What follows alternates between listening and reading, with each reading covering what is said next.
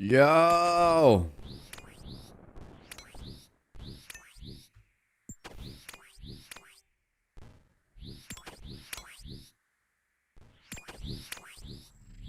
Hungover as promised.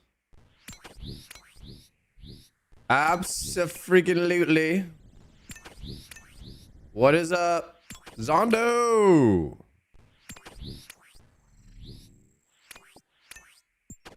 You don't like these tiles, bro? You're mad because I'm double hitting right now, huh?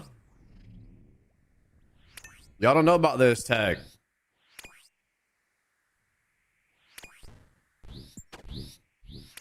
Doubling up.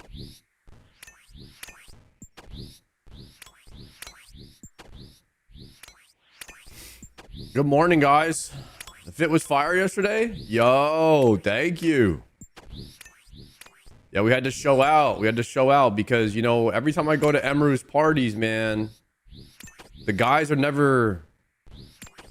Seer is really the only one showing up for the guys. You know, the girls are always showing out. They always look really good. But the guys never dress up, bro. They're always rocking the sweatshirts and shit.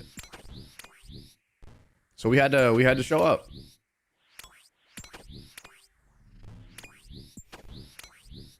It was fun though, man. I love Emru's parties. She really goes all out, man. Yo, it's Friday tomorrow. Weejip. It is Friday tomorrow, my friend. What you got going on for Friday? Anything exciting? Bro, this week has been kind of like crazy for me, man. There's been a lot going on. Had a good week. How much in the red envelope? I didn't get to do a red envelope. Me, Mary, and you, Jelly, were supposed to do an envelope, but they ran out of time. Like, Emru had so many events planned. I think she planned too many events because we couldn't do all of them. It was like, we're supposed to do the red envelope. We're supposed to eat dinner. Then dinner started a little bit late, and then we were, because everybody showed up late, and then after dinner we're supposed to spin the wheel, but then when we were spinning the wheel, then we had to do the magician show, and then after the magician show we had to do the dragon show, and then so like it just, yeah, there wasn't enough time to do everything, man. She planned so much stuff, which was awesome. But yeah, streamers always show up late. Yeah, but dude, Emru is so good at planning parties, man. She really is awesome. I got to get on that level. One day.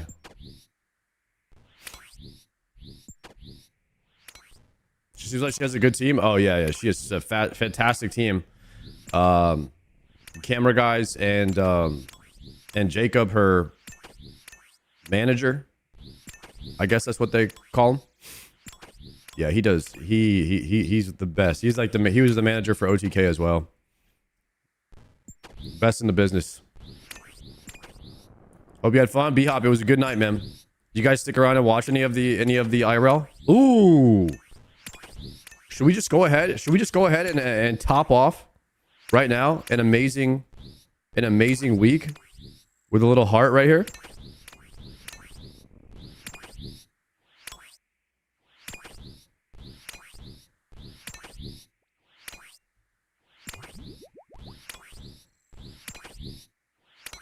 You've been live for 6 minutes and you don't have a D pick yet? Unsubbed? Actually been live for 5 minutes and 22 seconds. Not even 6 minutes yet. But we got an Abyssal Heart. Never mind. False alarm. We almost got an Abyssal Heart before 6 minutes into the stream. Oh, you said 5? Oh. Well, I can't read, so that's your fault.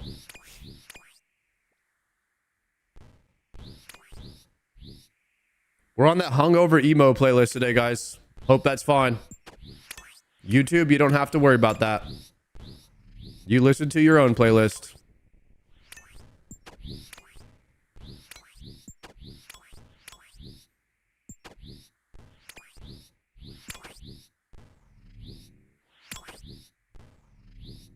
Mm.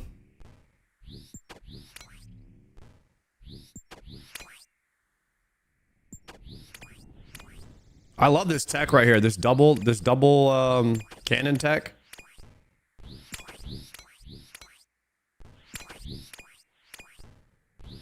What in the plugin? Yeah, so basically, if they light up green, then that means the cannonball will shoot them twice. So you get more DPS. It's kind of ugly to look at, this plugin, but it works really well, so.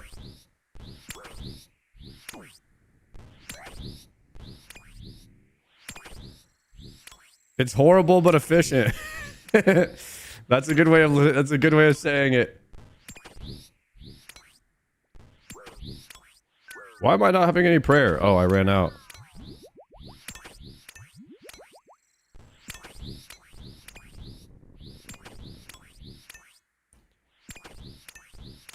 I could probably get rid of the red tiles on the ground. I don't know how to do that.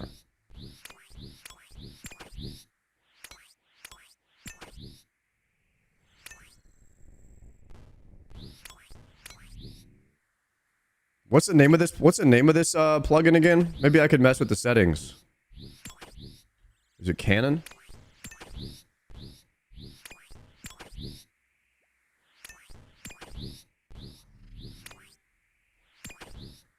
Well, now I messed it up. Great.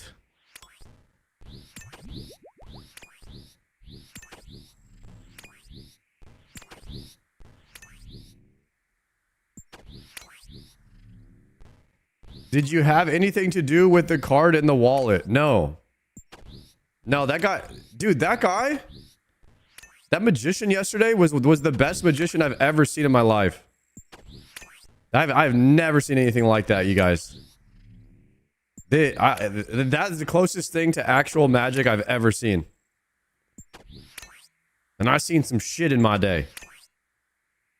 That guy is actually just too good, man. He's like scary good. Like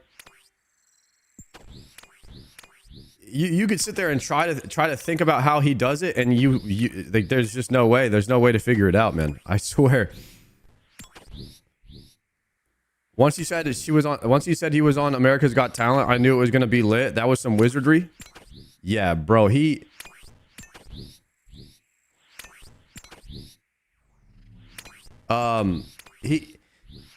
did this thing where he took a picture of us.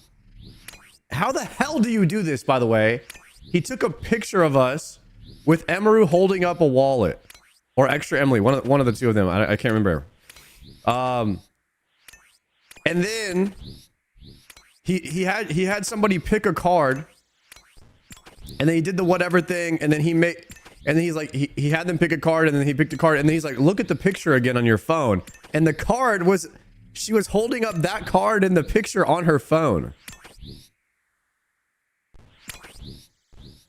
And when we took the picture, the card wasn't there. Like, in her phone.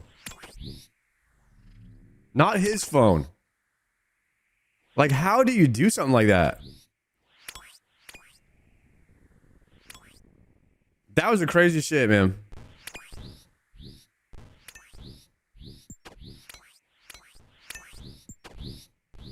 I don't know, man. He made a pact with Yama? Yeah.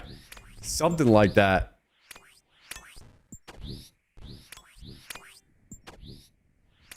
Okay, so my canon thing is broken now, and I guess I have to like log out and log back in to fix it.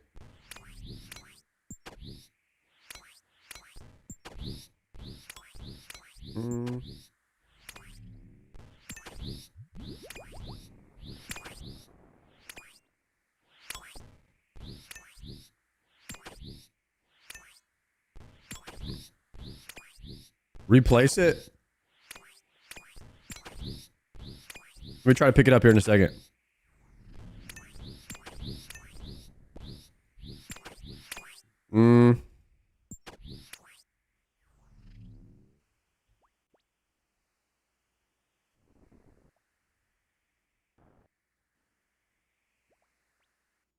Let me try relogging real fast. Let's see if this fixes it.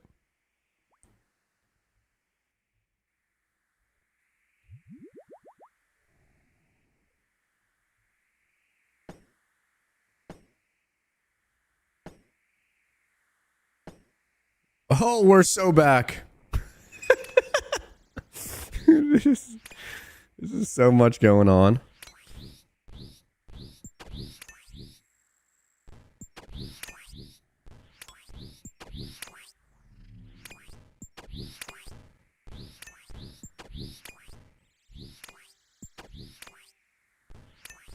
I guess I'm going to hit the ones that are in a single and let the cannon hit the ones that are doubled.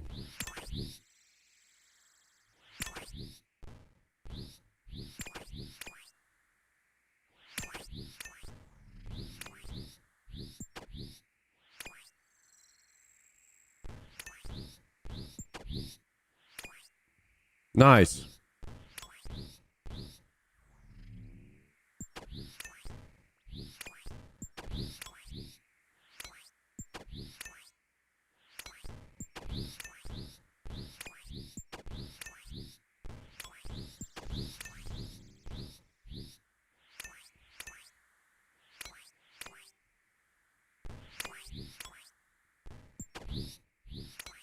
I like the highlight hull. I just don't want the lines on the ground.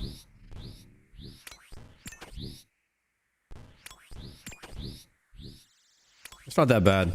We're getting used to it. Slayer level currently is 91. And we are 30% of the way to 92. Apparently Slayer picks up at 92 because you get something called Araxites. And that will be very nice if we can get that.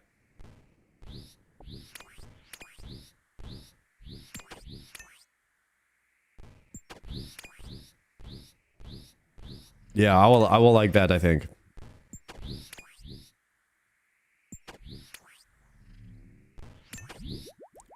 You have to do the boss first? Okay. Araxor, what does he drop? Let's see.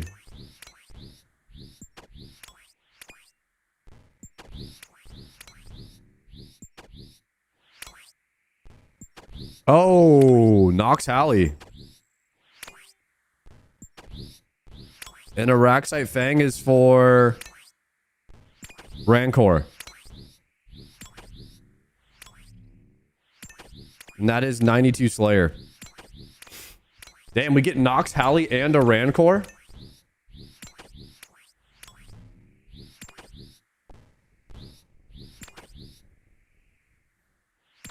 Hey guys, Rancor is the only upgrade to Zenite jewelry currently, right? And that's why they're adding the Anguish necklace. The Anguish necklace upgrade soon. Confliction gauntlets. Those are upgrades to gloves. Oh, the tormented gloves. Because those are jewelries.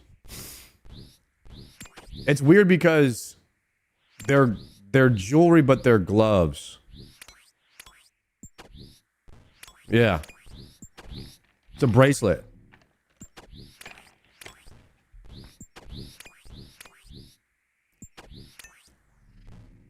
How's that work? Because you can wear a bracelet and gloves.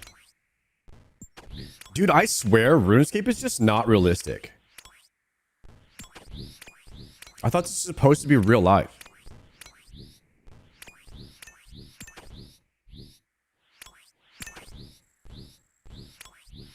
The only realistic thing is the graphics? True.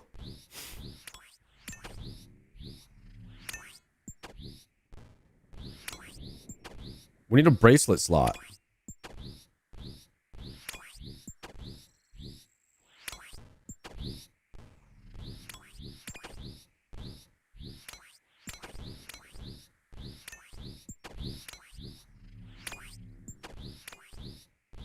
Oh, guys, I got an idea. The next mega rare can be a jewelry box, and you equip the jewelry box on your ring slot, and you could carry all of your jewelry on you, and it won't take up slots in your bag, and you could just do a jewelry swap mid-fight.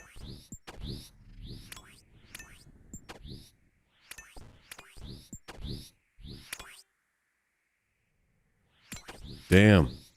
I'm cooking.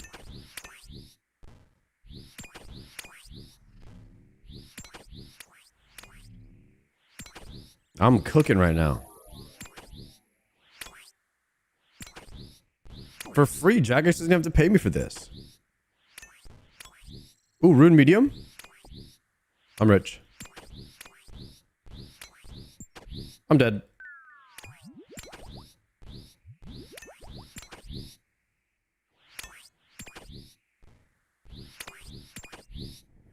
I didn't bring any food.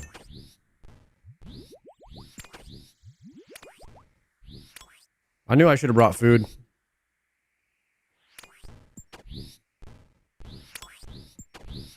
By the way, is it supposed to be stab or slash for blood bells? I'm not 100% sure here. Slash?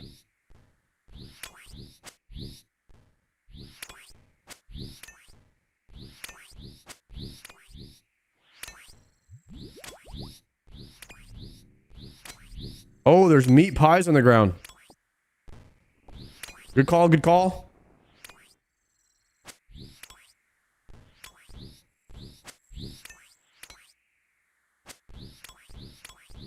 Dang it. Go back.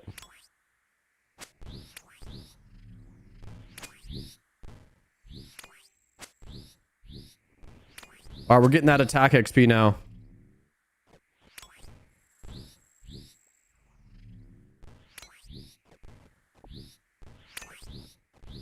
Meat pies, heal me up.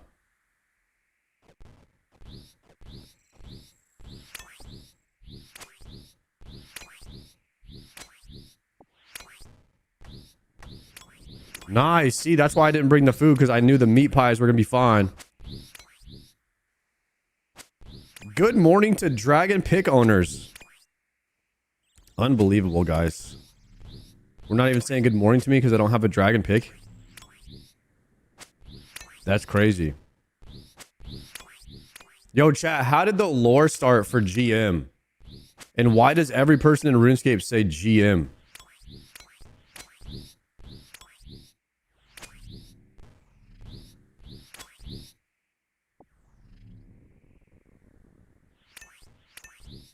It's good morning to Grandmasters. Good morning to Grandmasters only. That's the lore.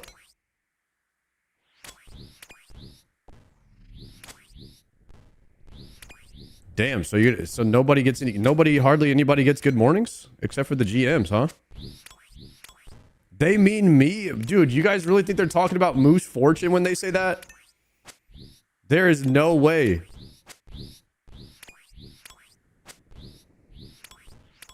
Moose, are you loving retail or what? What's the situation? I'm loving my my DK. I'm fighting the urge to be more like Zaryu and just play one character.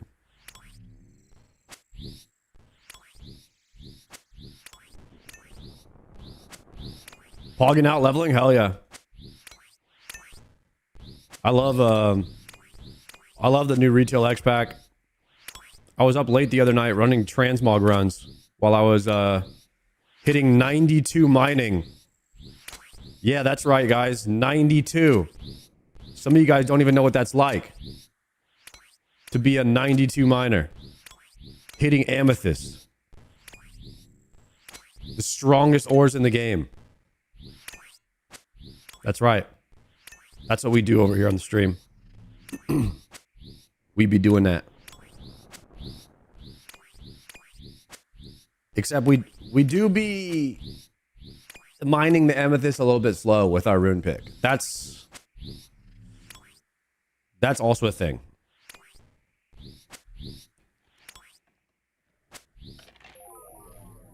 I'm out of prayer. I need meat pies. Heal me up.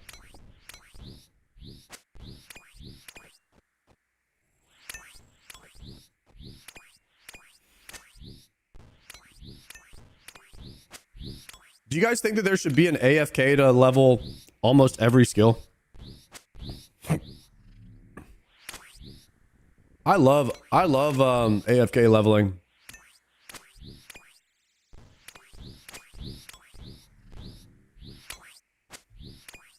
I like, as long as it's really slow, I think it's fine.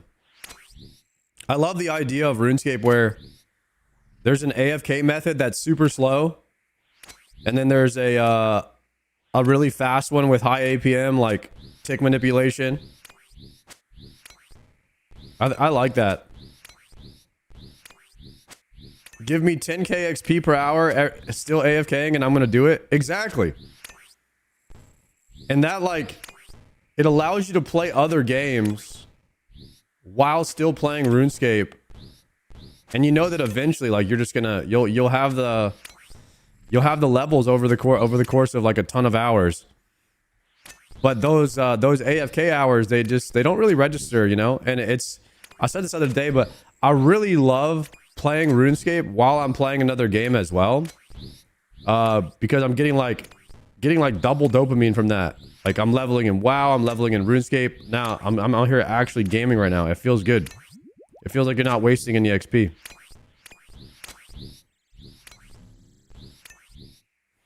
WoW plus osrs feels nice. Yeah, I wouldn't have it any other way. It's really nice to have two games to play. And every time I play a ton of one game, it makes it nice to play the other one to take a little break, and then you come back and it's just like such good anti-burnout. I like it. And it also, every time I play one game and I play the other one, it reminds me of the good things that the other game has that this one doesn't, you know? You're like constantly reminded of those things. Of what both games are good for. Is there any AFK stuff in WoW?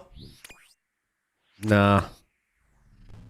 I actually leveled professions in WoW for the first time in a long time. I did alchemy and herbalism. And that was a pretty cool experience. I like the new system. I got cauldrons for the raid and 2 hour flasks, so I can save a bunch of money. Can't you log out and get XP? So WoW has what's called rested XP. So imagine in RuneScape, if you were to log out, like in Varrock, if you were to log out in a city, then while you are offline, you're gaining rested XP. Like, you get like 10k of rested XP an hour, which is double XP. So the longer you stay logged out, the more rested XP you'll require, but it will only go for like 500k XP maximum. So if you're logged out for more than 2 weeks or something like that, then you won't get more than like that 500k. So you'll get double XP for the next 500k XP because you are logged out. That's basically what rested XP is.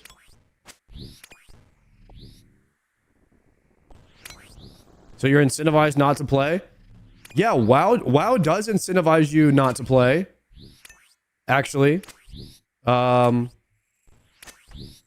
They reward you for logging out, which is kind of counterintuitive, I guess, like to... But the thing is, like, WoW is it's a subscription-based program, so they know that they'll get your money for longer if you don't play the game. I mean, that has to be the reasoning behind it, of why they incentivize logging out. They also lock out the raids. So now that I'm looking at like the structure of how they did the company and the game design and all that, it's all kind of based around you being a casual and limiting how much you can play, and them keeping your sub for longer, I think, is the ultimate goal of all of it.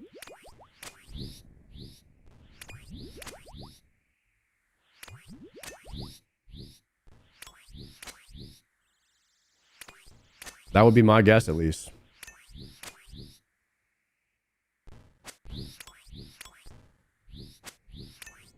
Can only do one raid per week equals take longer to get items equals pay more. Yeah.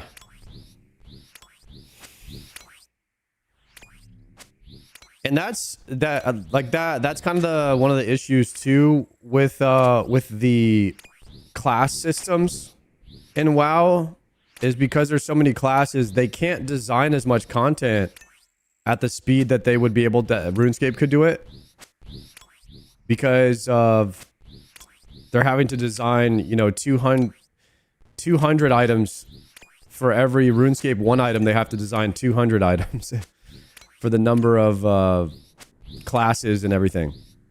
So it's like a whole another problem in itself with just items. And that's why items kind of like lost their identity in retail WoW. Like, I don't know the name of a single item because it doesn't matter anymore. Whereas I know the name of every single item in RuneScape, just about, because everybody's going for those items and they're very hard to get. So you have strong item identity in RuneScape. Whereas you have none in retail WoW because the names of the items don't matter because you're going to get a different item very, very soon. And that item is not going to last longer than 3 months. So you really never know you really never know a name of any item that you're going for. You're just looking at the number and you're like, oh, higher number, equip. Higher item level, equip.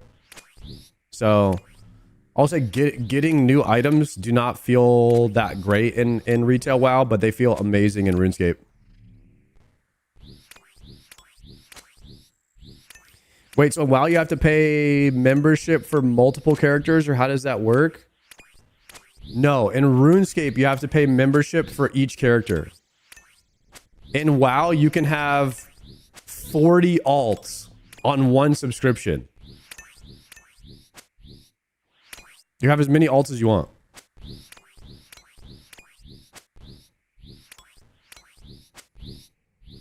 And in RuneScape, your membership, your monthly fee is your character. You can't have alts in RuneScape.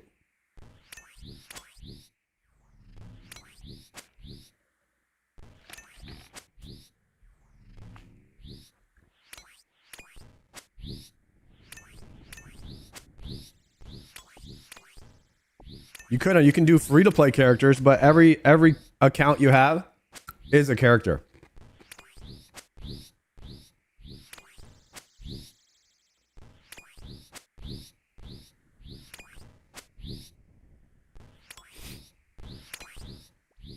You guys had a long lunar night? Bro, last night was lit. I had a great time. What's crazy now is that now I know that after a night of drinking, I'm gonna need about 11 hours of sleep. So I schedule that in now.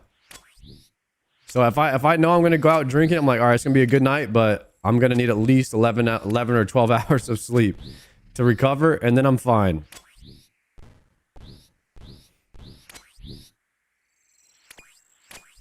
It didn't used to be like that, but now it is. That's just part of getting older, is realizing, like, you know, how you have to adjust to it. This is one of those things you got to do.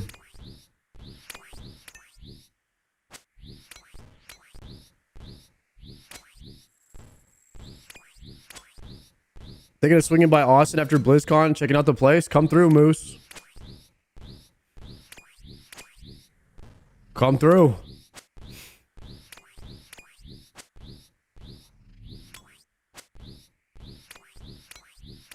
That'll be fun, man.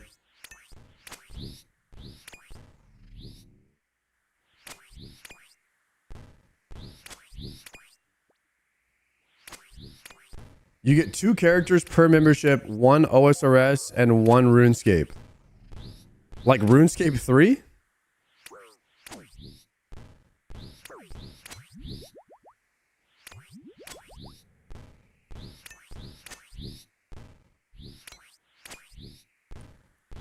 I am 36, guys. I'm 36.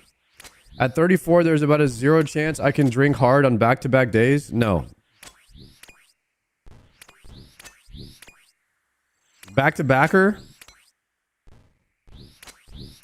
That is not a good way to go.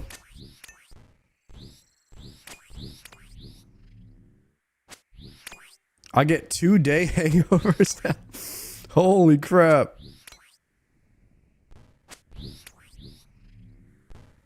Like, what is that click right there?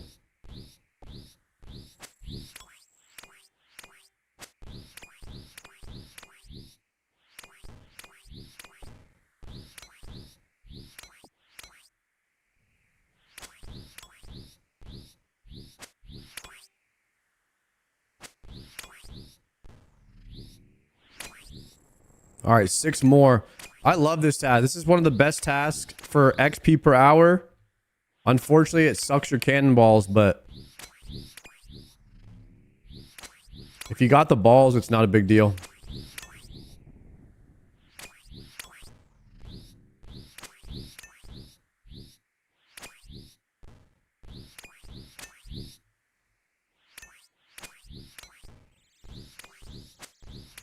Wait till smoke devils. Are smoke devils...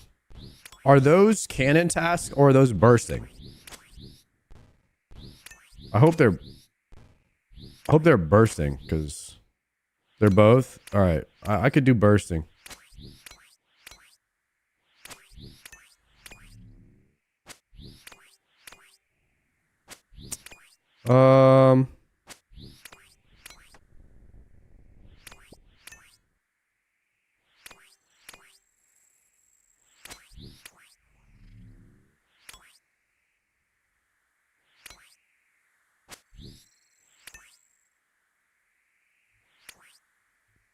All right, let's get out of here. We need a ton of Slayer XP today. And we need a dragon pick. That's what's happening. You want both? It's not one or the other? So you're using a cannon and you're bursting at the same time. All right, I don't think I've done that yet, but that sounds like a lot of XP per hour.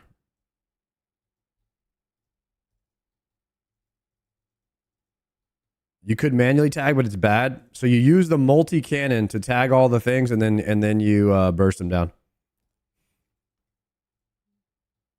What task do I want right here? Dags are great.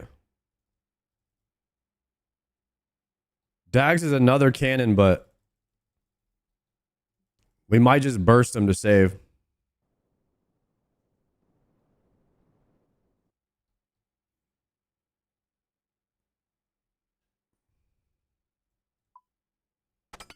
Let's see. Burst the Burster. Yo, should we watch the Behemoth from yesterday, guys? I did not get to see that one. First things first, thank you.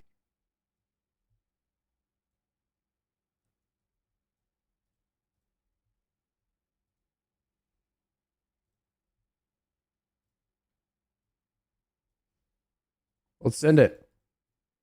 Little Behe from yesterday, if you haven't seen it. Thank you very much to Frankie from the Behemoth Discord yesterday. As soon as we posted yesterday's video, he actually found the exact blog post that I was talking about. The minigame teleport icon was posted in the unpolled portion of the Getting Around blog, so thank you. I was not going insane. I thought I lost my mind. Shout out Frankie. But today's topic is much more salacious because we are talking about inventory tags. One of the most hotly debated things that you can have in RuneScape is your gear colored to its appropriate style. I have never seen anything in RuneScape get more hate than this. Every time we have a clip on this channel where someone is using inventory tags, there's at least 17 comments calling them a noob. And I understand a lot of people think that they're cringe. We've never talked about it on this channel because I don't care. It's such a waste of time to talk about. If you want to use them, go ahead and use them. What the heck? I like the colors, However, man. We have just discovered a workaround, so now nobody can call you a noob. We spoke briefly about the Glamourer plugin, the Glamour plugin a couple weeks ago. Most people have been using that to make their gear look cool, and it's all just black and red, or sometimes pink potentially, but there's actually a third undiscovered option. You can just flat out color all of your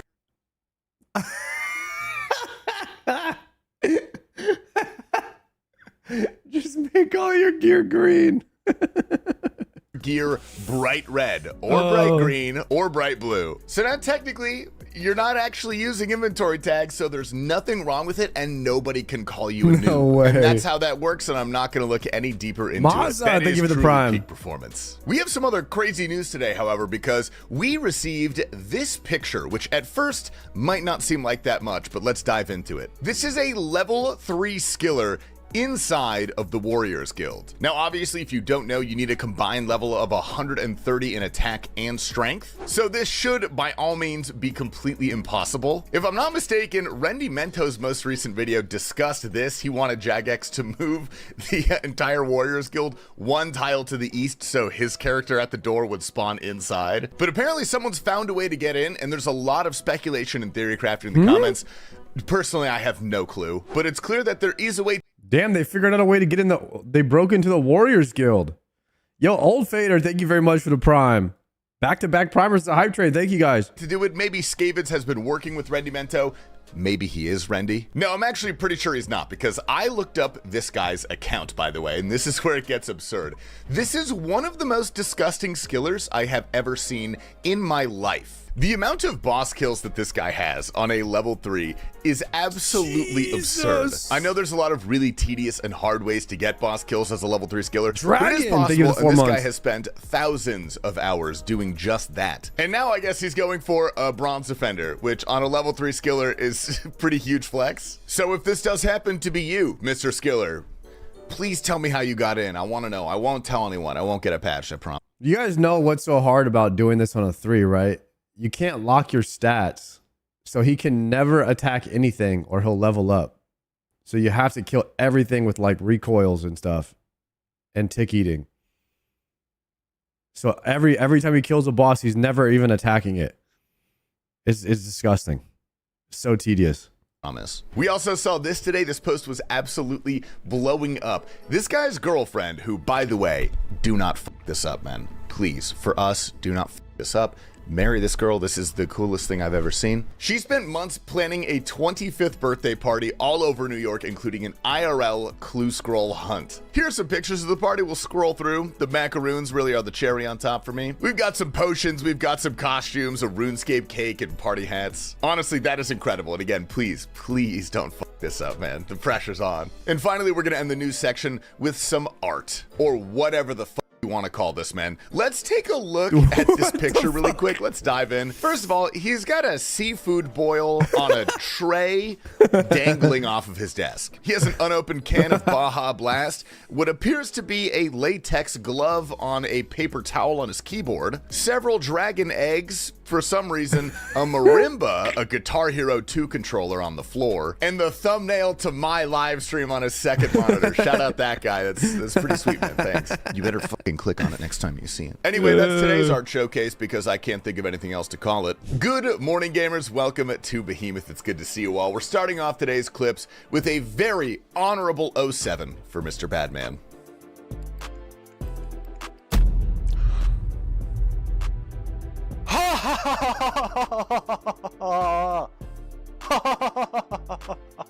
Oh no, why'd I stay? Now moving on to a hardcore that is alive, we have Pahiz. Decent. Oh. Nah, bro. What? Nah, bro.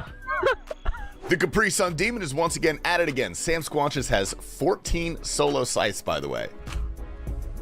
Solo size? There's no way. Cinema. All-Stars banter seems to be starting This guy a little has bit early this 14 of year. them? Who am I binning out of you, Perp, Skill Specs, and Boaty for Coxie? Bro, probably Skill Specs, man, because he gets really tired and then starts abusing his teammates, doesn't he? We will show a screenshot today. All right, we'll show another screenshot. This guy got 3 T-Bows and a Bloodhound with... I gotta start dropping the dunny. That shit's crazy, Skidler. Oh man, I love British people, man. Within 24 hours. Next up, we have one of the very few people in the game who have actually completed a 600 TOA, and that includes getting it in the time limit. 600 TOA.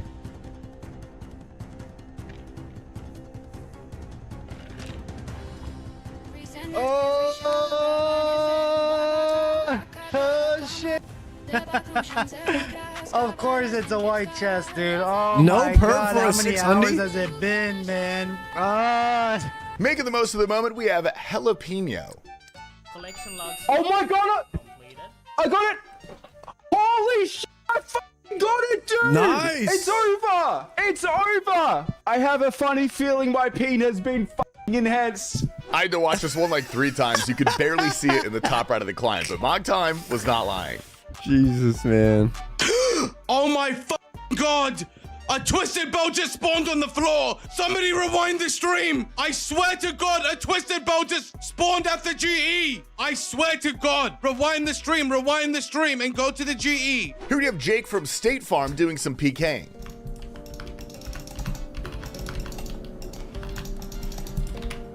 No way I got chanced. That was a Wow, nasty. 1 mil. That wasn't worth it. I'm not the type who would just go to like suck up to people.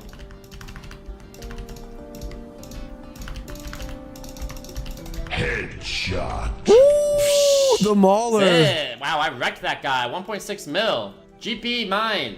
Someone sent this to me and said Tasty Jr. is starting his Radiant grind. So thanks. Please, please, please. Is that last phase? Let's go, man. Nice to meet you as well. Holy. And you get the contract back. I see, I see, I see.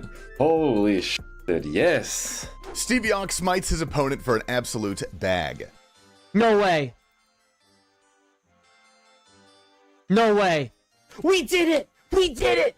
You did it, Nightmare. You did it. Literally with 1 minute. 1 minute. I love the reaction on this one. Honestly, we have Chitty-Roo playing from the International Space Station. I missed it, T-Bo. I missed that too. Way, dude. No fucking way, dude. I just got the pet. Harry from downtown with a filthy combo.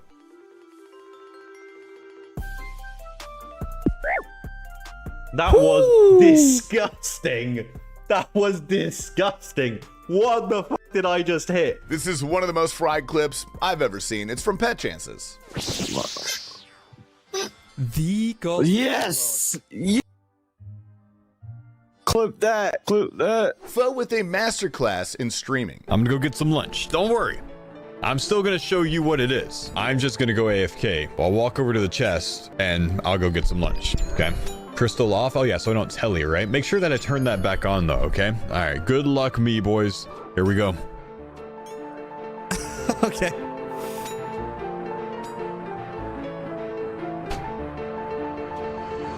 Bruh. You truly love to see it on the iron. We won! It must be a glitch. It must be. Belgian beers on the main today. Hey! Let's go! Oh! We won it for the first 7. Imagine I have Ayak green logged. This guy, man. That's the first one. Wave 7 184 dells. Let's go. 184 dells. Or the pet, apparently. I don't know if that's rare, but holy shit. Gimme! And I lied. We do have one more beef clip. All right, one more. I have 10 times that guy's delves, and I have 1 item. What the hell, man? What is this game? Yes! Woo! Biff, biff, biff, biff, biff! Nassif is doing some 1+7 KQ self-boosting. That is some coxy shit, bro. JCW almost banned you, and he thought we had beef after you schizo-yapped 1 time in his stream. The goal. Oh, shit! Clip it! Good night, gamers. Thank you very much for watching Behemoth. Please like, comment, subscribe if you wish to do any of those things. We've got a very special guest taking us out today. It's Skill Specs Lambo. Skilly.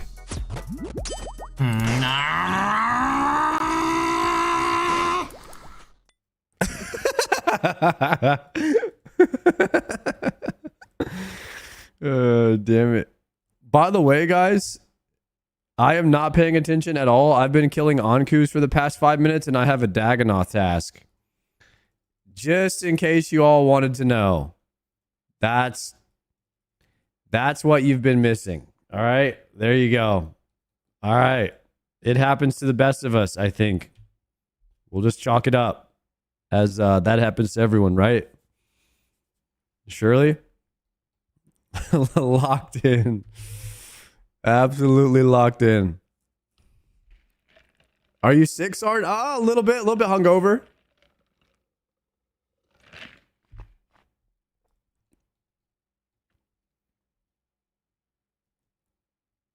What's this guy doing?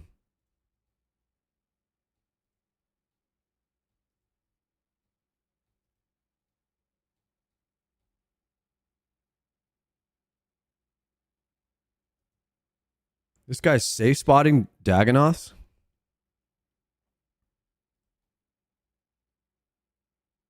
With a wyvern visage and Dagon.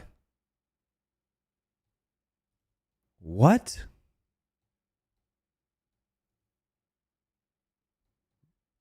And a dust battle staff?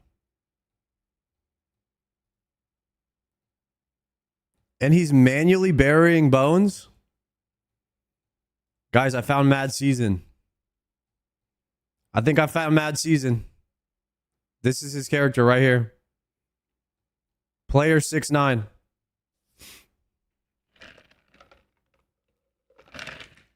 He's having more fun than all of us.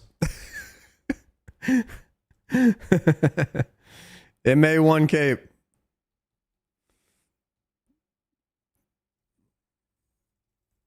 He's getting after it, boys. I ain't never seen anything like that. That would be me if I wasn't a streamer and I didn't have all the abobas.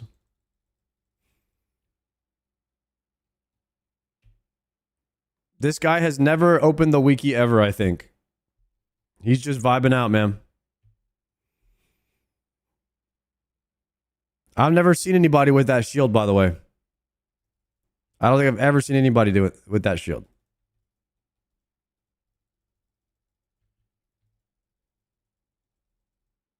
Oh, Joker has one of those? Does he use it, though? What do you use it for?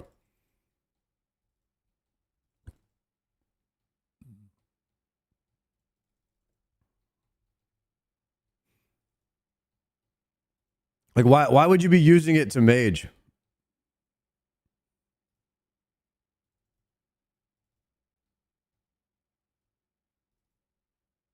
It has some mage bonus on it? Oh, it has mage offhand bonus. Wait, it has +2 magic?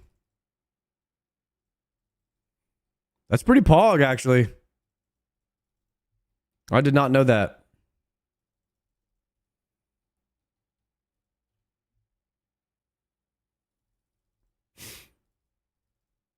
Wait, why am I not wearing my Eladinus ward when I'm bursting, guys?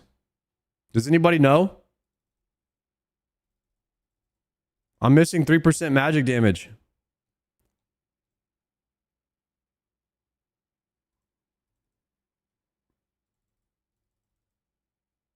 Pray pots are more important.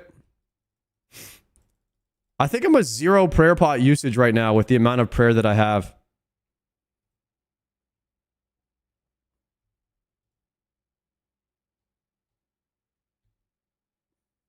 Like the bone crusher alone kind of keeps the prayer up. Because I have Ring of the Gods now.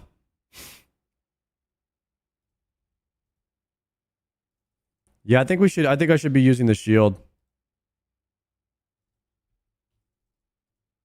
By the way, are ancient shards used for anything after you get an Emberlight or no? Are they just kind of a waste now?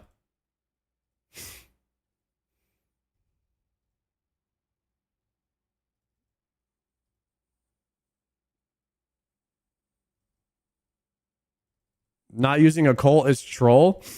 I don't have one. You need to be 93 Slayer to get an occult. But I do have a Dragon Bone necklace, which is also pretty good for bursting. It's a lot of plus prayer. They should give them a use, to be honest. Yeah, I think they should. Could be kind of nice. What would you give what would you allow ancient shards to do is the question. Jason C's, thank you for the 7-monther. Much appreciated, my friend.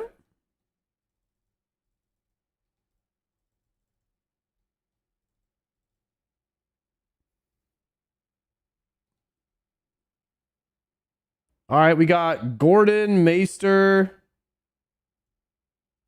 and Palomore down for a raid tomorrow.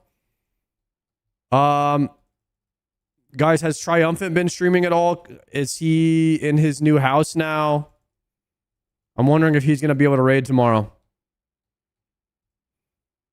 I think we're doing Cox Friday until I get a Dex, guys. I need a Dex and a T-Bow. But I also need a Light Bear. It's too much stuff that I need, man. There's way too much stuff that I need.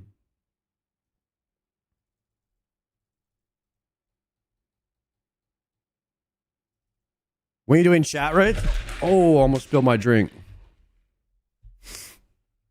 When are you doing chat raids? Drop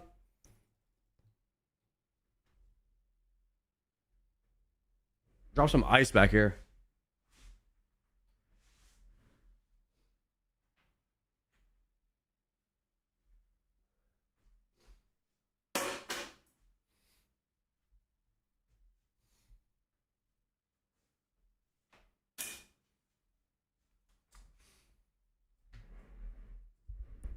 I think there's a point in the game where you pretty much just do nothing but chat raids, right?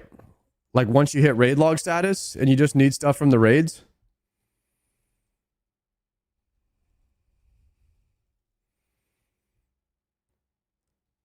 I mean, I would say maybe like a few months away from that. Once you're Cox locked, you're just doing chat raids every day.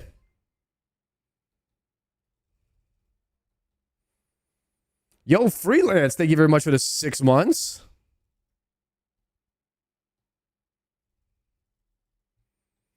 I feel like after, like, you definitely want Doom and Yama greenlogged. You want 95 Slayer. And hopefully, you know, most of your basic skilling out of the way. And then you just start sending raids like every day. Sort of just turn into like a main. The imbued, I do not know what I'm gonna do if I don't have an imbued heart. I don't know if I'll get an imbued heart unless I get a shadow. Like, I don't know if I'll grind it unless I get a shadow. The imbued heart grind seems like a bit much.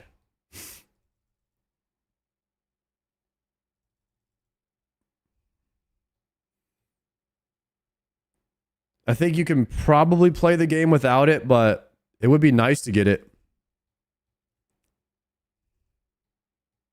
It's nice to have, but you don't need it. Okay, that's what I was thinking.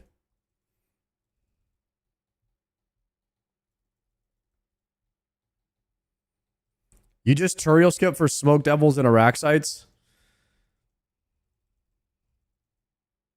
Well, I'm probably going to be doing that anyway.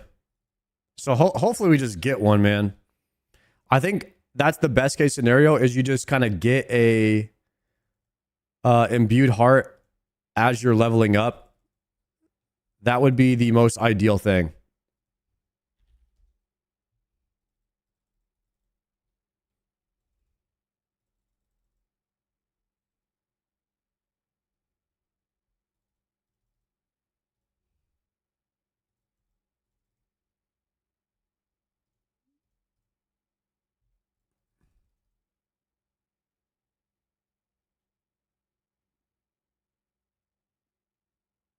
Mm-hmm.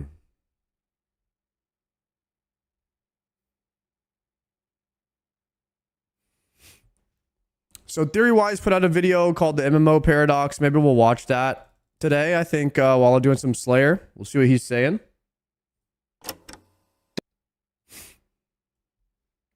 Video time, boys.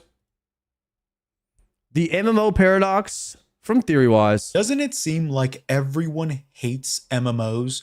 Even the most popular MMO feels like it hates itself, constantly trying to...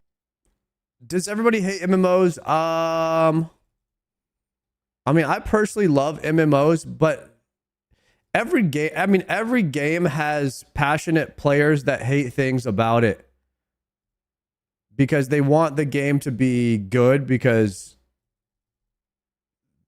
they're just passionate. Everybody wants their game to be good. So you have a lot of haters and stuff that play the games that they play. Like you have a lot of people that are critical of the game because they want it to be better. But these are the types of people that are going to play it regardless, usually. Now the new generation, they don't like MMOs at all. There's no younger generation coming to play MMOs anytime soon.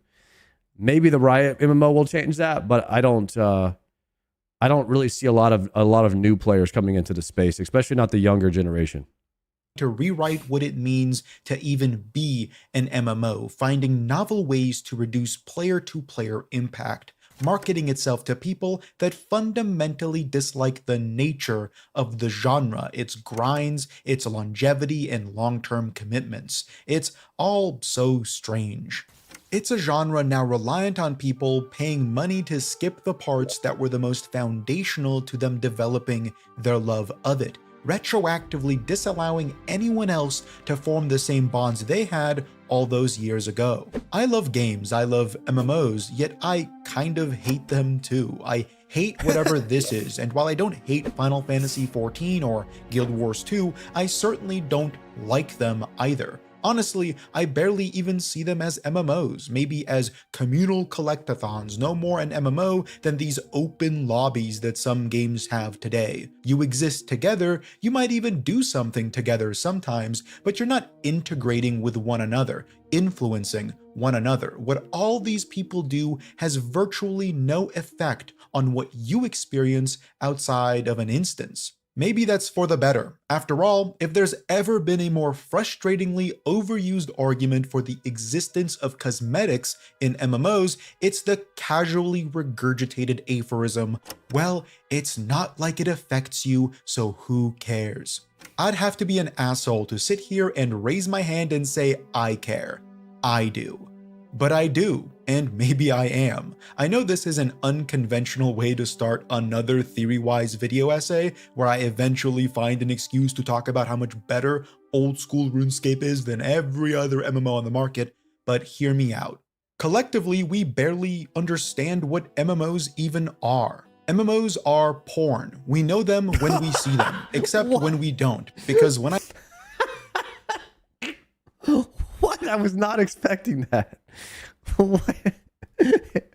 Guys, MMOs are porn. All right, continue. I see Destiny 2, I don't think MMO, I think Call of Duty World War II loot box hub area. Maybe that's my bad. So to ground what I'm going to try and talk about during this video, what are MMOs? Most reasonably, they are persistent and persistently evolving overworlds that are inhabited by hundreds if not thousands of people simultaneously. They are defined by their continued existence after you log off. Here's where I want to posit an even more esoteric definition.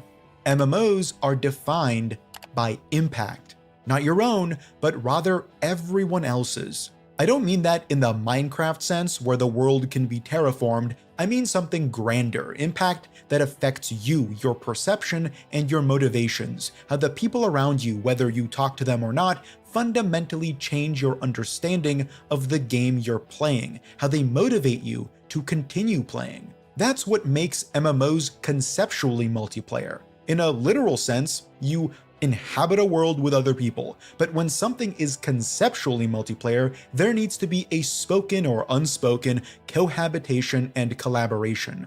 I say unspoken because I don't think an MMO needs to have a focus on group activities, just collective collaboration. And that can be broad as hell too. We're talking open player economies where one person can buy out all the raw chicken and structurally upset that market for a couple months. I'm talking how one person can swagger into a zone wearing the best in slot gear, armor, weapons, whatever, and cause every other person within that zone to start peacocking in an effort to seem cooler. What that person just did has affected you psychologically. Literally, you can just move on. But whatever happened there in that one space in the overworld, is the beating heart of the MMORPG. Everything else is fluff. All of the systems that I've talked about on this channel are great, but they are only great in service of that singular thing, a drive to keep playing motivated by other people. One of the saddest iterations of the MMO today has been how...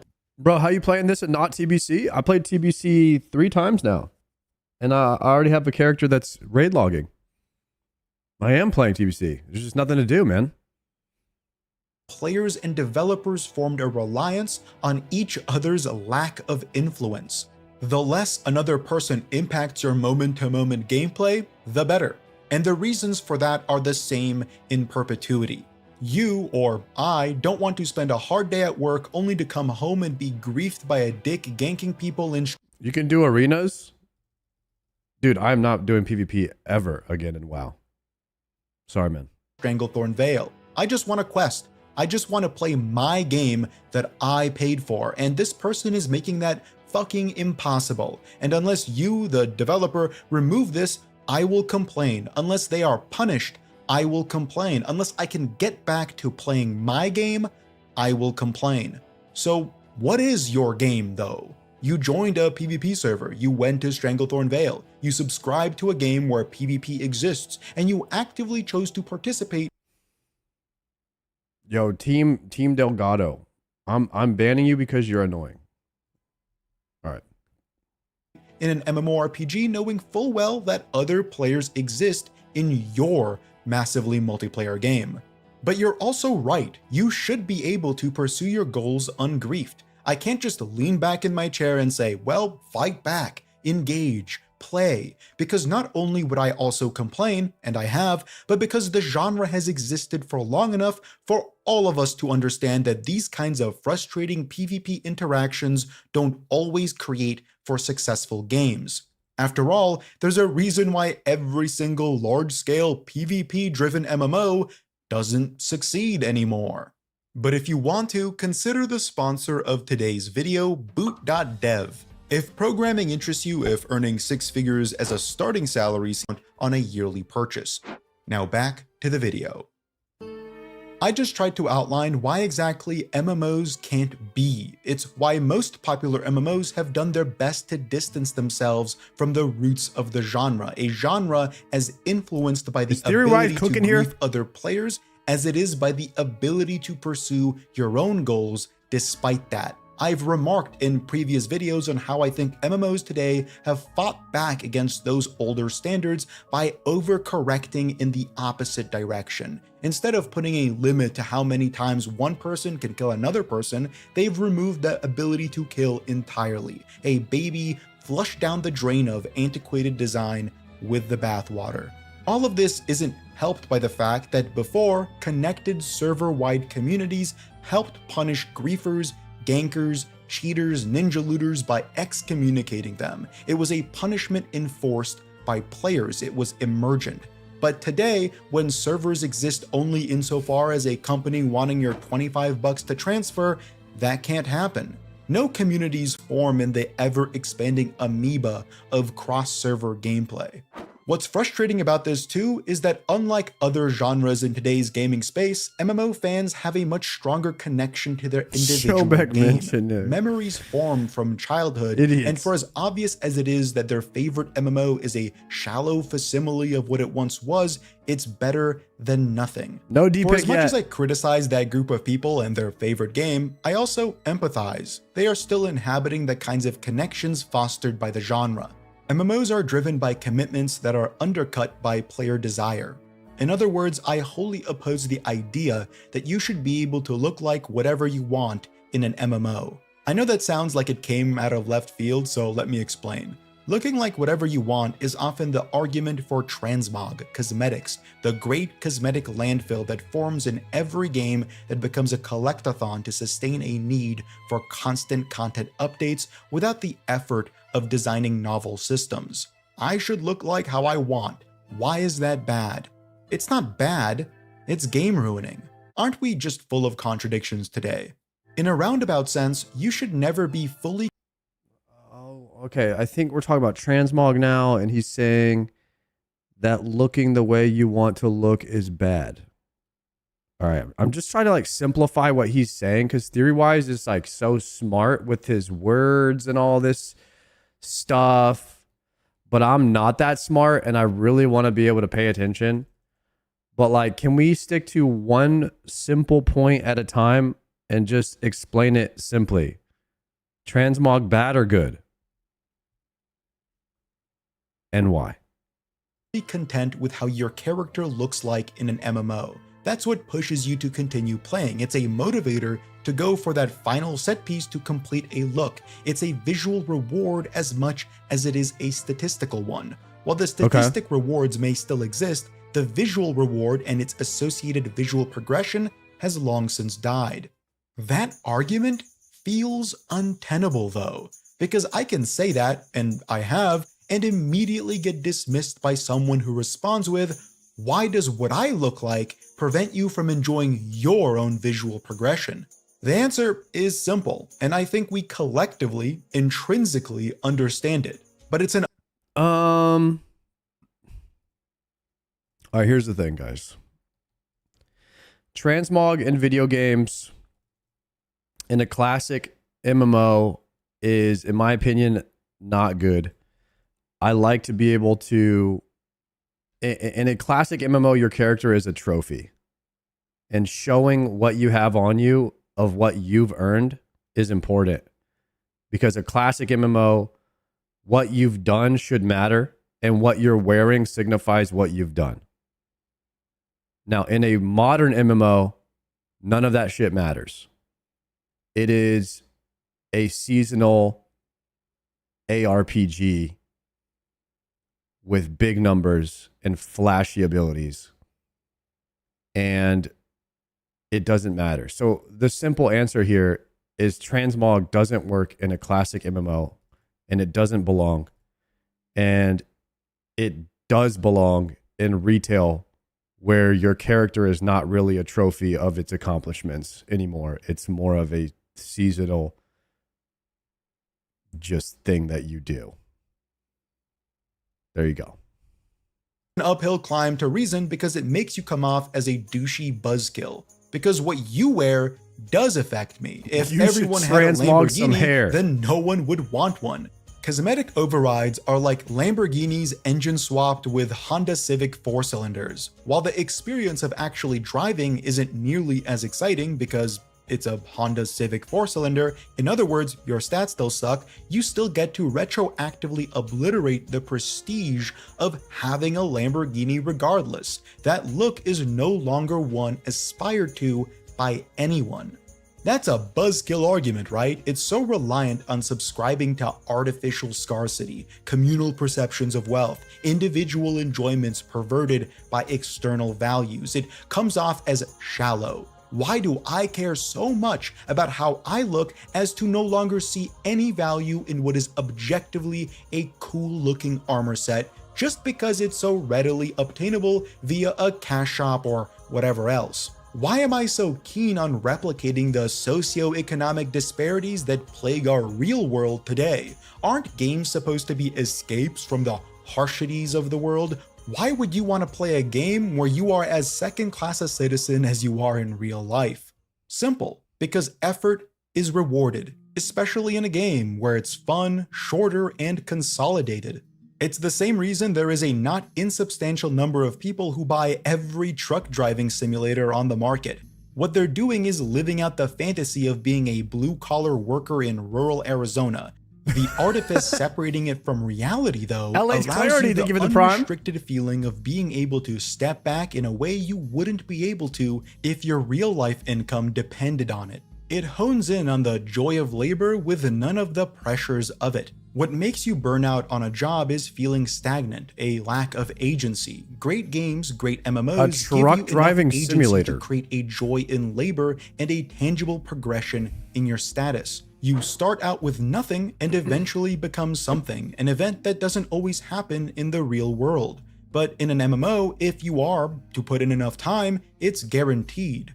I can only defer to human psychology. There's something in us that recognizes scarcity and sees value in it. Sees value, perception. The irony is that visuals here are often more important signifiers of value than internal mechanisms. I'm not certain of this, but the older I become, the more I'm inclined to think that selling player power on a cash shop is just as malicious, if not slightly less so, than visual excellence. How's that for a hot take? By destroying the visual cohesion of a world through upsetting the balance of player progression, actual visual progression ceases to hold much value as well. You become less connected to the world when your giant floating sword made of star metal and dragon shit is dealing the same damage as my flaccid stick of 1,000 truths. By disconnecting external visual value from internal statistical value, you separate the world you inhabit, with the ones and zeros that make it function.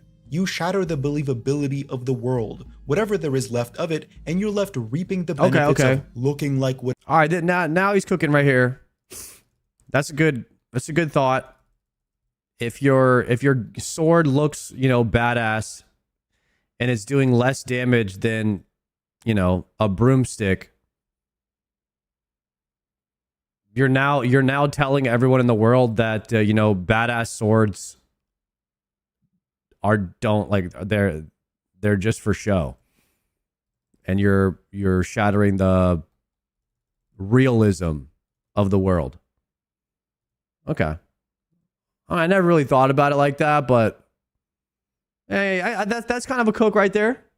If everybody's running around looking badass, doing no damage, it's kind of like, well, then you just don't care. Then you just don't care what anybody looks like anymore, because it doesn't mean anything. And so I can see how that's viewed as bad. Now I no longer care what anybody looks like because of transmog. Whatever you want in a world that functionally has no value anyway. Values are grounded. They aren't individually determined. They are externally identified and individually justified. You cannot separate the truth of value from your own subjective understanding of it. If everyone sees a table right there and you pretend to not see it because you value subjective perception. But if somebody in RuneScape walks up to you in full Radiant Oathplate with a kitted out Scythe, a kitted out Rancor, you immediately respect that because you're like, fuck, this guy's got the full in-game biz, and especially if it's on an Iron Man, because for sure he didn't just buy it with GP. He earned it. So that's like you care because it's a symbol of what that person has done to achieve that. And even Radiant on a main is still impressive because you have to earn that. You can't just buy that. And wow, you don't care what anybody's wearing because of transmog. You have no idea who's earned anything. Over objective agreeance, then you're seen as delusional and treated as such. Achievement-based transmog is so good. Where we are commingling with gods, i.e. our developers, we do have that. By the way, this is what I hope that Classic Plus adds into the game is achievement-based transmog,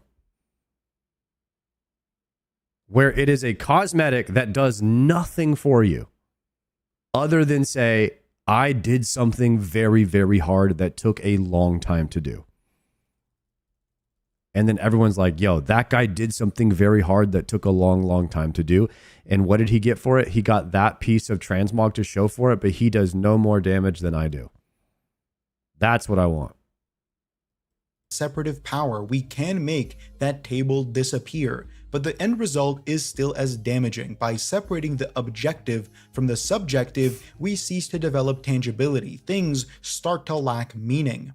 You can boil down the core of every boomer's criticism of the modern MMO through that position. Things don't have meaning because they aren't visually cohesive and externally recognized. It's not that you lack time to play, but rather you are more conscious of how much time you're wasting by playing. That's not only because of cosmetics, but it certainly isn't helped by them.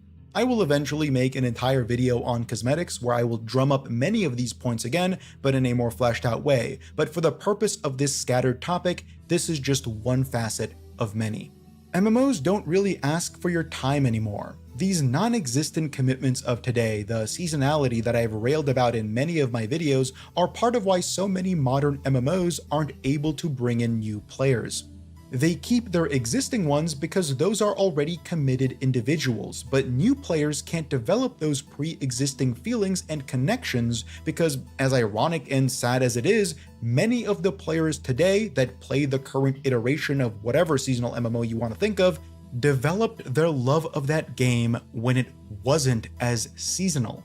It's such a truly bizarro version of unintentional gatekeeping. I saw this tweet by a well-established creator in the World of Warcraft space, someone I know has been playing the game for decades now, where they remarked about how players have gotten old, and that's why they don't have the time to commit to an MMO that is asking them to play for longer than a couple minutes a day. I believe it was in relation to having longer dungeons like those that existed in vanilla in 2004. I thought that was so funny because this person was an adult back then too. The argument that adults today have less time to play an awesome game is not only not true, but it has never been true. Adults played MMOs in 2004. They were the majority demographic. They played them during the housing crisis. They played them during recessions as much as kids did during recess. It's also not true from a gaming landscape. People are playing more games today than they ever have. It's the most popular medium on Earth, which wouldn't matter if games today were, say, shorter,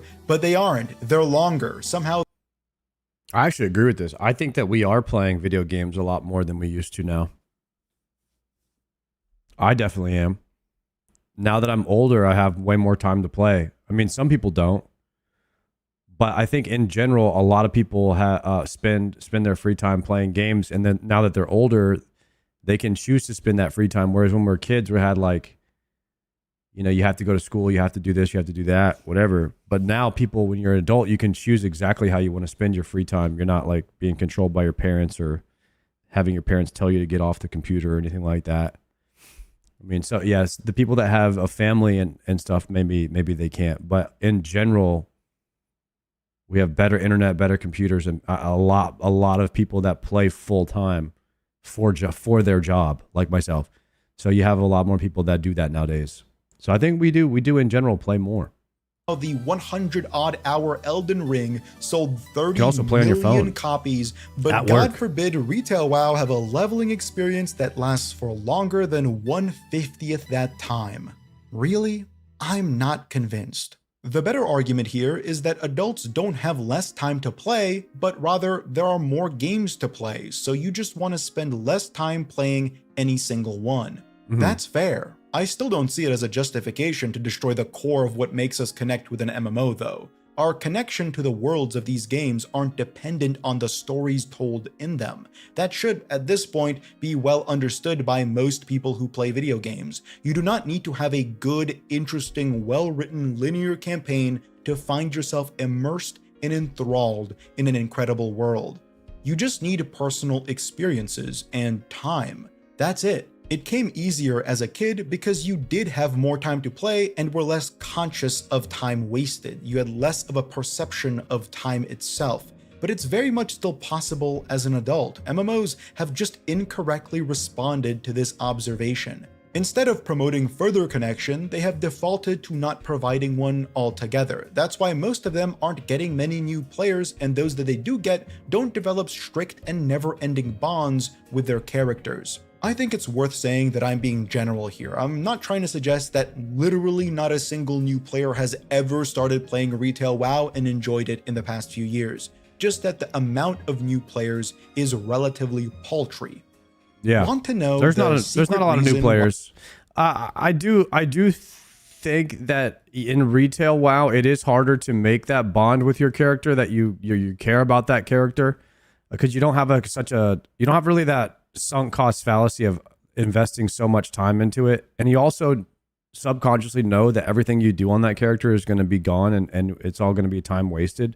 So you're just enjoying the moment. You're enjoying like more so the present versus like in RuneScape, it's a classic MMO. So you're really building something. You're building a trophy that you're going to have forever. And it's just two different games. And so I even don't like the term MMO anymore, because we need two separate terms. We need classic MMO and we need modern MMO. And then we need to stop comparing the two of them. That's what I think. Because they're two totally different games.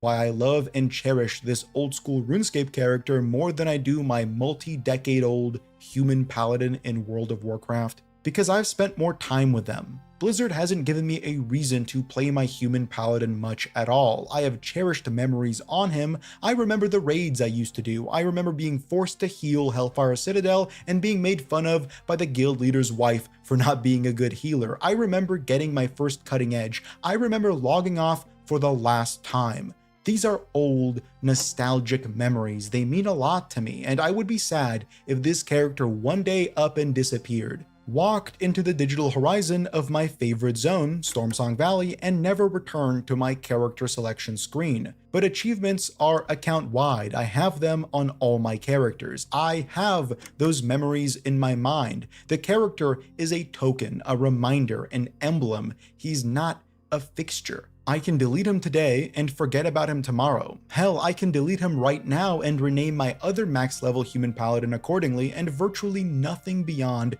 my personal knowledge of doing that would change.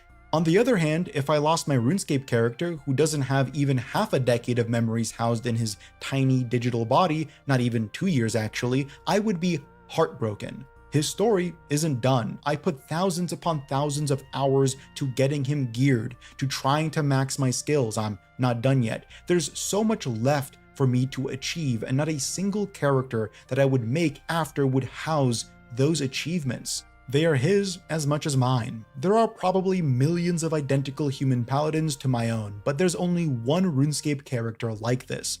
One that took the same path as me, who achieved the same goals at the same time with the same time investment. It sounds pedantic, but none of my World of Warcraft characters mean much to me, yet I've played on this account for almost 10 times the length of my RuneScape one. They're a blend of seasonal classes and specializations that I fucked around with for a couple months or even weeks or... That's true, but also, what a lot of people don't realize is even classic WoW is still a modern MMO. And it's hard to understand that, but it's not. And the reason it's a modern MMO is because at some point it will evolve to a new expansion and everything that you've done will pretty much be useless. Like all of the gear, your accomplishments and things like that, they will go away. Because you will be going to the next expansion and all the gear that you have will no longer be a symbol like a trophy. It will be gone. And the only real classic MMO is old school RuneScape. It's like the only forever horizontal progression MMO. Like the only other one that would be close to it would be vanilla WoW. And I don't even like comparing those two because vanilla WoW, at some point, it stops. Like after Nax, there's no more content. So all you can do is do the content that existed 20 years ago, and then that's it. And then you could do it again on another character, but like, how many times are you going to do that again? Like, a true classic MMO is old school RuneScape, and it's the only one that exists. And I think that that's why it's growing, and people are realizing, oh, what we want is vanilla World of Warcraft that continued, and all the gear stayed relative and meaningful, and we got a development team to develop that, and that's why everybody's been wanting a classic plus. So it's a vanilla that kept on going. And it stays as horizontal as possible for many, many years. And that's what's coming. That's what Blizzard is going to announce at BlizzCon this year. Everyone is pretty much sure of it, 99% sure. And right now, RuneScape, old school RuneScape, is the only competition for that style of game. So that's why I think we just need to stop comparing all these MMOs because they're all so different. But if Classic Plus comes out, then you can compare like Classic Plus to RuneScape, and we can make these kind of correlations. Days before getting bored and moving on. There's a flood of advertisements curated by Blizzard aiming to appeal to a level of nostalgia in their older player base. Adventure is calling you home or something along those lines, and it shows a player character entering the new housing system and placing down objects, relaxing, unwinding after a long day of what exactly?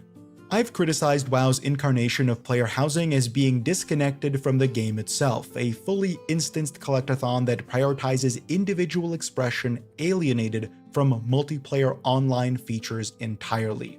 You can't be griefed in your player-owned house because you are the only one there, unless you invite a friend for some reason. You could be making the digital equivalent of a cosmetic Mona Lisa, and unless you explicitly go out of your way to ask your friends to teleport to you, sit through 2 loading screens, and witness it, it may as well not exist.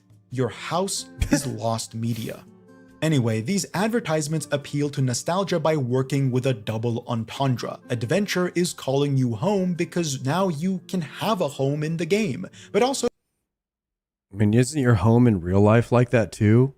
Like, you can have a really cool house, but if you never invite anyone over, they won't see it, but you still get to see it every day, so it doesn't devalue your own house. I don't know. I mean, it's a good point, I guess.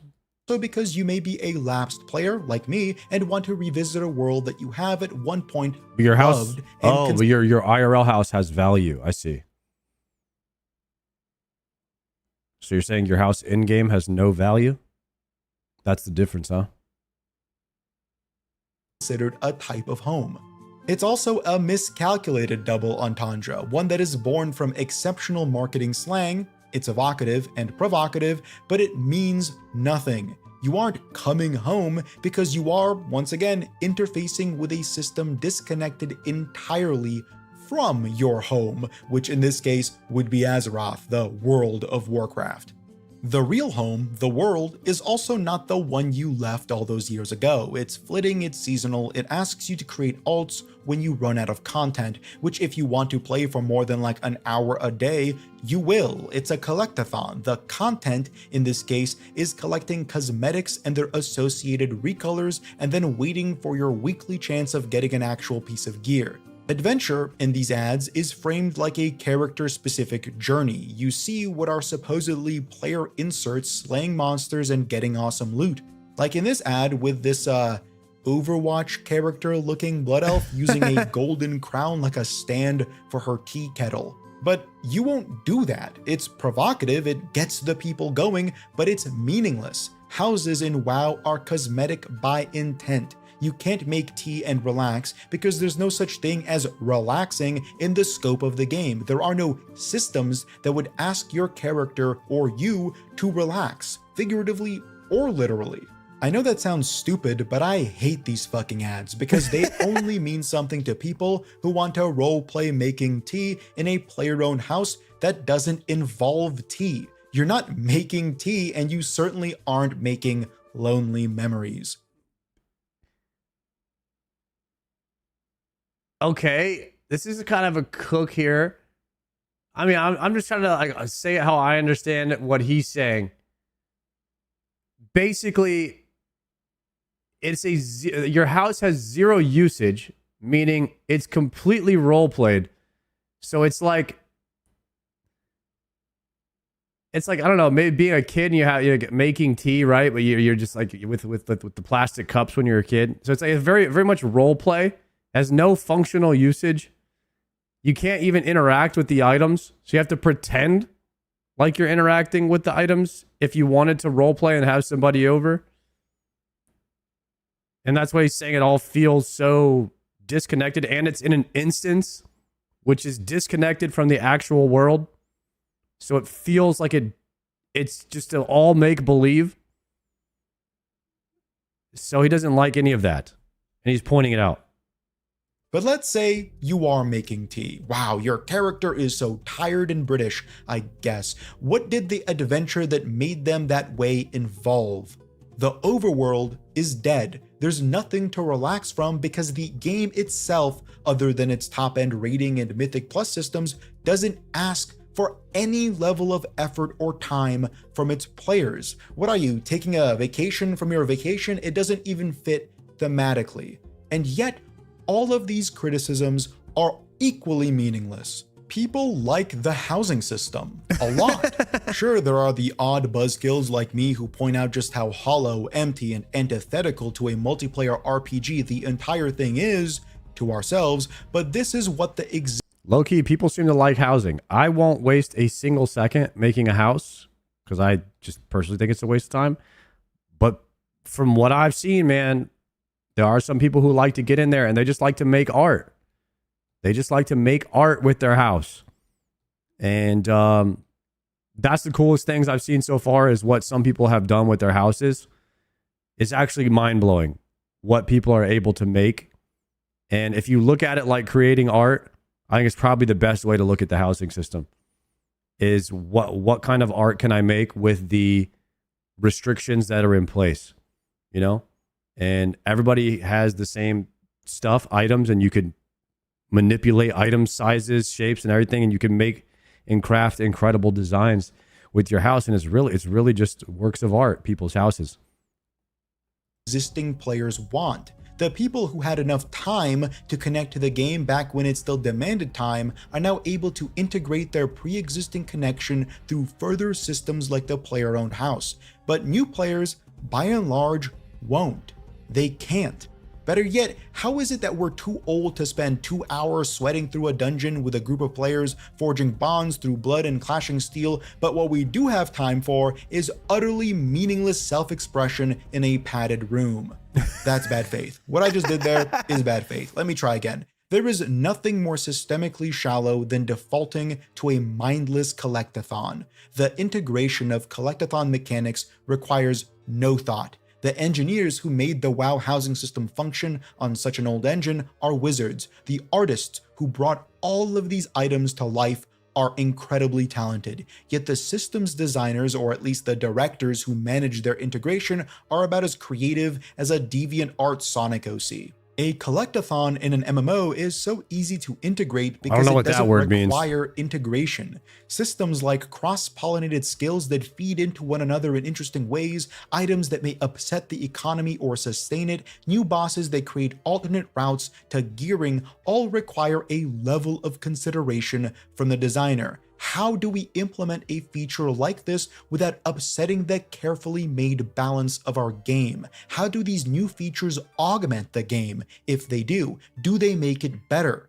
A cosmetic collectathon though, it doesn't matter. It changes nothing from a systemic angle. You are doing the exact same thing you always were, but now a piece of UI pops up to tell you you've earned a housing item. It's wonderful for monetization. It adds a kind of reward for doing random nonsense, but there goes that cosmetic landfill growing 4 sizes overnight.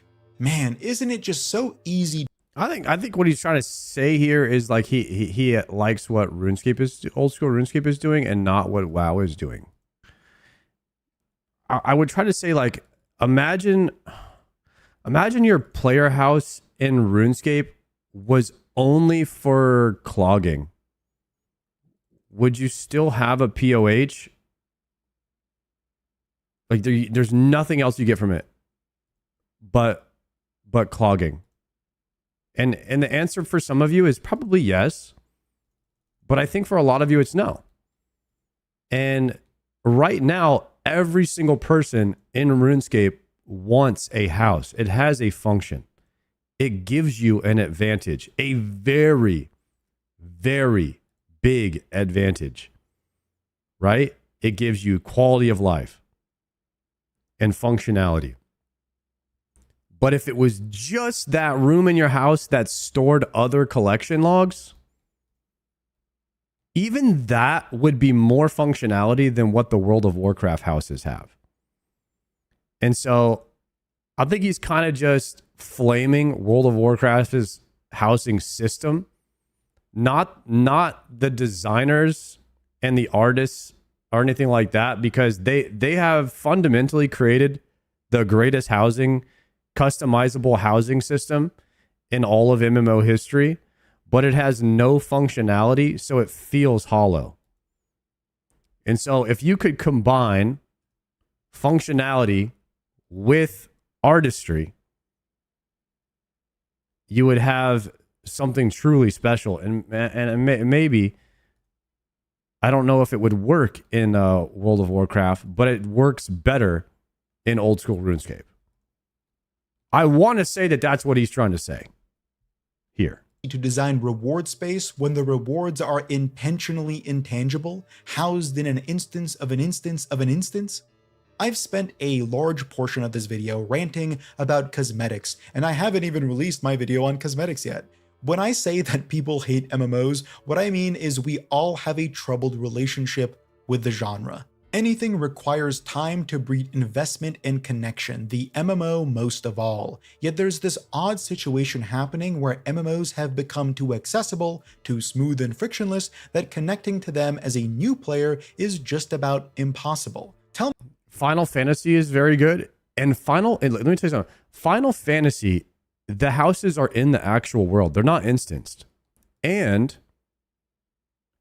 your plot, like where your house is worth a certain amount of money. Like the location matters.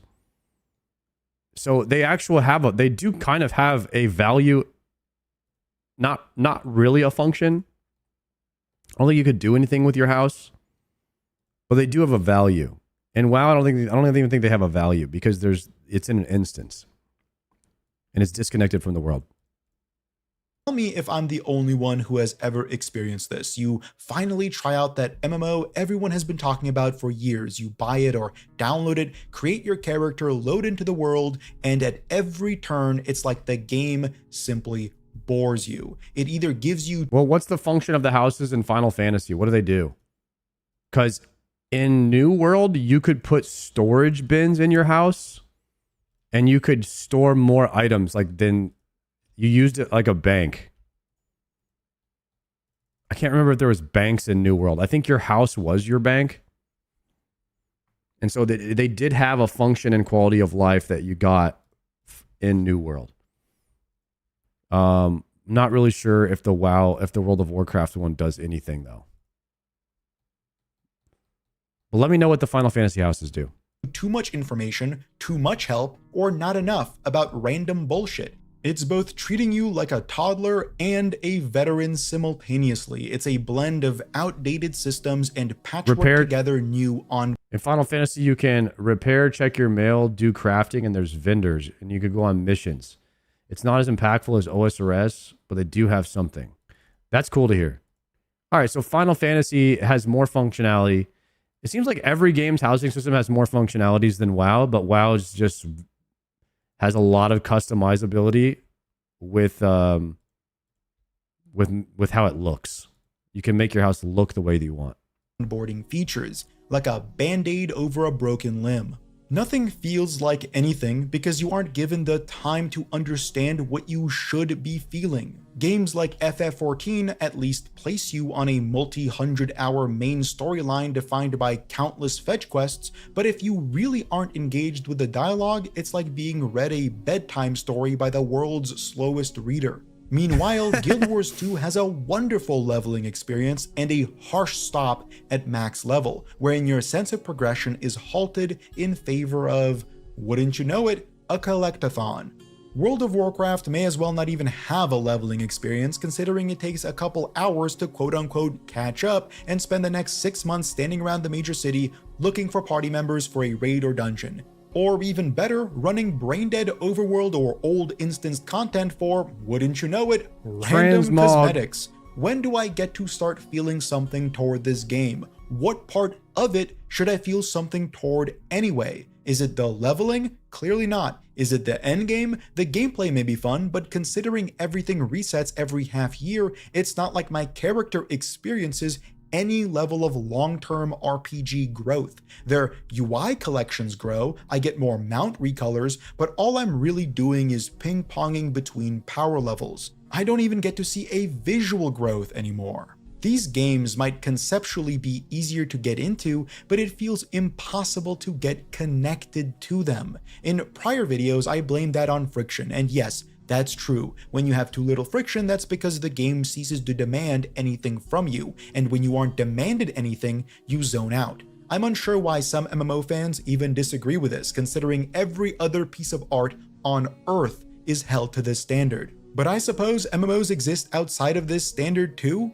It's not like they're made to be fun, they're made to be rewarding. That's why grinding ends up feeling good, eventually, if it's done and integrated well. A few of the best YouTubers in this space have pointed this out far before I have. MMOs aren't good games, not in the traditional sense, not in the way Last of Us is well written, not in the way Sekiro is tightly designed. They don't have great moment-to-moment gameplay, and their progression loops atomize around length instead of quality. And that's true if quality means compartmentalized excitement. If games are there to funnel you between intrigue and action, then MMOs often fail. The best ones do offer those things, but at vastly different increments. The intrigue in a good MMO comes while you're in the shower or laying in bed. The action comes after you spent the past hour running through a zone searching for something to act upon. When they try to dilute those elements or outright remove them to focus in on action in the same way Sekiro does,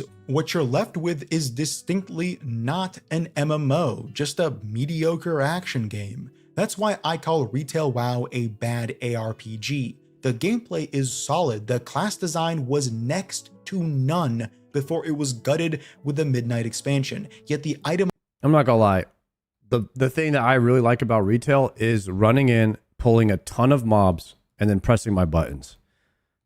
And that's why it feels more like Diablo to me now than it does an MMO. And that's how I play it. And I don't expect it to be anything other than that. And I know that that's only going to be fun for a little bit because it's going to get old.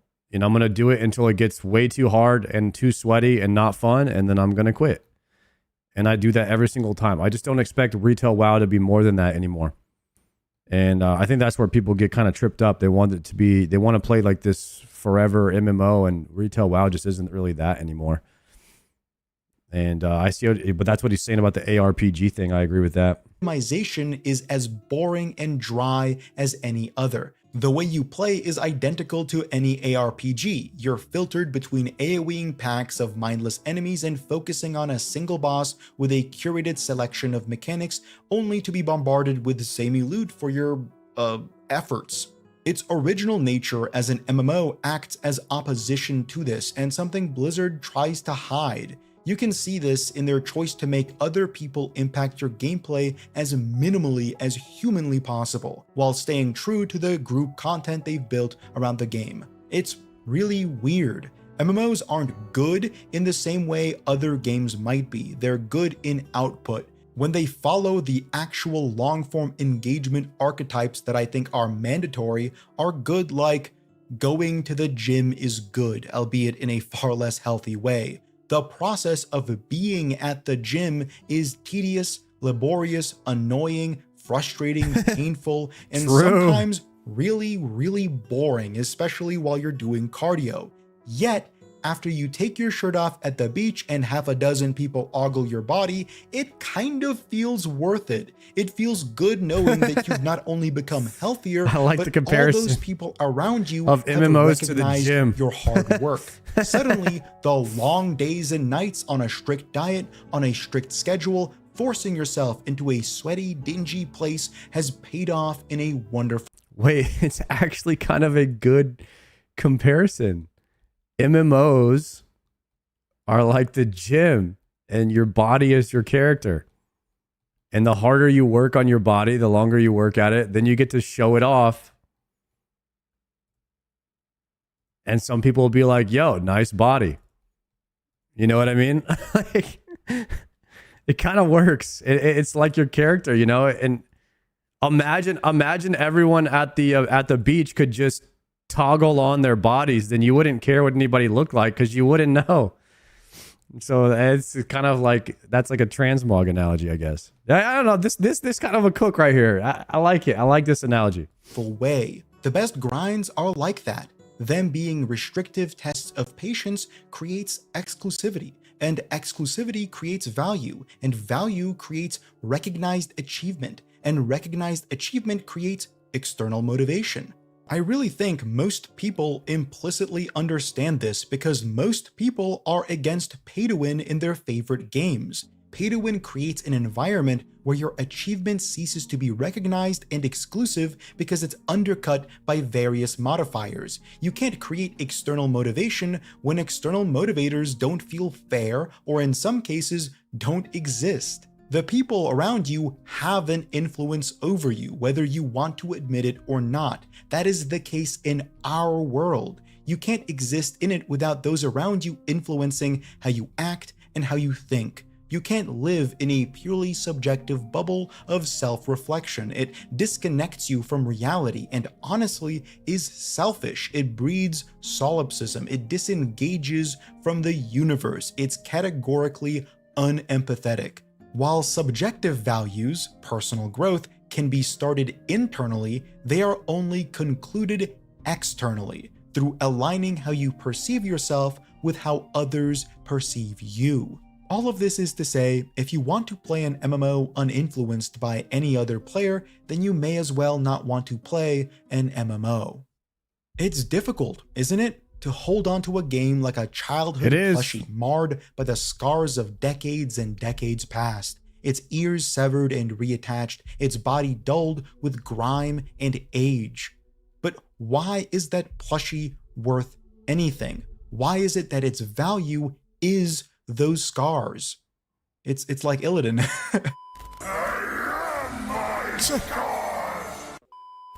The connections we develop with this genre are so intense due to the things people now perceive as its major flaws. Time investment, grinding, complexity, and depth. I think it's honestly self-righteous to want those things to disappear because you have already connected to the game through them. You may not want to retain features that you now deem as unacceptable when their qualities have already been passed on to you. I think that the reason MMOs aren't growing anymore, despite the medium quintupling in size in just the past decade, is because we've lost those features. When these games are only curated and influenced by people who already love and play them, we start losing their most intrinsic merits. We start considering positive values as negative ones because they only exist as positive to people we no longer are. We hate MMOs, but we also love them because what we love are bonds formed through a type of hatred. And we hate because that tumultuous love has broken apart the genre entirely. It's a living, breathing contradiction. If MMOs are just a collection of long-term goals filtered through simple communal gameplay in a persistent overworld, then why are we so gung-ho on perverting that? You may be a father of 70 children and that prevents you from the kinds of long-term goals you could achieve in the past, but instead of understanding that, accepting that, or maybe developing other goals entirely, you have opted to promote a removal of long-term itself.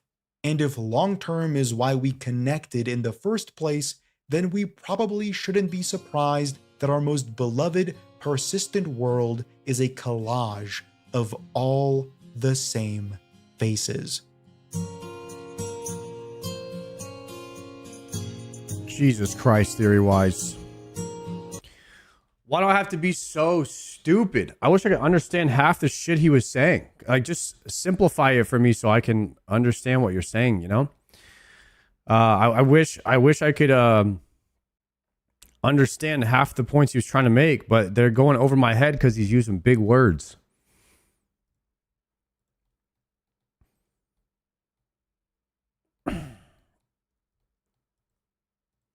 I don't like it. I want to understand. That's why I try to like take what he's saying and try to like break it down a little bit and I just get to simplify it a bit. I like simplifying things.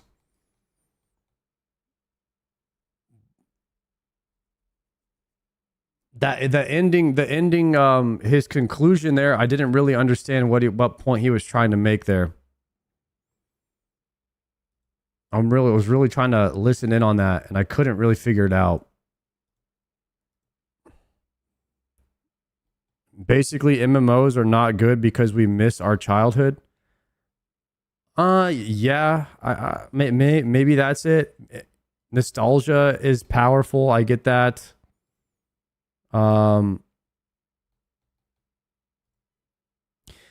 liked the workout analogy because you can see that a lot of people like retail is for people who just want to like go straight to the beach and look good, but they don't want to do any of the working out.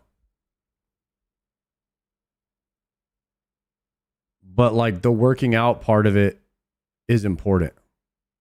The journey. I see that point kind of coming across well. I hope that's what I hope that's what I hope that they do with Classic Plus is they treat it a lot like RuneScape, where the journey is long and important, and you have a permanent character that is symbolic of your journey, that can visually show things on his character to represent how hard he or she worked to achieve those accomplishments within the game. And that's what horizontal progression does in an MMO. So I hope that that's the route that, you know, Blizzard takes, and it's not some seasonal ARPG again, because we already have that. So let's hope that Classic Plus can pull together and make something great. Otherwise, all we have after that would be the Riot MMO.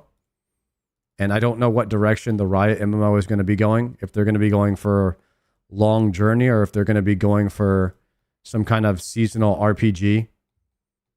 And that's tough. If you were going to make a Riot MMO and you're stuck between those two choices, I wonder which route they're going to go with it. I thought the Riot MMO was canceled. It's very much not canceled. It is 100% happening. They're hiring like lots and lots and lots of people. And they've already announced that they're making the MMO.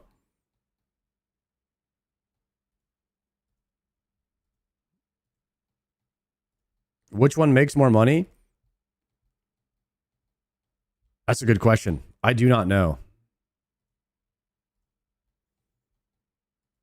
However, I'm pretty sure... Would you guys say RuneScape 3 made more money when they had Treasure Hunter? It was more profitable than OSRS?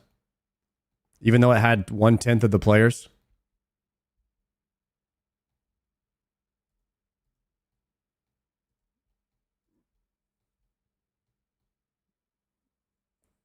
It wasn't more profitable? Do you have like...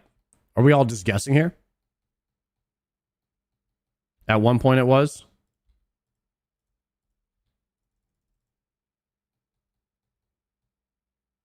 The only thing keeping OSRS alive is the new content they've added. If it was regurgitated what RS2 had, it would have died fast. Yeah, it's kind of like it would be in the position that sort of vanilla WoW is in, where it has some OG players that play, but not very many new players, where OSRS is getting a lot of new players now because they've added so much to the game. That's where Classic Plus is going to be at soon. It's going to be the old world with new content. OSRS skyrocketed initially. RS3 was the cash pig. That was probably back when RS3 had a closer to similar player base. Now that old school RuneScape has a bigger player base, I think that is proof to show that if you make a horizontal long-term game, you develop a bigger, larger, more loyal fan base than these seasonal game modes that have any type of microtransactions, which is why Jagex is going for less profitability now so that they can be more profitable in the future. They're trying to follow that same model with RuneScape 3 as old school RuneScape, where you build up a fan base over a longer period of time. No more seasonal game mode.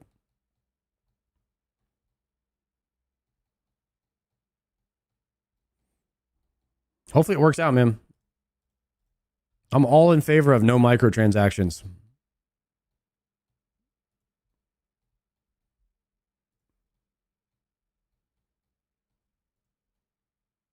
RS3 at the core has great content. Yeah, I wonder if old school RuneScape players will ever be willing to give RS3 a try again.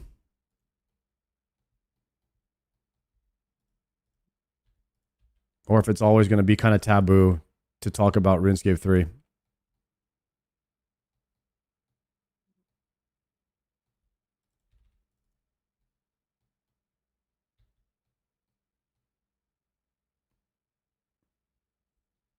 We will after plugins are enabled.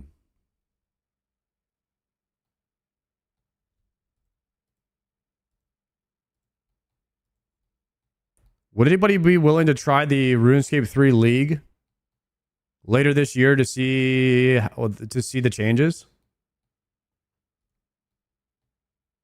at a faster rate?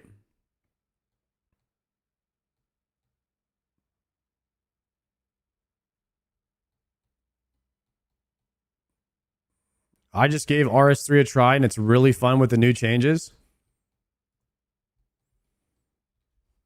I think I'm warming up to the idea that maybe I'll give RuneScape 3 a try at some point.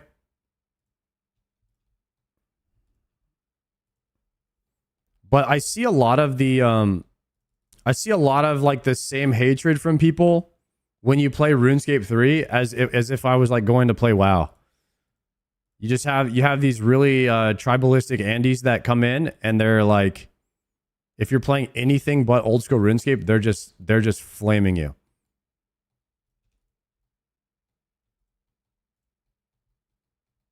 And I hope it's not going to be that way forever.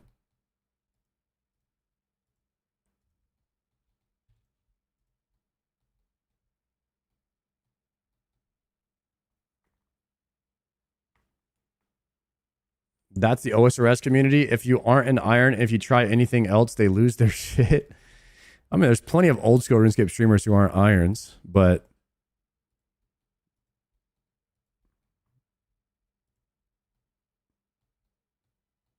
if the changes are good like we hope they are, I think that will change. Yeah, I think there needs to be like enough people that try RS3, and there needs to be like a big movement of people moving over to RS3 to happen to give it a shot. And then maybe people's minds will start changing. In a way, I view old school RuneScape kind of like a mob mentality. And it's like, it's hard to convince a mob that only thinks one thing. But once you have enough of people in the mob who start to speak up and they're like, yo, this is actually not right, what we're doing, then you can like slowly change the mind of the mob. You know, in OSRS, like they got the pitchforks out. They're like, OSRS only, it's the best. Nothing else is good. Everything else sucks. And then you have to just slowly convince the big angry mob over time.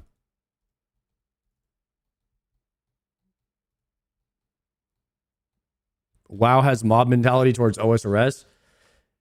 Yeah. But I believe that a lot of the reason that people think certain ways is out of ignorance, meaning they haven't even tried it at all. Like I do not want to give my take on RS3 ever because I haven't played it. Whereas you have some people that are like literally they're in the mob raising their pitchforks at RS3 and they've never tried it. And you know how crazy that sounds? That's mob mentality. They have zero experience with it. They just refuse to try it because they know that some people don't like it. Yo, what's the bone knife thing in your inventory? This is called a bone crusher. And every time a bone spawns on the ground, I'll automatically pick it up and bury it. It's like a quality of life. Extreme quality of life. So you see that right there? I just got 57 prayer XP from automatically burying the bone when it fell on the ground. people who have opinions on things that they've never tried are what we call stupid.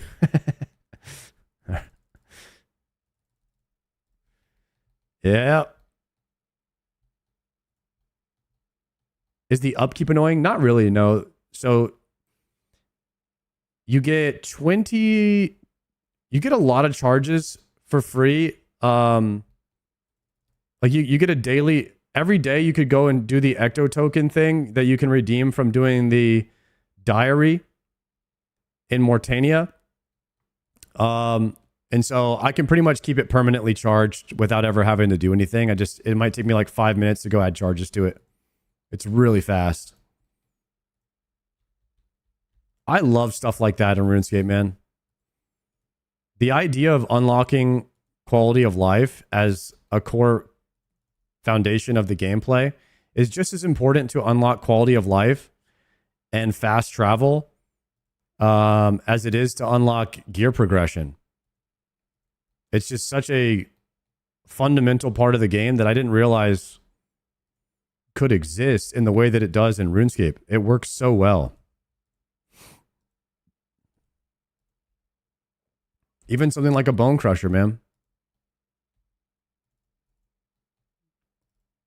And quality of life doesn't invalidate the gear. That is true.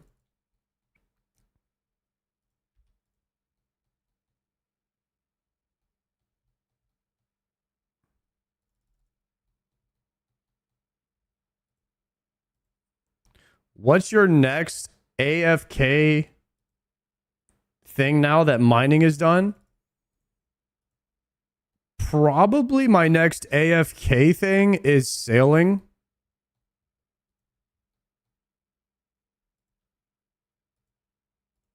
But at this point, I need to do some off-stream grinding. Like some EHP. Or is it EHP? Efficient hours played. I need some EHP mixology.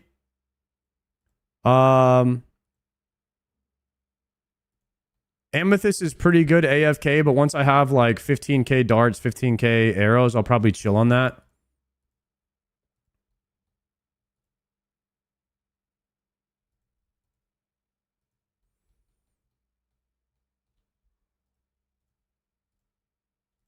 Is the style of RuneScape 3 closer to WoW or osrs?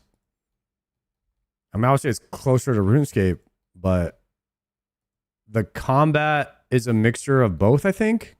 I think you can hotkey abilities. I think you can hotkey abilities in RuneScape 3. I don't know. I've never really played, so I can't really say too much for other than just what I've seen. Raid Friday tomorrow? Yeah, we're doing Cox tomorrow. 5 p.m. Central for TOA Friday. I think we're doing Cox TOA Fridays now until we get a Dex. There's GCD and there's ability bars. Yeah, so you have a mixture of combat styles of WoW and RuneScape. It's still top down, click to move, but also you can keybind abilities. Yeah, what tier C do you do? I do tier 2. I like that one the best. It was the most consistent and safe.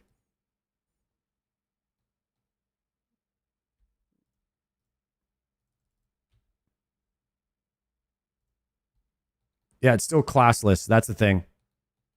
No classes.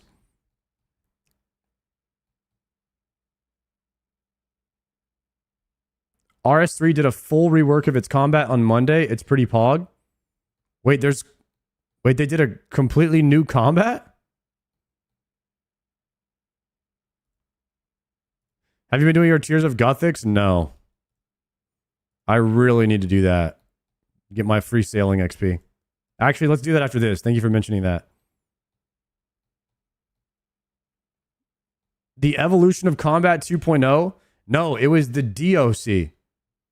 The devolution of combat. They just reverted it.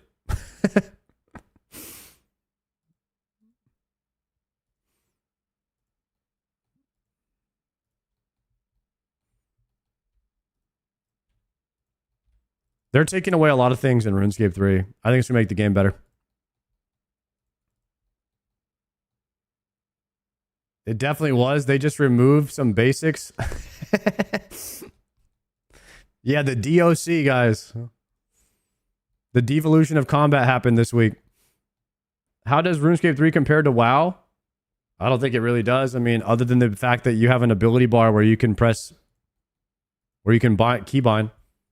I think that's the only similarities. The RS3 players don't like the changes. Really, I'll have to ask them. I'll have to ask how they like it. Some of the big RS3 streamers are liking the changes so far. I haven't gone back to try it yet. I love it because melee is bis again. Ooh.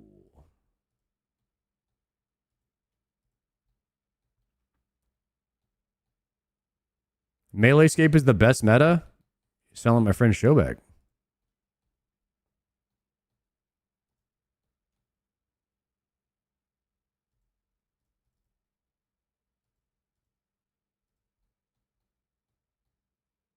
Sick Nerd is a big RuneScape 3 player. I heard he tried it out. Did Sick Nerd get a Zuck helm in both games?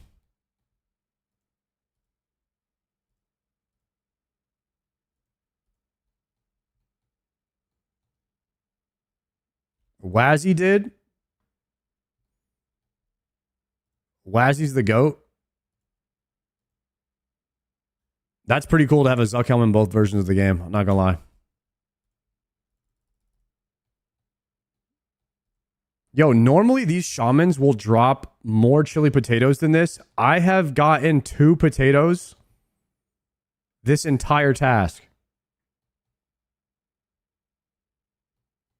I don't know what's going on with it.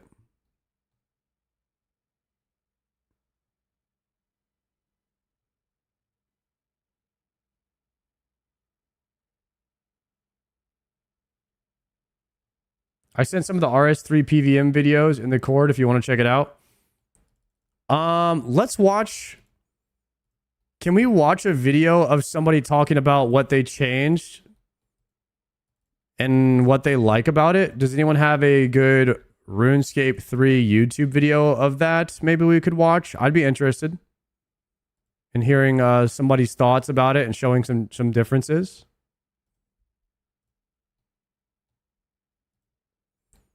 I think elite skills are a bad idea. Elite skills.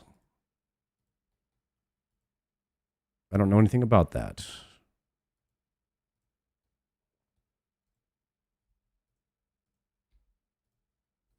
Do we have one of Ryan's videos, maybe? The combat mod.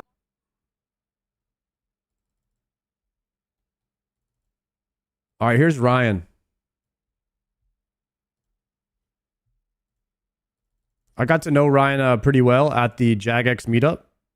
This will be the first video of his I've watched. So let's check out what Combat Modernization Explained. Modernization update is here, and it changed just about everything there is to do with combat. I think this is quite literally the second largest and most significant combat update that RuneScape has ever had, second only to the evolution of combat. So when I see people calling this EOC2, you know what? They actually have a point, and it's not terribly hyperbolic. EOC2 or DOC? Being raised to 120. We've got brand new skill cape perks, a whole bunch of brand new invention perks, and far more importantly, the core combat systems for ranged, melee, and magic have all been completely redone. A ton of abilities have been completely deleted. A bunch of brand new abilities and effects have been added. Basically, combat is going to feel extremely different from what it did before. But it's possible that things feel different in a good way, because one of the main reasons and purposes of all of these changes is to make combat more readable, more understandable, and to function on more modern systems, making it easier to do good damage, making it less likely that you're going to fall into traps or use bad abilities, and more importantly, to make combat easier to understand and follow. But with that said, we have an absolute ton to cover, so let's get into it. Before we go through every single combat change in this video, I did want to mention that I'm going to be spending this entire month making brand new guides, because just about every combat guide I've made prior to this is ever so slightly outdated and pretty obsolete now that a lot of combat systems are different. So I'm going to be spending this entire month cooking up new rotations, cooking up new methods, and we're going to be making guides to all of the 3 combat styles, as well as a bunch of different bosses that I've covered in the past, but with new up-to-date 2026 methods. So if that's something that's remotely interesting to you, don't forget to hit that subscribe button so you don't miss a thing. But with that said, let's get into the changes.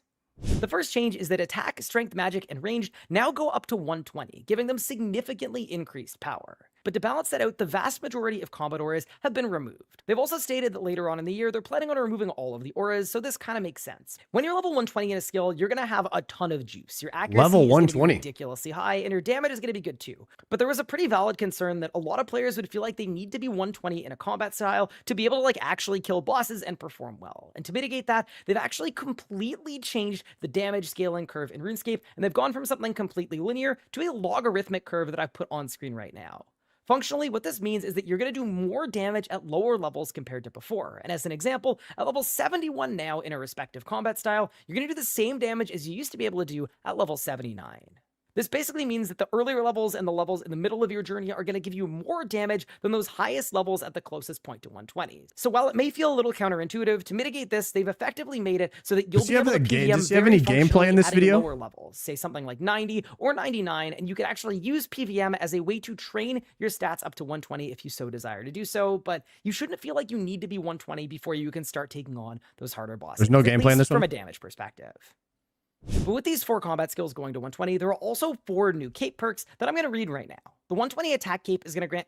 Okay, I definitely don't want to watch him talking about the posts, because I don't understand half of this stuff because I don't play the game. But I did want to watch a video of the new combat and to see what it looks like. If we have that, I'd be totally interested in that. If we have that. If anyone has a video of that.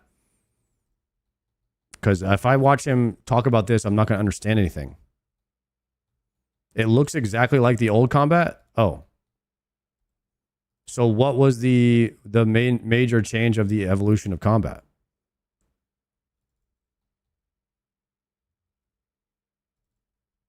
It's just different rotations now. Okay, different styles are more meta now. They make it easier to understand.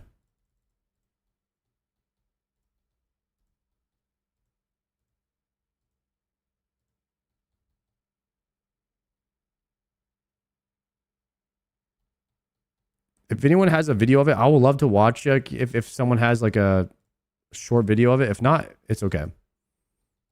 But yeah, if I watch like a Ryan doing like a no monkey style video talking about the changes on a blog post, I won't really get anything from that because I just don't play the game. But I would love to watch a little bit of the new RuneScape combat and see what it looks like. But if it's just fundamental changes and it looks exactly the same, then that's not what I thought it was. So I guess I wouldn't be interested in it.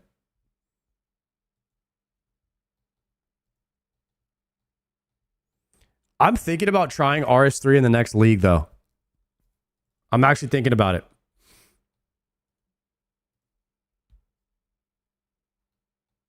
I don't know if you guys want to do that with me, but next RuneScape 3 league, maybe we boot up. Try it for a couple days and see how the combat feels.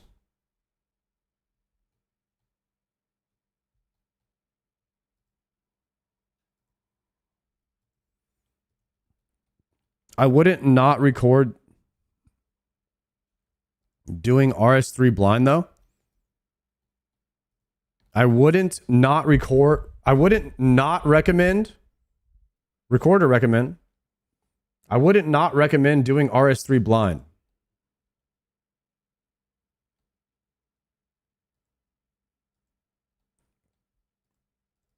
Why do we have to type that sentence like that? Now I don't know what you're saying.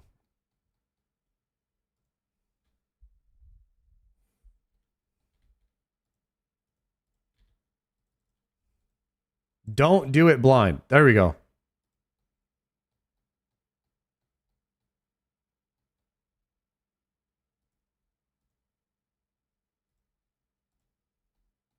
Double negatives are hard. True.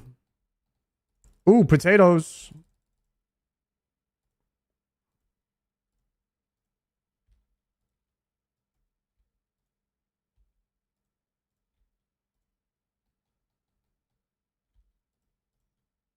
Okay, let me high alch these.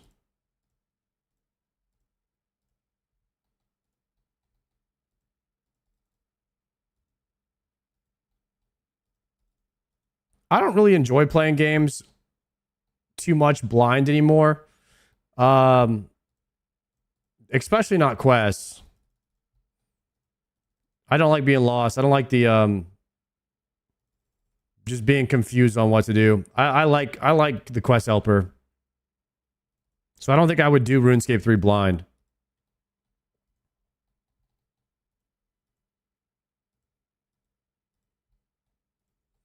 But maybe we'll check it out. Maybe we'll give it a shot later this year. If they do a league, could play like an accelerated version of RuneScape 3. But I also have my really, really old account. So if RuneScape 3 ever pops off, we have a badass account to play on. We'll have a 25-year cape on it.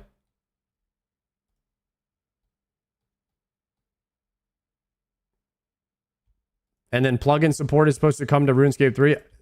So you're telling me RuneScape 3 doesn't have RuneLight?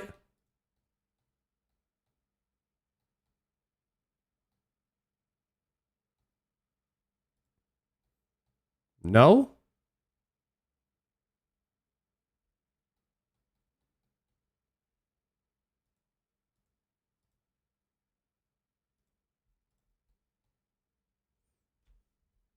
Be thankful you didn't play the previous RuneScape League. It was essentially just questing simulator with hardly any... Hold on.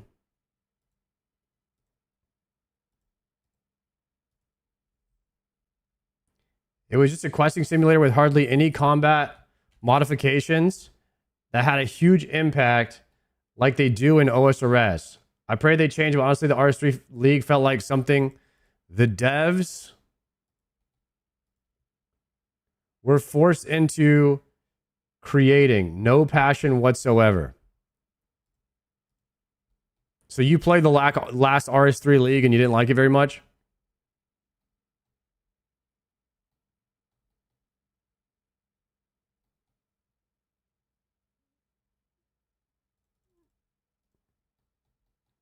Last RS3 League was terrible. I remember watching Foe play it for a few days.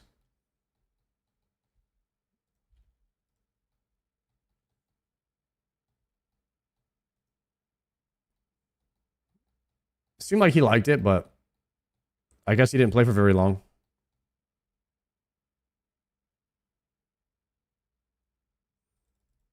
No Monkey quit the RS3 leagues in a few days. I wonder if he gave a review on it.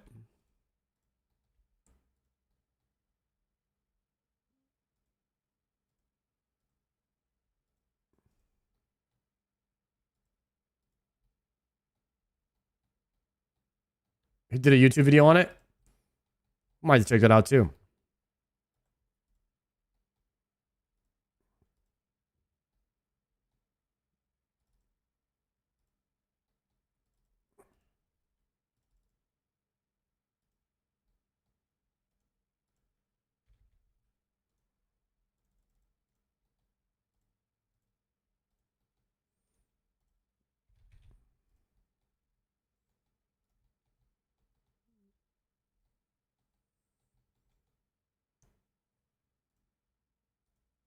Guys, is it possible we get a Dragon Warhammer right now? On this kill?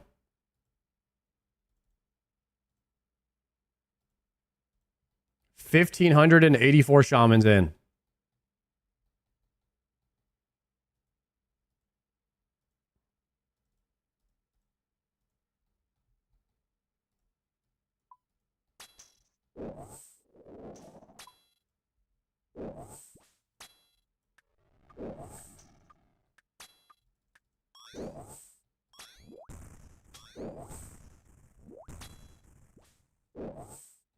I got mine at 800 KC. Damn. Could have had 2 of them by now. Wait, I'm actually about to run out of anti-poison. No.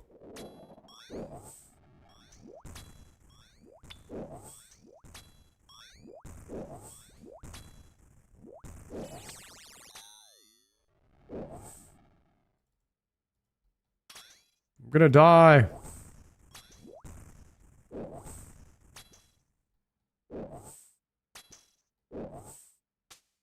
All right, we'll TP out after this one.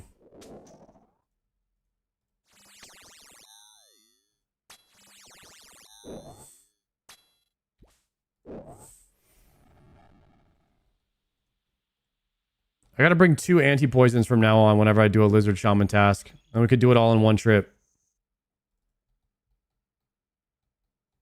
Surprised you're not doing the AFK method? Yeah, everyone always says that. I've never done that. If it requires another person or another account to do it, I don't want to do it. I'd rather just do it myself.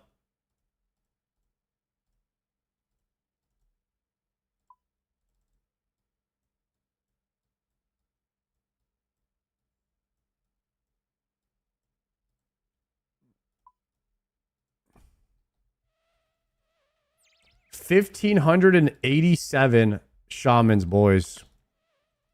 We are just over the 50% mark on lizard shamans. We are grinding it out.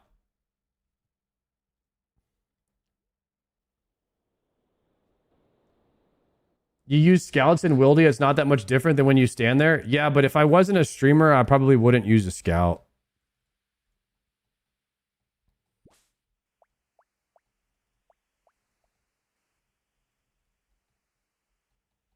I don't know. I feel like I have to do that.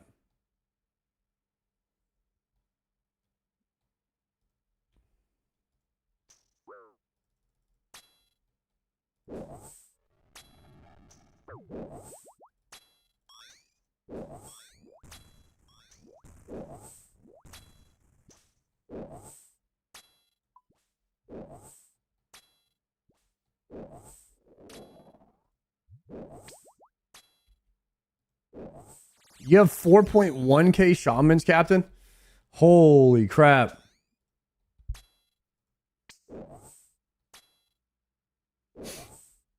Yeah, these shamans are no joke, boys. They're no joke, man. You got to kill a ton of these things. It used to be 5k.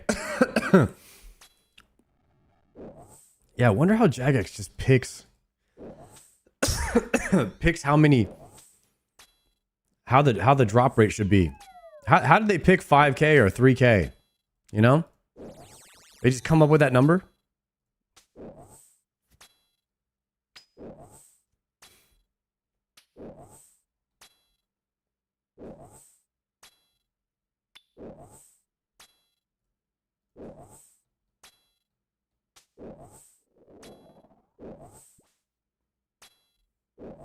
$17,500, Luke? There's no way.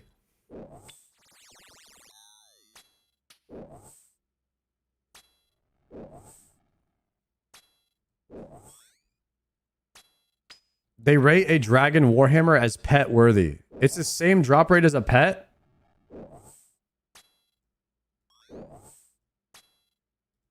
MMORPG went 20,000 dry for a dragon warhammer. That is disgusting.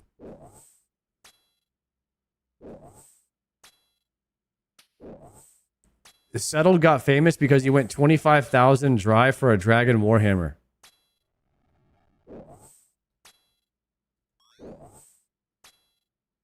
What the hell?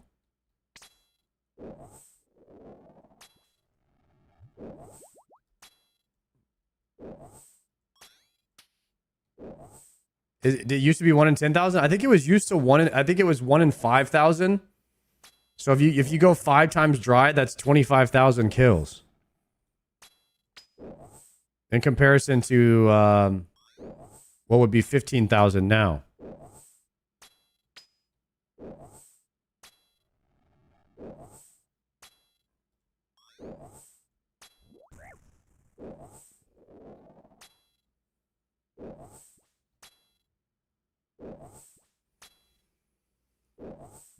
The items that I really don't want to go dry on are these type of items, like Dragon Warhammer.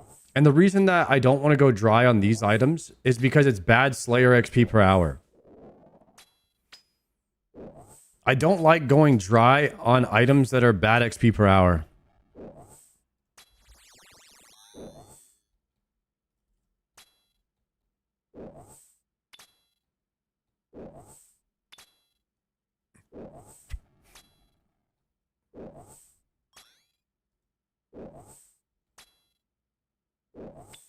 Doing it off task would be an even worse example of XP per hour. You never want to kill a lizard shaman off task. You definitely want at least a little bit of Slayer XP per kill. Have you tried the double safe spot crystal cannon? No. I haven't tried that one.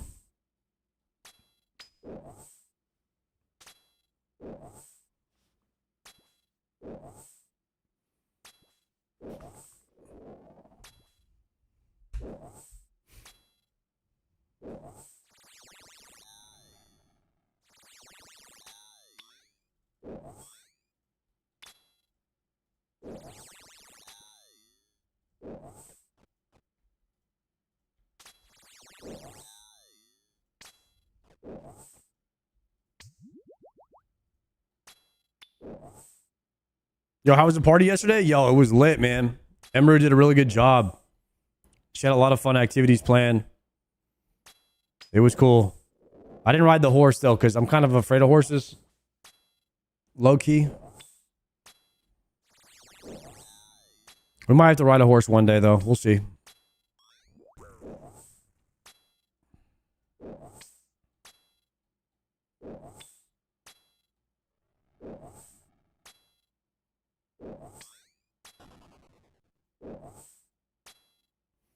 I just feel like, you know, when it comes to horses, like the amount of joy that I'm going to get out of it versus the risk if something happened is not worth it to me. Okay? That's all I'm saying. Like, what if I fall off the horse? Would it be worth it? I break my hand, I can't play RuneScape? Not worth it.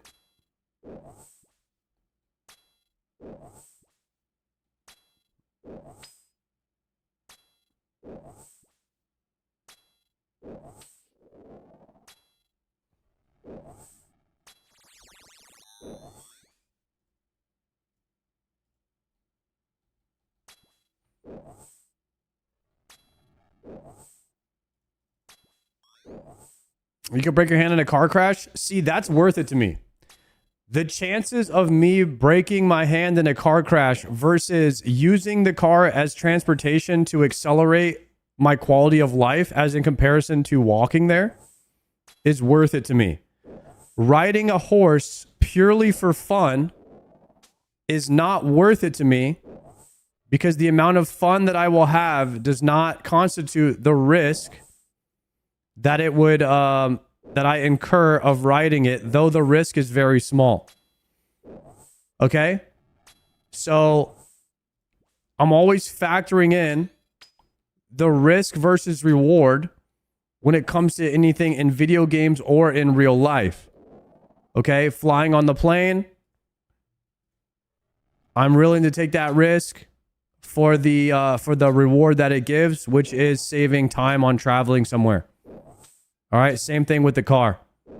Now, if I had to ride a horse to get from point A to point B faster, I would take that risk.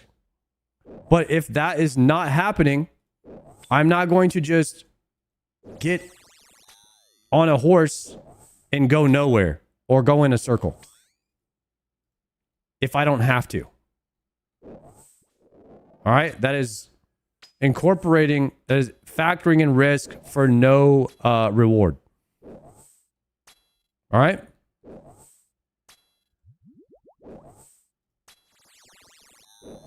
That's how I'm thinking about it.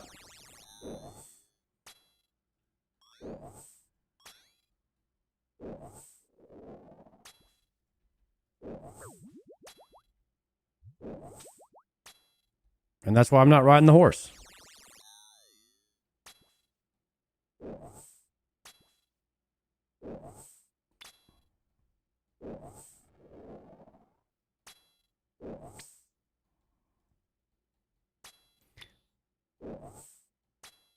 I rode it for hundreds of hours and got knocked off once. As long as you fall right, you don't get hurt.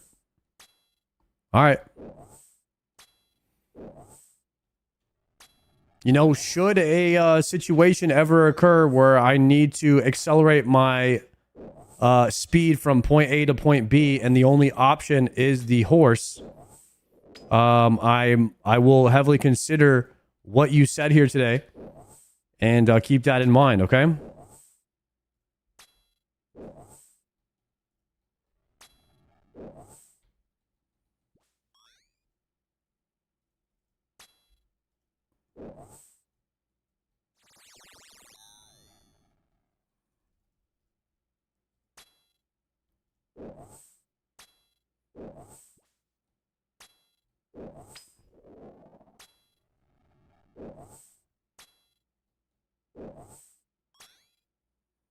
Oh my god, look at Dankinator. He's level 109 and he has a freaking hammer.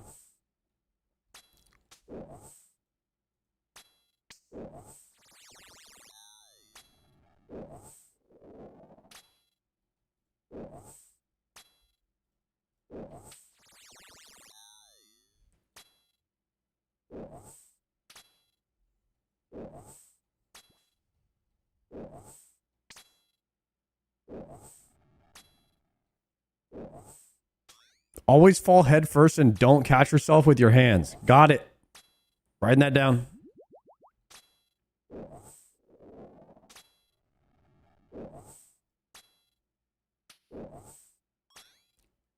Yo, any OSRS players occasionally watch the Race to World First in Retail WoW?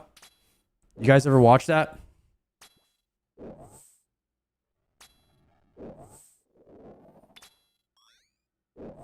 I do sometimes. I like to watch it, especially once it gets down to the end. Gets pretty exciting. So, if you guys don't know what that is, in Retail WoW, there's basically two guilds that compete for the very first clear of all the bosses. They usually do it in anywhere from 7 to 10 days. And so, whenever the raid comes out, they'll clear it. Like, you know, you can only clear the raid once per week. So they all have they all have to level 20 characters. Some of them level like 30 characters because they want the highest amount of chances to get the best gear or like the perfect gear set. So that when the actual raid comes out, they have the best gear. So they have to level 20 to 30 different characters. So that because each character only has one lockout to get all of the items in the raid from normal and heroic before the mythic raid comes out. So you want to be going into the mythic raid with the best possible items. And they're basically funneling loot all to one person. And so they try once they have their character that has the best gear that can, you know, produce the most amount of damage, then they'll choose that character as their main to go into the race with. So right now they're all prepping 20 to 30 different characters to try and see which one is going to get the best gear that they can do the race with. It's pretty insane. So that's how they beat the lockout system.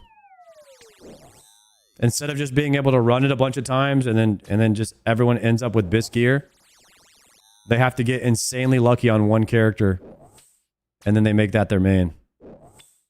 I just finished this.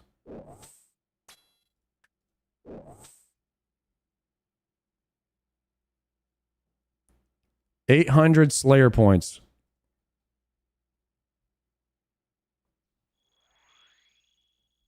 The shit people do to have fun? No, that's actually not what they do to have fun.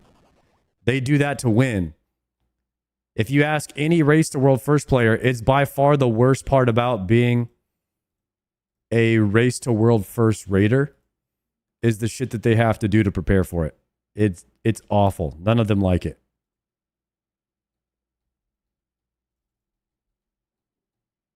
And that's just a consequence of the lockout system. But basically, this is going to be the very first ever Race to World First where no combat add-ons work. No weak auras, no combat add-ons. And so a lot of people don't necessarily know how it's going to affect the race because they used to have a guy on staff that would design custom weak auras for every fight. And he was just sitting there like waiting to design it on whatever they need. And he would just sit there and he would make weak auras. Now that guy doesn't have a job anymore.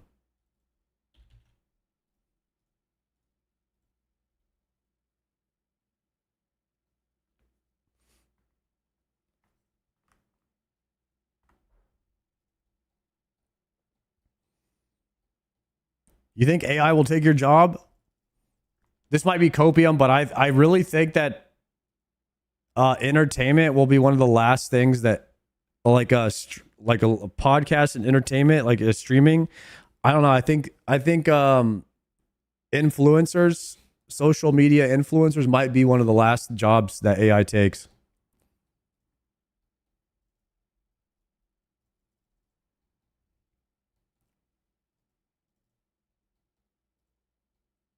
There will never be bald AI. There's already AI influencers. Yeah, there is. Absolutely. Greater Demons. Oh, Tears of Guthix, thank you.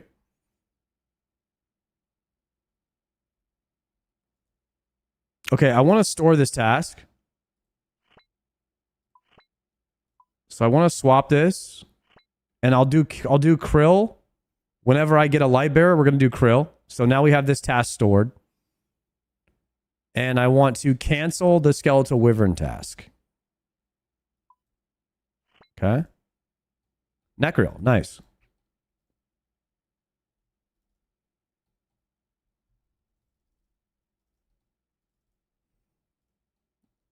Zooming.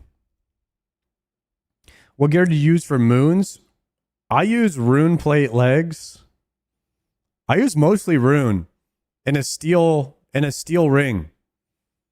Like a rune kite, rune leg, steel ring, and an Archon blade. And a zombie axe. I skipped Barrow's gear.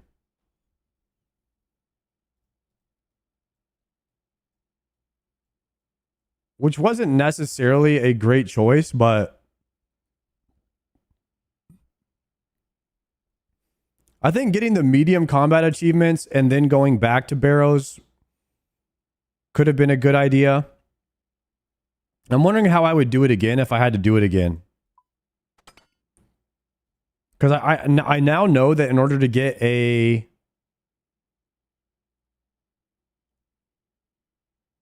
in order to get a Zuckhelm, that I need to get the axe, the... What's his name? Darok's axe? I think I need the axe. I think I need a Darox.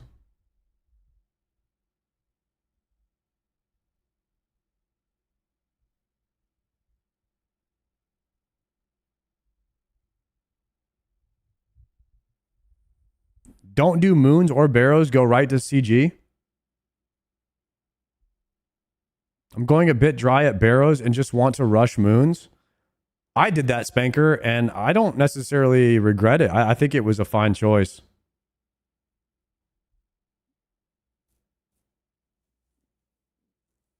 You go back to Barrows once you get Eye. Does Eye absolutely destroy at Barrows? I just thought of that.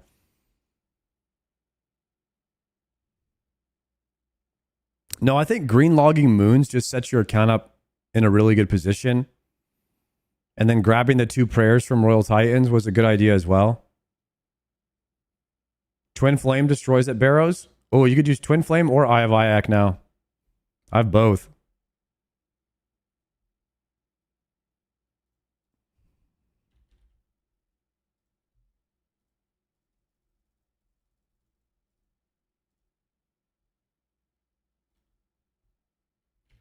Zammy.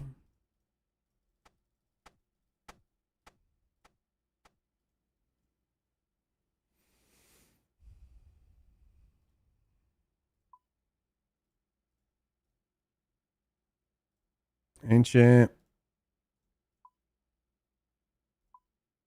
Burst. Deposit.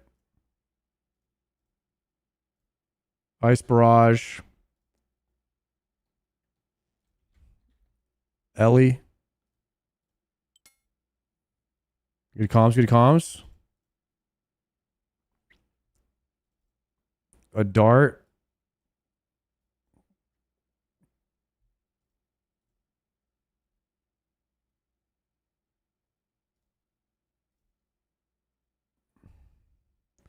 Are Necreals Bone Crusher or Demon Ash? Ash?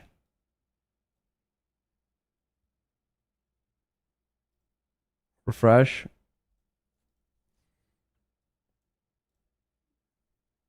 Okay, now we have a new loadout for bursting. This is perfect.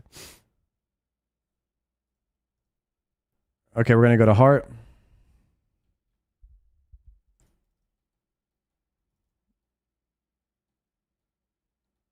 Go Mixtide and RCB for raid. That doesn't sound great.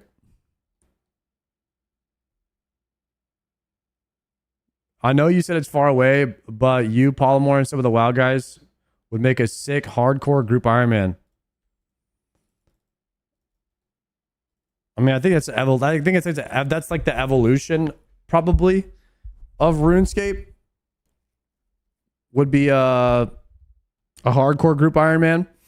As a content creator, I don't really. You either make a hardcore solo or a hardcore iron after you've done everything. At some point, I don't really see what else you would do as a content creator. I kind of see that being the natural trajectory. But in a group, it's probably a bit more fun.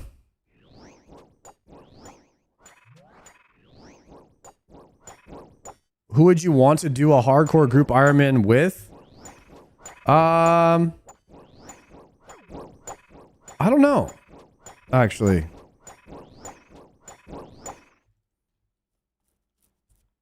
That is that's a good question.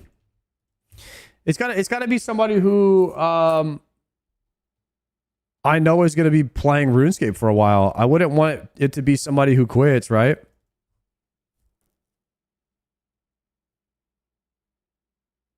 The bald GIM.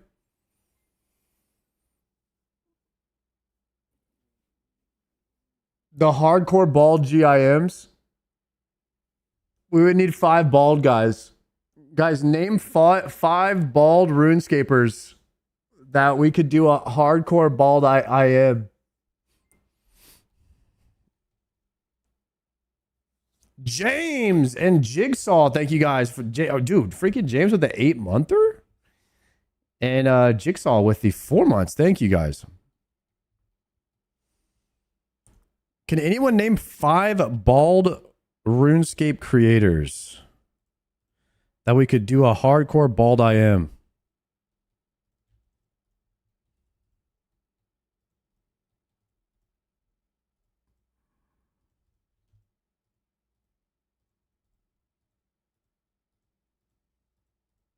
Oda, Soy, Fo, you, Tasty. Why are you saying It's Will and Mr. Mammal? They're not bald?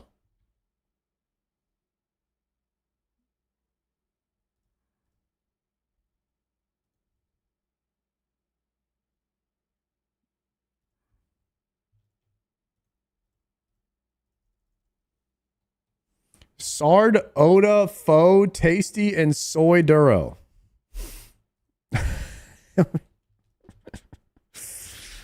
Oh my god. The bald hardcore Ironman. The Chromadoman. That will be our mascot. Chromadoman. It's our team name. The Chromadomans.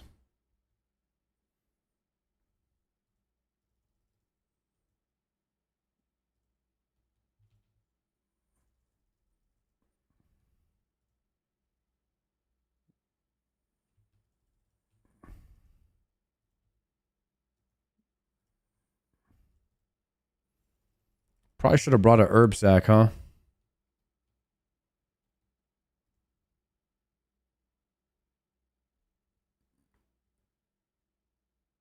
Everyone is in the hardcore Iron Man group is restricted to no helmet slot. What? How are we supposed to do Slayer?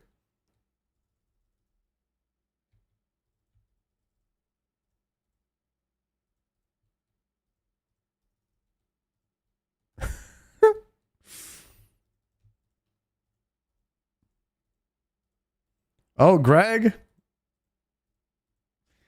How is Greg at PVM? I know he's a PvPer.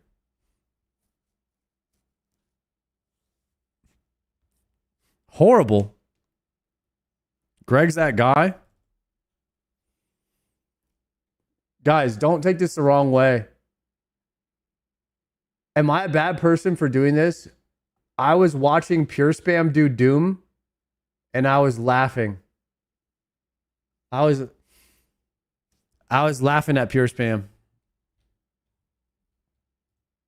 Am I messed up for that?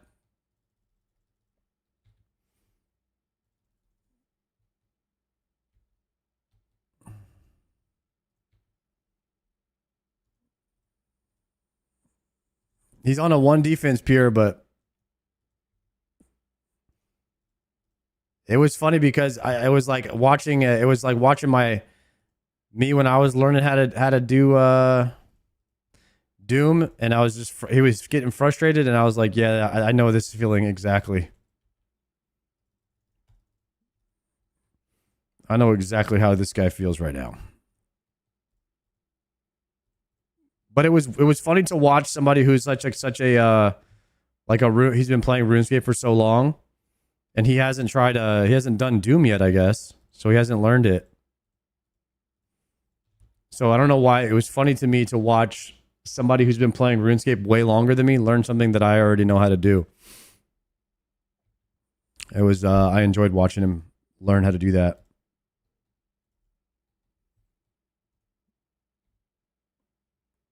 I wonder if Skill Spec has done Doom.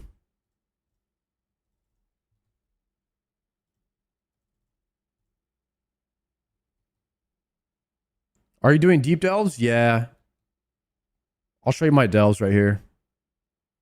32 level 8s and 9 deeper than 8. Skill Specs doesn't even have the quest cape. That is funny.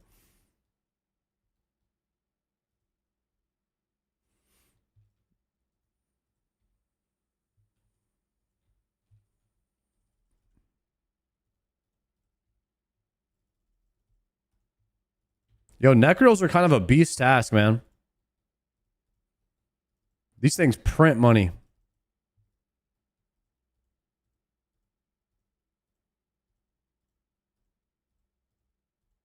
We're going to be rich after this.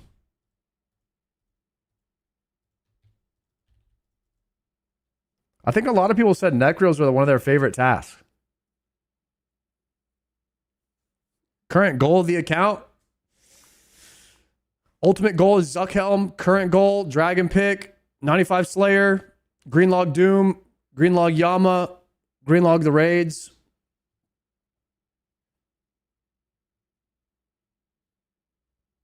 Get Ranger Boots. 91 Fletching. And 90 Herblore. Those are just my immediate goals.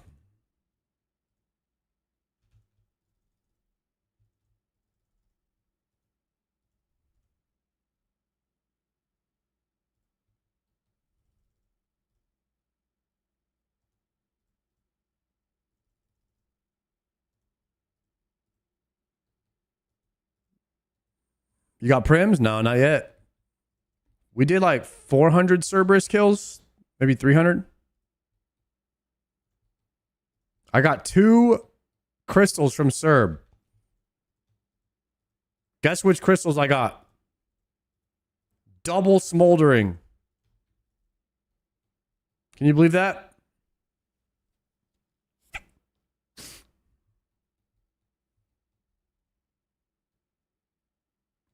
Mammal did 5k Cerberus kills and didn't greenlog? Oh, shoot.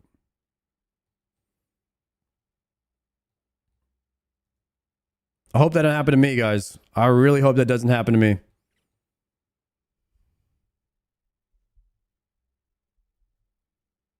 What drop you get from Doom so far? Just the, I got over 1,000 Dells and I have the Eye of Iac and that's it.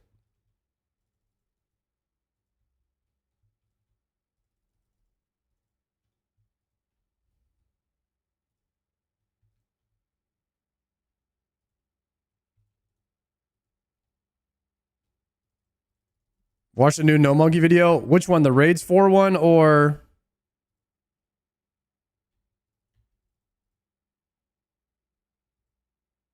Oh, is it a different one? Morgana, thank you for the raid. Yo, it was fun last night, Morgana. We gotta do that again soon.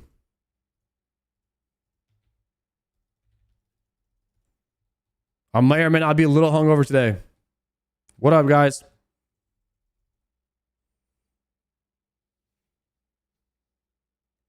Which No Monkey video? Raids 4 or is No Monkey Theorycraft in Raids 4?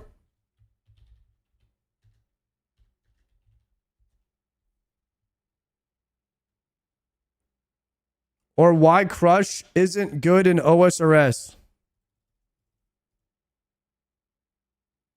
Yo, when are you playing retail? I play off stream. So I have a fully geared Death Knight ready to go. I'm going to be raiding with Zaryu probably whenever the raid opens. And I'll probably be doing that on I usually do like a WoW Tuesday every now and then. So we will be raiding on Tuesdays with the Czar pretty soon here. And then we'll have a WoW, another WoW stint, if you will, whenever OnlyFans happens.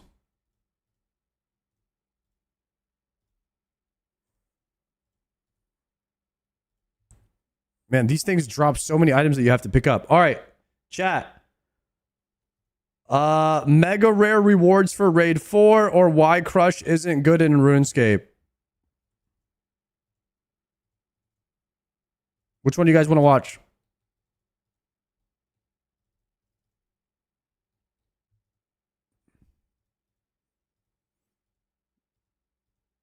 We want to watch the mega rare one? All right, we'll watch the mega rare. Ready? To YouTube again?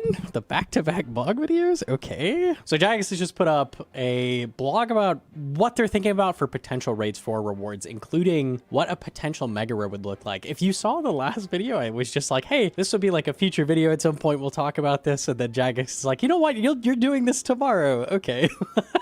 Hey, that works for me. The blog is pretty long. So what I'm going to do is I'm going to take important sentences from paragraphs, kind of jump around a little bit, not read the whole thing because we have things to do, places to be. But besides just, you know, reading the blog, we're also going to like be hitting on what makes a mega rare and like the design philosophy behind mega rares and just sort of the overall balance of the game, like design wise with rewards, like keeping things relevant, that kind of thing. So we'll be hitting on all of that. What they're talking about at the beginning here, we've just scrolled down, is basically a lot of this is vibes coded. We kind of saw it earlier with the Mocha Mage Cape offering. People were not happy with a Mage Cape being offered as like a tradable drop from a boss because capes in RuneScape have always been this like aspirational content. So they're saying kind of the same thing with raids rewards. There's a lot of like stuff that's coded in that's specific to like... I never really thought about that. Yeah, a tradable cape in RuneScape kind of is game breaking. I don't think I would want that. Old school RuneScape versus other games, and they're trying to figure out exactly where the player base is at. They say stuff like, you guys will feel kind of the same way about a lot of this stuff, like Chambers has too many rewards, Tob it feels does. like it has way too many. few. Toa has good Tob number of doesn't have rewards, enough. but the rarities could be shifted. I don't like Tob. I don't even want to go into Tob because I know the only thing I really want from there is Scythe, and I know it's going to be 1,000 runs before I get it, so I just don't even want a Tob. And I don't think that's a good place for a raid to be. And I feel like I would rather do Tob than Cox, but Cox has 10 times more rewards that I need, so I have to do Cox. That's how I feel. right? So there's a lot of like vibe stuff that people agree on, and they're trying to figure out like what the line in the sand is, what the community feels about different stuff. So they have these lines. They say for a mega rare, it's an absolute powerhouse, undisputed best in slot use case, a valuable pickup for any player. We think this should probably be a weapon, but we'll dive more into that later. This is generally just like the layout they feel that like a raid should have, like the drops it should have. So for armor set, they say ideally outright best in slot and not too niche, meaning more like Masaurian Ancestral than just this year, and 1 to 3 standalone rewards. Strong pickups that don't need to be outright best in slot, but could function very well within a certain niche use case, like Elder Maul, Dins, Osmumpton's Fang, Lightbearer, that kind of thing. Scrolling down a little bit more, they break that down a little bit harder. They say, in general, we believe that mega rares should probably be weapons. We've seen suggestions over the years for things like the Turmoil Prayer, a second ring slot, or access to overload potions. And while we agree that these are powerful rewards, we're not sure that they hit the right excitement level when compared to equipping an absolute powerhouse and being able to clearly see it in action in future encounters. I want to add on to this. Not only is it just like, you know, vibes-wise not super interesting to have like a non-weapon, permanent unlocks to your character, like if they gave you the recipe for overloads or a permanent Turmoil Prayer unlock or something like that. Yeah, yes, prayer unlock. Power level would be strong enough to be worthy of being called a mega rare. But when you make something a permanent unlock, you kind of have the problem we had with Dex Scrolls and Arcane Scrolls, where there's no resale on these items. You buy it once and it's tied to your account forever. So like market-wise, it doesn't work super well either. A lot of people do like mega rare rebuilds and that kind of thing. How do you do that with an overload recipe or something like that? It doesn't work super well. So generally, I would say like you don't really want unlocks being tradable either as like a thing. So unlocking like a permanent ring slot, I've seen a lot of people suggest that. Don't think it would work super well. Then they say, assuming a weapon is chosen, we like leaning into a niche design with a wide range of use cases. The Twisted Bow and Scythe are both niche in that it's easy to design content specifically where they're weak or strong. Shadow is a bit of an outlier here, and that is good everywhere. Magic is good, which has come with a no shortage of problems. We're able to lean into this by keeping these items in mind when designing future content if they're falling out of favor. Recent years saw a number of bosses release where the Scythe had more opportunities to shine. Very true. Scythe was really bad for a really long time, and people were like, hey, we've got to give it some use cases. I remember when Toa came out, it was like, there's no way Scythe doesn't have a use in the entire raid. But then they launched stuff like Colosseum, just more bosses in general where Scythe is good, and now suddenly Scythe is the most expensive mega rare. So a lot of stuff with like how powerful the weapon is more so, are there bosses where the weapon works well versus like how good overall it is? I would say like T-Bow and Shadow generally are like more powerful than Scythe across the board, but Scythe has recently had a bunch of content added where it's really good, so it's just expensive. They say, well, not mandatory. The big numbers with a slower, usually 5-tick attack rate approach tends to make these items feel impactful. Feeling slow, heavy, super high hitting, like hitting massive numbers, just make something feel powerful versus like just a raw DPS number that's like really fast. Stuff like a blowpipe. Like blowpipe is arguably mega rare tier value in power, but it doesn't feel the same as like a T-Bow, like hitting those massive numbers, even if the DPS numbers are very similar. So it depends. Grabbing this line, because I think it's pretty important. I agree with that, but it's just because T-Bow's a slower tick, right? Blowpipe can technically out DPS it if you get lucky. Thing for us here is that we feel it's okay for a new mega rare to steal some spotlight from an existing one, but there's absolutely a line that shouldn't be crossed, and it's important not to take too much space away from an established and iconic piece of gear. The idea I'm getting behind this is like it's okay for a Shadow to come out and become Biss at bosses over stuff like a T-Bow, but you don't want it to just absolutely replace past mega rares, which I think I would agree with. Moving on to this line, it's been 9 years since the T-Bow release, a really long time ago. Like, is this the hardest point in Jagex design history right now? Raids 4, where they have so many items that they're running into a wall and they just don't know what to create. And they're like borderline asking for everyone's help. And we've had discussions, and even we can't really come to a conclusion either on what would be good and what would feel like it's something that the game needs. At this point, it might have to just be a replacement to something that's already there, or a better version of something that's already there. And I mean, we're kind of getting to that point in the game design. it does not feel like it was 9 years ago, but yeah, it was. Could a ranged weapon that fills a different niche be a good fit to naturally restart the cycle? And they say we don't have answers for these. So question, like, can we just power creep like past mega rares? Can you add T-Bow 2? Can you add Scythe 2? Can you add Shadow 2? He literally just said what I just said right there. So that's what I'm thinking. Like, at some point, it's going to just have to be Scythe 2, New Tebow. Necessarily have to utterly replace it, but be more powerful generally. Is that okay? Is it okay to do that kind of thing? I think a lot of people on paper would say, yeah, I think that's okay. I would be okay with Tebow too. The problem is the greater issues with that, the greater consequences. If Tebow is no longer BIS, for example, right? Are you going to do Chambers of Zarek as much? You'll probably still do it. There's a lot of good drops from Chambers. You've got the Dragon Hunter crossbow, you've got Ancestral Armor, you've got Elder Maul. Like, there's a lot of really good drops there. But the overall value of Cox is going to go way down, right? You're going to want to do it less. We saw this with I think this is totally fine because right now Cox has too many good items. So you can keep a couple items from Cox BIS, but they already put way too many good items in that raid anyways. So making some of those items not BIS anymore would make Cox not as good. And it's already too good. So I don't see an issue with that. Scythe, or we saw this with Top, where the purples there have just generally become less and less useful over time. First, it was Rapier with the Fang. Like, you just don't care about Rapier anymore. Now it's the Sang. Sang is just kind of a useless item. You don't really care about it because I exist. So Tob we have the Rapier, which is relatively useless. We have the Sang, which is relatively useless. And we have Justiciar, which is relatively useless. That leaves a Vernic and Scythe left. So the overall outcome in like progression and that kind of thing is that Tob is just not as important as the other raids to do. Especially if you hop in an Iron Man. Like, Tob is probably going to be the last raid you do. As an Iron Man, dude, he's literally just saying the same shit that I'm saying right now too, guys. Like, I am not doing Tob. Tob might be one of the very last things that I do because only thing I need from there is Scythe, and I already know I'm in for 1,000 runs.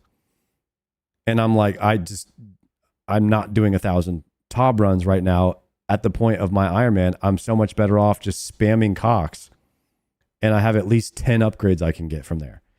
So that's where I'm at. And you would much rather go do Chambers. It has so many useful purples, so many important unlocks, and Tebow is so good. And then Toa as well has got every single purple from Toa is going to be impactful and important. Whereas with Tob, it's just like the purples there just don't matter as much. Like 75% of the purples in that raid are not as useful. So if the mega rare for a raid is now devalued and not super useful in the overall progression of the game, do you still do that raid? And other question, is it okay for that raid to be devalued? Like, is it okay that you don't really care about Tob that much, right? Like in the grand scheme, like, is that okay? I'm going to say a big fat no on that one. No, we cannot invalidate raids, and this is why. Raids are really rare pieces of content. We get one every 2 to 4 years at this rate, like, is when a raid drops. They are not a common piece of 4 content. years. You're not going to see one constantly, right? It takes a long time to make these, a huge amount of effort on Jagex's part. It takes a ton of work from the community to vote on all kinds of different rewards, different aspects of the raid. It's a lot of work that goes into this. So to completely invalidate a piece of content that takes as much work and that kind of represents old school RuneScape's like PVM as a whole. When you think of PVM in RuneScape, the first thing you think of is raids. That's the first thing you Chat, did they cook with the design of TOB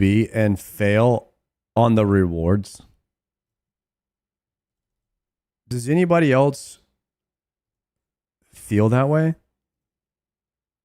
Because it sucks to me that Tob is considered the best raid, but I don't want to do it because the rewards are just not there. At the time, Tob rewards were insane. So they've invalidated Tob rewards over time then? Rapier and Sang were great on release. So the problem is what? Doom invalidated the Sang and the Fang invalidated the Rapier? Is the problem? Scythe and Avernic are still super relevant. Sang used to be 90 mil and now it's 19. I think they're trying to maybe avoid another TOB situation here with the new raid where they don't want to put out a banger raid and then have the rewards feel lackluster. At this point, I think I would be totally happy with them replacing some of the items from Cox as new BIS. Like, do you guys want Ancestral to always be BIS, or would you be fine with a new Ancestral if it dropped from the new raid?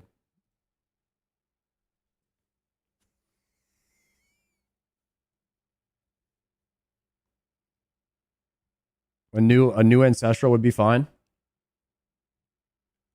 What about a piece that you can attach to Ancestral to make it slightly stronger, like Fortified Ancestral?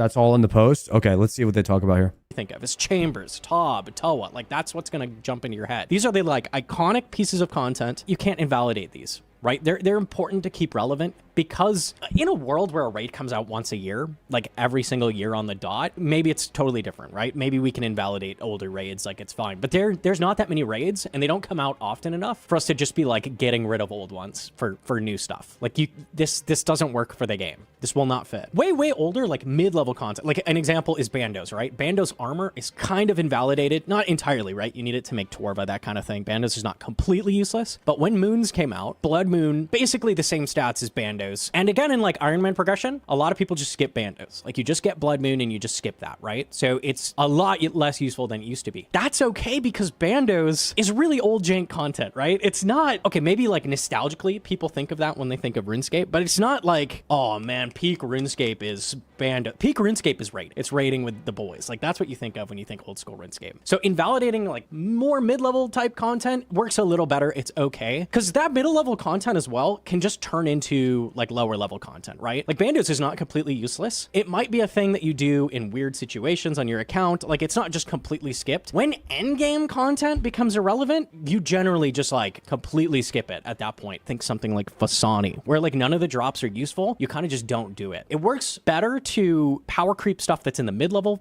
low-level field versus like endgame raids, that kind of content. Like you don't really want to do that. It's also, if you do that, it's just a single boss that's becoming like less relevant versus like a whole host of bosses in a raid, right? It's a lot of content to invalidate. Moving on to this line down here where they're actually giving some basic ideas for like the design of the raid, which is interesting. They say, naturally, we're not going to divulge huge specifics here, but we think our current designs, and to some extent old school in general, is more fun with melee. The added pressure of proper movement, being able to drag yourself into an NPC's range by attacking to weave in and out of incoming damages, feels more dynamic than hitting from a distance. The implication here is that melee is going to be involved in the raid. They say the Fractured Archive is shaping up to be a raid where melee shines a little bit more than in Chambers of Xeric or Tombs of Amasket, and we do have melee styles. They don't currently sport a mega rare. And they say, could this be a reason for us to go down this route and prioritize a weapon that's fun to use in the raid itself? Is taking this approach for reward that's fun in the raid at odds with a more holistic view on mega rares and overall game balance, like we've outlined above while talking about ranged. So they say crush and stab is what they're looking at, but effectively that boils down to crush because the Fang exists, right? The Fang might as well be a mega rare for stab. It's so ridiculously powerful. Are you going to add just Fang 2 that's just stronger than it? You could, but definitely makes a lot more sense to fill in crush. We just did the whole video on crush. Last video about crush's place in the game, how it's kind of a weaker melee style. So you can go check that out for the discussion on that. Going down a little bit further. It says, as it stands, we're most inclined towards a main hand melee mega rare. We'd like for melee to shine in the raid, so having a mega rare that leans into this, similar to Scythe at Tob, seems sensible. And crush is a style that's relatively undeserved. We'd like for melee to shine in the raid, so having a mega rare that leans into this, similar to the Scythe at Tob, seems sensible. And crush is a style that's relatively underserved at the top end, with the Scythe's limited crush bonus still winning out over dedicated crush weaponry in many instances. This is also an easy one to tie into the hard-hitting, relatively slow fantasy that existing mega rares tap into. With the context that they're looking at a crush mega rare, okay? Taking the last video into account that we talked about, I said that the Scythe shouldn't have its crush option removed. The reason I was saying that is not with the context of this in mind, right? I was saying removing the crush option off the Scythe does not suddenly make you use an Ink Mace at places. What it does is make you use Slash with Oathplate more often, which is a thing you already do, right? So removing crush doesn't change that. However, with a crush mega rare, now it changes things, right? Now, like Scythe has a few uses in the game on crush. You don't want the new mega rare. You want the new mega rare to have a clear reward space, a clear spot in the meta. So if you're going to add a new crush mega rare, and that's the direction they want to go with it, which I'm not sure is the right direction, but if that is what they want to do, if that is the direction they want to take it, yeah, you've got to cut the crush option off the other mega rare. Like it just seems obvious, right? So flipping on what I said last time, right? Yeah, I think if they do this, they definitely should be removing the crush option off the Scythe just to give it a... Dude, I did not expect him to say that. Like, that you would just completely remove the crush option from a Scythe. Dude, people would freak out, wouldn't they? If you just couldn't use crush anymore? I feel like people would get upset about that. It's been there for so long already. To just remove it now, and then now all of a sudden you have no crush weapon that you've had for a long time. The Scythe crush is ass anyway, so why would you remove it if it's not good? All right, let me see. Let me see if let him explain. Maybe he explains this. Clear like position in the meta. And they say down here, we know there's been a lot of discussion lately around Crush in a more general sense, and we do agree that there aren't. I know who was talking about that. I know that. And we do agree that there aren't many high-end use cases for Crush at the moment. Similar to us adding more use cases to make the Scythe of It or shine, we'd absolutely look to consider Crush more holistically when we go down this route, meaning more use cases, better stepping stones for progression, etc. And they said that's all we've got to say on Mega Rares for the time being. Quite a lot said. Quite a lot said. Before I move on with the blog, let me give like full thoughts on Mega Rares, because that's the end of what they talked about, right? I talked about how power creeping the Mega Rares is probably bad for the raid itself, right? You're probably going to do that raid a lot less, if none whatsoever. Imagine if Tob didn't have the Scythe as Biss, right? Imagine there's a Scythe 2 in the game, and you could just skip Scythe by going and getting Scythe 2, right? You would dip into Tob just to get Navernic, and that's it. That's the only thing you would do in that raid. You basically wouldn't do it, right? So that's a problem. You don't want to devalue past raids. Timmy, thank you for the prime. Like, you want people to still do the content. Okay, they have two other options you could take with Mega Rares, okay? First option is Upgradescape. Yay, Upgradescape. When you add this Crush Mega Rare, make it pretty good on its own. Make it have its own, like, use cases outside of Scythe, where it's a little better than Scythe in some cases, a little worse in some cases, but you stick them together, ding, ding, ding, ding, ding. You have the Scythe Giga Crush Ultra Melee weapon that works good on everything. It destroys everything. This is more powerful Scythe. It's got more use cases. It keeps everything relevant. Awesome, right? Every problem solved. The problem is that Upgradescape fucking sucks. And no one likes it, especially Iron Men, right? Do you want to require every single Mega Rare in the game moving forward? When they add Raids 8 in 25 years, do you want to also need every single Mega Rare you had from the last raids? Like, down the line, this gets ridiculous. I would say Avernic Treads right now are the most egregious Upgradescape we have in the game right now, right? So you have all of... So, here's the thing. I like Upgradescape to a certain point, but we are entering a possible infinitely horizontal game for the next 20, 30 years. And if you're not thinking, you have to be thinking about that. There can be some items that upgrade, but at some point there just needs to be just a new boot that's better than the old, that's better than Avernic, but it's only, and you like restart. You have like Prims 2, and the Prims 2 are better than the Avernic Tread Max. And then you restart that grind, and you have like Pegasian 2s. Because at some point, like 20 people that are playing RuneScape 20 years from now are going to have to refarm all of the old content, and it's going to be too much. It's going to be too much Upgradescape if you Upgradescape everything. So I think they should be selective on what items are Upgradescaped. But I do like the idea of it for some things, because it keeps the old content relevant. So you have to ask yourself, if you put a new Biss item in, what content are they skipping? If they just went and got this item, what content are they skipping? And should we make this an Upgradescape? And should Mega Rares be a part of Upgradescape? Right? And should you have to go back into Tob and get Scythe? Because right now, that's pretty much the only reason you're in TOB is for Scythe and Avernic. So if you put a new Scythe in the game, now you've almost completely invalidated TOB. So I think that maybe Scythe could be a good Upgradescape item because it makes you do TOB, and it's the only thing that's making you do TOB at this point. So that could be a good Upgradescape item, for example. Whereas eventually, maybe we don't make everybody farm all 3 versions of the treads and do the max. Maybe eventually we just have 3 new Biss boots that they could skip, but we'll see. These different upgrade paths, I didn't know they all had different names either, but like for each single pair of boots you put in, it gets a different name. So this is like 9 items in one. 2, you get the treads, which are good on their own, right? You can then add each Biss melee boot into it to make it better stats in that field. But each of these boots requires their own upgrade field, right? So Pegasians, you get a Pegasian crystal from Cerberus, awesome, but that upgrades Ranger boots, right? So now you have to go do medium clues to get Ranger boots. You got to do Cerberus to get a Pegasian crystal. Prims, you need Dragon boots. So you go get Dragon boots from Spiritual Mages, and then you go get the Primordial crystal from Cerberus. Eternal boots requires you to do Mage Training Arena. Oh boy! So you go do Mage Training Arena, get Eternal boots. You're gonna upgrade that with the crystal from Cerberus. You're putting all of this together into one item. What happens when we get Treads 2 in 5 years, right? Are Treads 2 now going to put max treads into that. So to get the new treads too, you have to get the max treads, which are going to need the Ranger boots with the Pegation Crystal, and then the Prims with the... This is too much. This is too much. And what happens when Boots 3 comes down and Boots 4 comes down the line? Maybe Boots 4 is a combination of 3 boots from its own raid, right? So then you have boots. This gets super dumb down the line, and it has to get to the point where you're like, okay, we don't need to keep upgrading. Just let it lie. Let it die. It's okay. So maybe when Treads 2 comes out, they go, okay, Treads 2 is just a drop and it's good, right? And you don't have these 19 boots go into 27 more boots. Right? It just gets super confusing down the line, and it's super obnoxious if you're an Iron Man. Like, trying to get all of these different items is not a fun process. I don't really know why they didn't... My suggestion with Treads was to go with just the crystals from Serb, so it's a little more reasonable, right? You have just the crystals from Serb, you go kill Serb, and you can upgrade the boots, and that's it. 2 bosses go into this upgrade. Instead, it's like 18 different sources. But the same thing applies to raids rewards. Like, the more complicated the upgrade path gets, the more obnoxious it gets down the line. So I really don't think this is a thing they should look into either. It does solve a bunch of problems. It does keep content relevant, but does it keep relevant in a way that's fun to like play? Not really. Not really, no. Other solution we haven't talked about in the and this is kind of what it looks like they're aiming. Is it relevant in a way that's fun to play?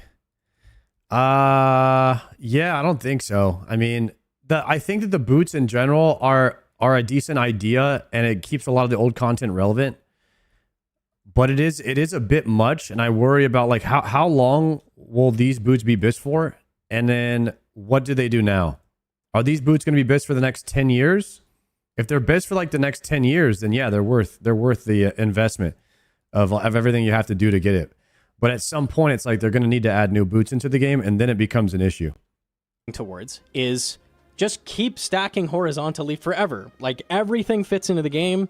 You just keep making items more spread thinner and thinner and thinner. Everything fits into its own niche. You're getting items between items, like to the level of like Trident to Shrine of the Swamp to Sang Staff, right? Like, every single style is filled out perfectly. There's a weapon for every single use case, and there's 18 different weapons for like every level of player that you are at: low level, mid level, high level. You could do this with mega rares. You can make it so this new Crush mega rare fits into the game. It's got half the usability of Scythe. Like, it's got, you know, it's good at Araxor, it's good at Fasani, it's got a bunch of uses, but it's not ever going to be like as many places as the T-Bow. It's not ever going to be as many places as the Shadow. It's going to be a lot less used than Mega Rares in the past have been. And down the line, you could just keep doing this. You could add the Stab Mega Rare next raid, and you could add the Elemental Weakness Mega Rare after that, and then you could add the Ballista Mega Rare after that, and you could just keep going with this. You could keep on filling out more and more side grades, but it gets to the point where nothing feels special anymore. Nothing feels interesting. You're not excited anymore about rewards coming out because everything has so little use case and is so basic, or is good against so few bosses that you don't get excited about it. I would argue that a mega rare needs to be really powerful. If you're going to add a mega rare, and we're going to take the time to add a mega rare, which has a whole host of problems with balancing because it's such a powerful item, if you're going to add a mega rare, it had better blow my socks off. It had better be a sick item, right? I want to be hyped about a mega rare. I should not be going, well, that's, you know, that's kind of good in some cases. That's not how I think about a mega rare. When I think of a mega rare, I go, oh my God, I just got a T-Bow. Like, this changes everything. I want to say this changes everything. Okay. No, I think that in general, most people feel this way about mega rares, which is why it's so hard to design one, which is why we're in this predicament of like, what is it? What is the next mega rare? And no one can really answer that, because if you start putting in a crush weapon and a stab weapon, each time you add a new mega rare, now we're getting slightly less excited about it. And it's almost like there should be 3 mega rares always, and maybe we just need to replace one. So is that the argument here at this point, guys? Are we getting a crush and a stab mega rare, or are we getting T-Bow 2? Has it pretty much boiled down to those 2 options?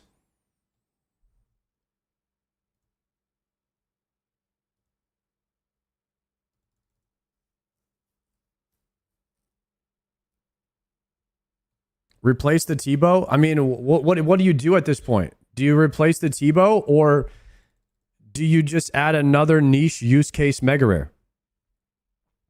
Those are like the 2 options, right? If it has to be a weapon. And I don't think anybody has an answer on it yet. The Mega Rare comes out, that should be what I say, right? This changes everything. And that kind of seems like not the direction they're looking at taking this, at least from this blog. So my argument is there's actually one last solution you can take, which is stop doing Mega Rares. You could just stop doing Mega Rares. Yeah, this Mega is the Rares last are one. This is the last horrendous to option. balance. There is so much headache that goes into it. We've seen it with the Shadow, where now no they more Mega need Rares to like rebalance it because it's impossible to add new gear items with it. But even with the other Mega Rares as well, they have issues as well. Anytime you add range strength, it's like, oh, T-Bow gets 3 more max hits. Anytime you add melee strength, it's like, oh, is this that 3 max hit breakpoint on the Scythe? It's going to make it way, way stronger. Like, this is always something to keep in mind with weapons that scale so hard. Weapons that have 250%. What about an Avernic Mega Rare where you combine all 3? Damn. And 300% damage multipliers compared to normal weapons. When you add gear, it makes these weapons much, much stronger by comparison to other items, right? So it makes it really, really hard to balance them. Is that worth the effort on Jagex's part to keep adding these super hype, super powerful weapons? I think we could all say that we love Mega Rares, right? Me as well. Like, I love a super hype weapon, a very, very rare item to get out of a chest that is just like insanely powerful, changes the way you approach all kinds of content. Everybody loves Mega Rares, but do we love the repercussions of Mega Rares? Is it worth enough that I feel it's worth it to continue doing Mega Rares? Personally, I feel like I am in the boat of they should chill out on the Mega Rares. I really am. And it's kind of hard to say that because no matter what solution you want to go with, there's going to be problems, right? If you want to go upgrade scape, I'm kind of on board with this, guys. I really think it's too soon to replace a T-Bow Scythe or Tumikin Shadow. I think that they still have a lot of weight and impact in RuneScape, and I don't feel like anyone wants those to be replaced yet. And I'm on the team right now of no Mega Rare in Raid 4. I don't know how you guys feel about that, but that's kind of where I'm leaning right now. it's annoying. If you want to go like horizontal progression and just keep spreading the game out, that has problems too. Personally, I think what you could do is kind of the Toa approach, where it's like all of the rewards from Toa are pretty good. Make a well-rounded reward system for the raid. Have one or two items that are really, really good.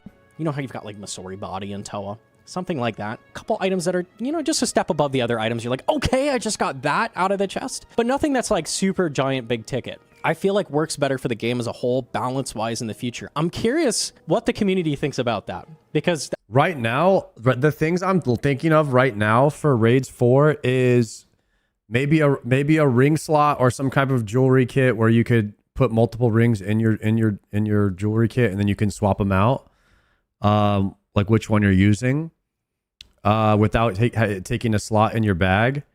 Some type of dual ring like that, or you could add another prayer. You can add an upgrade to the crush set. You could add an upgrade to ancestral, like fortified ancestral or something like that. Or you could start making items from Cox. You can start adding better options than the options that are in Cox to make some of the items from Cox less impactful. And one of those would be the prayers already. So those are kind of the things we've talked about in the stream that we've bounced around. I think that's where the camp I fall into. I think everybody's got their own camp that they fall into with one of the solutions I've talked about. The other big issue with Mega Rares is when you add them to the game, it suddenly sends that style like way out of whack. Like when Shadow came out, now Magic is in a totally different place. Like as a whole, Magic now becomes something that you can use basically everywhere. Whereas before, Magic was kind of like side grade. You'd use it when there's a lot of targets, like with Ancients or as like utility spells, and that's about all you do with it. Maybe occasionally use a powered staff, but not if you can avoid it, you don't do that. Shadow comes out, and now that's completely changed, right? Everything is different. Anytime you add a Mega Rare, it throws the whole balance of the game out of whack, and you've got to keep all of this stuff in mind. There's so many problems design-wise with Mega Rares. Personally, I feel like the problems that come with Mega Rares are really just not worth all of this added effort. I think it holds Jagex back a lot on like what they can do creatively. It causes so many problems down the line where they have to spend dev time to go fix stuff like with the Shadow. I don't think it's worth all the headache, honestly, at this point. I think I would much rather that they make solid, well-rounded rewards that I'm going to use long down the line, but nothing that is just utterly blowing the balance of the game out of the water. You know, to the point where you like can't even add 3% mage damage to an item at Mocha because the shadow is too strong, right? Like it makes it so hard to add equipment down the line when you have these insanely powerful items as well. Not saying to go back and like remove mega rares, but we have it all filled out with every style now. Personally, I think it's just like if they add something, it's going to be a weak side grade and not be super hyped like it has been in the past, or it's going to be so strong that it invalidates old content, which I don't like either of those personally. I know people are going to say like, oh no, Monkey, didn't you say that like Raid should be the place where like it changes content and it's like, you know, changing the meta and like really cool new stuff is getting added? Yes, I did say that. But mega rares specifically cause so many issues down the line, invalidate so much content. I don't want old, really fun content that I've enjoyed so much to become content that is not worth doing anymore. That does not make me happy. Where I don't feel like that's a thing that happens with other like raid rewards. Like Lightbearer is like the best ring in the game, right? But I don't feel like Lightbearer invalidates anything. Like I still can bring a Lightbearer and go do any content in the game that I used to do and it'll still be like just as good. But with something like a Shadow or a Scythe or a Tivo, like that's just, it's so strong and so powerful balance-wise that it just kind of blows the game apart. I'm going to move on from the Mega Rare topic. There's other stuff in the blog to talk about. They talk about armor sets. If you have thoughts on Mega Rare, talk about in the comments. I'm very interested. If anybody else feels the same way I do with like, hey, maybe we just shouldn't. We should do a poll, guys. We should do a poll. What should the poll be for Raids 4? Should Raids 4 should drop either A, no Mega Rare at all, and a new Scythe, T-Bow, or Shadow, or a Crush or Stab Mega Rare?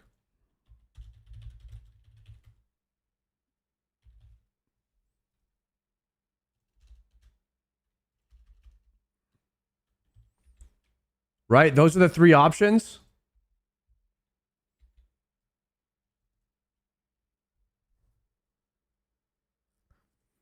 So either no Mega Rare at all, Scythe, T-Bow, Shadow upgrade, or 2.0. Scythe, T-Bow, Shadow 2.0, or a Crush or Stab Mega Rare. Right? Those are the options here? What? There are way more options than that? What? Tell me. Type it. I'll add it in.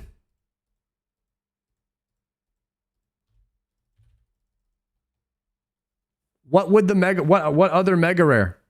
You guys are typing items that'll probably be in the raid, but they're not Mega Rares. A two-handed stab weapon. That's in there. Crusher Stab Mega Rare. Ring or Prayer Scroll. Those are not Mega Rares. Those are just items that are going to drop. Raids 4 Mega Rare.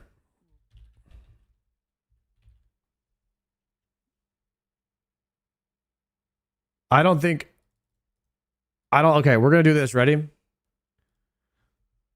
Raids 4 should have either no Mega Rare, a Scythe, and a better Scythe, T-Bow, or Shadow. So basically Scythe, T-Bow, or Shadow 2.0, or a Crush or Stab Mega Rare, which would probably be a Crush Mega Rare. All right, start poll. What do you guys think Raids 4 should have?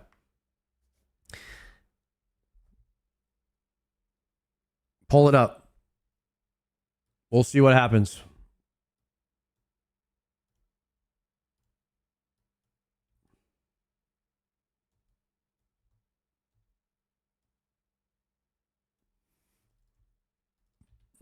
Right now, it looks like you guys are leaning more towards no Mega Rare, and instead you just focus on smaller items that would increase things that are already in the game. Whether it's a new ring slot, new prayers, a shield that does plus strength damage, a ballista, a crossbow upgrade. I don't know, just other shit. Maybe you have a new twisted buckler. You have, Maybe a new Elder Maul and just stuff, some other shit. I don't know. No Mega Rare only wins because of Hive Mind for No Monkey opinions. No, that's not true at all. We've been talking about this for a long time. Nobody can really think of a Mega Rare that everyone will agree on. So when you can't agree on something, usually you just do nothing at all. That's usually the best solution. If you can't, if 70% of the vote doesn't pass or 70% of people can't agree on what it should be, then usually the best choice is to do nothing. You don't have to do something. You don't have to add items to the game. Otherwise, you're forcing it and it's going to be worse. So you either add a Crush Mega Rare. It seems like nobody wants a new Scythe. No one wants the existing Mega Rares replaced. So you either add a Crush Mega Rare or you don't add it at all. At this point, I think those are what the two options have come down to for the new raid. Do Mega Rares. I'd be curious what people think about it. No matter what with a Mega Rare, I feel like someone is going to be upset. Like someone is not going to be happy with the direction they take it because they are backed into a corner with design. So I'm curious how people feel like they should approach a Mega Rare in the future, like what they should do with it. Okay, moving on to the armor section, which is the last section. We had a discussion about Oathplate and how I think it's really, really strong in the last video, so we'll see what they say here. They say armor sets tend to occupy the rare reward space from raids, meaning you'll see pieces more commonly than a Mega Rare, but completing a full set can still see your kill count skyrocket. For this reason, we believe it's important for armor from raids to be best in slot and avoid making them too niche. Stuff like completing Ancestral set at Chambers is going to be about the same time to complete as a T-Bow. Even though the pieces are more common, very rare to get those 3 pieces that you need. A lot of times, the last thing you'll see an Iron get is 1 piece of Ancestral that they were missing. On my main, the only items I'm missing are a T-Bow and the Ancestral hat, so that kind of aligns. Basically, they give some bullet points, like design-wise, what they're thinking of with a raid armor. So they say ranged armor feels out of the question. Masori featured in the most recent raid, and with Dozana's Quiver, coupled with rewards from Blood Moon Rises, we don't think ranged as a style needs any straight-up number increases here. Yeah, Blood Moon Rises is giving a huge boost to T-Bow and all ranged weapons in general, so adding even more ranged armor does sound kind of crazy. So definitely not that. Melee armor feels a touch more gray. We feel that it could be too soon for an upgrade here, since Oathplate is still quite fresh as a style-specific armor. I don't know if I agree. It is style-specific armor, but it's armor you use everywhere because Slash is really good for melee. So I don't know. I get what they're saying there, but I don't fully agree with that. It's just really broken. Well, Torva still maintains a high value and serves as an endgame target for many players despite not coming from a raid. Inquisitor likely could be improved upon, but where does that leave the Nightmare of Ashihama's place in the game? If we went down the armor upgrade route, does Upgradescape feel appropriate for a raids reward? No. I personally don't feel like Masori needed to combine with Armadillo whatsoever. I thought that was really, really annoying and unnecessary. Why do we need to keep Armadillo relevant? I don't know. Feels like just because they did that with Torva. Now they're asking everybody. Everybody has said, should we make it so Ink can be combined with Justiciar or something like that? You have 2 terrible, like on paper, that sounds good, right? We have 2. That would give TOB more usage than it has currently. If Justiciar had a use, another use, if it could be combined with Inquisitor. 2 terrible armor sets. Combine them together, make it better. Both are now relevant. Yay. Do we want Ink to be relevant? Is that a thing we want? Now you have to go kill Nightmares. Is this good? Does this improve the game? I don't think so, personally. I think Nightmares, the way Nightmare works is you require such specific gear to kill it, and the drops are just so rare. They are so ridiculously rare. Do we want to include Fasani in the meta progression? It's kind of nice that it's fallen out of style. I personally think. The fact that you don't have to do Fasani is kind of nice. Also, with the last video, obvious problem of Crush is not used as much as other styles. So if we add better ink in some capacity, not going to be the best armor. It still is going to be Oathplate by far. That's why it felt like Oathplate coming from Yama, which is like the first endgame boss that you're going to do, didn't really fit super well because this is like raid tier level armor that's coming from a not so crazy endgame boss, right? So this is the problem. Does it almost feel like Oathplate should have came from Raids 4? Because it's that good. I kind of feel like that. I kind of feel like the Yama gear was too good for Yama. They say magic armor could make sense, but it's awkward. Ancestral is 9 years old at this point, just like the T-bow. It's very, very old. Very, very old. It's not too soon to upgrade, but could we upgrade in a way that doesn't completely invalidate it? We could go down the upgrade route, but our concerns around whether or not that's appropriate for raid still stand. Could we? I really don't want to combine Ancestral with a different set either. It's more of an issue with armor sets to do this than it is with like main weapons, because you have to get 3 pieces. Unless you do the thing where it's like Oath Plate, you can break down pieces into like Ancestral. Let's say you could rip Ancestral apart into Ancestral Thread, and then you use Ancestral Thread with like these new robes and it upgrades it.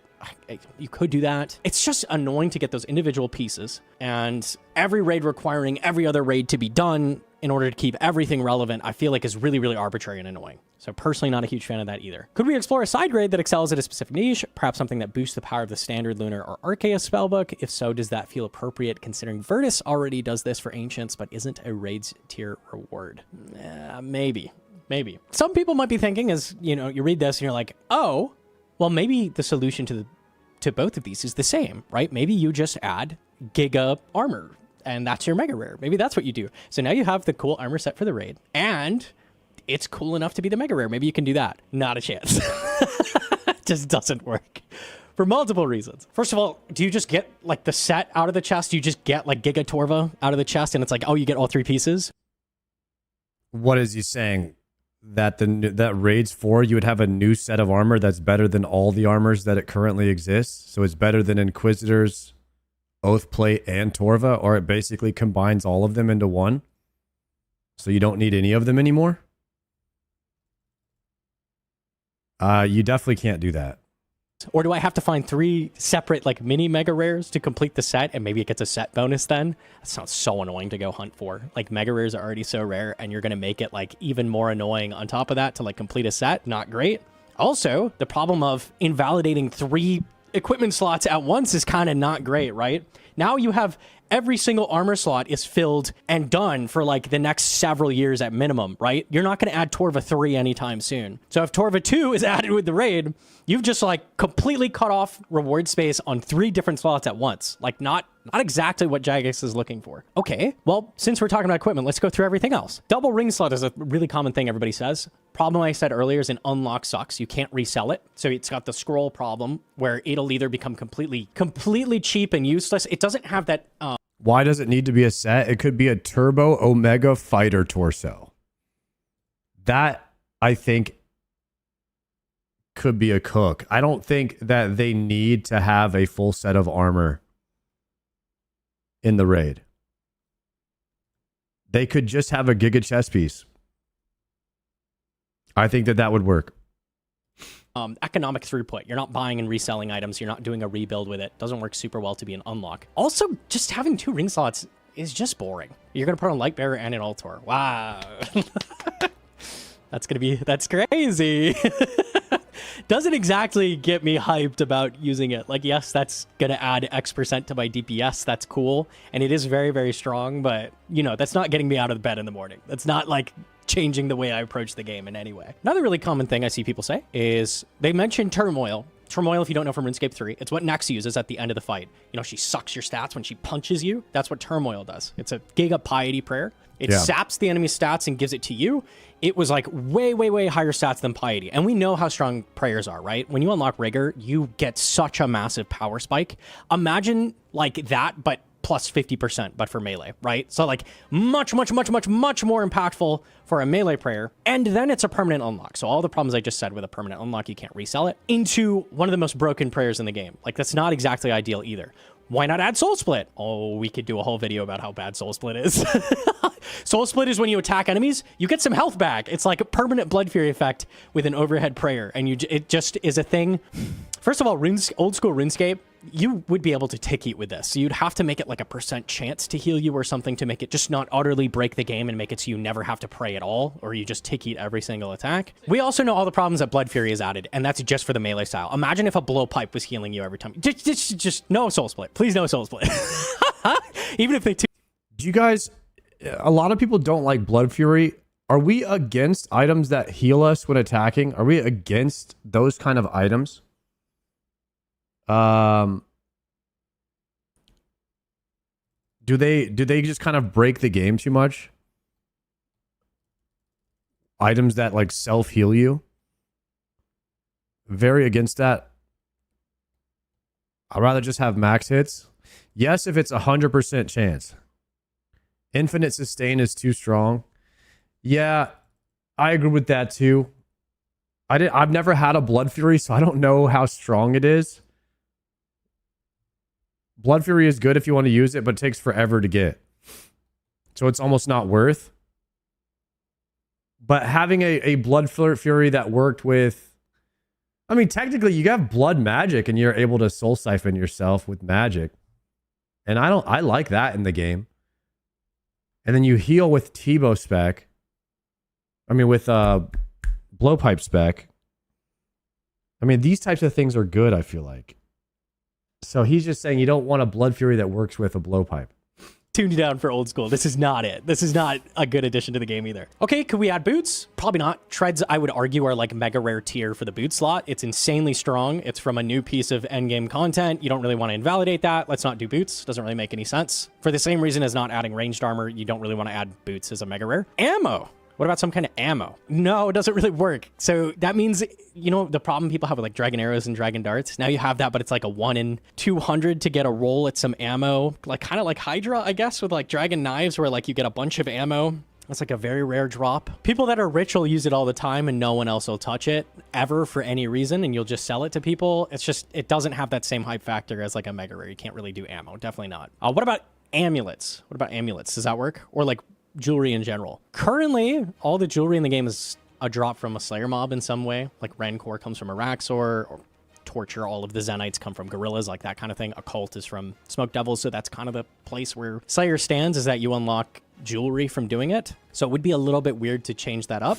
Not necessarily out of the question. I checked it on Reddit. I'm not going to like tear this apart. I don't think it's a good idea, but I like that we're kind of thinking outside the box because that's what Jagex needs right now, right? They need some help. And someone suggests prayer armor, like armor that scales with prayer. They also suggest like a mega rare weapon that scales with prayer as well. Cool thinking, right? You could make it like weight even. You could make it scale off your weight bonus. You know how Griffin like checks your weight? You could do weird stuff like this. The problem is, does that add anything to the game? Is that an interesting thing to build around? Not really, because if you do prayer bonus, right, as an example, and your weapon scales off your prayer bonus, all that means is instead of trying to maximize the strength of your equipment, you just try to maximize prayer. So all that does is make all the prayer gear stand in for max strength gear. And yes, that would shoot the value of like Sunfire up. You could buy like 20,000 sets of that and merch it really quick before they add this. Does that change the way you approach content besides, oh, I will wear prayer gear instead of my melee gear? Doesn't really change anything about content whatsoever. This gives me the vibe of like, you know, it sounds cool on paper and, you know, you're just like, oh, this is a cool idea. But what impact does this have on the game as a whole? It gives me the idea that like this person is more like, you know, trying to make rewards based on vibes versus like the overall like context of the game. Right? Which is what I try to do. I try to make trying to think of rewards that would fit the game as a whole, be balanced, be interesting, be engaging, versus just like, haha, wouldn't this be neat if prayer was useful? Like it doesn't really change the game in an interesting way. So yeah, this is kind of not a good area to look into for rewards. I don't think that works fundamentally with the game. I think that if you're taking prayer, you should be sacrificing damage to have prayer. I don't think that bringing prayer should give you damage, because now you're compromising the fundamentals of RuneScape, which is trading one thing for another. So I don't like that. It's with like super weird gimmicky stuff like prayer. Other thing that I've seen people suggest is like giga tanky stuff, like the ultra mega shield of hyper stop damage, or like the giga hyper armor justy set. This kind of thing is not useful. We've talked in videos before about why defense is just not super used in PVM. The problem is that the faster you kill something, the faster it stops hitting you. So having high DPS in a way is just better than having high defense. Not only do you kill it faster, it also just stops hitting you faster, right? So you take less damage overall when you kill stuff faster versus blocking that damage, right? So I see people saying stuff like, oh, why don't you make Justy actually have some... So that is where Blood Moon, actually, the Blood Moon boss in Perilous Moons, like defense actually is better than offense, because if he doesn't hit you, then he doesn't regain health. And so that's why everyone stacks defense. Like those type of bosses would make tank gear more useful, and I could see them adding more bosses like that to make tank gear useful again. Some use in the new raid, that kind of thing. Like with Moons, I saw like a Reddit comment like this. Moons, the mechanic around the defense is not interesting. It works okay as like a low-level boss where like it's kind of just like a gear check where it's like go do some barrows and then you can start doing this content. But what does having a high defense add to content? Does it make you change the way you approach that content? Does it make you do something in an interesting way besides like forcing armor switches every attack, which no one wants to do? Let me tell you, as somebody that does armor switches in raids like challenge mode, Chambers of Zarek and that kind of thing, not super fun to do. Every single attack is swapping a shield on or swapping armor on, right? So it's not a super engaging, fun area to add content. Okay, but would you ever camp like giga tanky armor? I mean, you could get it ridiculous to the point where you could just cheese all content in the game, but that's not interesting either. Like being able to cheese content, being able to skip content because you're super tanky, it's just not super fun. Old school RuneScape does not work super well with high defense. It doesn't have the same systems as other games where they'd have like damage soaking or like, you know, partial damage reflection or that kind of thing. That's just not really a thing old school has. So it would require like a full rework of defense to make tank armor or like shields interesting.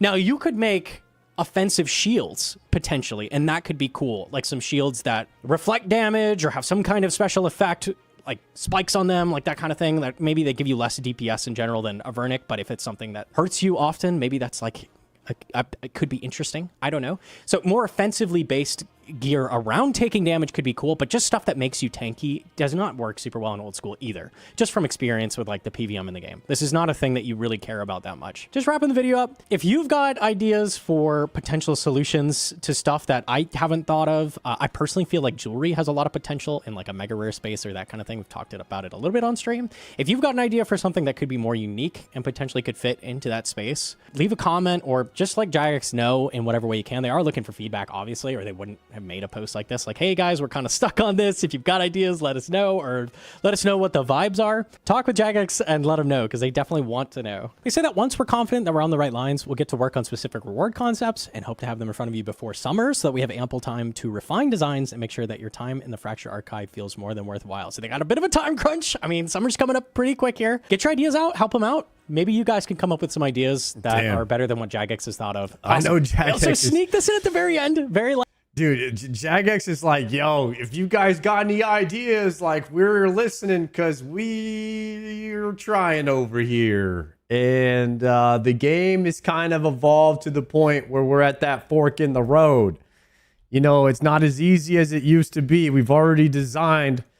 We're hitting that vertical limit, as they say, in game design, where we don't know how much higher we can push this thing. And this is interesting because I'm a huge fan of horizontal game design, but inevitably you hit this point in the game design where you have stretched it horizontally as far as you can go, and at some point there needs to be more verticality, and you just have to start replacing stuff. So it's a fun challenge to try and think about, but no one's gonna, like, it's so many people are just not gonna agree with so many different takes. So if you guys want to take a crack at it and try to help Jagex, man, please do. It is a hard problem to solve.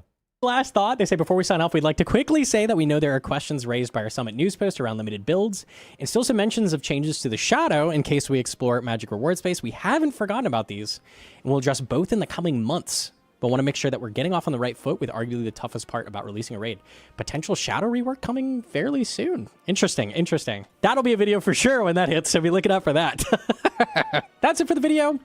We're definitely going to be live, like, basically right after I post this. If you want to come in and have a discussion in the chat about what they could be doing with rewards, maybe you've got an idea, go ahead and pop in. I will be on Twitch and YouTube streaming, so you can always check those. Leave a like if you liked it, and or subscribe.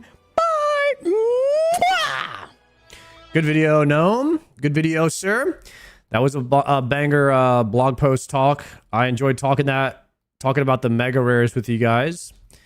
It sounds like no mega rare is what people were. 62% were saying no mega rare what should be in raids 4, which I personally was not expecting it to go that way. But after many talks, you know, with the chat, with community, people can't really decide on something that feels mega rare worthy, and it's also too early to replace Scythe, Tebow, and Shadow.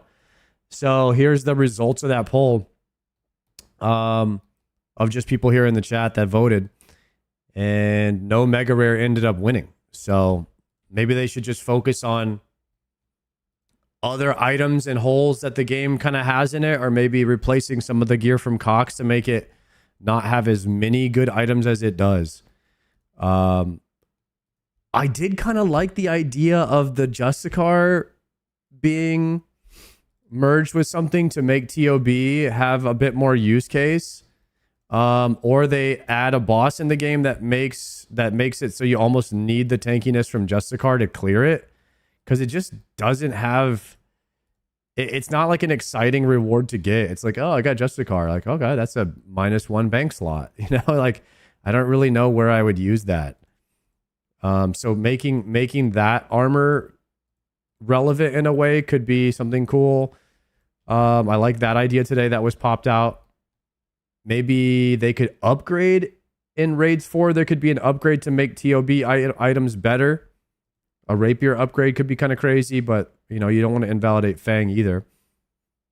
So I'm not sure, man. They've got a lot of stuff they got to talk about and cook up with Raids 4, but I'm so excited about it. It's just funny that, you know, Raids 4 comes out in like what, 8 months, and they're like, yeah, guys, so anybody have any ideas for like what items this raid could drop? And we're like, yo, that raid's coming out soon, right? Like it's still coming out, right? You know, it's kind of funny. Let me grab another task really fast. Do a poll right now to see if they should even add Raids 4. Well, I know people are going to say yes.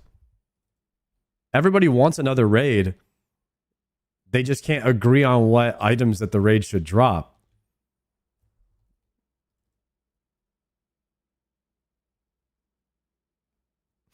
What if it's a stab upgrade and you can pick between Fang and Rapier, just cosmetically different, but the same stats?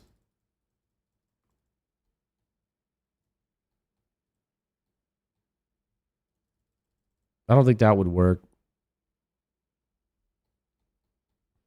If there was an upgrade, if there was a stab upgrade, you can if it was a gem and you infused it with a rapier and it made a rapier stronger than Fang in a lot of cases, like against certain types of mobs. I mean, I could see that working.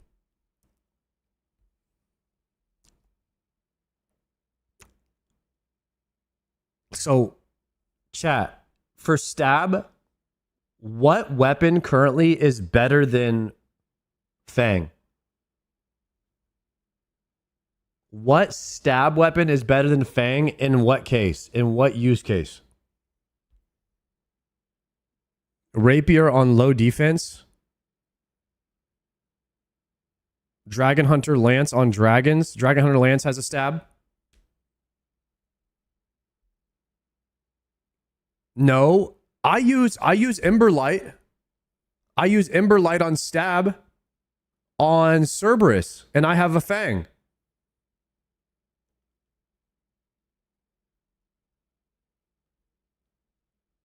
So there are, I mean, maybe they find a way to add another stab weapon which has more niche cases, but it couldn't be a mega rare. It would just be an extra item. Or it's an item to make Rapier better. Here's what I think. I think Cox has too many items. So you can add vertical upgrades to some items from Cox, and maybe you add actual upgrades to some items from TOB to make the TOB items more relevant, and you invalidate some items from Cox. Am I cooking with that?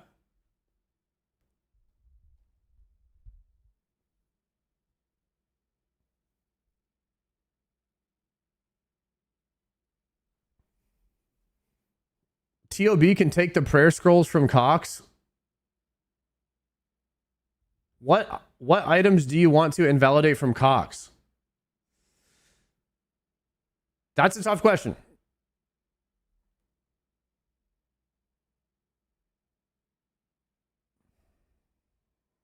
The prayer scrolls. We could potentially be ready for a prayer scroll upgrade.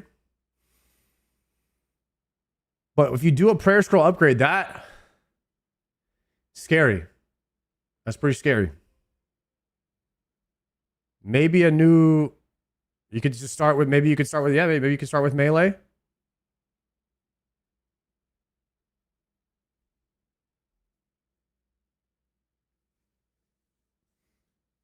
A 20% mage wand.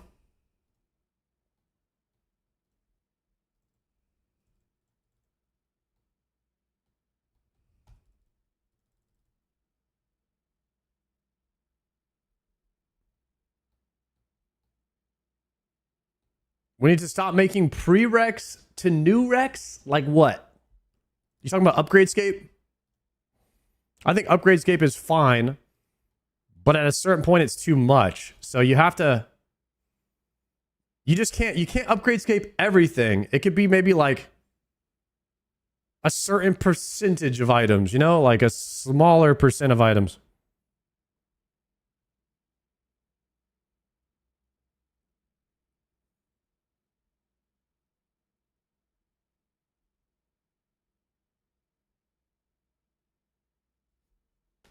The highest prayer level is 77 right now, so they can have room to add new ones. Yeah, they could add a prayer for like level 80 and 90 prayer. There's room for that in the vertical progression of the game. Add a lightsaber.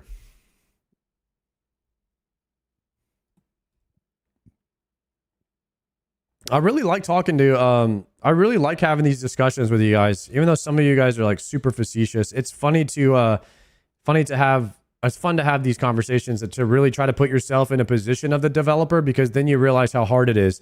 And if you say your ideas in front of people, then you quickly realize that maybe you don't have the greatest idea. But either way, there's always gonna be that one guy who's like, that's a terrible idea, and then offer nothing offer no constructive criticism in return. He's just there to let you know that your ideas are shit. I hate those guys, by the way. I always thought a prayer that gives bonuses across multiple styles, either offensive or defensive, would be pretty cool. A prayer that gives bonuses across multiple styles? Wait, hybrid prayer? Like you're praying plus melee and range at the same time? So you don't have to prayer swap? You just do a gear swap?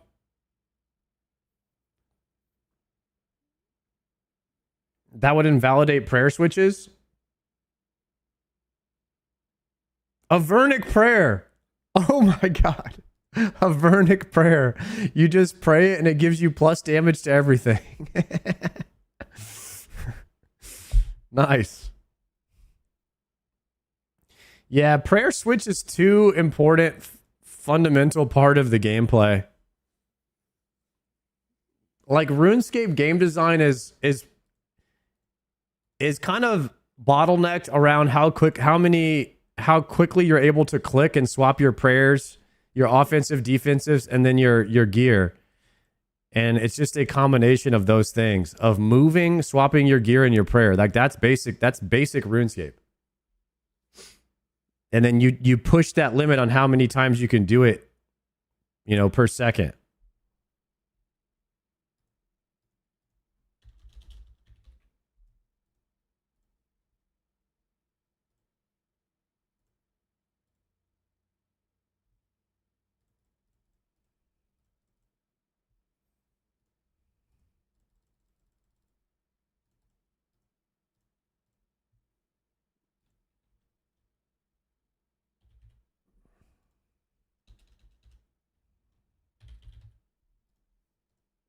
Let me grab my cannon.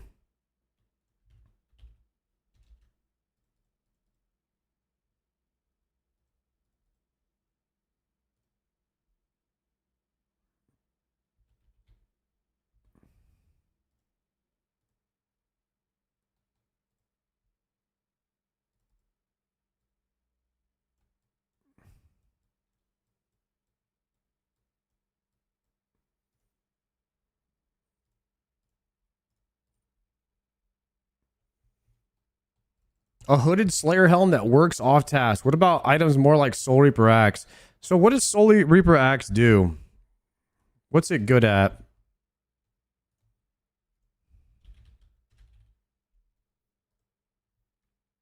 Two-handed axe, 80 attack and strength. You need the Leviathan, Whisper, Vardorvis, and Duke. It's better than Scythe on anything that's not 3 tiles wide. What in the unique?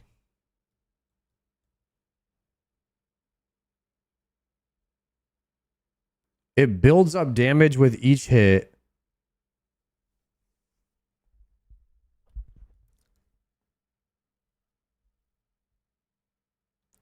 Each soul stack provides a 6% boost to a player's strength to a maximum at 30%. It works similarly to the strength multipliers for like prayer or piety or ultimate strength. Soul stacks do not affect other weapons.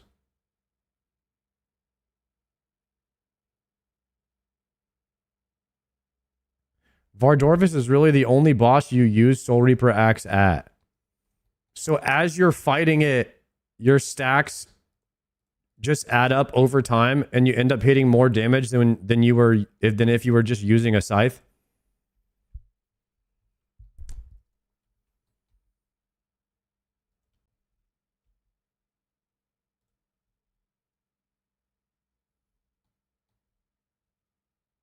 Very good at Araxor and Soul.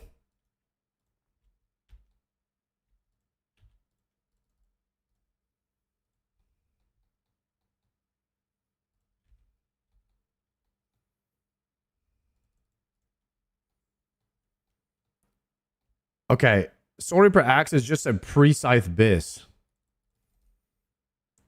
But there are some cases where you would use the Soul Reaper Axe over the scythe.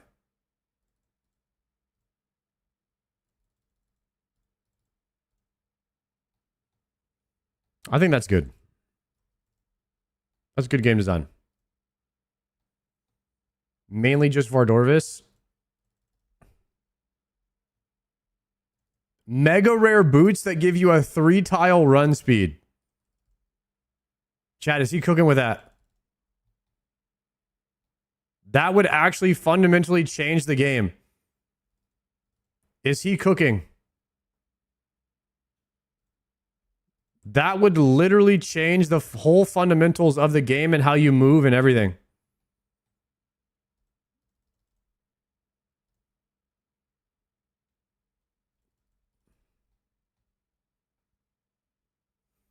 I don't even think they could add that to the game.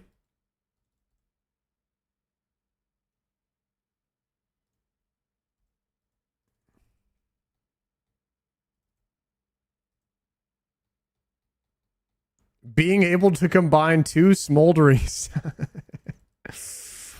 Oh, damn it.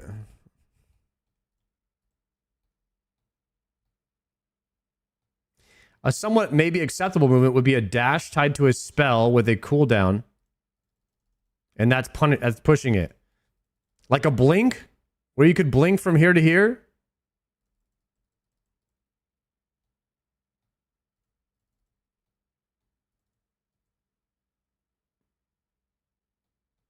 Bro, imagine you could blink.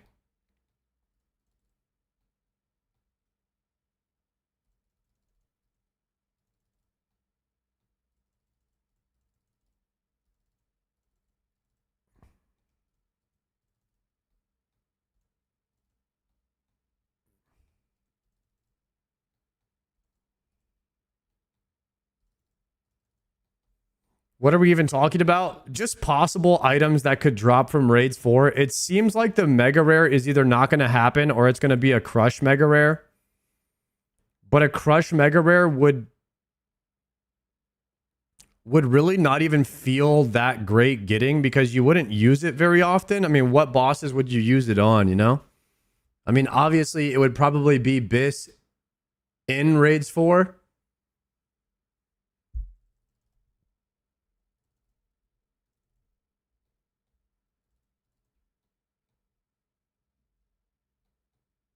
It's got to be a stab mega rare Fang kind of already is a stab mega rare, like as far as how good it is. They would just have to add more crush bosses. It seems like maybe the new boss that they're, the Maggot King, is coming out. That's going to be a crush boss.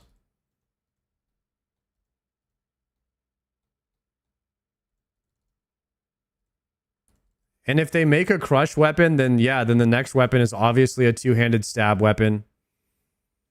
If they make a two-handed crush weapon, they're gonna have to make a two-handed stab weapon, and then you're pretty much screwed. Then you have to at that point you have to put it out an upgrade for Tebow. And that's it. Or you just stop putting out mega rares and you just put out a bunch of side grades to everything else.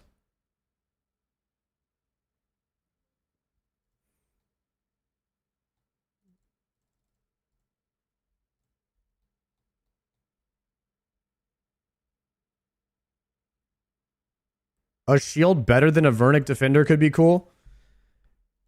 Dude, the Defender is such a like a legendary grind in RuneScape. You definitely don't want to invalidate it. Like having to go and grind out your Dragon Defender and then you get the Avernic. Wait. Yeah, because you need a Dragon Defender in order to upgrade it.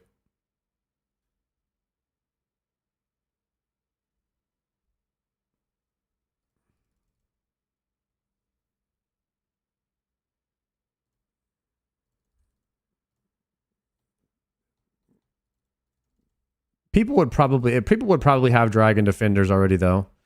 You definitely look, guys.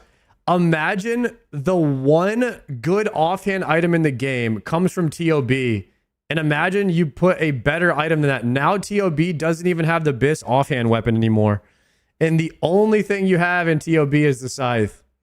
They need to do something with the design to make TOB items better.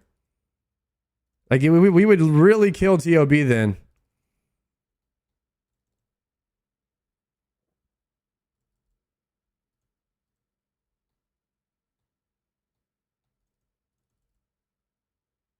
A ring that makes your attack weapon one tick faster?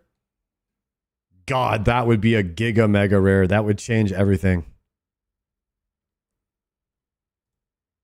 That would be so OP. The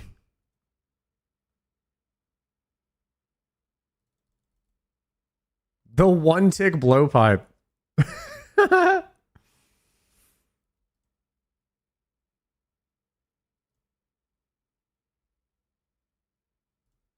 What if it had a chance? What if it had like a 30% chance to make your weapon attack one tick faster?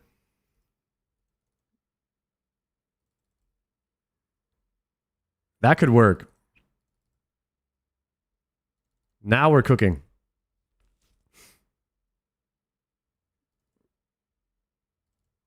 And then you would have to play around it.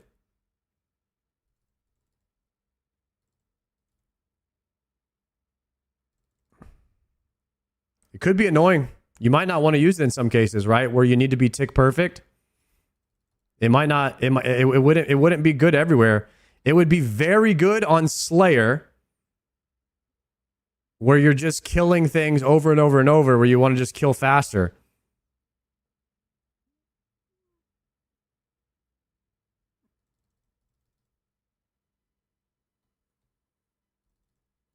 And it would be an overall DPS increase in raids and stuff where you're trying to just clear the raids really fast.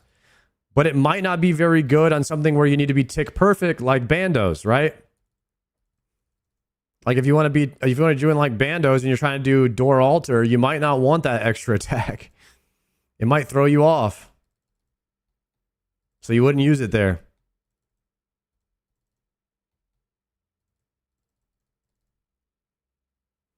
Oh no, that's kind of a cook right there. I like the idea of that ring.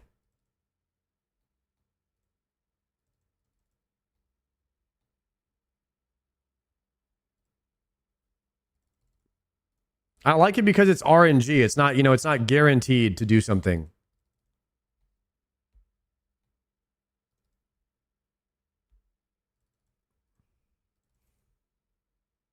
You have to kind of play around it.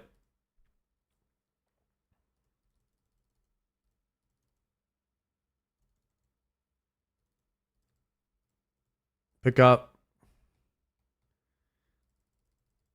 That's not mega though. Well, we've already said that we're not going to have we're not going to have a mega rare. So why would we be, we're not talking about mega rares anymore because we've already decided that we're not going to have a mega rare in Raids 4. So now we're thinking of what items could be fun to have in Raids 4. We've already moved on from that. And you can create that skill requirement in various ways. What about a mega rare based on PVM, but for the wilderness? Helps the PvP community?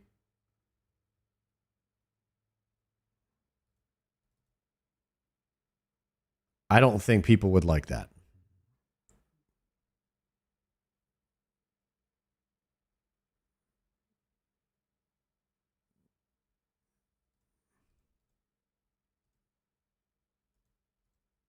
I think the general sentiment with most of the RuneScape community is kind of like fuck PvPers, but putting a PvP item in a raid as the mega rare would just make way too many people feel upset because they feel like mega rare should be catered towards the raiding community. Did we already talk about second ring slot? Yeah, we've... I personally think that a second ring slot and maybe a new prayer might be coming in Raid 4. And then beyond that, maybe an upgrade to Inquisitor or an upgrade to Ancestral, or the some cool ideas that were shouted out today would be like just a chess piece. Like just a new BIS chess piece. It doesn't have to be a full set of gear.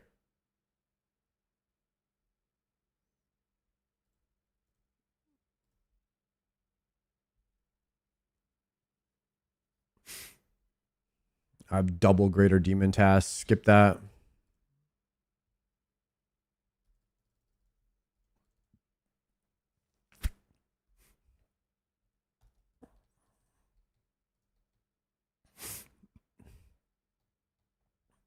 Heart of Equilibrium next slot. Damage fractals evenly across party. 50% you, 50% split with others.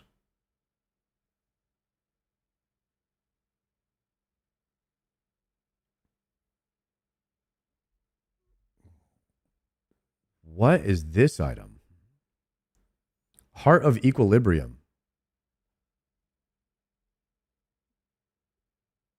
50%, 25% team prayer restore, equalizes HP gaps, BIS team sustain item, opens door to tank roll, and would give use to Justicar. Trying to understand that. Those RS3 items. The dopamine from opening a mega rare chest in the raid is what makes the raid enjoyable. That's the problem. When the prices finally level out, what will those prices look like? And will you even grind those out? Like pulling a Masori body is cool. Better than pulling a Fang, but always the slight disappointment of no shadow.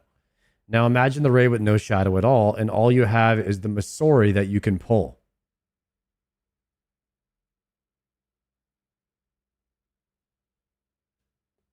So the element of there being no mega rare does suck.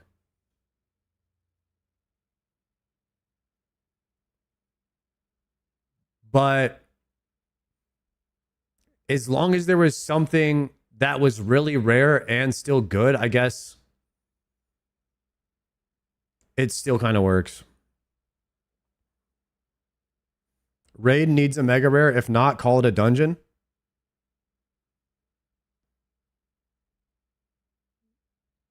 What about treads for armor? We talked about that. That was a definite no, though, Masquerado. The Avernic armor kit. The Avernic armor. You don't really want to invalidate. Pretty much what we talked about today is that the Yama gear oath plate should have come from Raids 4. Like, Yama gear is too good. And for where it's at in the game. So now that Yama gear is too good, it's like there's not a lot of room in the game for gear. The only thing you could do at this point is like there can't be any more gear sets. So all you can do is either upgrade an existing one, and the one that no one uses is Inquisitor. So it makes sense to upgrade that one. Or you hit a point where we're at just the vertical limit and we just have to we just have to replace old gear. If you're going to replace old gear, you probably replace the gear from Cox, because Cox is the oldest raid that has too many good items. Problem is, Ancestral is already very good. So if you buff Mage even further, now you're making the Shadow even stronger. Are we at the point where we want Shadow to be stronger? Do we want Ancestral replaced yet?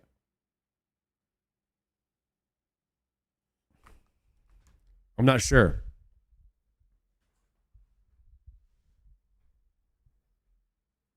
The best thing they could do would be to make items in TOB more useful, yes. So if you made an item in Raids 4 where you could combine Justicar and Inquisitor, that might be a cook.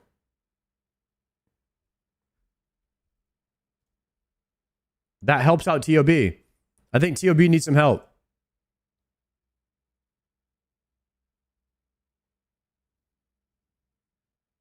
Stab Armor, Crush Mega Rare, New Prayer.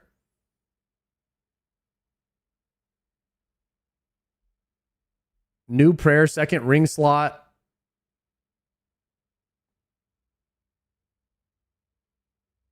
They talked about combining those two before. It could be a good combine.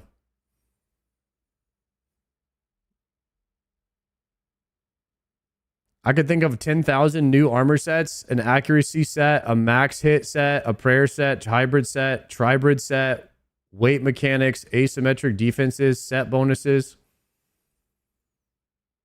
That's a lot of gear. Stab armor is pointless with Fang existing.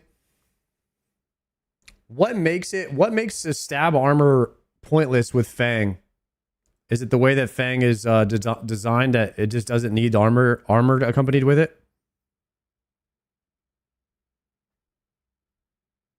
The accuracy on the roll, the double accuracy roll on Fang. So you really don't want accuracy with Fang, you just want plus strength.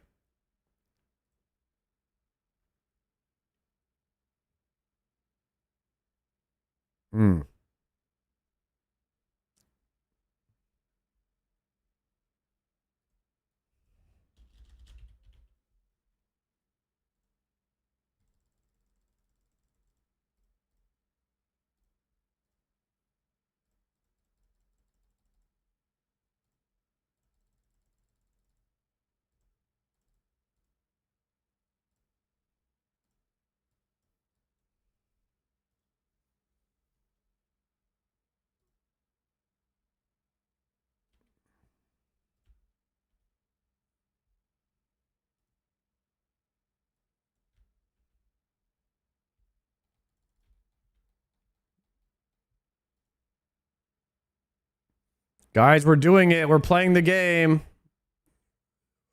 I'm over halfway to 92 Slayer. We are putting in work.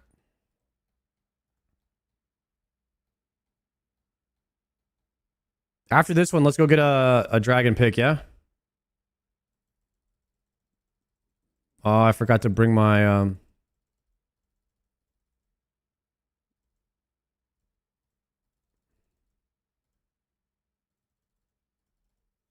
Forgot to bring my darts. Oh, well.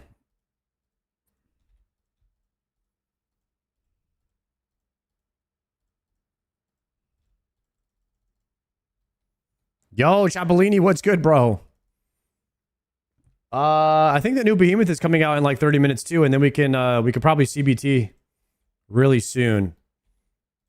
Let's CBT after this one, and then maybe try to get a dragon pick, and we'll put a prediction up for that.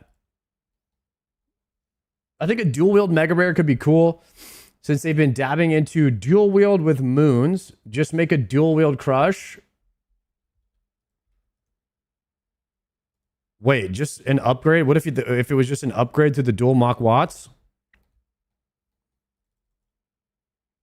The mega rare mock waddles.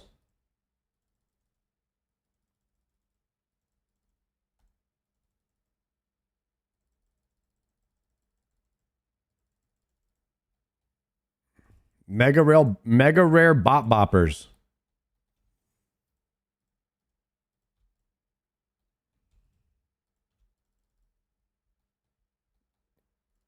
The boxing gloves, the unarmed. Chat, what if we add a new type of weapon? The unarmed weapon. The fist weapon. Brass knuckles.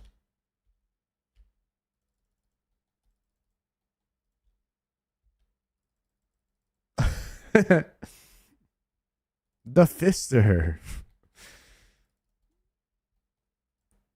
There's going to be a new RuneScape skill added. It's called bar fighting. Brass knuckles or bis there.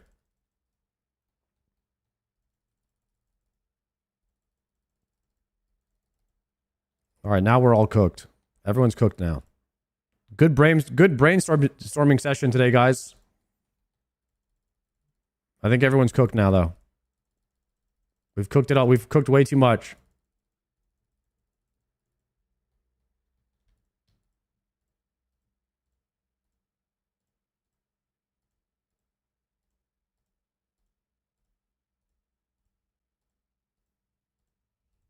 No.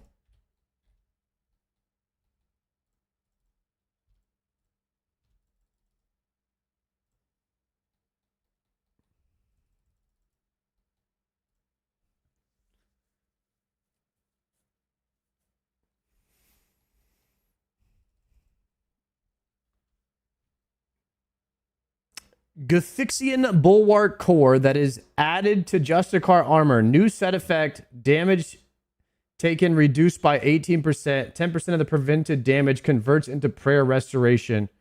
If you are above 90 HP, the excess mitigation becomes reflected damage DPS. Would align just under the full Torva, but with prayer sustain. Brother, that is a crazy cook.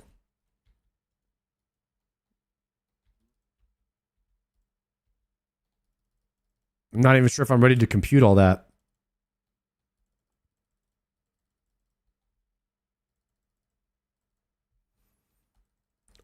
Old school path of RuneScape. Oh, dude. We're just putting Path of Exile items in the game now at this point.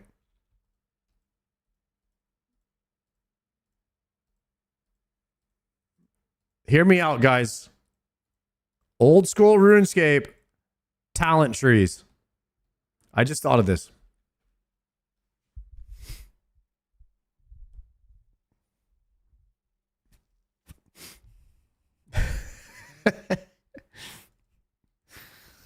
Oh God. All right, I'm gonna head out. Guys, we'll just think of things that other games have. We'll just put it into RuneScape. Oh God.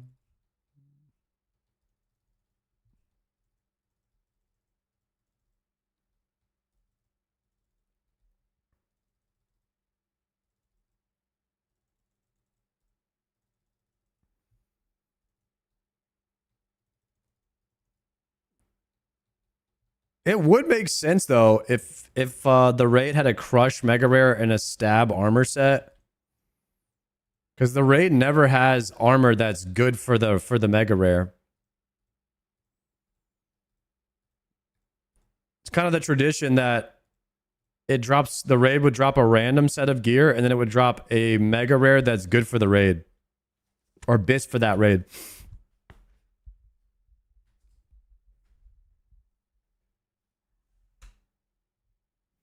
A crushed mega rare with stab armor makes the most sense.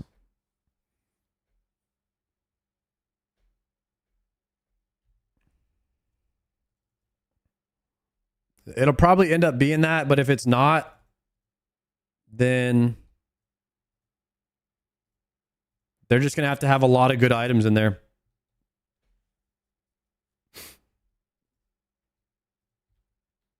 And the dual ring slot will probably have to be the mega rare quality item. An extra slot of gear changes a lot.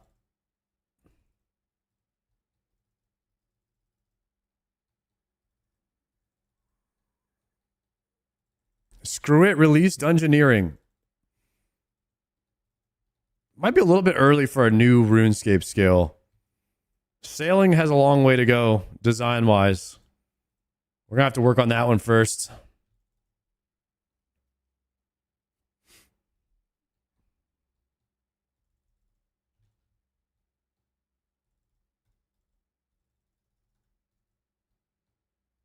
Skateboard mega rare. Bruh.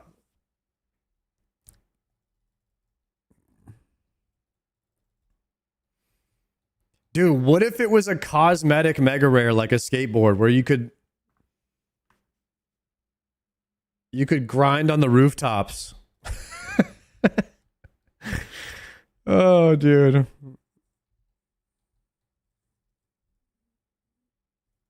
It's a cosmetic mega rare, guys. It's just 100% fun. Nothing to do with power at all. New agility bis, yeah. Maybe it helps you run agility laps faster.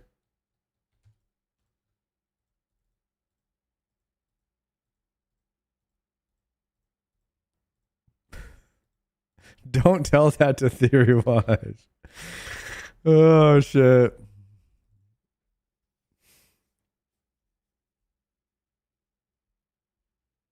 A mega rare consumable that gives 1 million runecrafting XP. Are we cooking with that?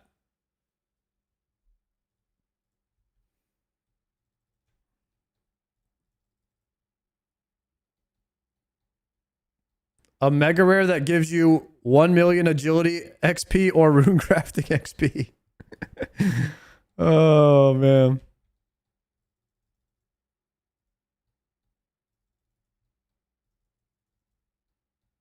$1 million XP lamp.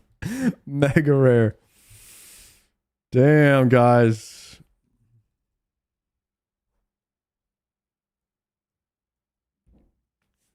That's better than Scythe right there.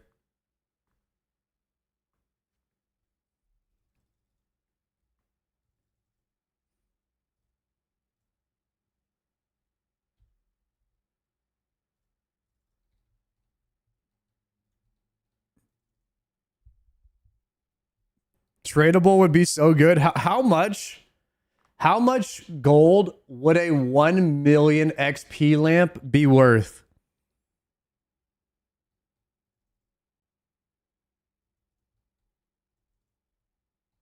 What do you guys think?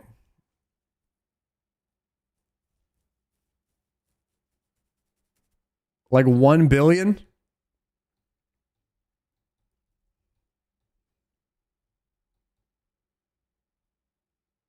I would pay 1 billion just to go from 98 to 99 rune crafting.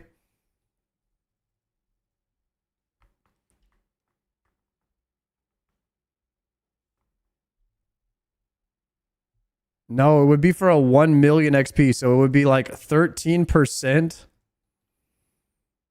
You have to be at least 90 in the skill to use it.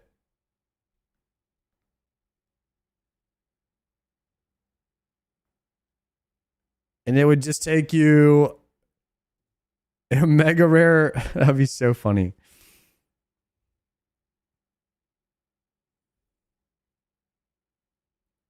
It's just fun to, these are fun to think about, even though they're stupid.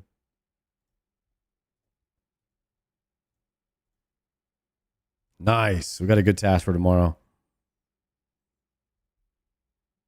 Probably 2 days away from 92 Slayer.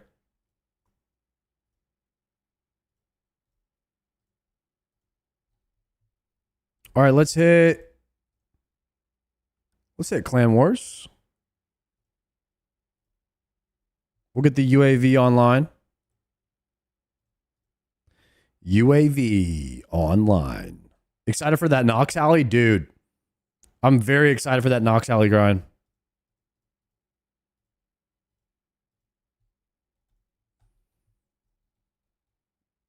What was the last task? We got neck reels again, so we'll start with neck reels tomorrow.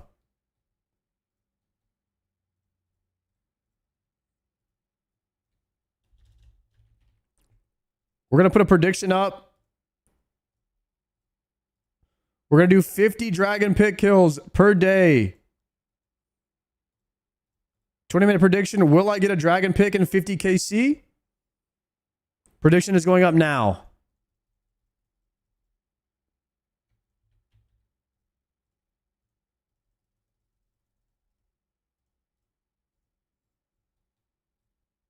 And then we've got to hide everyone. Player indicators.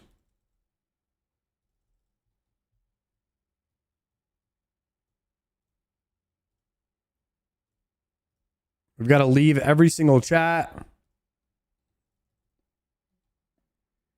Hide, hide, hide, hide, hide.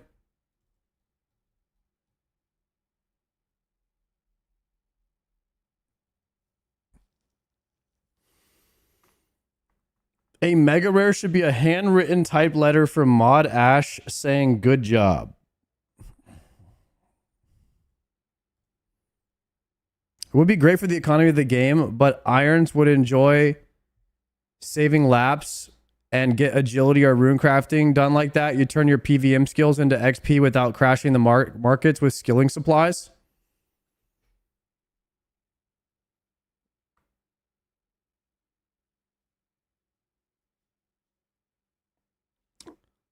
Wait, do you guys... I like the idea of Cox dropping XP. I like that. I like that Cox drops XP for raiding. It doesn't drop a ton, but I like that. I would be fine having that also in Raids 4. I think they should do more of that.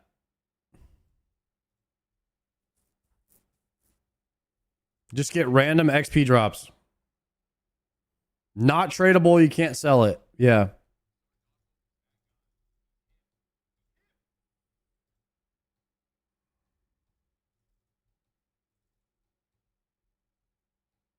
All raids should give a chance at XP lamps. I'm in agreement with that. It gives you a little something for getting nothing a lot. You know? It's nice. Most people don't get mega rares anyway, and if people want to do 1K raids for a million XP lamp instead of doing 200 hours of rune crafting, then I don't see why not. I would be totally down for the mega rare XP lamp as long as it wasn't tradable. I would be down for that. Y'all might think I'm cooked for that. 1 million XP lamp. Giga rare.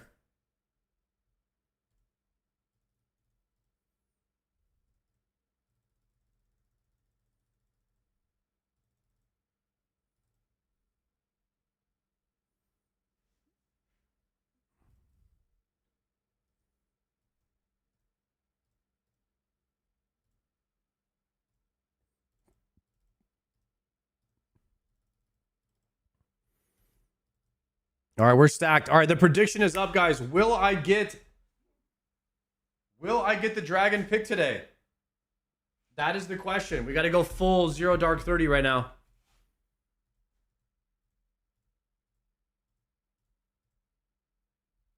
And then I got to get my UAV online and pick a world over here.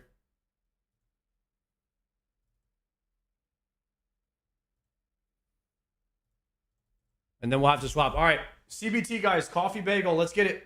Everyone take a 5-minute break.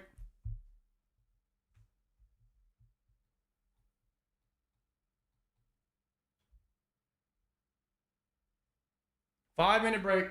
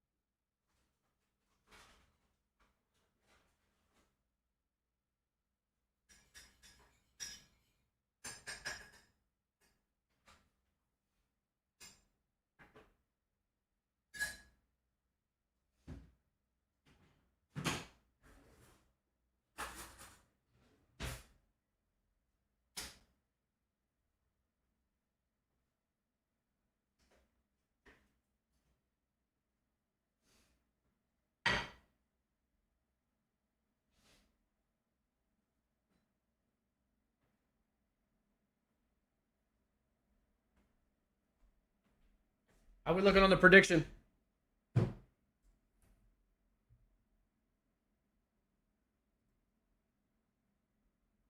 Ooh, we got some believers tonight. That's what I'm talking about.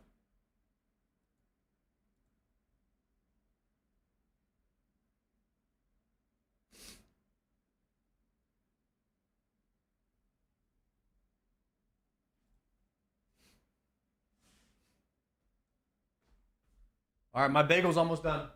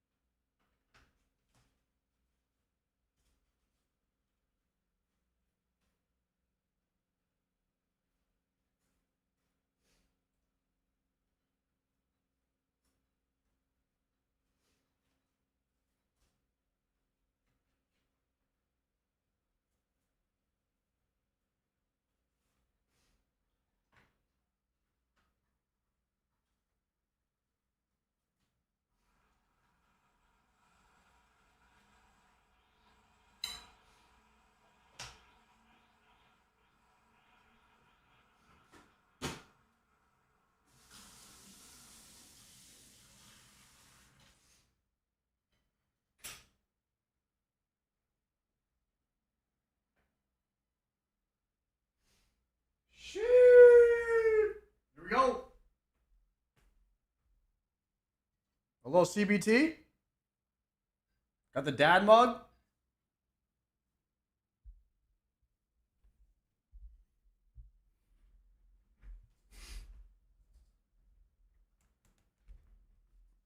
Yo, Nalco, thank you very much for the tier 1. By the way, guys, I am out of creamer. So we did have to put milk and sugar, which is not too bad. Could be worse.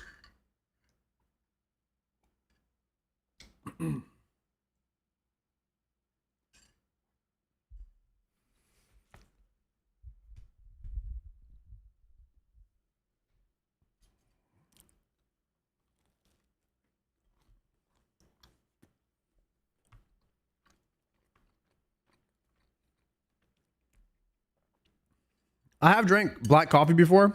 It's all right. I do enjoy it slightly more when I have creamer.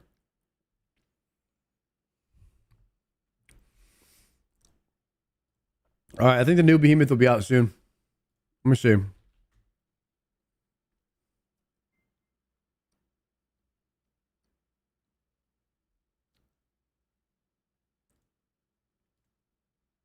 Yo, Nalco with the 4-monther and Miss Shern with the 4-monther as well. Thank you guys for the subs.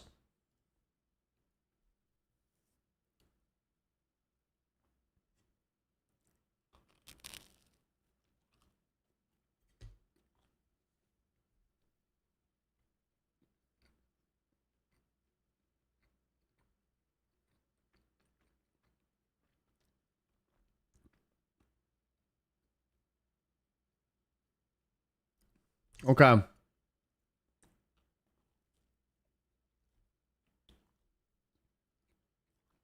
Guys, what is this Eevescape video? 24 cheeseburgers, 24 beers.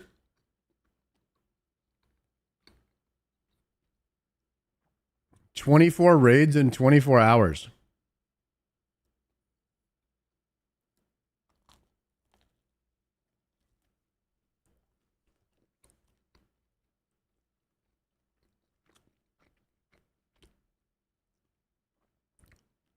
Wait, he has to drink 24 beers, run 24 miles?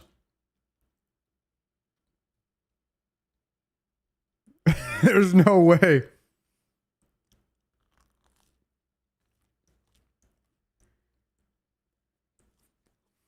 And do 24 raids?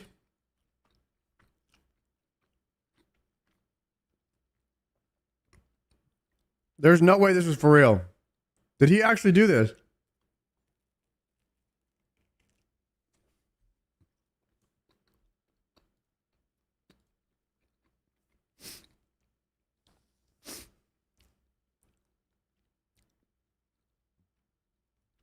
He was doing baby raids?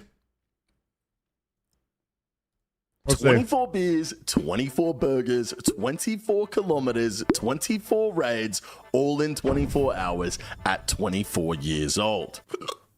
Yeah, that last one's a lie. I'm old as fuck. We're taking on the 24 challenge. I gotta drink all the beer, eat all the burgers, walk all the kilometers, and do all of the raids in 24 hours or I fail. This is a calories in, calories out challenge. Just kidding. We're gonna be like 6,000 calories in the red on the day if I succeed. So don't try this at home. Oh my if me God. doing challenges like this concerns you, well, it should. Let's go. In before McDonald's still has a breakfast menu? I already checked. They do cheeseburgers all day. Gonna pre-pot with 6 of them, boys. I'm not gonna lie. I'm gonna pre-pot with 6 of them. Okay, I need to get... This fucking challenge, bro. It's so stupid. It's funny, man. I love this.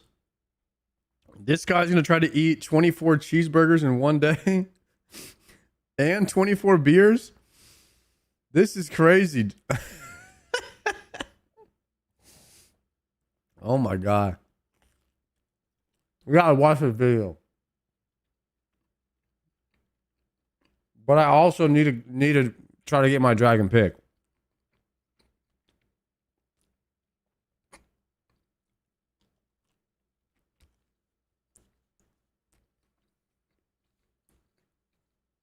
Do you guys think you could do this?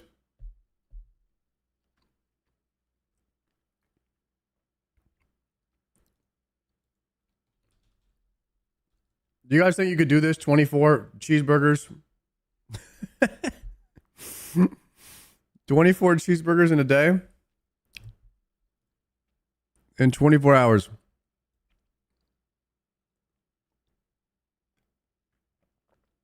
How about 24 coffees, 24 bagels? I definitely think I could eat 24 bagels in a day.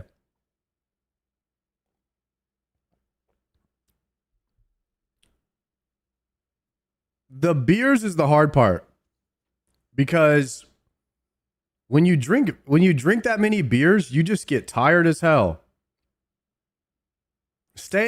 Drinking 24 beers and staying awake for 24 hours is the hard part. That's probably the biggest challenge.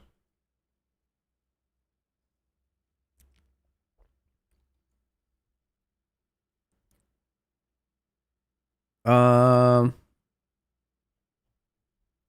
right, let me hop to a new world. Well, I want to watch that video. At some point, we're going to watch that one.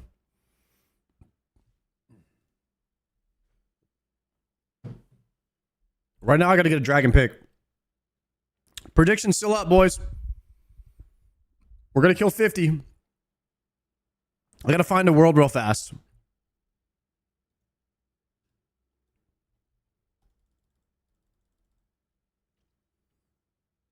I need a world that nobody would ever guess. Or even think about PKing on at all.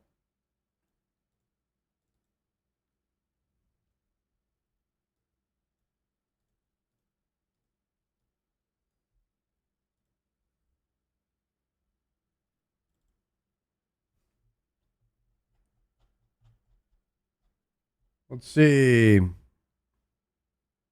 No one would ever PK on this world for sure. This has got to be the tech.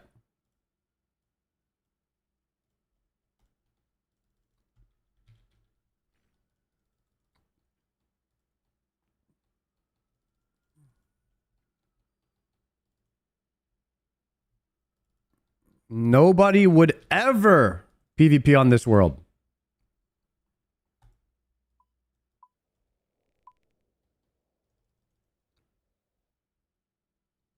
Okay, there's my UAV peeking. Cave is empty.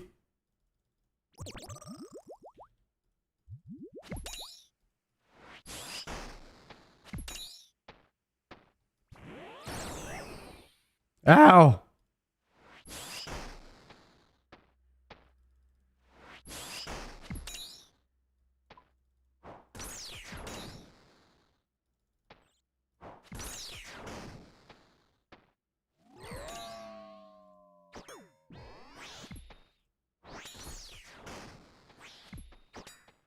Yo, chat, what's a good EDM artist to make a radio about?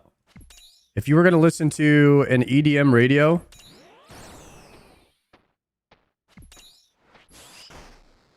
Man. These damn gankers, bro. Literally got ganked already. I didn't even get one kill in. That is crazy. And I got teleblock first global. Dude, what the...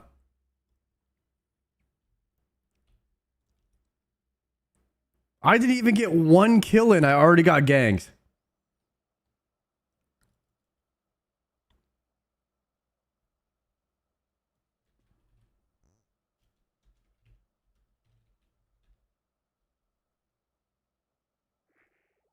We can try Dead Mouse Radio for a bit.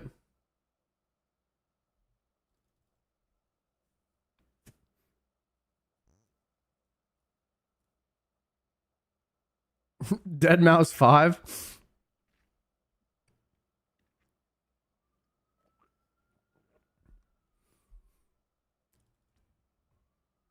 Guys, I literally already got ganked, man. Maybe this is not a good time for Wilderness. This is like peak.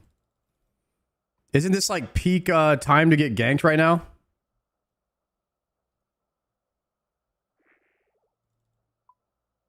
We might want to do something else, huh?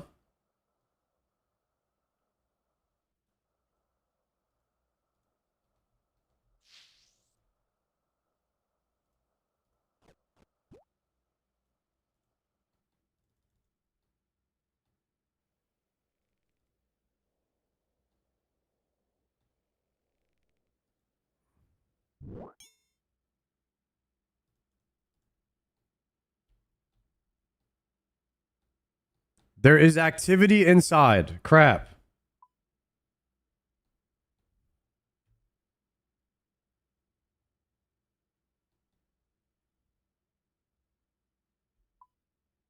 All right, I'm operating.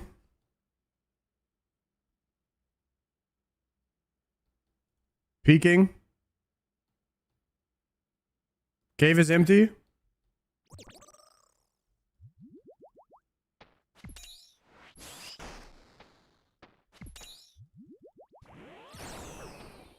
No.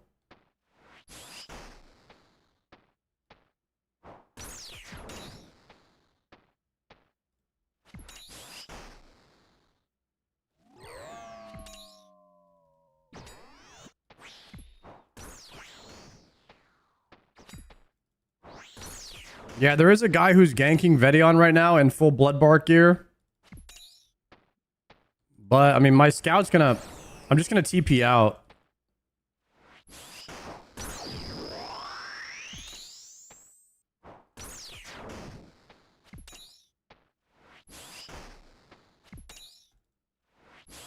You actually have about 3 ticks to telly out before he can block you.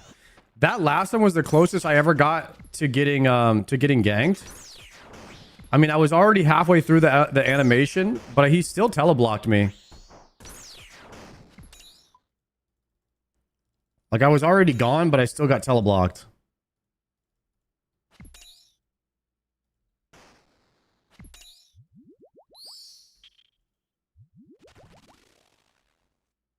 Sandfuse. Good first drop.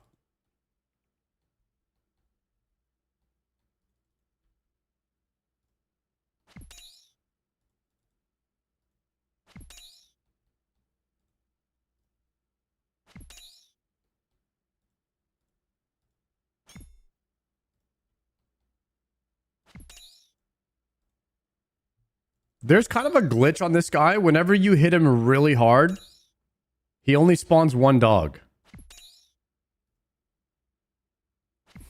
I've noticed that.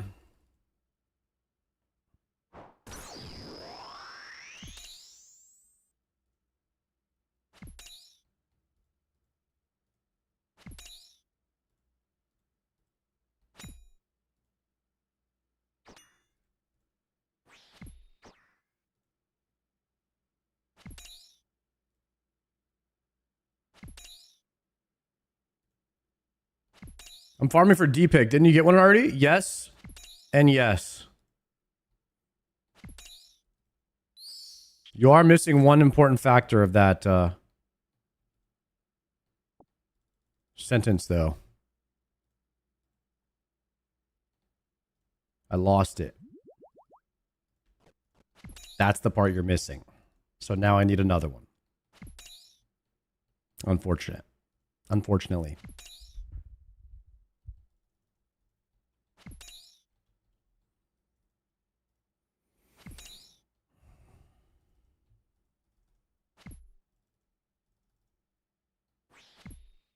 But you know what they say.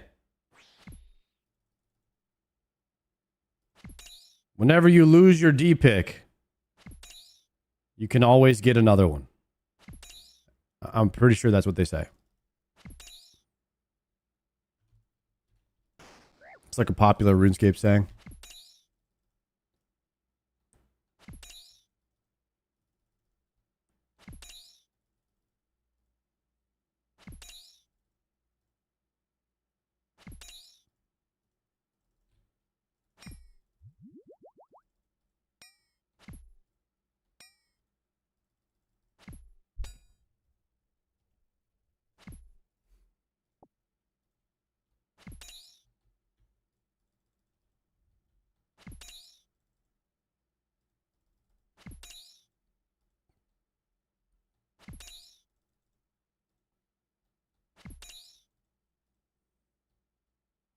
Chat, if I die again at the same time I get a D-pick, I might have to de-iron. I don't know if I can handle that again.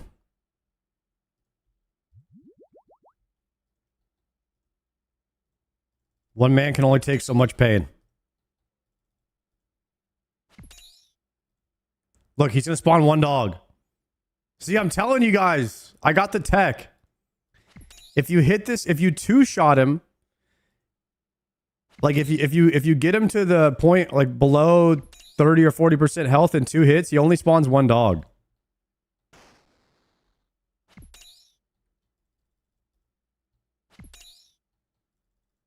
I don't know if that's a glitch or what.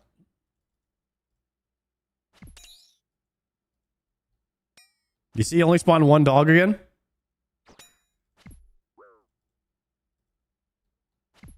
I've made this guy spawn 0 dogs. Wait, there's the second one. What the heck?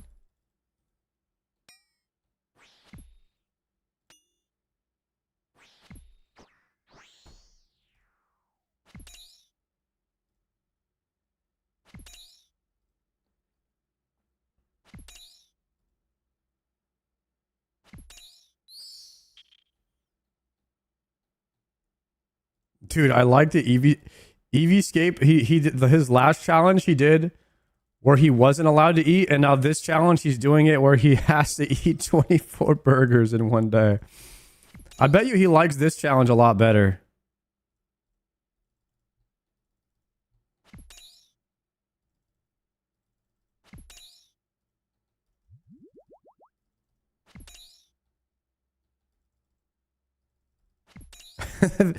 Dude, living like a Venezuelan was the funniest video I've seen all year.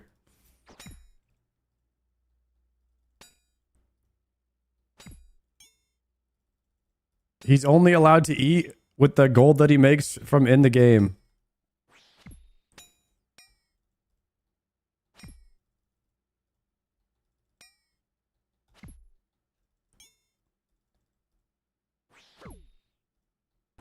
All right, D-pick hype.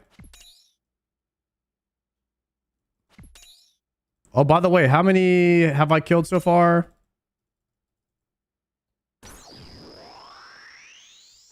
Because I have to kill 50.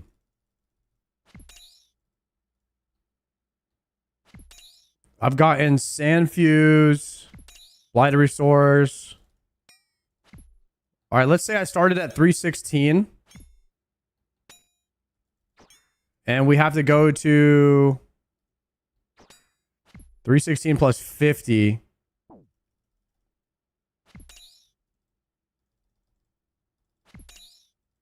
So we'll do 366 for the 200, or for the 50 rather. Sorry. No, wait. Wait, what am I saying? He's at 153. So we were at 150, so we got to go to 200. Wait, where did I get those last numbers from? I actually don't know where I got those from. Was I counting the dogs? Oh, I was counting the dogs. Okay, my bad. We're locked in. We're going to go to 200. We started at 150.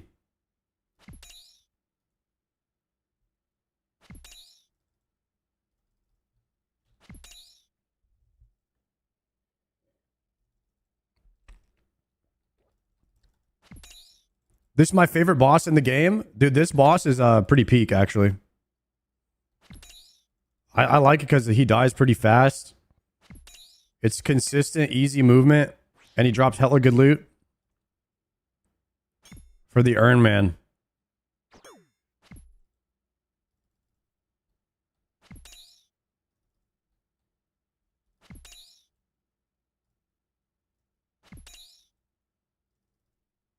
This is my favorite wildy boss. Not even close.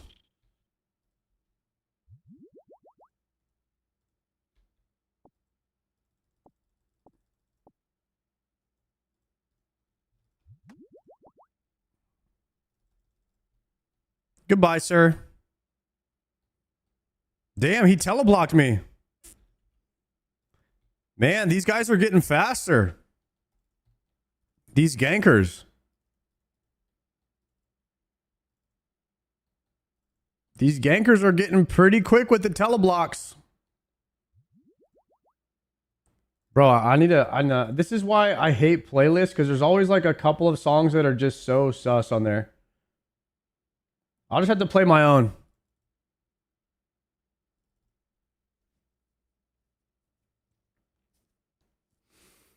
All right. Well, we've gotten ganked. I have gotten 4 kills and I've been ganked twice. It's not looking very good right now, guys.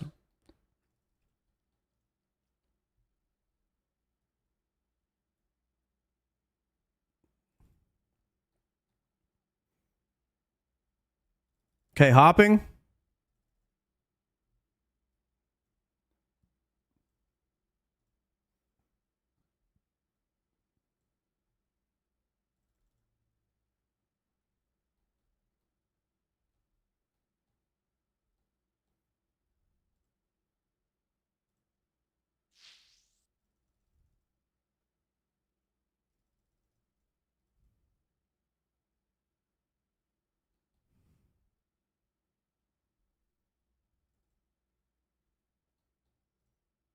We find a new world. Somebody was on the one I hopped to.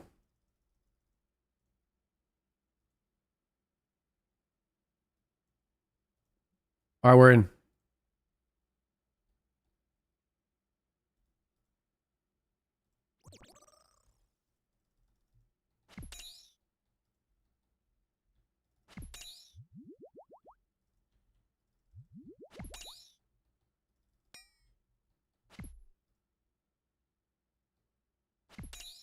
Okay.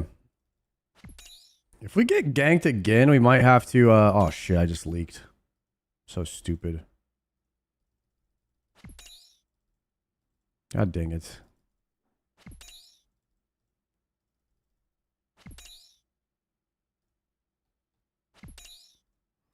What I wanted to do was make sure I left my channels. There we go.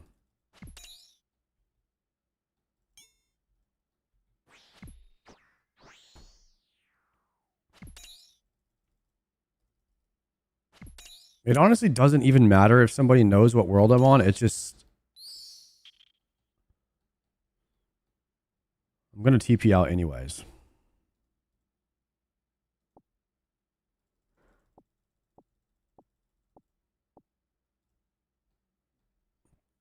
Also, I forgot to dump my bag, so we're gonna go do that, and then I'm gonna hop real quick.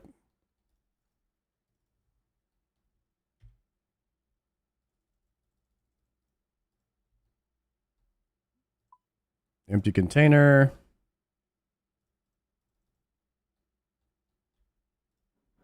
Turn that off, and then we're gonna hop.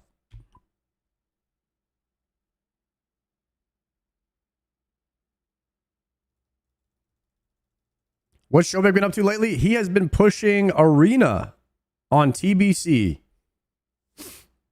My man is trying to hit Gladiator, him and Airly. Those two have become quite the duo, man. It's cool to see them play together. Cave is empty. Let's get it.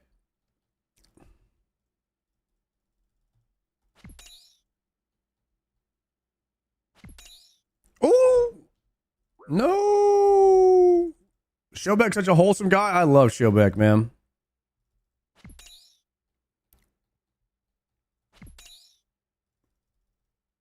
Me and Showback will be united again one day. In this game or the next.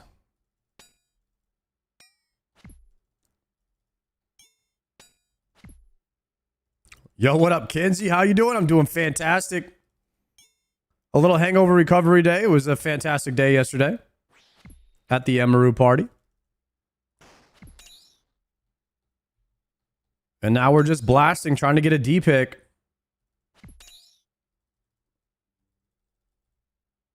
It's kind of hard to get a D pick nowadays, man.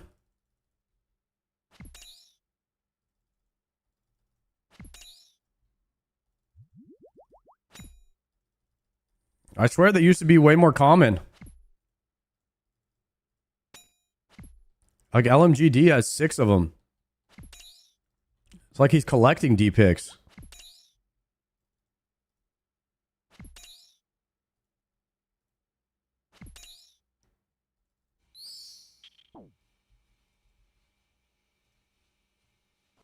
Steel cannonballs. I'm up to 12 D picks now, still going for Void Waker. Holy crap.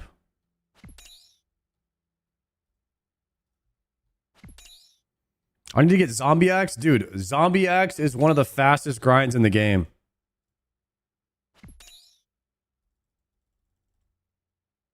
I kind of miss some of the early game grinds because of how fast it was to get stuff. Like you knew Zombie Axe, like if you went dry, you were only going to be there for like a few hours. Like those early game grinds are awesome. Because you know that when you start the grind, you're going to get it. Like you know if you hit Perilous Moons all day, you're getting something.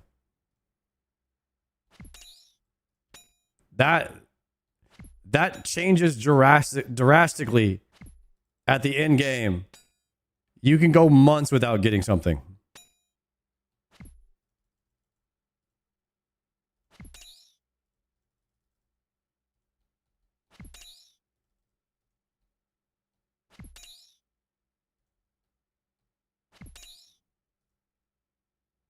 Took me 2 months to get Ultor. Guys, what's the longest you've gone without getting something?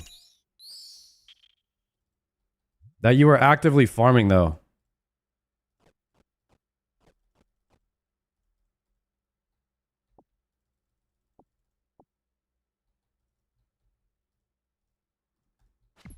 $29 years? No, we're not talking about that. That's getting some. Not. We'll talk about it later.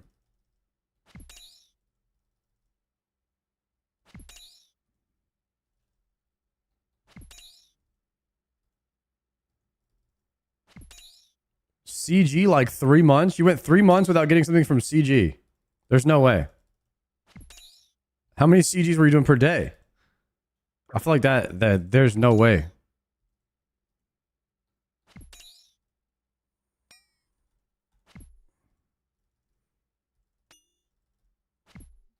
One CG run per week, maybe, yeah. Okay, length of time you've gone without getting something is probably not a good measurement because everybody plays a different amount of hours. It's probably why KC is a lot more popular because it shows number of kills, which equivalates to chance.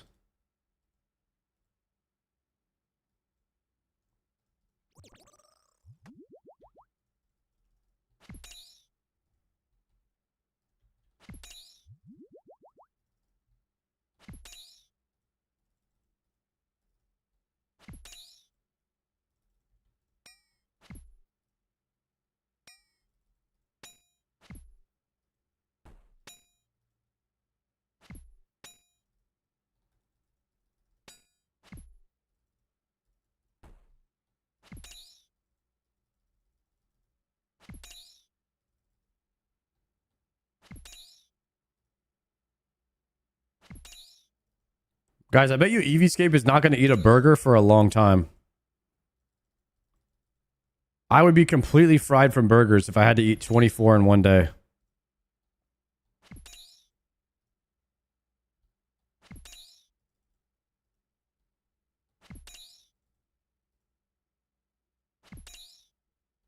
One burger per hour.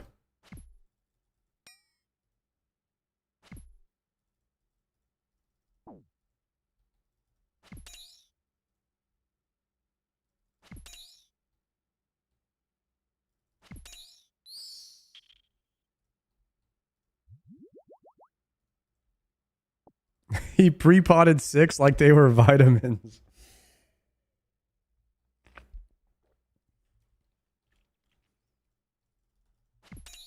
Damn, Eevee's like that. He's just that dog, man.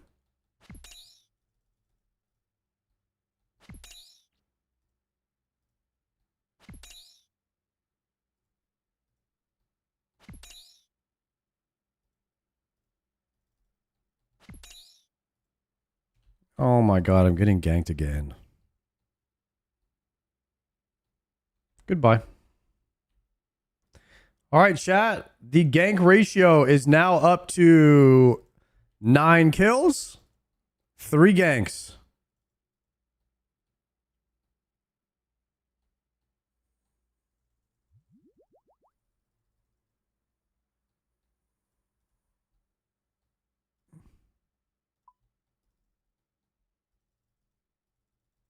This is prime PK time?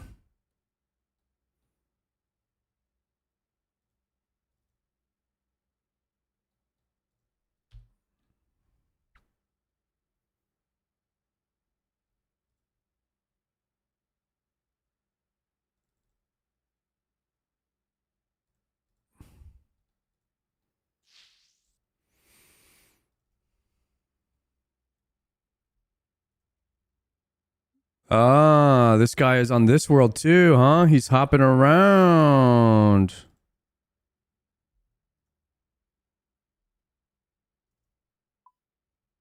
I gotta try to juke this guy and throw him off.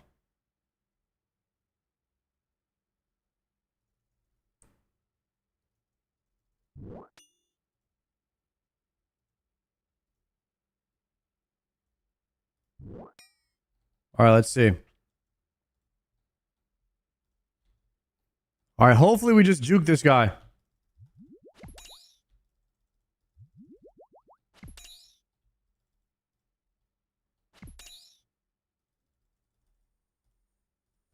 Anti-PK him? You think I could anti-PK somebody with a myth cape and a zombie axe?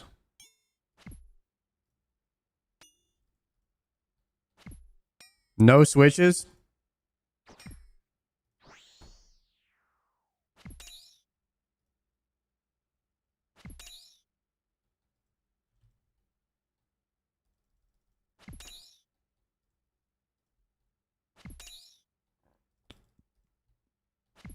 I don't even have a Void Waker on me.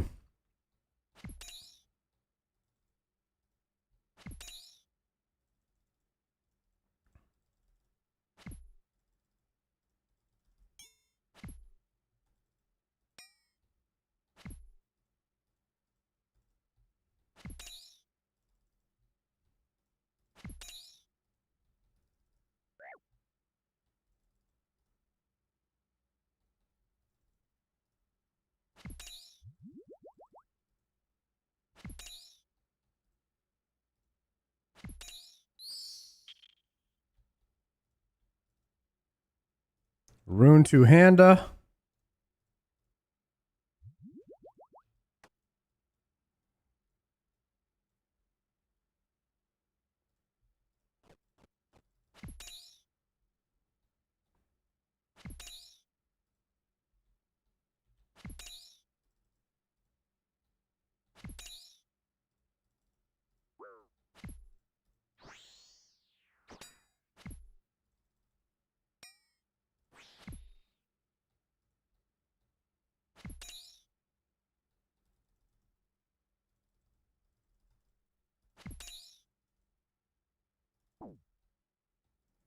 A surprise Voidwaker sketch might catch him off guard. What, you just venge into double Voidwaker? See if you kill him and then run?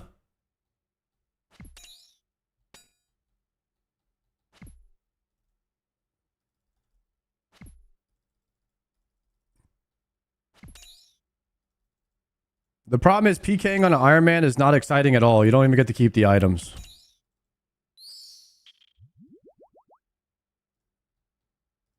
For good reason, but...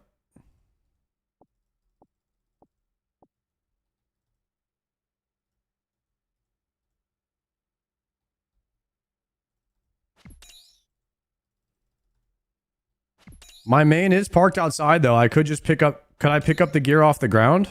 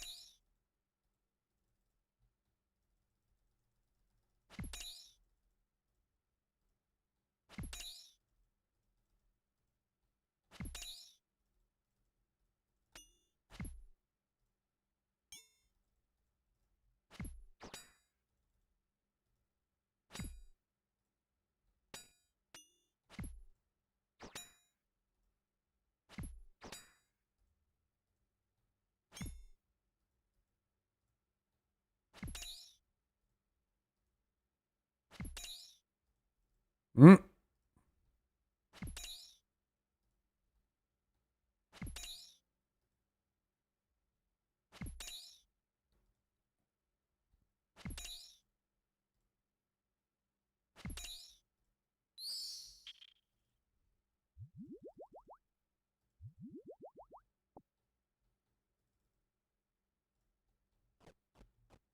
All right, let's see what the kill count is. Kill count is 162. That's 12 kills on the day.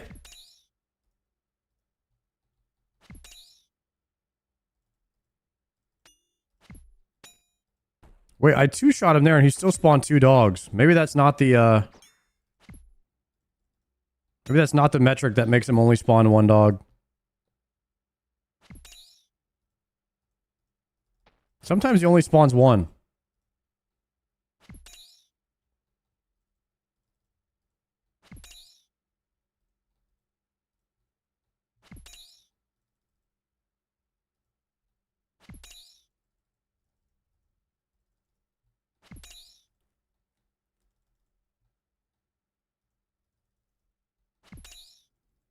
Behind every late game iron, there is this dumbass dragon pit grind.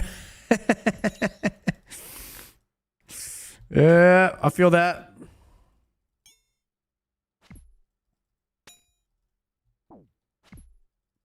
Hopefully my dumbass dragon pit grind ends right now.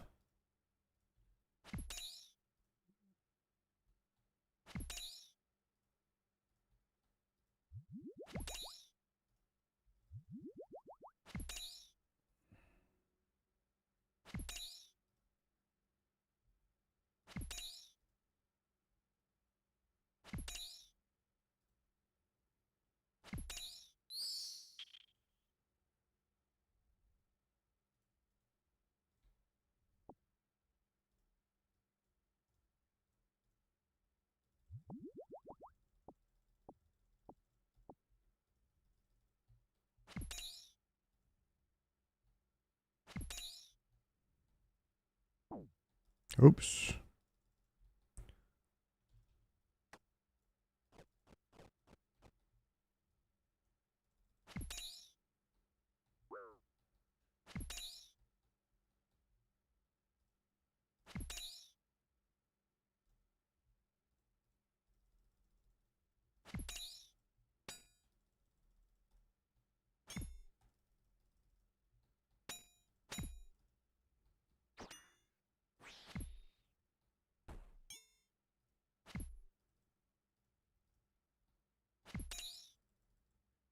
To be fair, most people get get their dragon pick when going for their Void Wakers. Yeah, I know. Most people probably don't get ganked on the same tick that it drops either.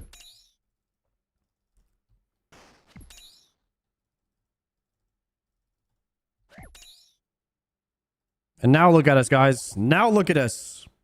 Back in the same grind.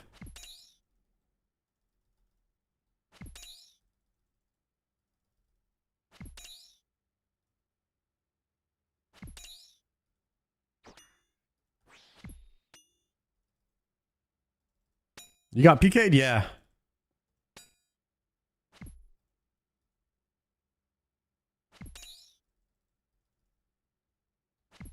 What's crazy is I started doing this grind to get a dragon pick, and I was not going to finish the Void Waker. Like, I was not going for Void Waker at all. I got the Void Waker pretty much...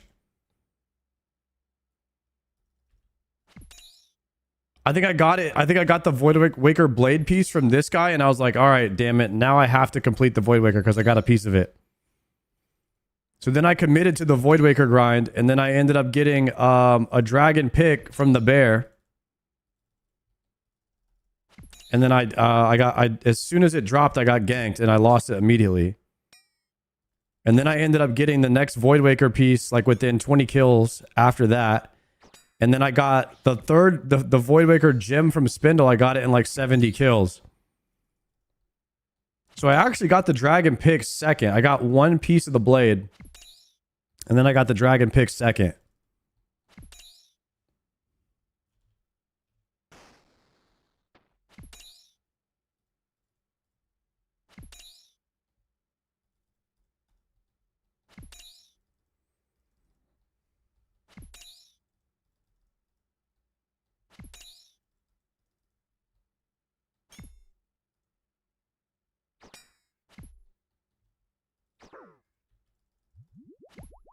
Gordon actually has 2 Ring of the Gods.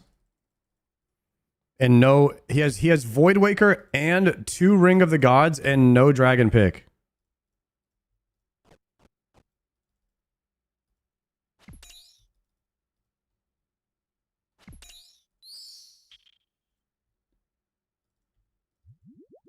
There's a rune pick. This is a cruel boss, man. I just got Dragon Warhammer at 13,000 KC. Jesus, bro. Congrats, man. Now you can block Lizard Shams. Or you can remove them. You can unlock them.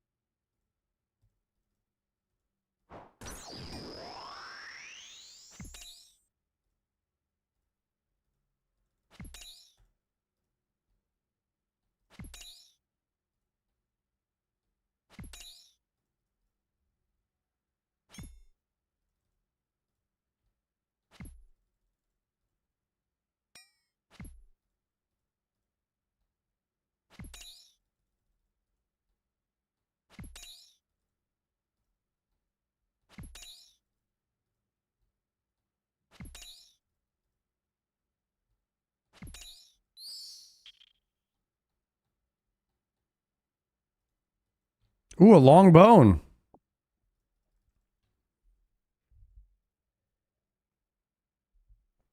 New beat 30 minutes ago? Yeah, we're going to watch it tonight.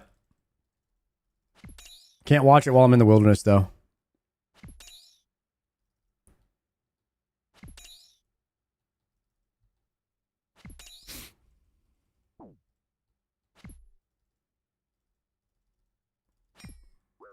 I have to pay attention to my UAV.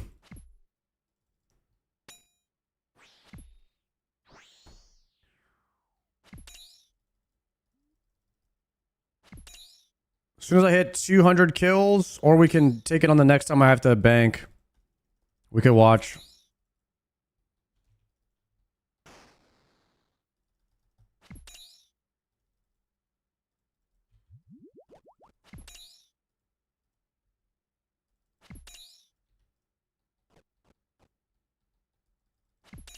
It's because the behemoth video would take up the slot where on my third monitor that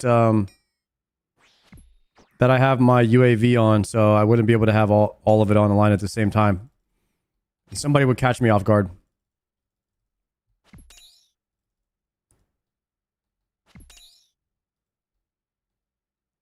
Using a scout, yeah. Always. I've gotten ganked 3 times tonight already. And 2 of those times that I got ganked, I got teleblocked. As I was the animation was happening where I was teleporting out. So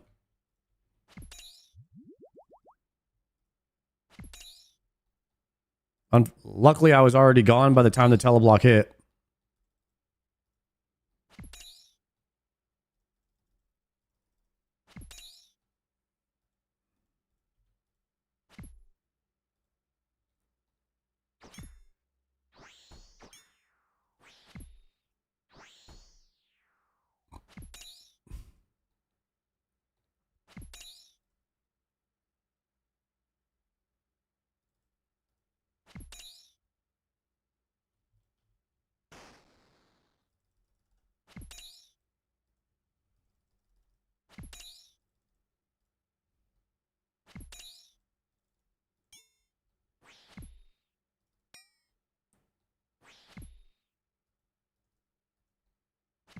Go to the D-pick. Yo, thank you, my friend. We need that. We need some luck.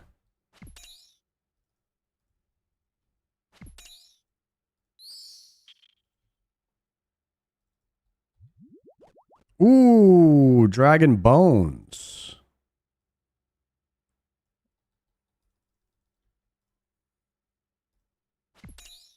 I've gotten quite a bit of dragon bones from this boss. It's pretty good prayer XP for later. Yes. What's good, brother? No super combats? Nah, right now we are potted. We are super potted.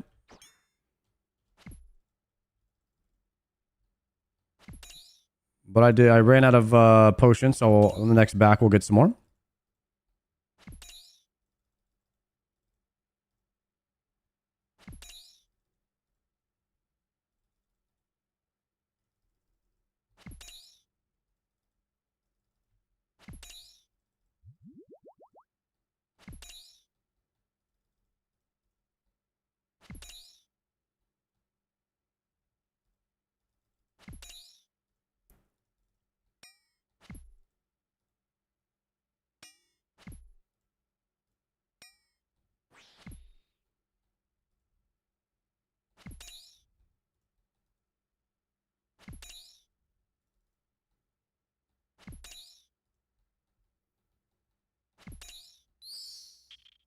Please.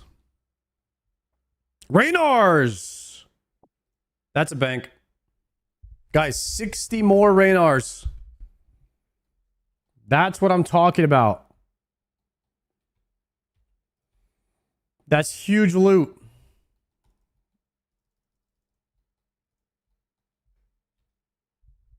This boss sucks. Not when he drops loot like that. We'll take that all day. Look at that. 127 Raynars. That is beautiful right there.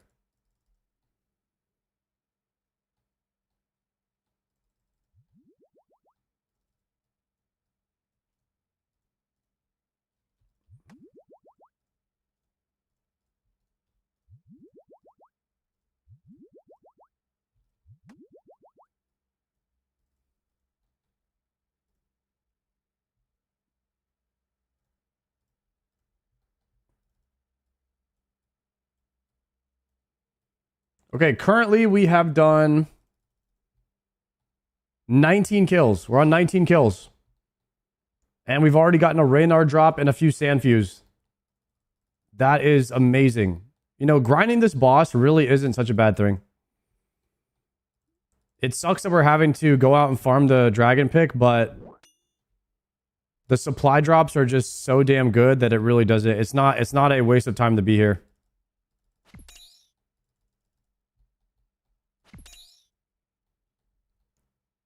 Every time we get a stack of 60 Raynars, it's gonna be, that's like another Cerberus task we can do.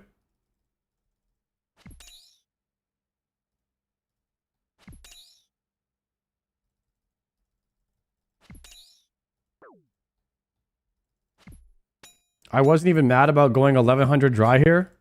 Jesus.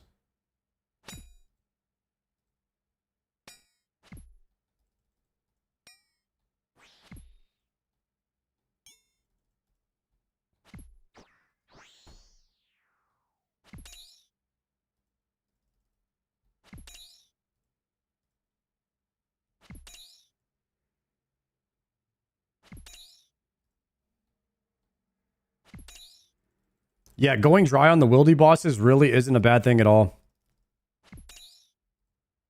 I forgot to get pots. Crap. Maybe he'll drop a super combat right here.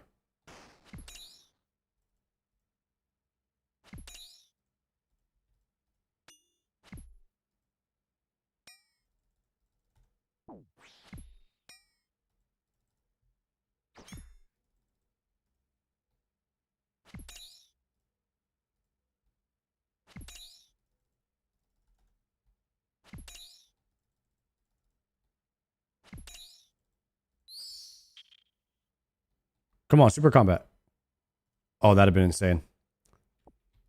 Okay. Really fast, really fast. We're gonna grab super pots.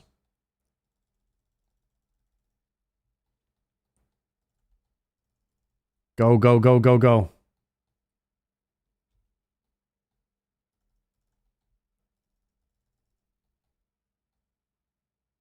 Actually, we should hit the well. Ended up with 1.7 KC super restores. After the spindle grind, it was lovely. The grind, not so much. Yeah, the grind kind of sucks. But the shape that your account is in afterwards is pretty damn good.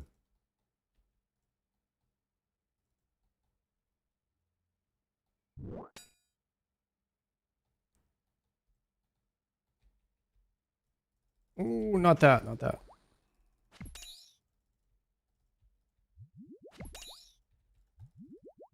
-1 prayer sip.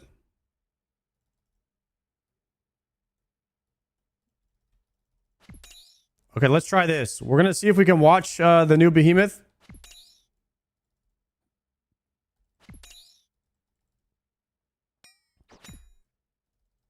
While I'm farming this. Can it be done?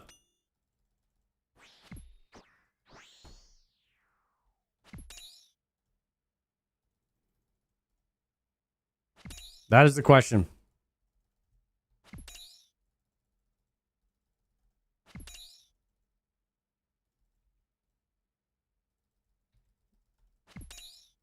Now let's just do it on the next back. Because what if I get the drop? What if I get the drop and then the behemoth is playing and it's covering the screen? Nah, we can't be having that. We can't be having that.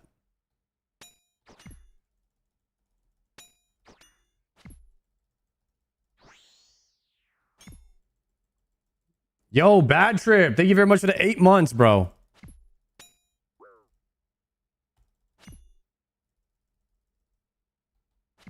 We've seen a pick drop already. You shut it.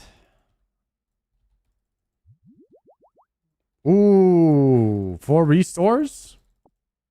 Easy.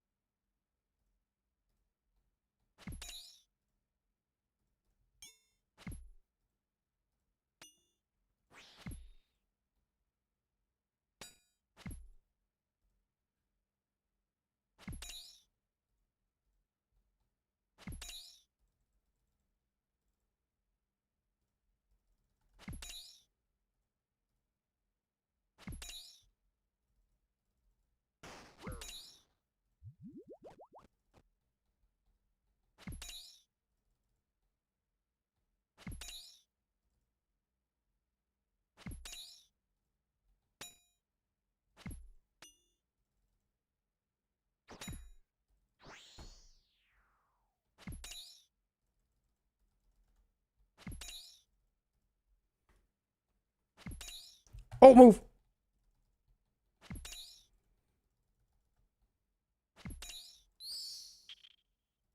D-pick right here.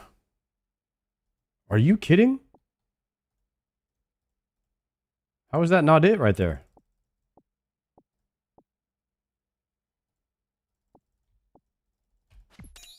Guys, if you have any advice on what I can do to just, you know, loot the D-pick, let me know. We'll give it a shot. If you have any secret tech for RNG, I'm open.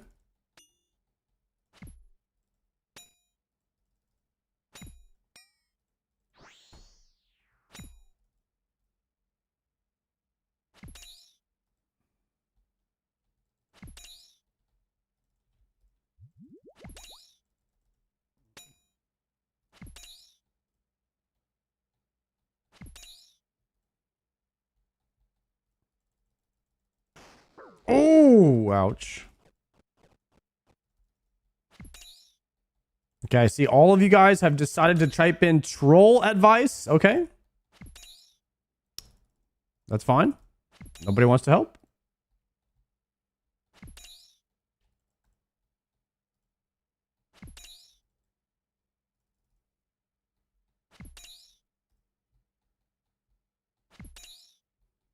Volcanic mine is my tech. Dude, there's no way you'd rather do volcanic mine than kill Vetion, or Calvarion rather, right?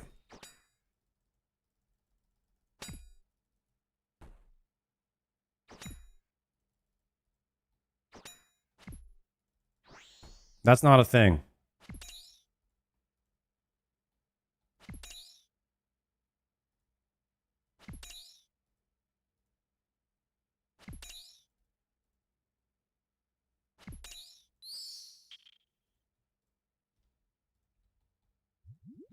Take the coin. All right, we're chilling.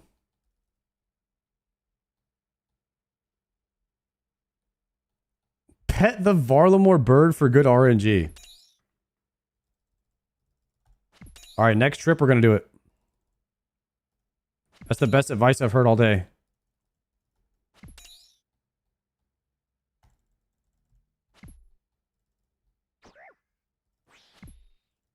We're going to go pet the Varlamore bird after this. For good RNG.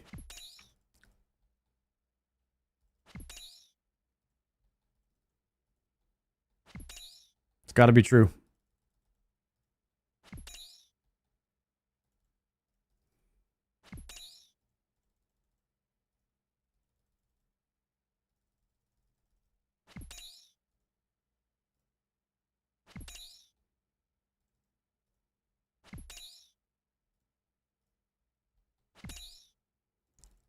And which bird are we talking about?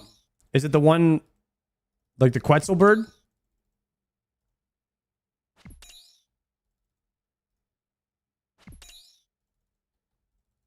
I want to make sure I pet the right one.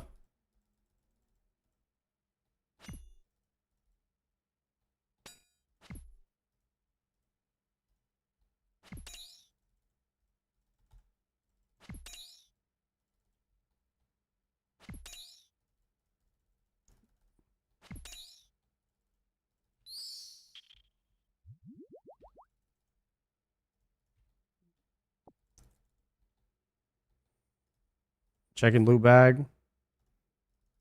Nothing. I've had the best RNG petting the myth skilled dog.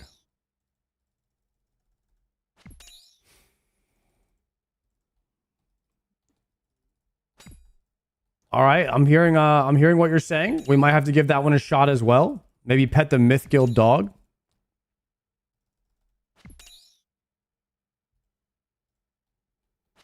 The Varlamore bird, the myth guild dog.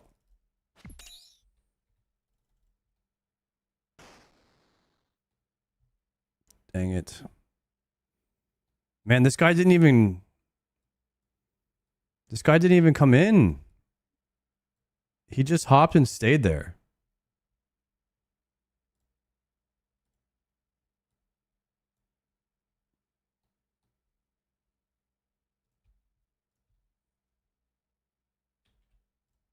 All right, we are still going to count that as a gank. So we are up to 107. We're up to 74. So that is 24 kills and 4 ganks so far. 24 kills, 4 ganks.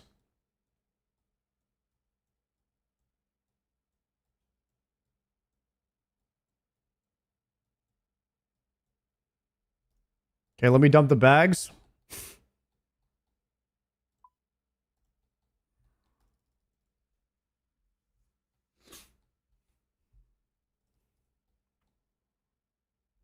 This is why I could never farm a Void Waker. It slows your kills down a little bit, but to be fair, you can't really be ganked if you use a scout. So a scout is single-handedly the most OP thing.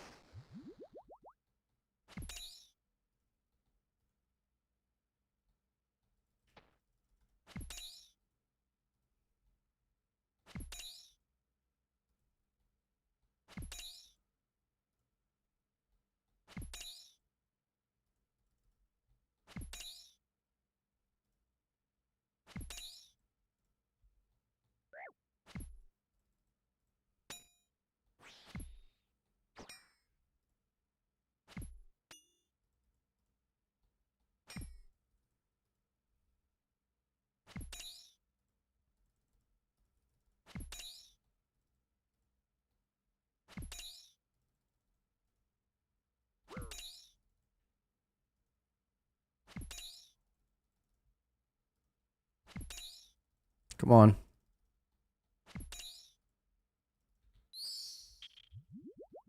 Kill number 25. Rune pickaxe.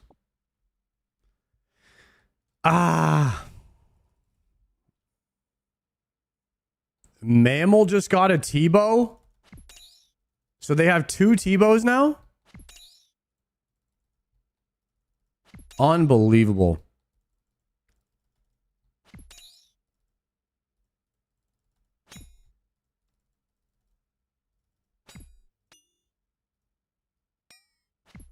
Over showering in the morning. Oh! Oh my god! Twisted bow!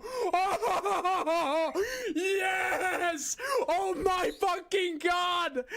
Woo! Let's freaking go, boys. Holy shit! Let's freaking go. That is big hypers. You guys go over there and say grats to Mr. Mammal. Getting a T-bow. That was 1 minute ago. 1 minute ago, Mr. Mammal T-bow. Holy brother.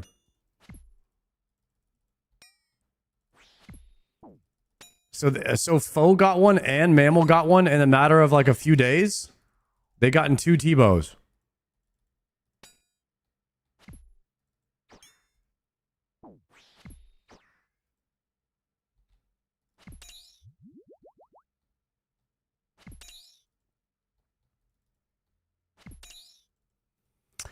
So tell me, guys, is the goal of the farmers to get Zuckhelm on hardcore group?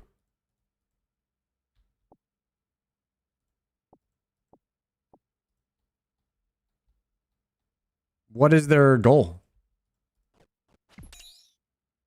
Just Bis gear?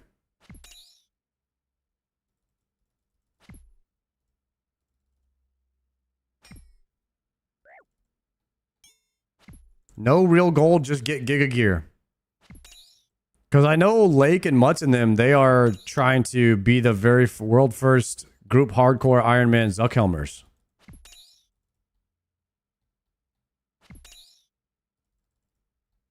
I think now it's a Scythe and a Sigil from Corp.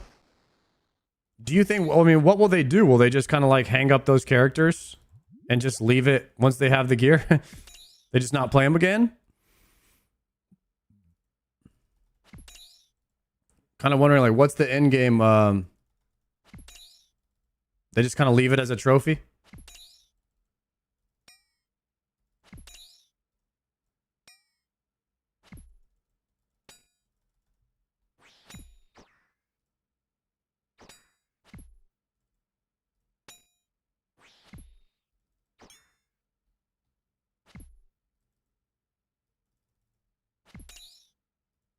They go until they die, and then they liquidate the gear and split it up. Did you see the bald Tebow? I don't know if I saw Foe's Tebow. I heard he got one.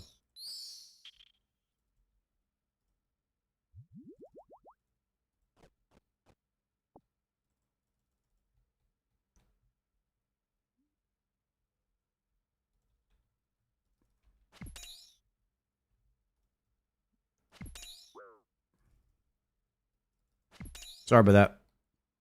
All right, we're back.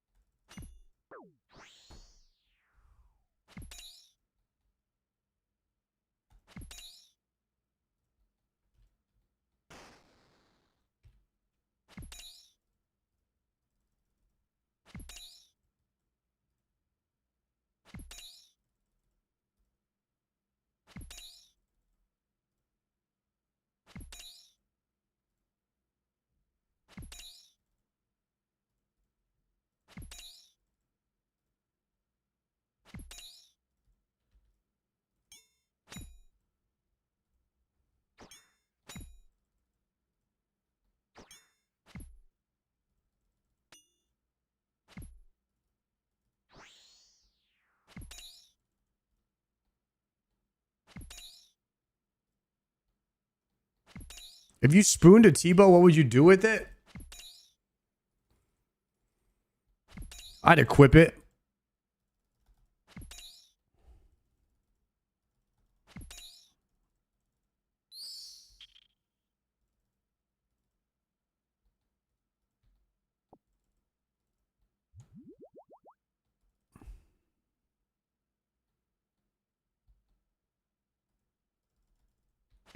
Go shoot some arrows. Yeah. Definitely shoot some arrows.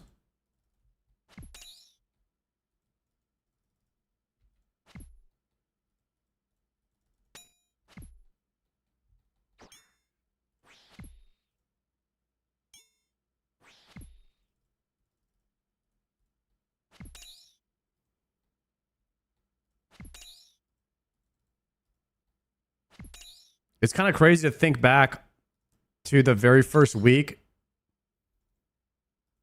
when I was asking people like, all right, what bow will I need to get? And they're like, oh, you got to get the Tebow is the best bow in the game. And I was like, all right, I'm going to get one day. And everybody laughed. And they're like, all right, well, what's the second best bow? And they're like, probably a Bofa. And I was like, all right, I'll get one of those. And then they laughed.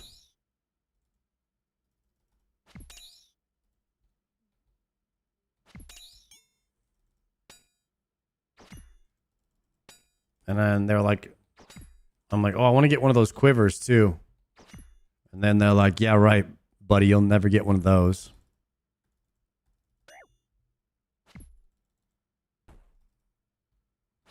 But look at us now, huh? Look at us now.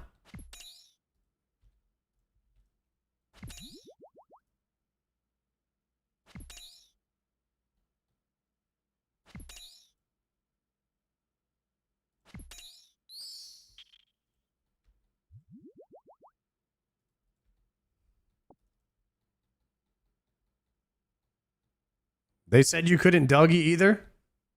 Damn. Look at us now.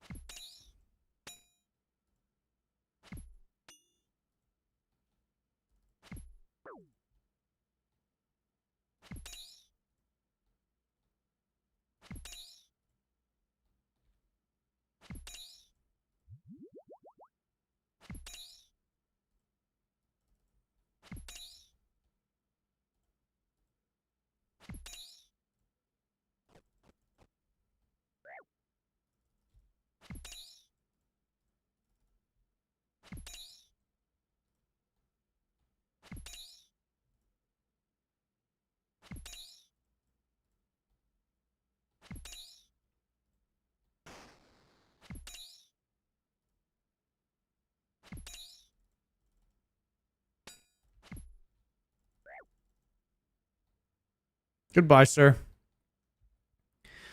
That is 29 kills. Is that 4 or 5 ganks? I've already lost track. Is that 5 ganks? Oh, man.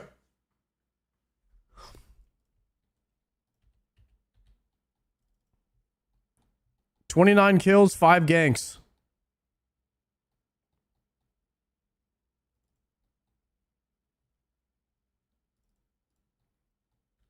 Chat, would it be smarter to hop worlds or stay on this world after being ganked? What's the 5-head play?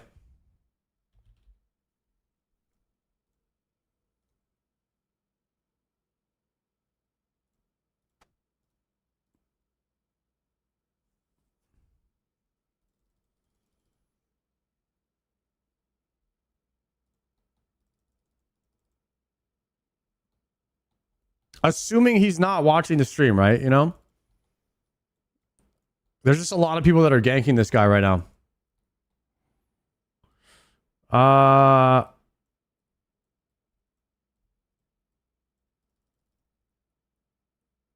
PKers usually hop, right? So if I stayed, the chances of him coming back on this world are probably low.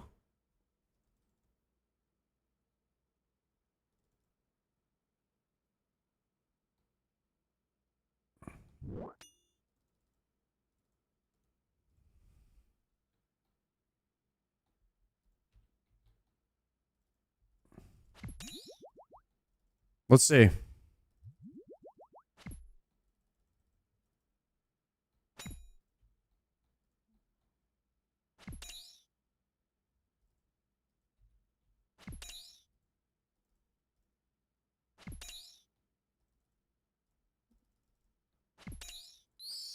If he comes back, we'll hop again. We'll hop worlds. And we'll realize that our plan did not work.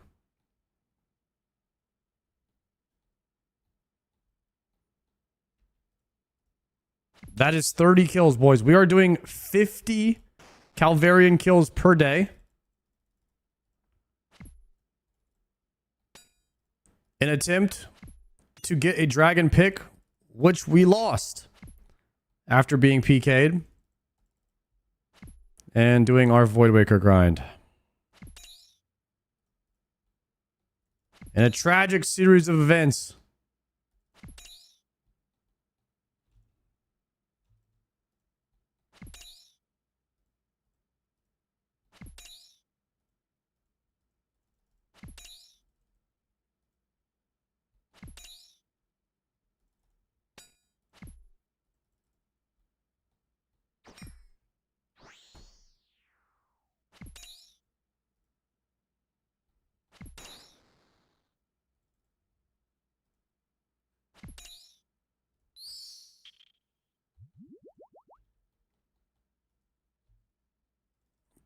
Three restores.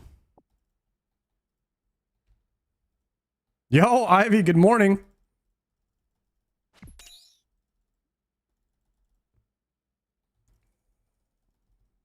It's like 2 p.m. over there.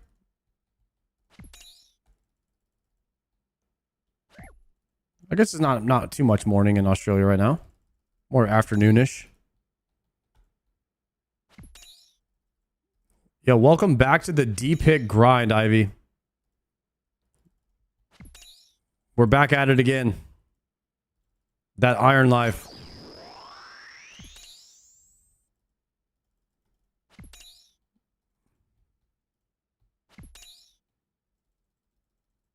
Do we not have a D-Pick? No, we don't have one.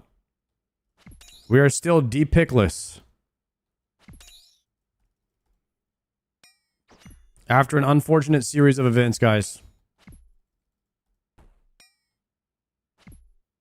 Ooh, go back.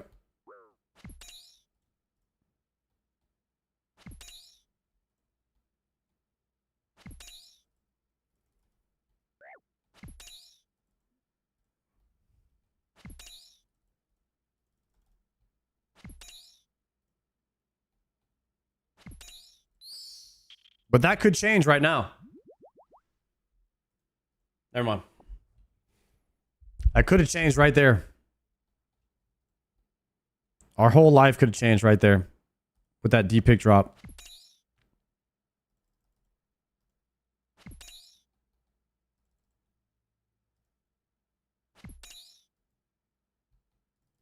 I will say it's a bit more...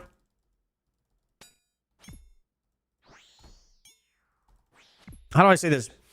When you have to grind something that you've already ground...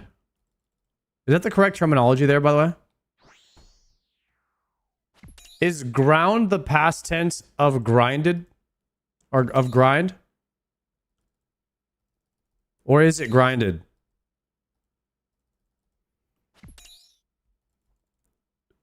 Grounded.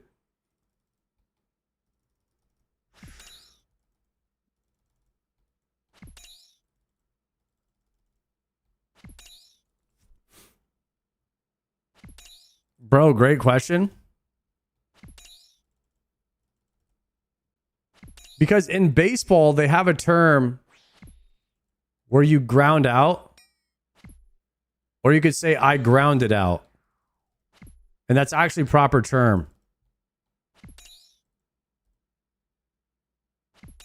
But this is not baseball.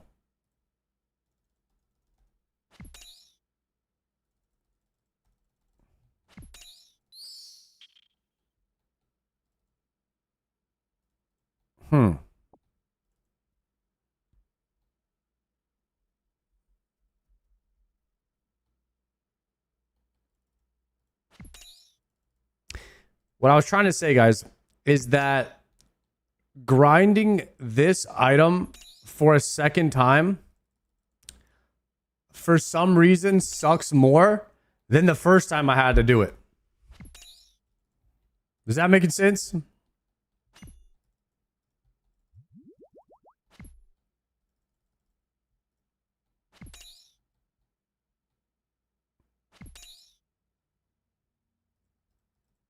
You said you are hooking up with the guy you already have on Grindr. What? No, I never said that.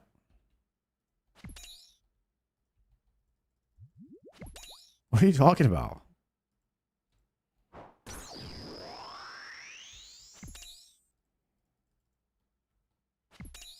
Jesus.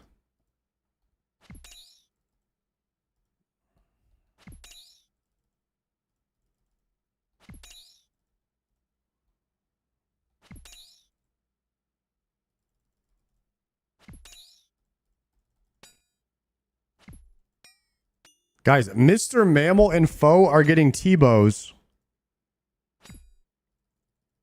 And I'm over here grinding for my second dragon pick.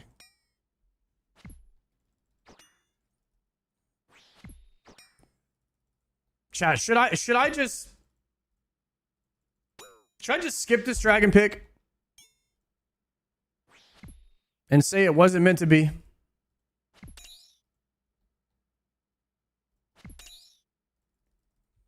No, you're too far in.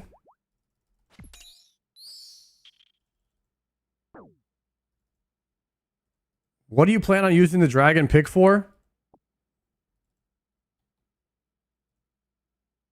Well, it was originally to help me get more XP at shooting stars. I mean, it could help me get amethyst a little faster, but I'm just going to AFK that anyway, so I don't really care how long that takes. So the only thing I'd really use it for is TOA and Cox, which I really don't really care that much about that either. So I'm kind of wondering, like, do we just skip this thing?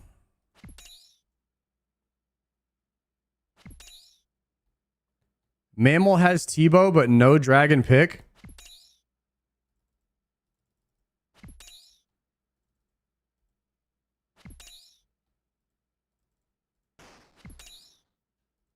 Is that true?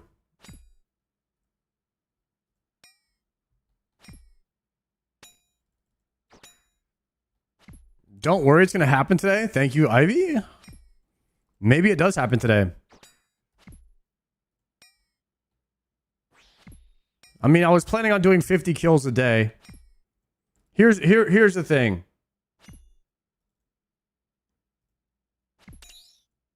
I can skip it. But also, it is one of the best bosses in the game to kill, regardless if you get the dragon pick or not. So even if we just did 50 kills per day and we never got it, this boss is still worth killing 50 times a day. If you think about it like that.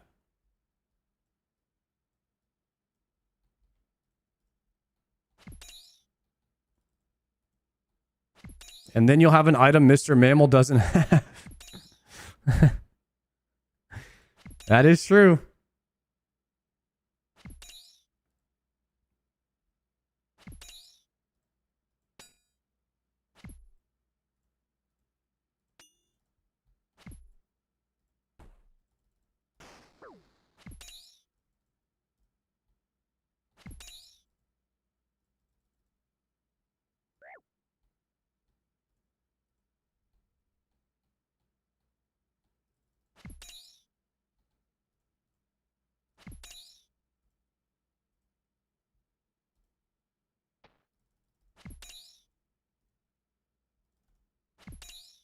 Yo, chat, I got a lamp on my main. My plan on my main is to level up him. I want to level him to a point where he can do the awakened bosses for me to practice on. What would be the best skill to lamp if I want to practice awakened bosses on my main? I already did Desert Treasure 1, but I need to do Desert Treasure 2.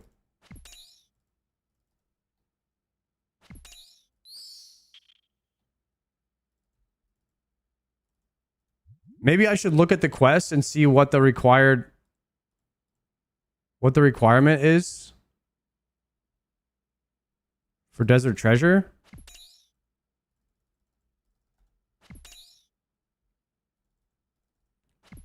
Prayer XP is actually very easy on a main. I'm 78 prayer already. That was one of the fastest skills to level.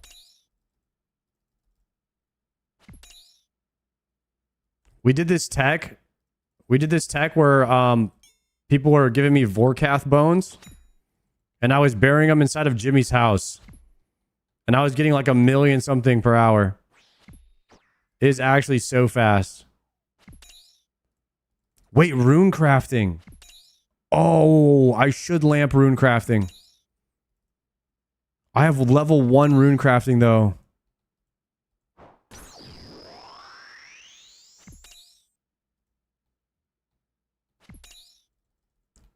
I need rune crafting so I can wear my Avernic treads. Or I can make them. I think you need 60 rune crafting.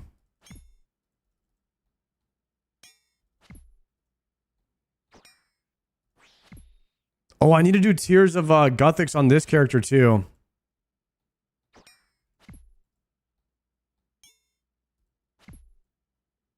So already got the treads on my main. No, on my main I have treads in the bank. But I can only wear the base ones because I don't have rune crafting. I'm pretty sure you have to make them. And you need like 60 rune crafting to make them or something.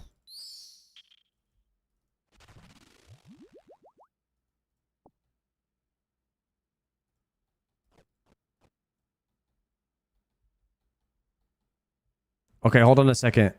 Let me see.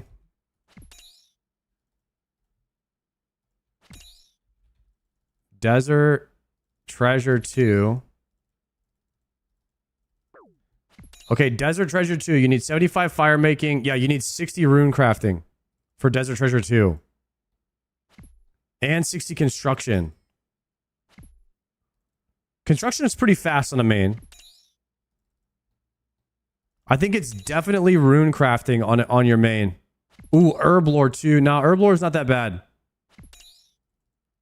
Chat, what's the worst skill to level on a main? Is it agility and rune crafting?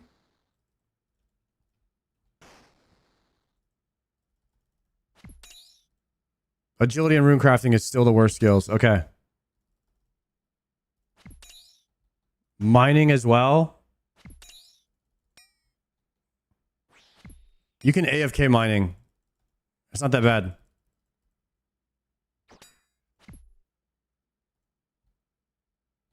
Okay, I want to use this lamp on runecrafting. I would have to do something though. Because I'm at level 1 runecrafting right now. I guess I could do Tears of Gothics. Now I could just do that. Well, I have so many skills that are level 1. It's just gonna choose a random skill if I do Tears?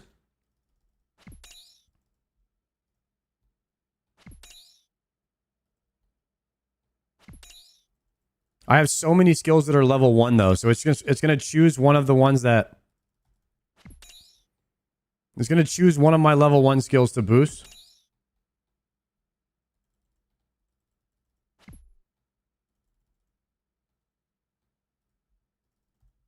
Why are your skills at level 1? I don't play my main.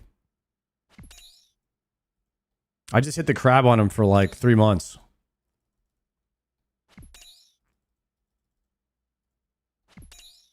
That's all I did.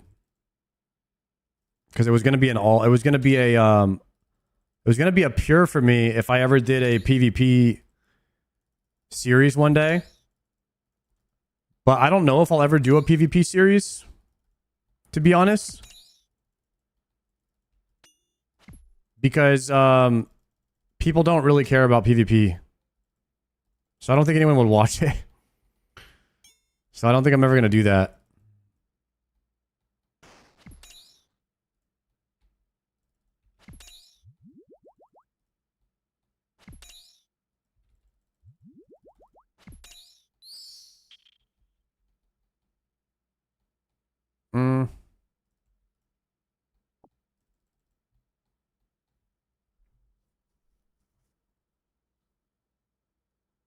You could buy runners for rune crafting on the main. Is that the fastest way to level rune crafting? You have people bring you runes so you could just make them at the altar?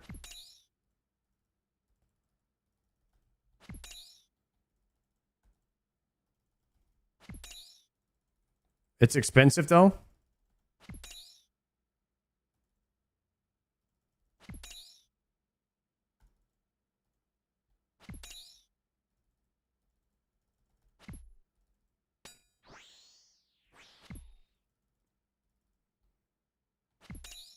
Yeah, honestly, guys, it's like I could do all of that, or I could just borrow someone's account that has already done all that. And so, when I start thinking about it, I'm like, what am I even doing this? Just use someone else's account that already did it. I mean, it would be nice to have a main that had Desert Treasure 2 done, though.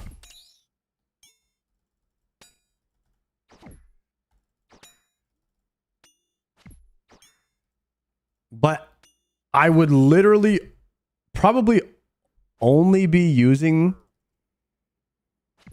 that account for the Awaken boss testing. No, Radiant Oathplate. Radiant Oathplate, I would practice on it too.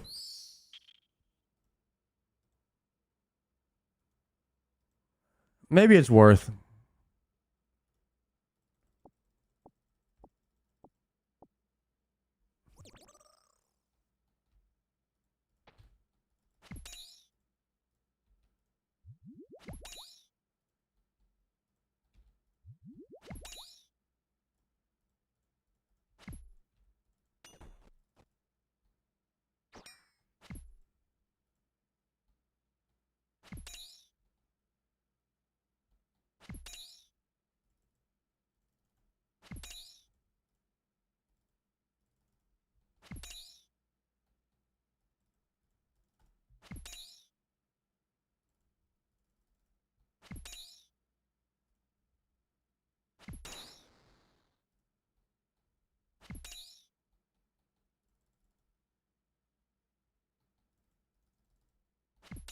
No, don't come in here, bro.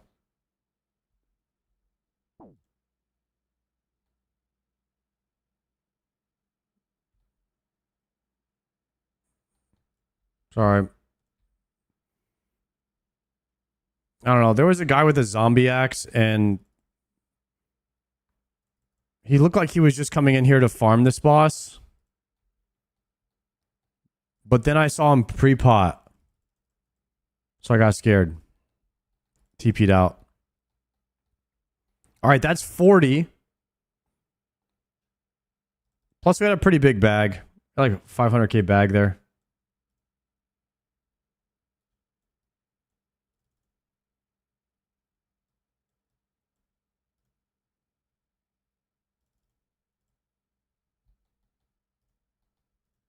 I don't want to risk it because some people will like probably wear the gear to pretend like they're going in there.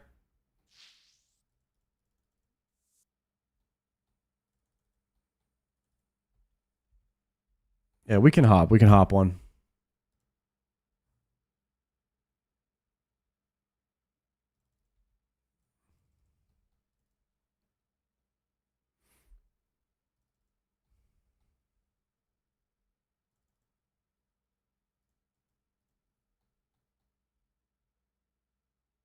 There is activity inside.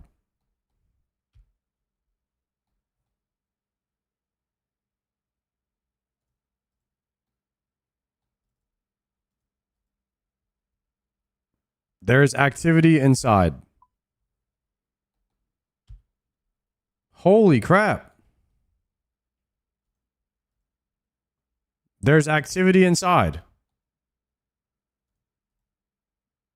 Guys, every single world has activity inside. What?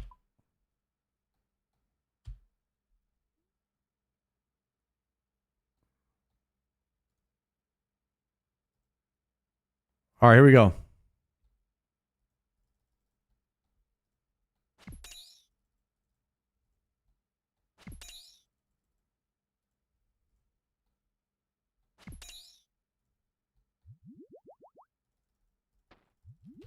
All right, we're locked in. We are now at 40 kills. We will be doing 10 more kills today.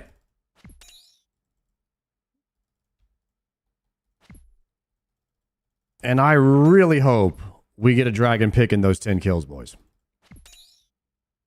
And hopefully the believers will be making some points.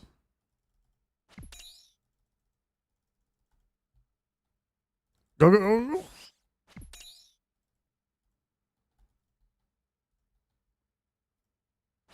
Dude, he just summoned 0 dogs. Did you guys see that? I've never seen him summon 0 before.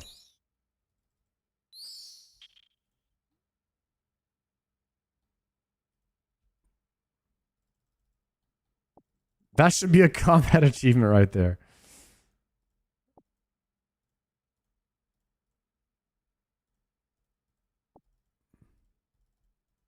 Dude, he dropped 8 restores.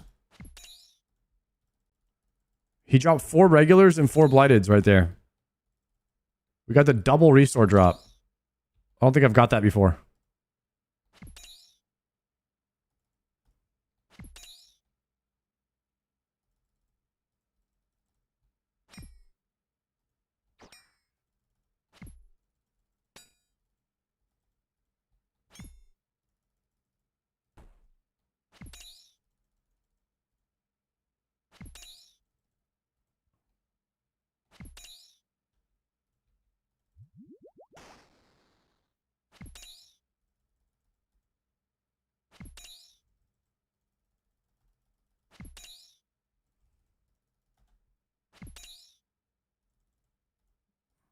Use preserve, thank you.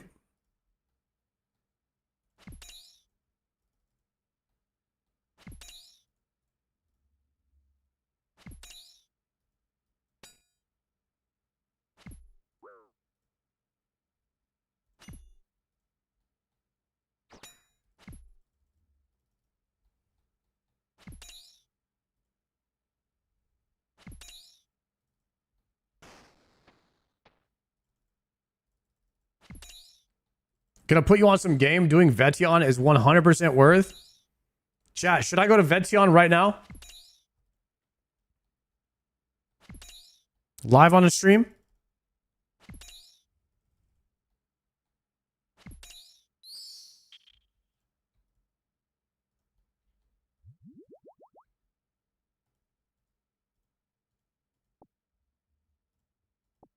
Ooh, 2 super combats.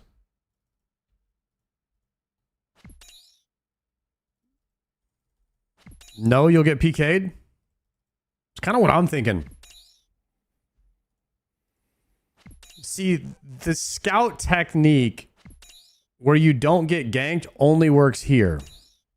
It doesn't work in the level 31 wildy.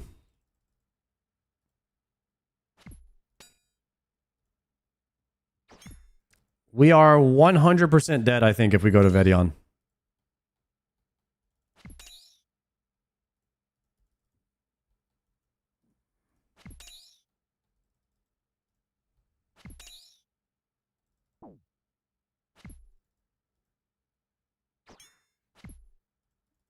Vetion's better. You can fight him near the exit. Okay, so as soon as...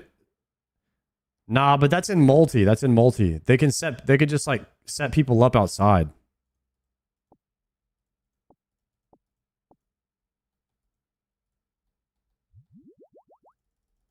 I think the insta telly out here is way better. It's like it's impossible for me to be ganked here. This is definitely the spot. Faster to get back here too. After we have to re. I think you never go Vetion.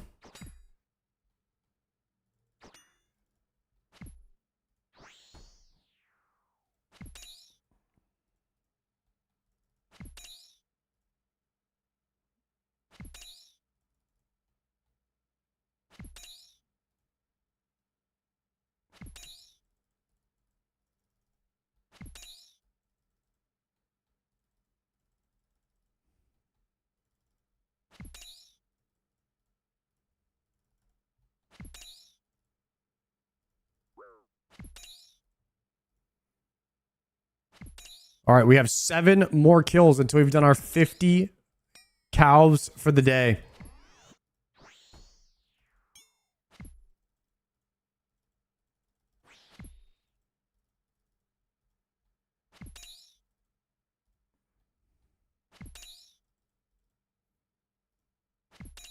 I think we might do a couple Doom kills after this. See if we get spooned over there.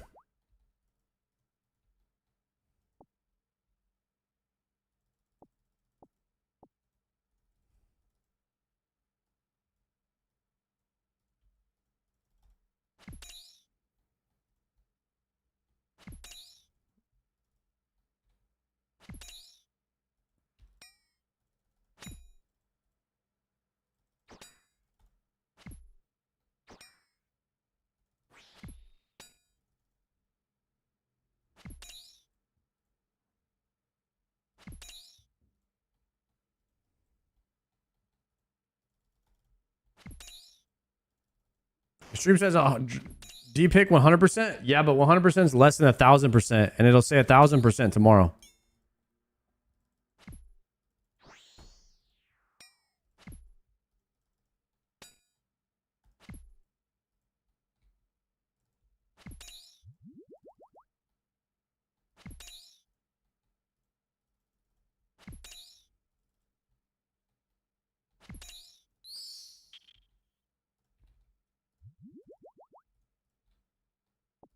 And there is a chance that we get it in the next 5 kills.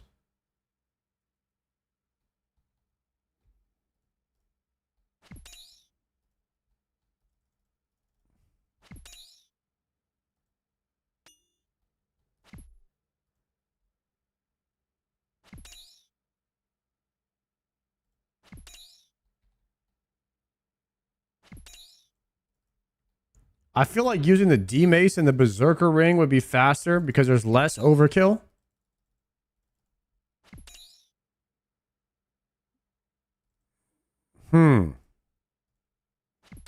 We have simulations for those things. We don't have to think.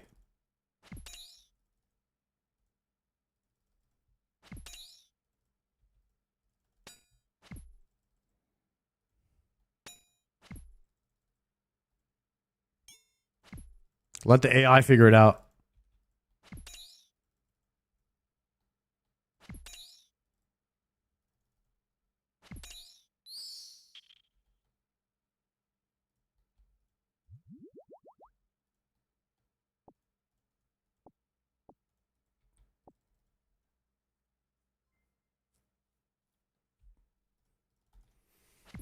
Noonchi, thank you very much for the 6 months. Try said I should go full bald.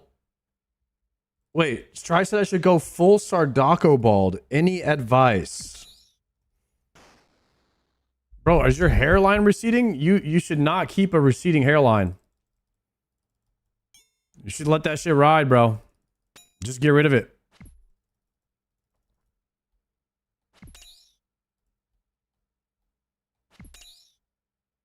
You got the bald spot on the top? Yeah, man. Time to let it go.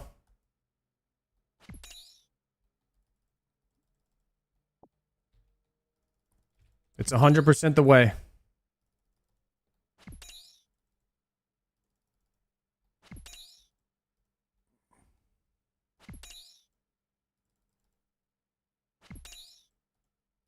It's pretty much what it comes down to is like once you start balding, the shorter your hair is, the better.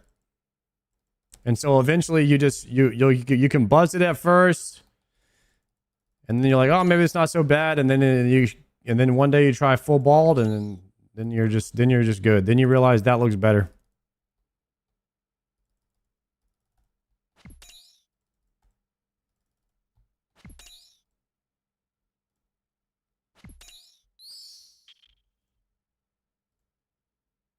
Yo, Bill Dill, thank you for the prime.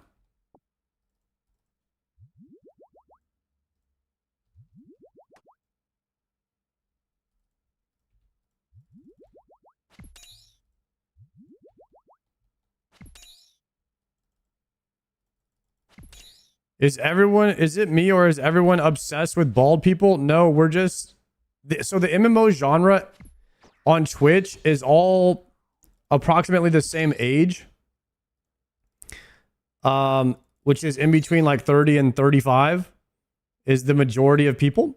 And so they're probably going through that stage of life. So I don't, like, for instance, if you were watching Rocket League, I don't think the people over there are as obsessed like with the balding thing. I think it's an age group thing. I think it's like the 30-year-old something. They're all obsessed with it.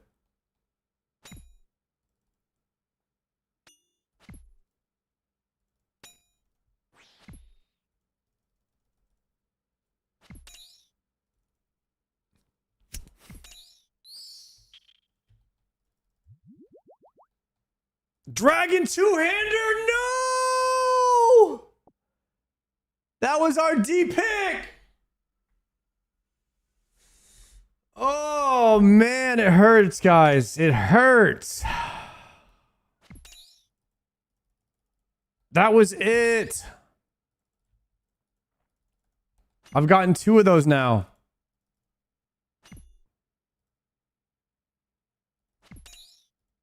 From this guy.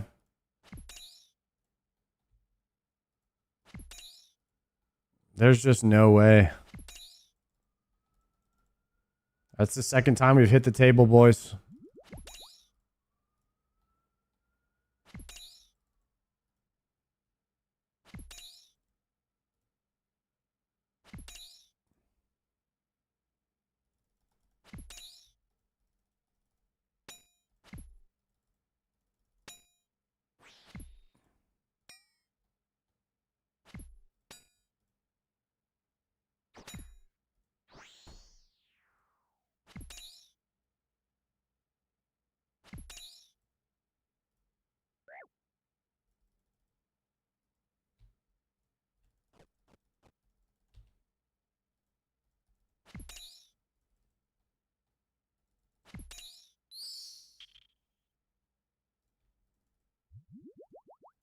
Dang it, guys.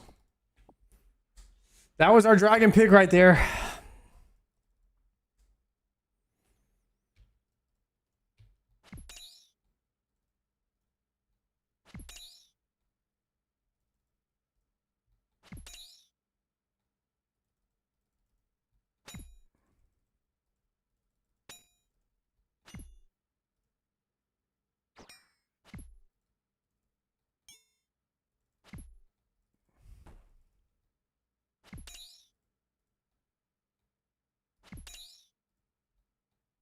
Took me 700 chests to green log moons. Dude, that sounds like a lot. I think I was 350. 700 is really unlucky for moons. Smart play, saving your RNG for Doom. You know we're dry at Doom. We're not getting RNG there either. We spooned the Void Waker, so I mean, to be honest, we had a picture perfect. Dude, I got 0 dogs again. How is that happening? We got this 0 dog spawn.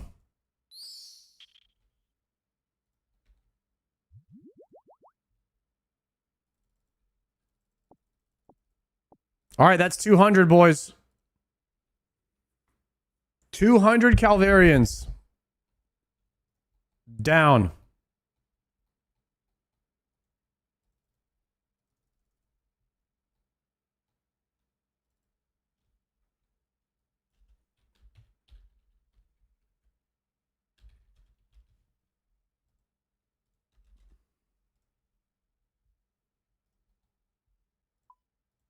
All right, let's deposit everything. I'm gonna pay out the prediction, guys. No, unfortunately. Will we get a D pick in 50? No.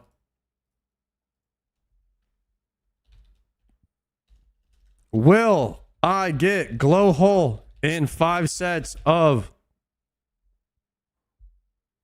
Doom? Yes or no? 5-minute prediction, go. Gamblers, rise up. Time to game.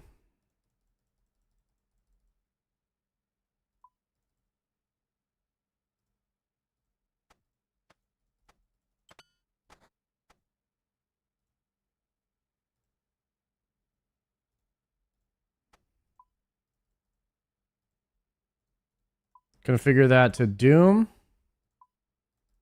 Magic Cape to Arceus.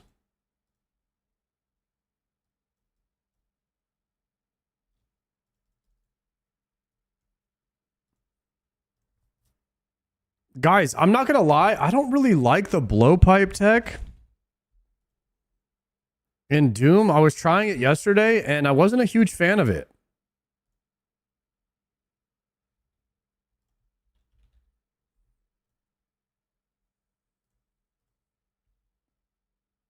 Because I miss ticks. You know what I mean, guys? Like, number 1, the range is bad, and then 2, it's a 2-tick, and if you're having to move and 2-tick, you can miss ticks, and then the other thing might end up just being better. Using the blowpipe efficiently and properly is tough. I'm not sure I like it very much. Like, I definitely tried to make it work, but... Ooh, I need to undo preserve.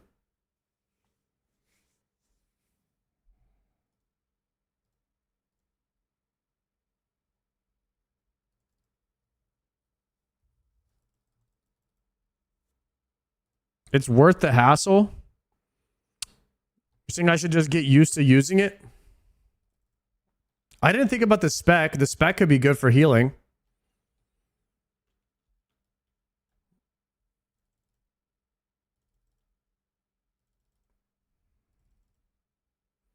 With dragon darts is good. I don't have dragon yet. I have amethyst.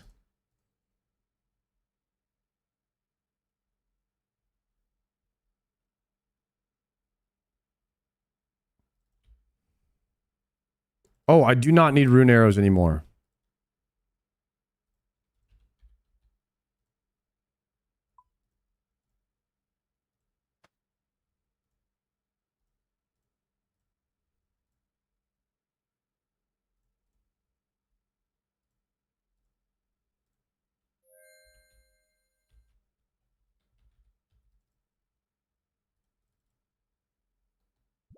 That mining grind being done feels great. Oh, it feels amazing.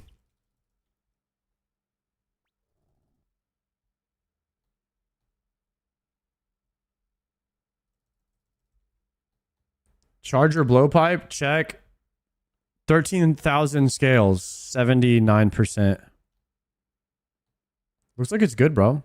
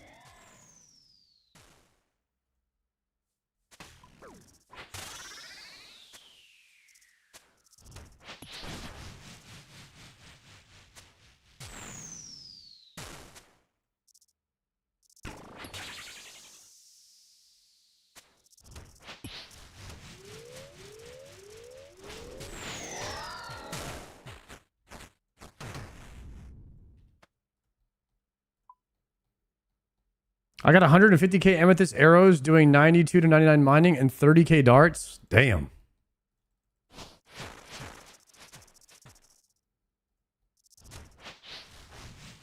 You are stacked, my boy. You just did amethyst all the way up? That's probably what I'll do as well. Just AFK amethyst.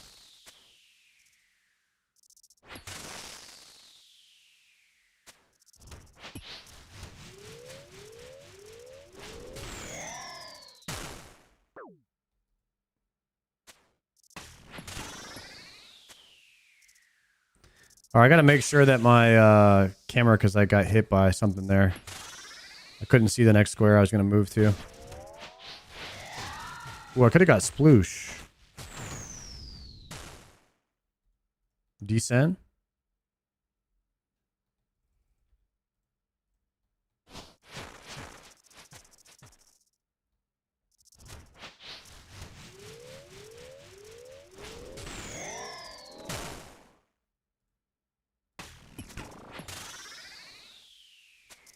Dude, hitting 53s feels nice.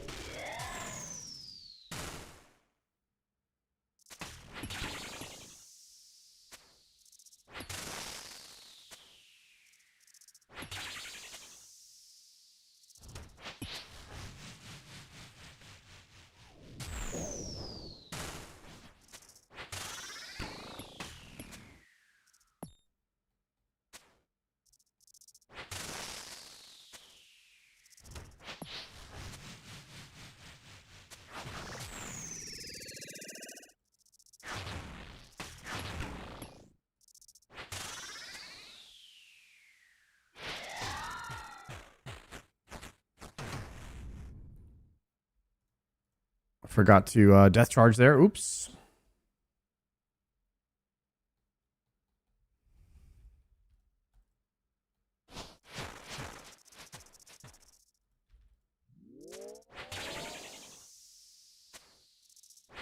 Minky, thank you very much for that tier 1.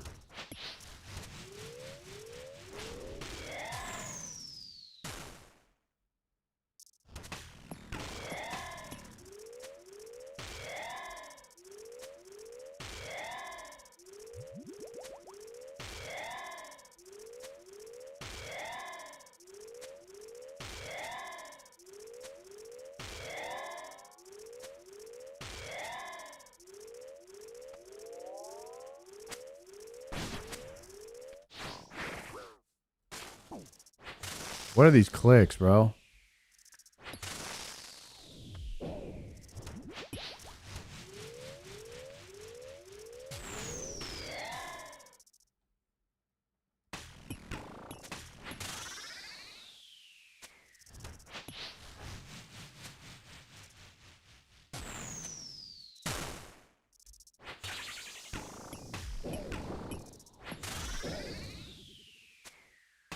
We plan on grinding out rigor. Tomorrow we'll probably get it.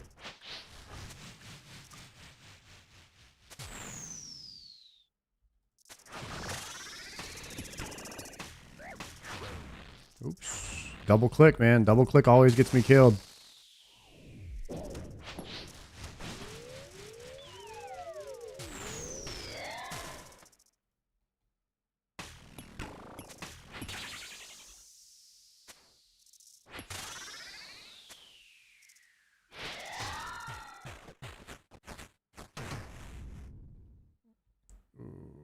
Potting.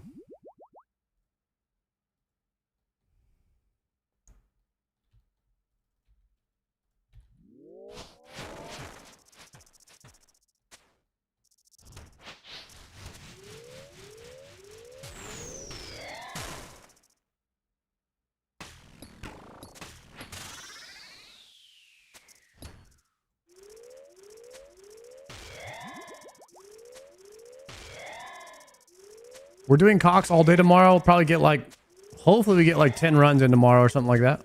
That'd be nice.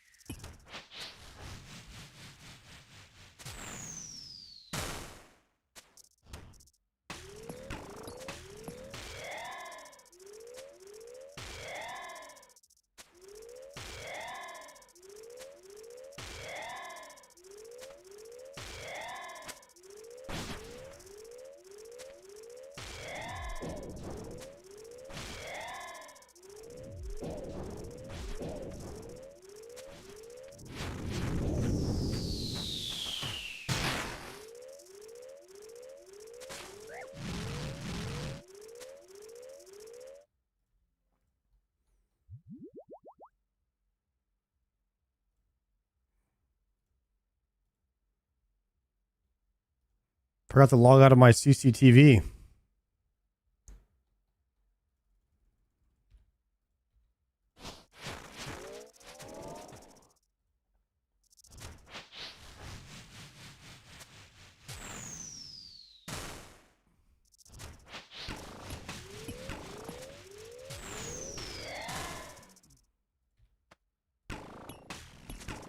Oh, almost missed that click.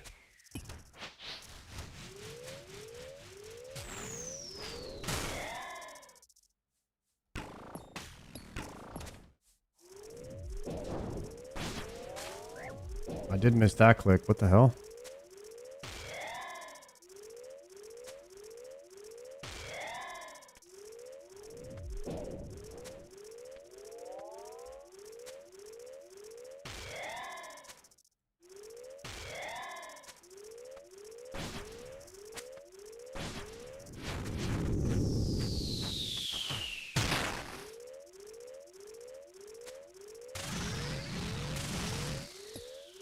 No, wrong.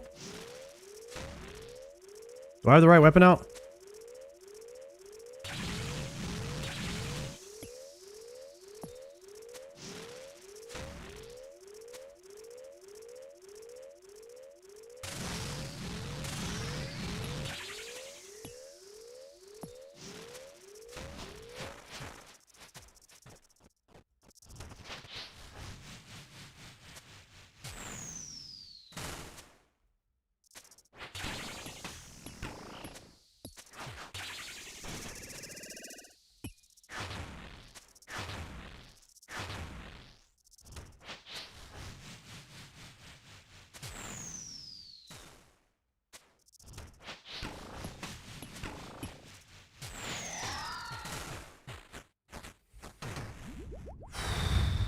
Okay. Investigate.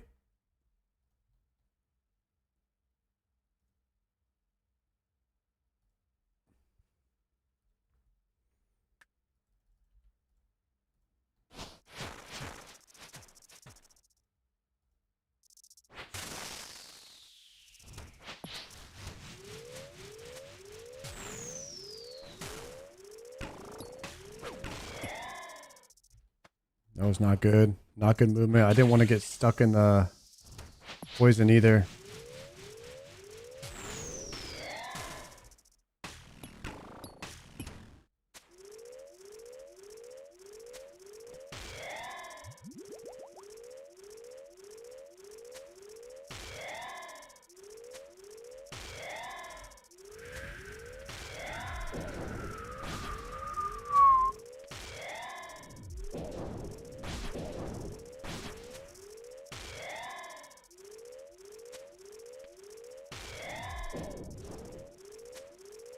gonna hurt.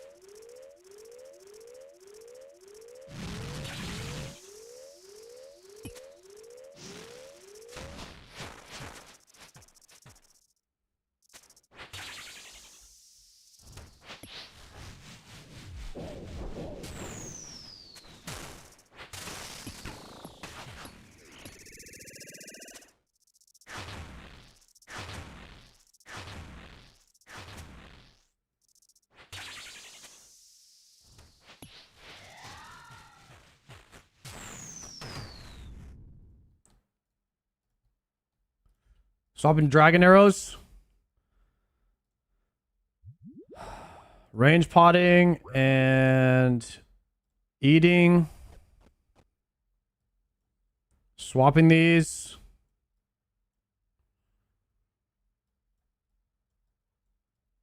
See if we can get an 8 done here. Descend.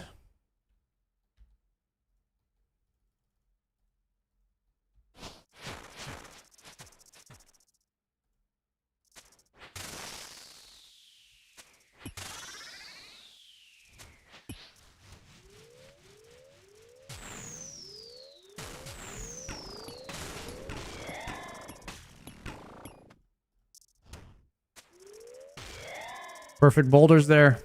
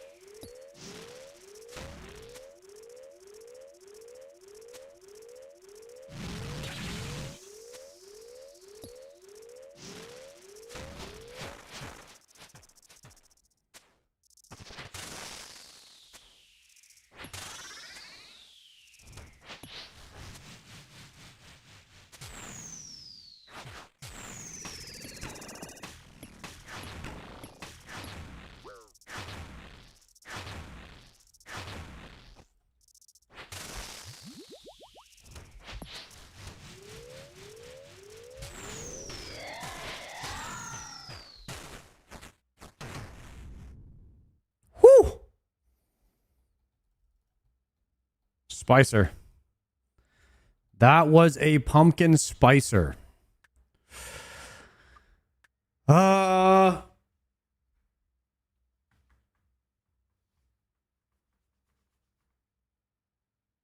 Loot's kind of shit. Should we send a 9?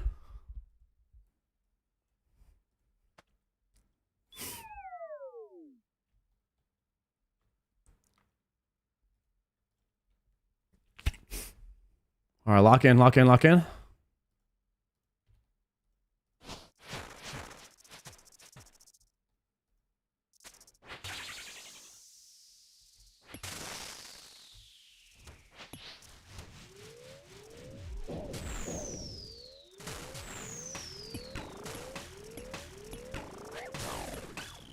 That's my bad. I misclicked the grub. I misclicked the grub and it was just over from there. Oh. That's tough. I hate when that happens.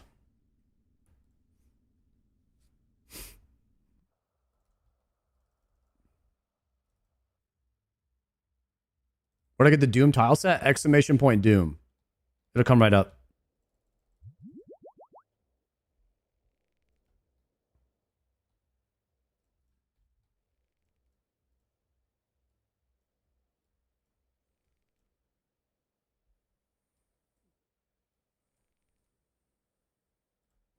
Man, I know that I should use the blowpipe, but I don't want to. I just don't want to. It's literally just feels like a waste of an inventory slot. Maybe for speccing.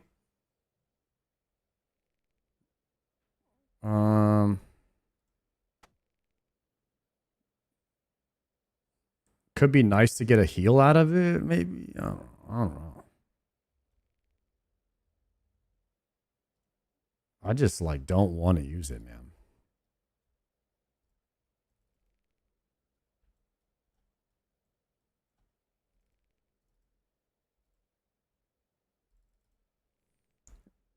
Blowpipe should be bis for the grubs too, right? No. I don't think there's a tick delay on grubs. So you could, it doesn't matter what weapon you're using on them.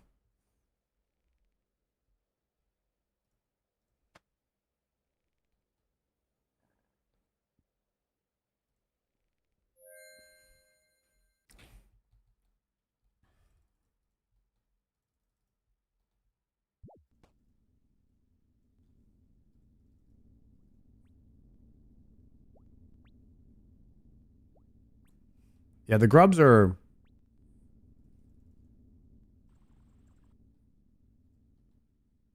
Eye of Ayak one-shots, Darklight one-shots. Does everything one-shot grubs? I don't even think it matters what type of weapon you're using. Slinky, thank you for that 6-monther. All right, pot up. I need to swap back to Amethyst.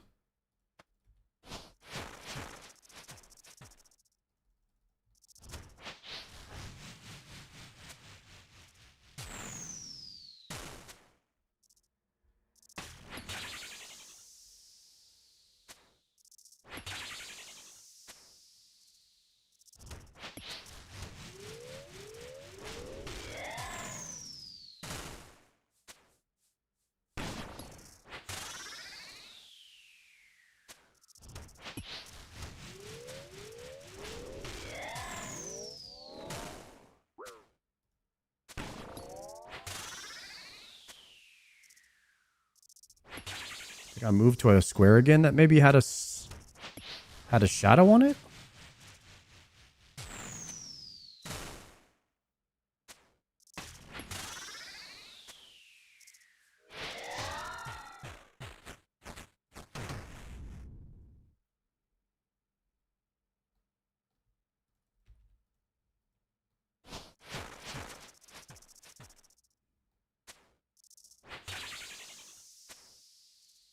So would I spec this guy right now for a blowpipe heal?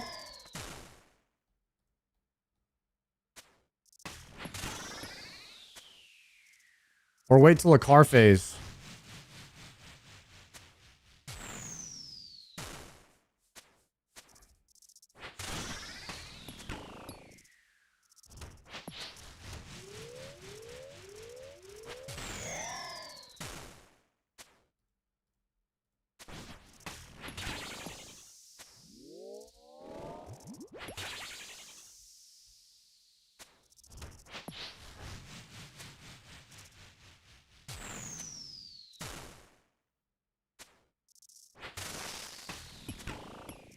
You would spec one of the trees?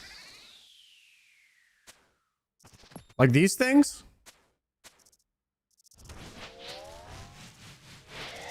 One of those?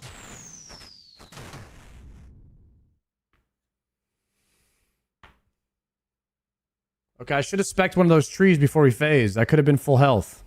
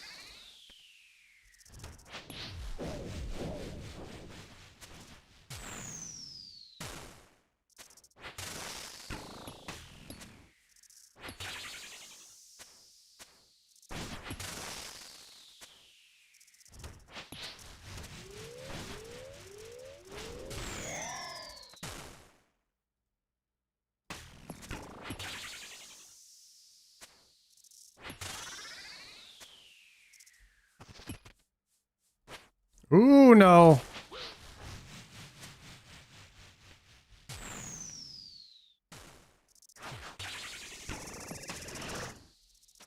What's happening? Auto retail, please stop. Oh my god, auto retail.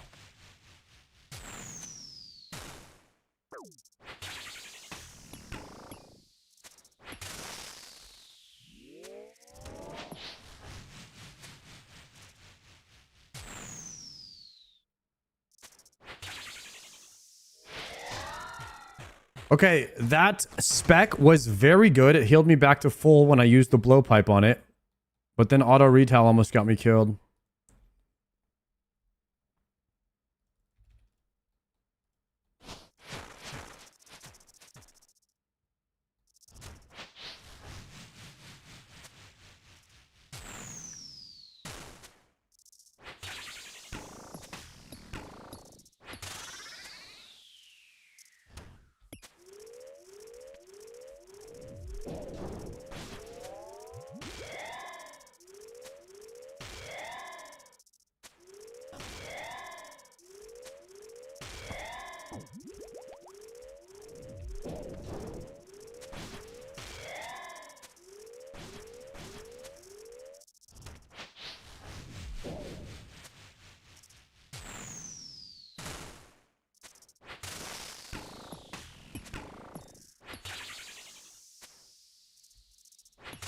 Okay, so we're gonna blowpipe spec a tree here soon.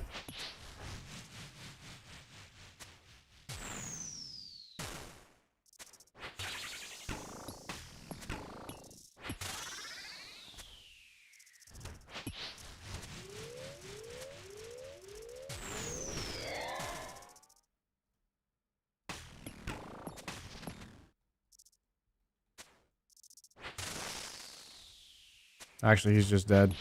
I should have blowpipe spec'd a tree and then killed him. Ah.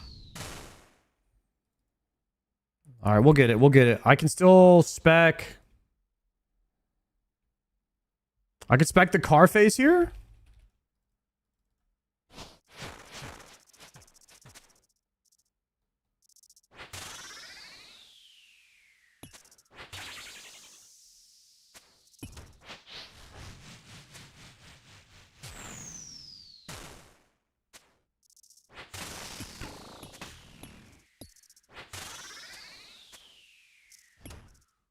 Save the spec for tree.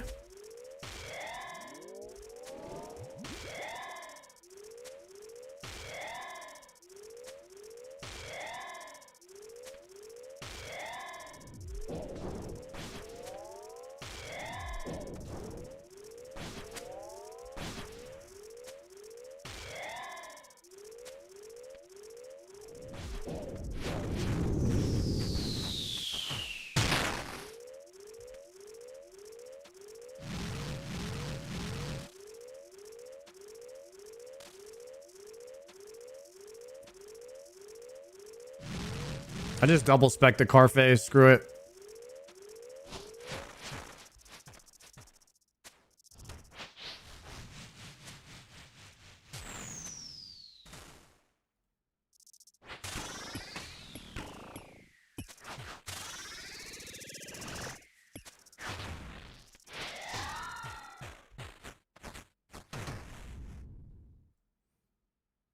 Astro, what's good, man? Investigate, nothing decent.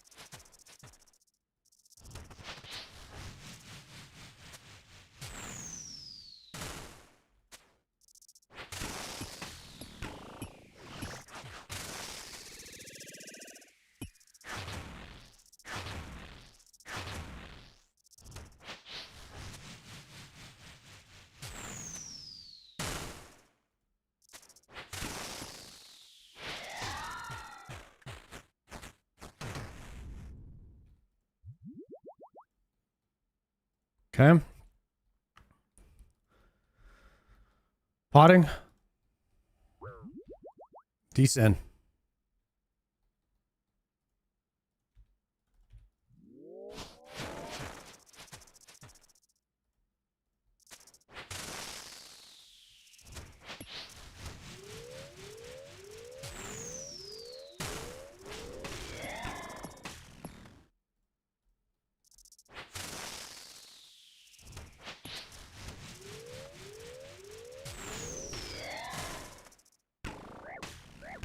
Oh, I just flicked those opposite.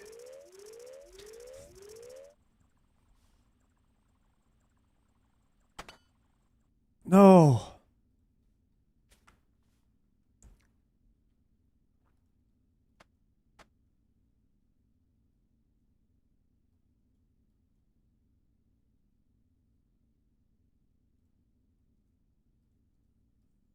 Dan, that was a really clean run too. I had full inventory. Whew.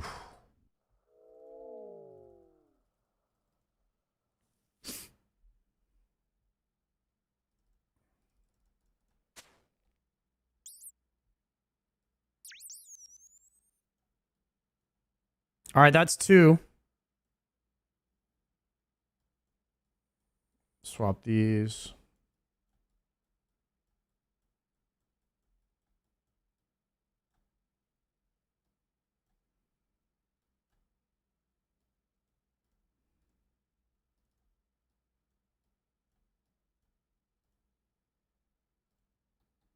Swap that. Okay.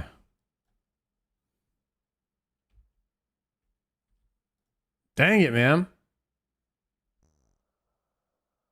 Oops.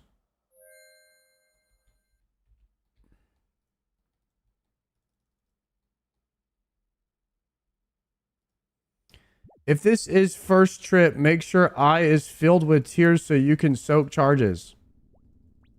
What's that mean? This is my 3rd trip.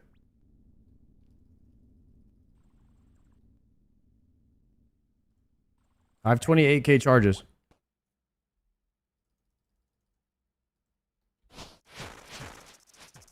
You have an eye? Yes, sir. Wait, my spec bar didn't restore. Yikes, I should have went to my house first.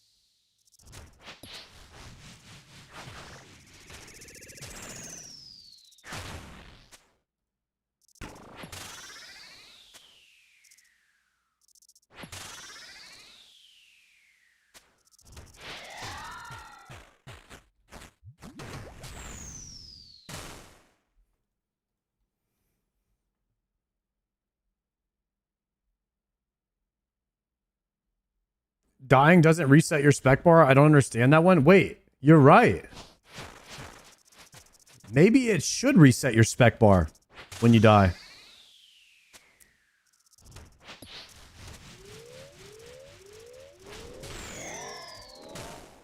I'm gonna have to take to the forums.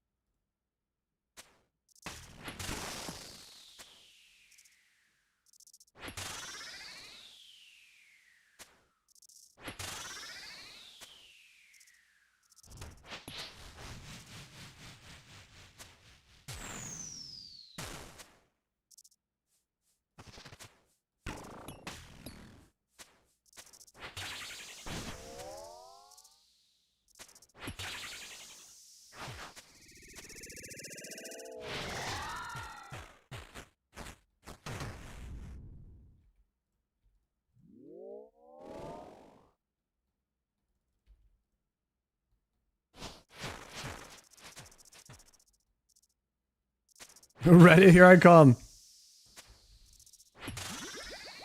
Sometimes you gotta take to Reddit and just let them have it, boys. Give them a piece of your mind.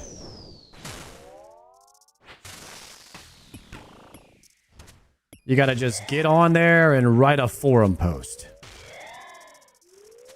They're not gonna know what hit them.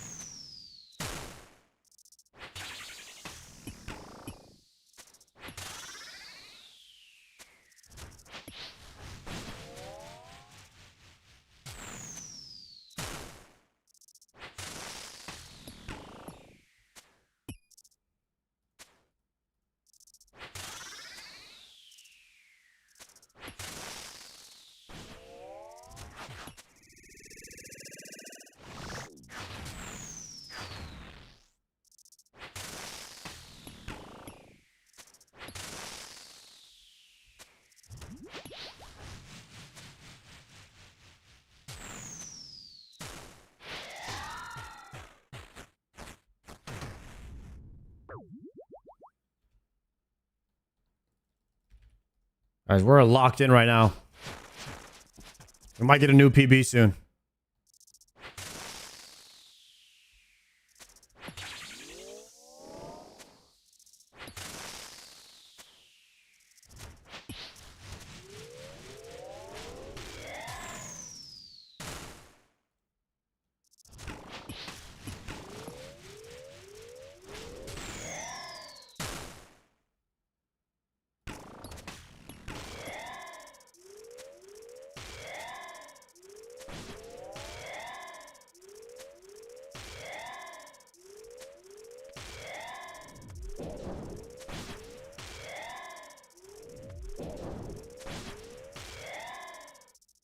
Wow. We hit him hard there.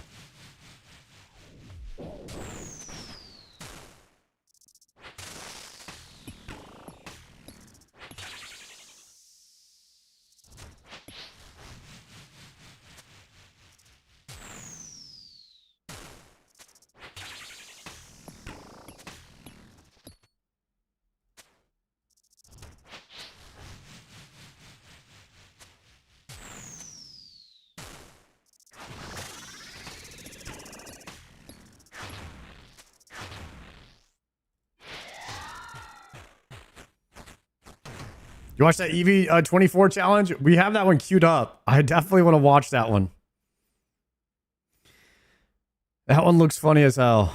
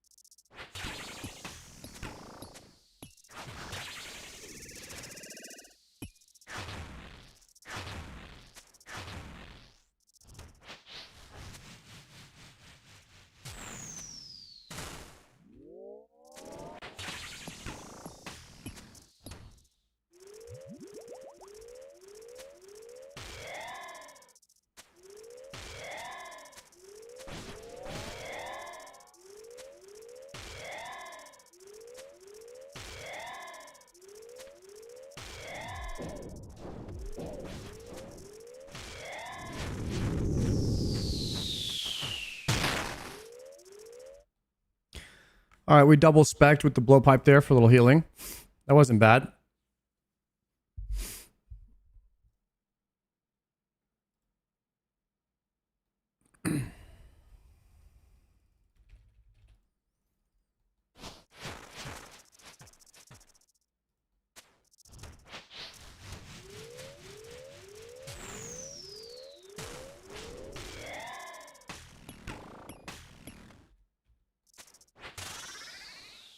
Usually wait for my react for that one, but you couldn't wait? Dude, that one looks freaking hilarious. How does he come up with these ideas, man?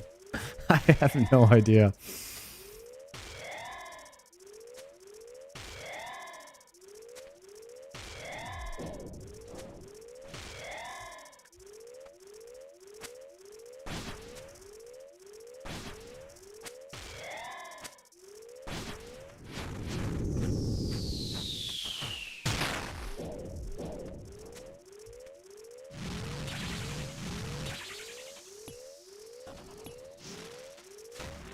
Wait, what am I doing?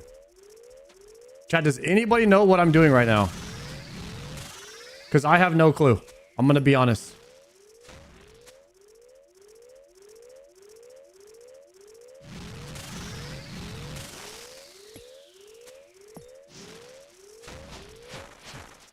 I don't know why I thought this was a wave 5, bro. I'm just completely checked out right now.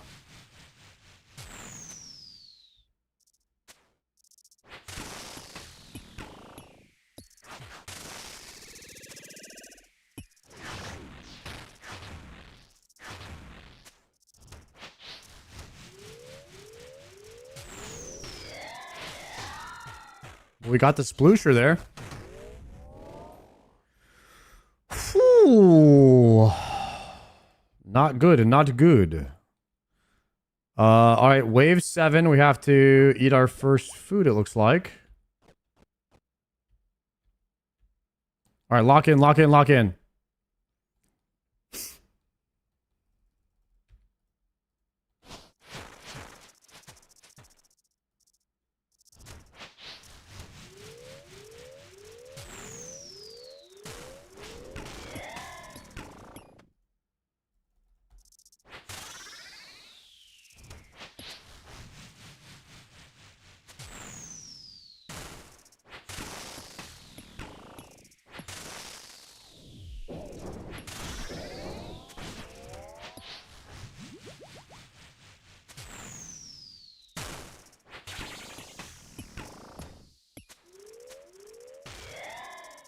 Oh, thank goodness we did some damage there, because that was about to be bad.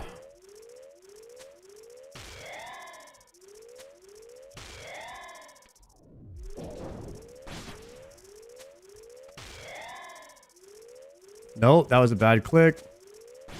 We're just going to have to eat that damage. Go here. We're going to right-click that one for safe, then move here.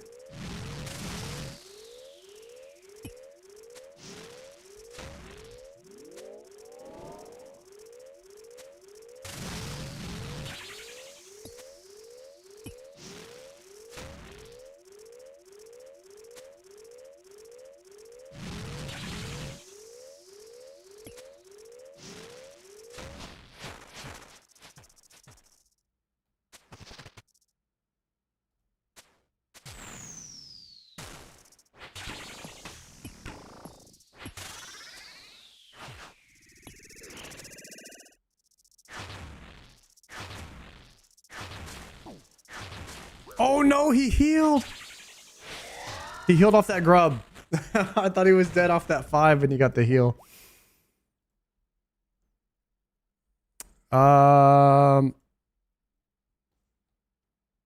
Swapping to dragon arrows for wave 8.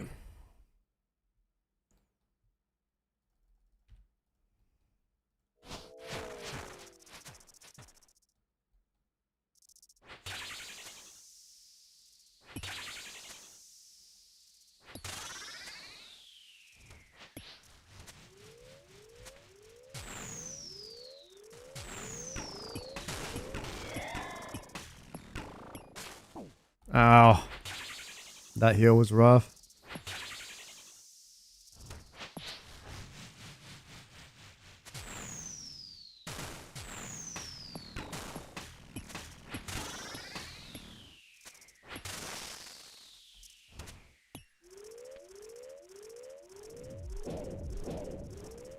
No. Attack.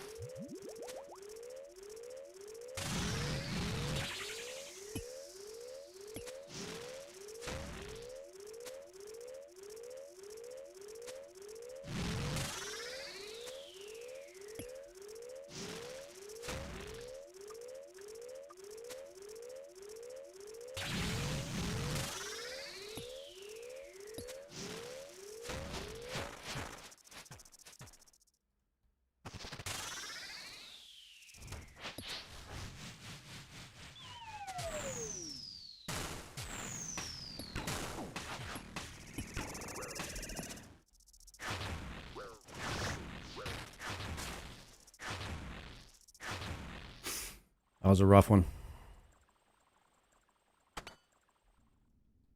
I needed to get a attack off in between the open tick there. That was a rough one. And I did not get it off.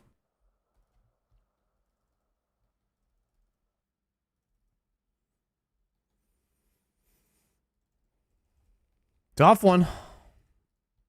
And the grub, dude, if anything, dude, the grubs don't matter. Like, you just let them walk into the guy. But what the grub can do sometimes is it can take your attention and you can start thinking about, like, okay, what tick am I going to attack the grub?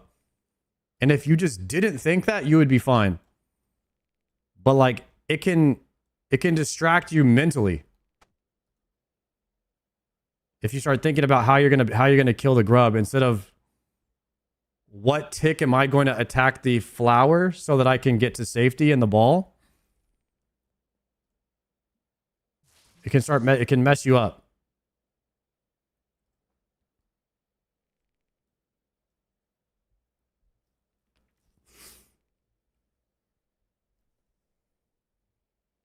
How do you remember what all the tiles were for? Brother, I have 1,000 of these, so I have 40 something completions and I failed at least 4 to 5 times as many as those. So, and then you're doing wave 6. Wave 6 is where the tiles start happening. So I've got, 200 plus completed attempts practicing with the tiles, and then probably 2 or 3 times that in fails. I mean, you're going to remember something after you do it 300 times. This game is all repetition.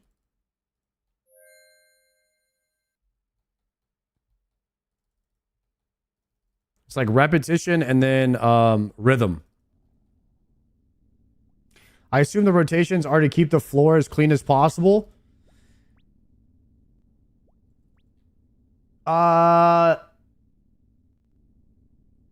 The floor being as clean as possible is RNG. So I don't think it's for that. I think mainly what the tiles are for is for the rock blocks. And it's like a guaranteed. It also has some pretty good areas of where, like, the splash, I think, doesn't hit. It's mostly for boulder setup though, is what the tiles are for.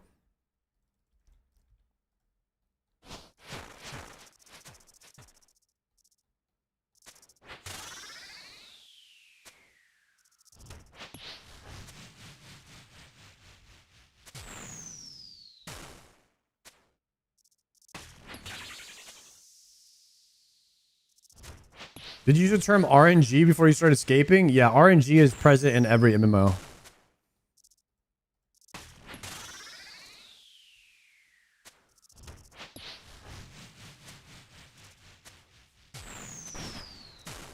That's a pretty popular term.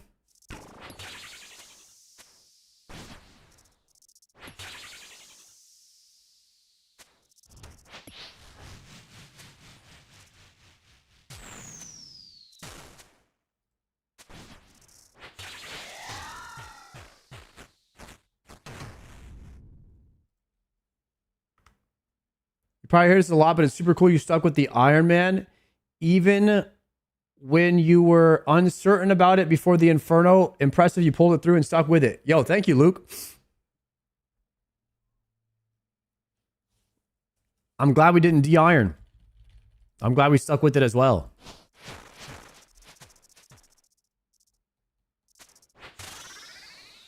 Now we got a whole Iron Man clan, which I need to rejoin back into here in a second. I gotta remember to rejoin society after I go do wilderness bossing.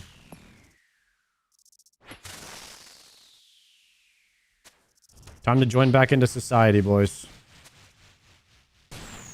Join all the channels. Well, we could say GZ to everybody that's getting stuff. Show all, show all.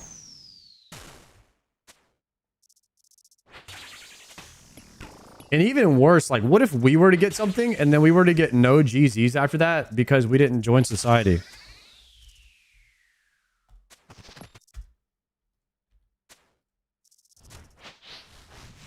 That'd be tragic.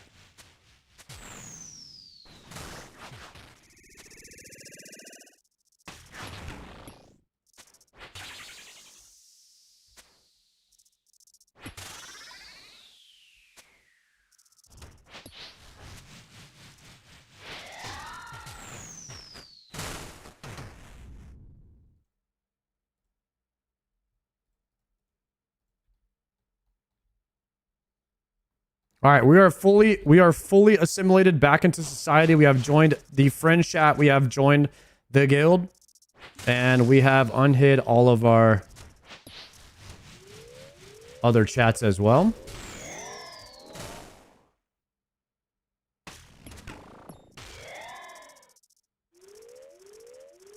We are in the clan as well as the FC.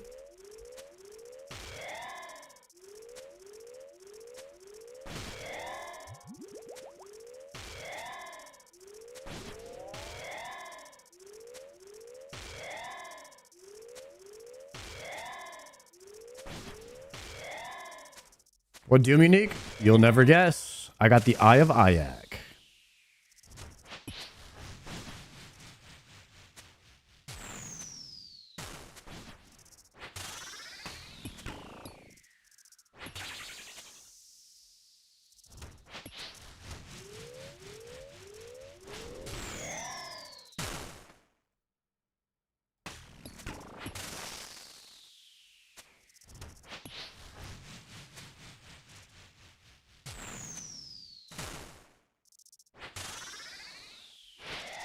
Tiles you have for deep delves to go 10 plus? Yeah, these are Wydega's tiles that he uses to set the world record.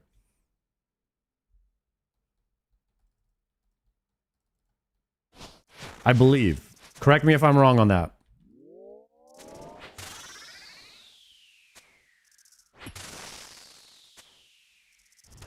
I believe he did get beat though by like one delve level or something.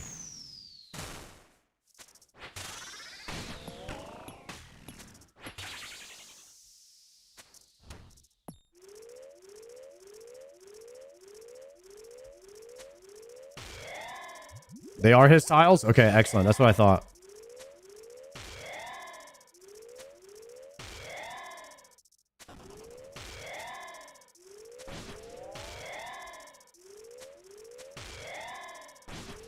What's considered a good delve personal best?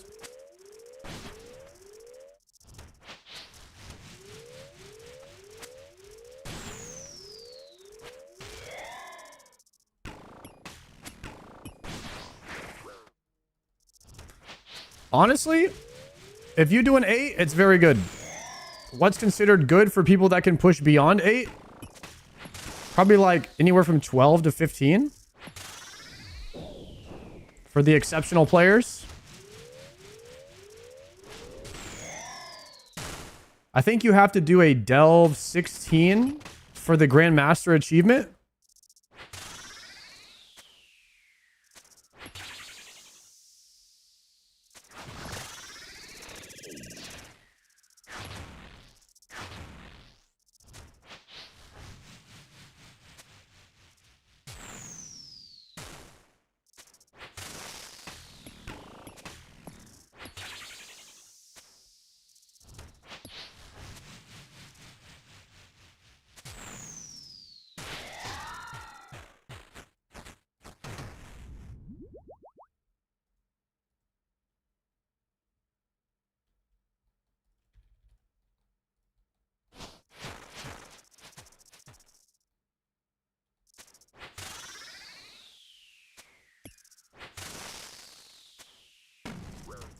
Ooh, that was a melee, not a magic.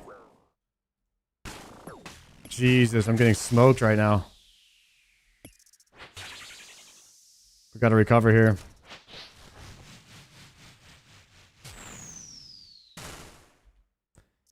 You know what it is? I think I'm on a really high ping world. Not even kidding. I swear my clicks are really slow right now.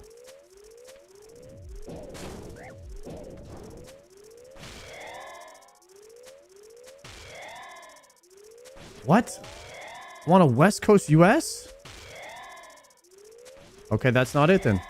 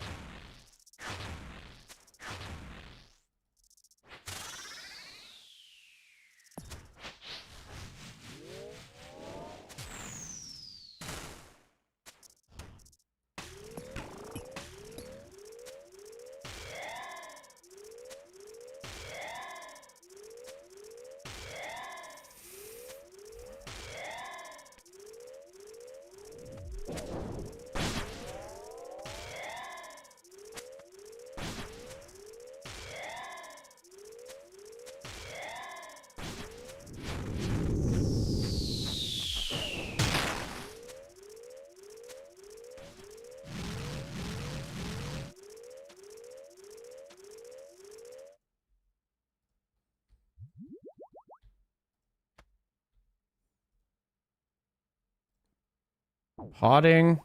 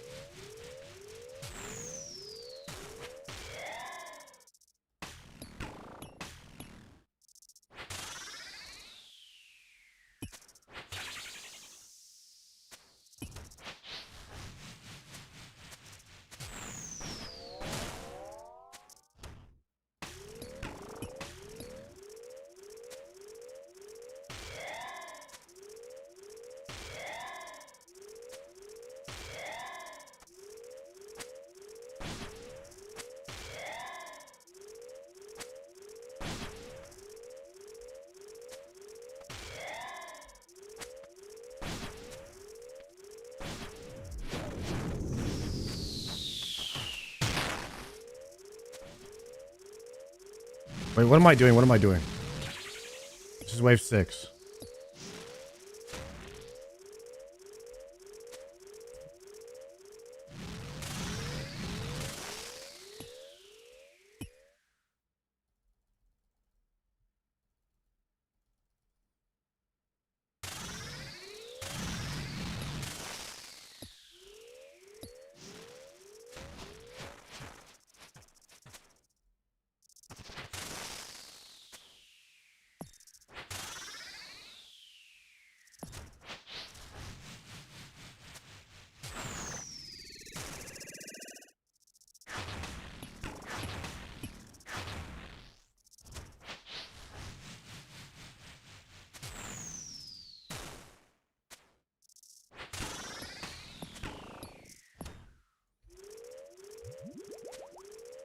That was totally just spaced out there for a second. We recovered though, nice.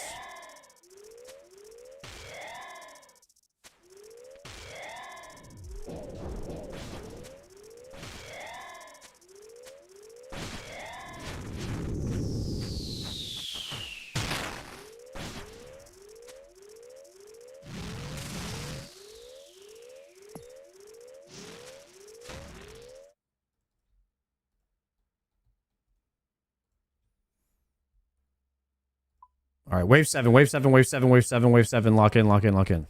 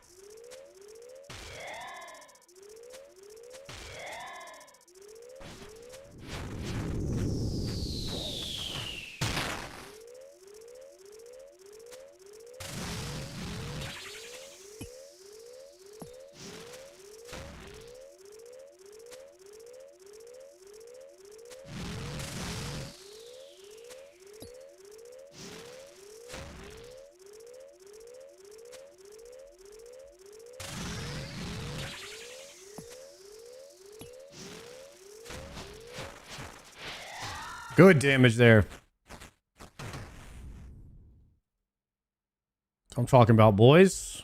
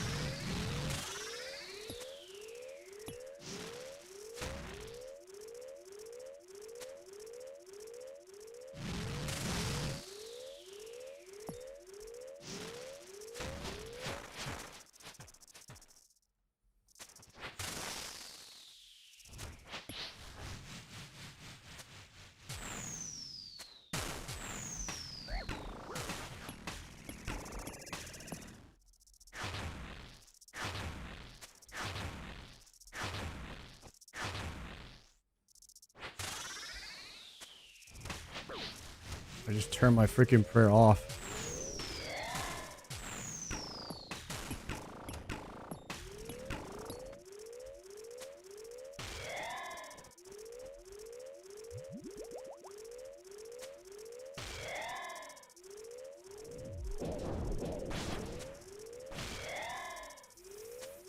Whew. This was a rough wave 8, man.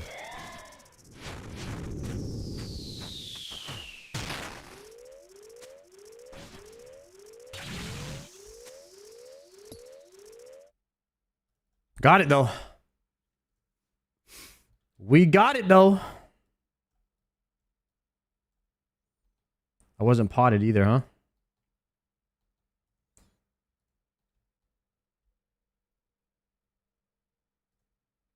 Pot up.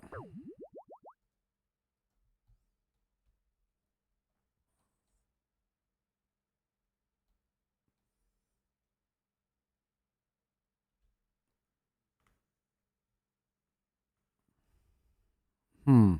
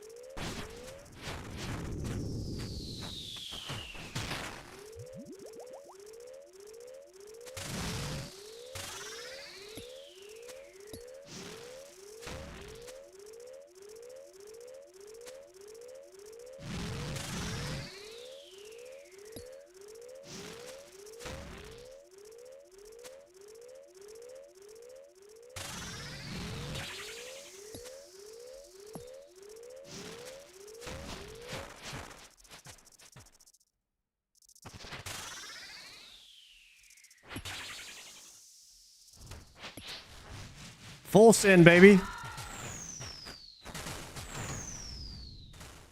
Clean.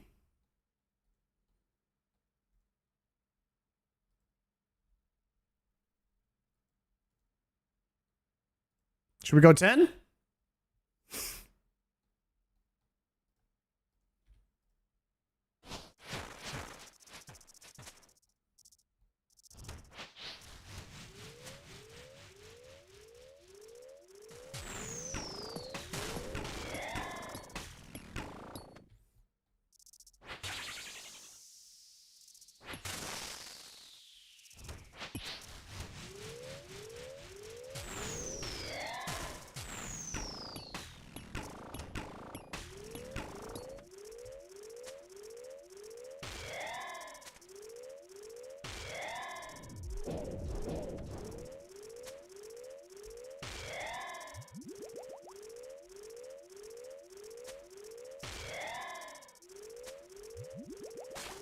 Actually, screw that. We're just going to let that go through.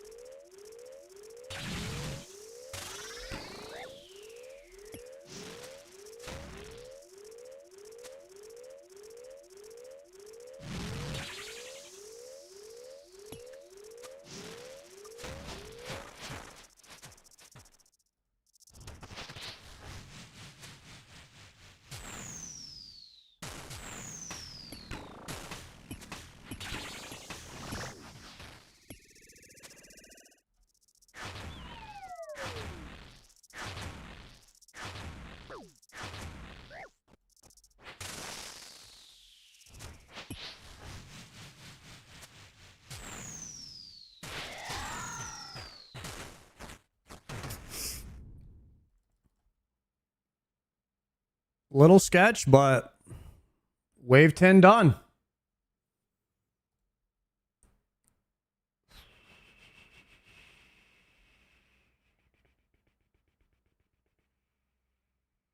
We just have no food left, unfortunately. Ah.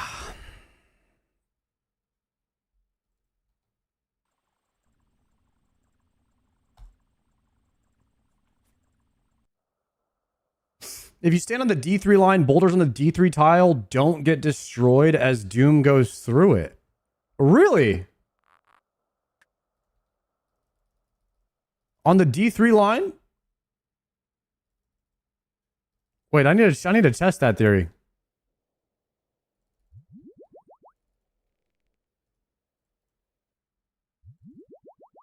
Wait, thank you for telling me that.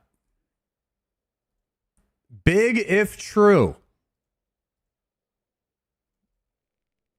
Only works on the D3 line. Okay.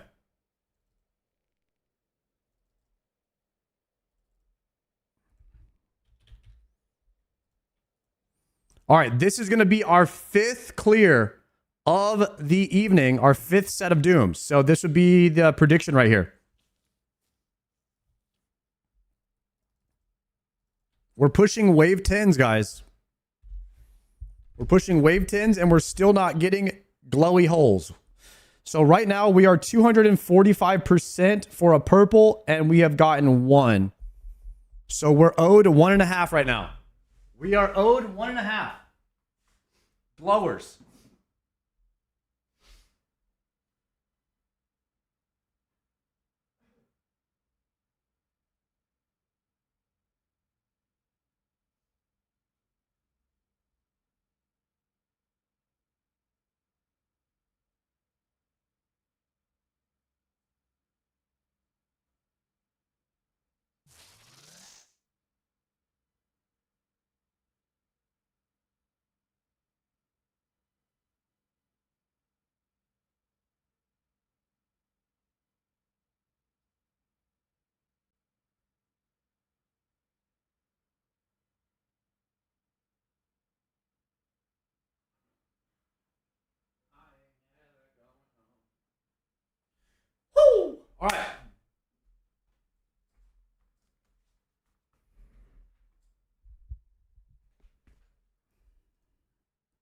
Quizmaster? Wait, does this guy give a... Does this guy give a lamp?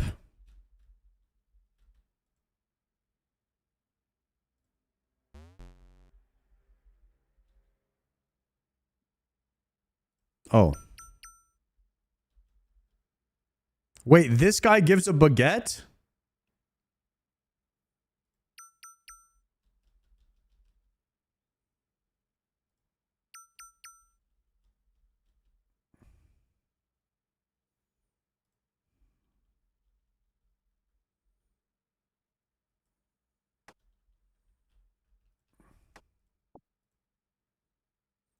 Lamp.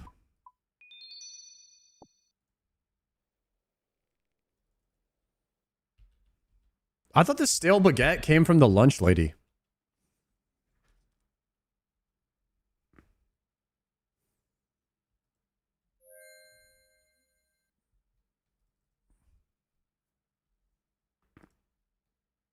We got Cabo Bobs again? Are you addicted now, huh, Fortin? You're on the Bobs train, huh? Love to hear that.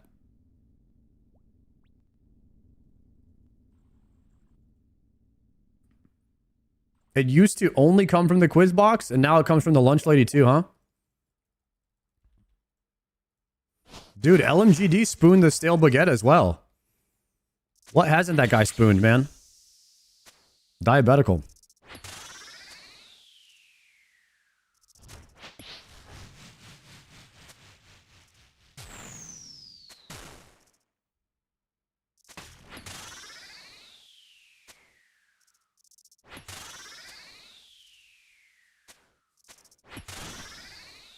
Has anybody been watching LMGD do dooms? Like, how is he doing now?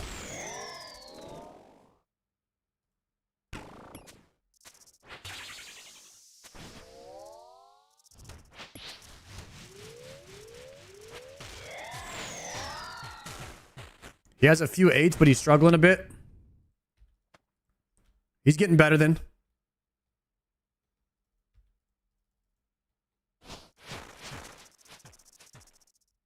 LMGD is clearing Doom 20s easily? Yeah.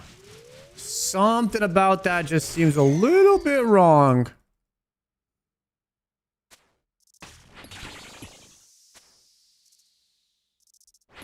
Yeah, Triumphant clearing 15 also sounds wrong.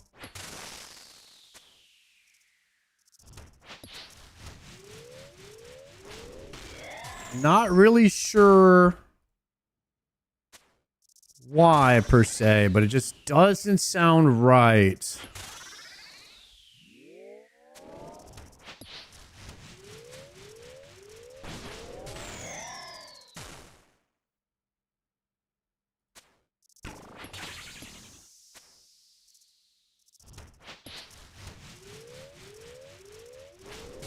The Sploosher?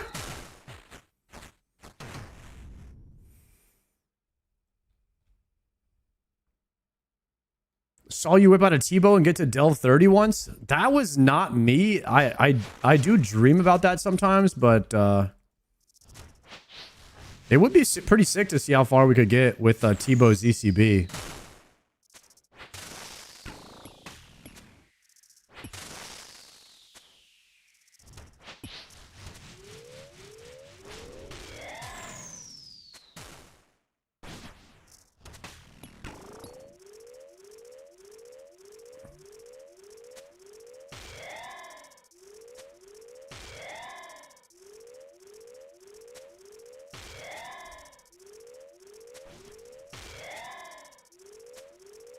ZCB is crazy. It can smack like 100s. That's busted. I need that.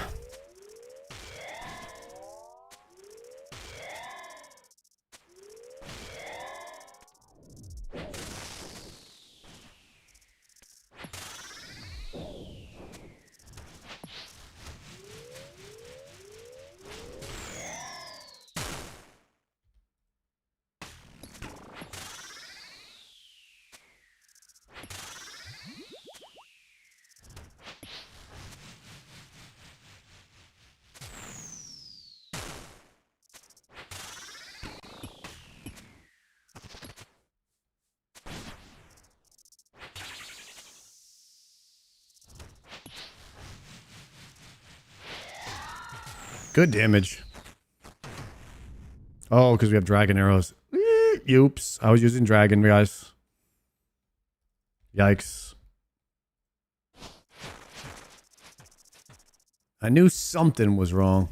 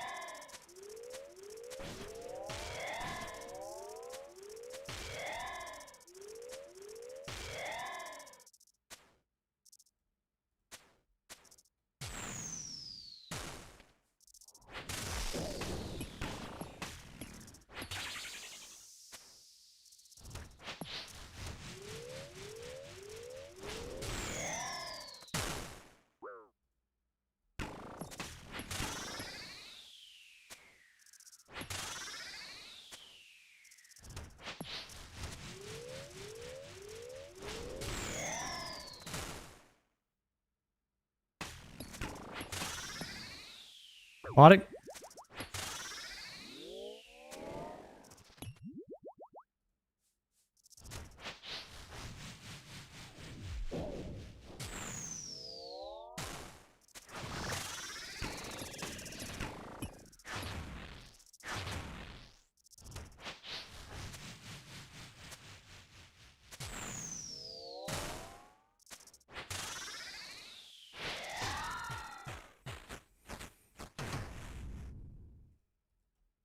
All right. Wave 5. Got to charge here. We got to charge. Got to charge here. Got to lock in.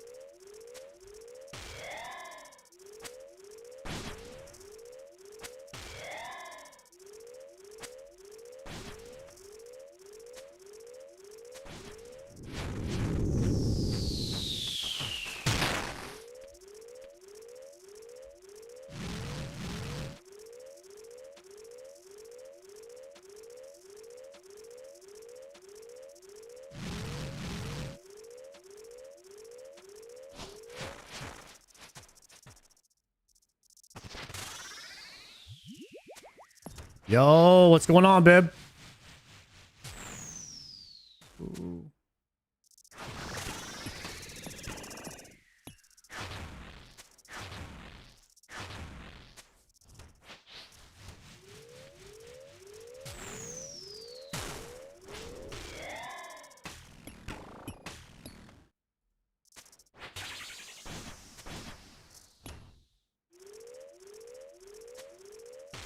Okay, slow it down.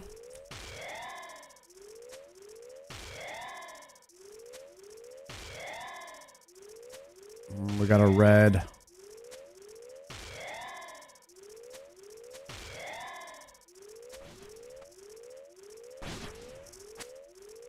Go back out.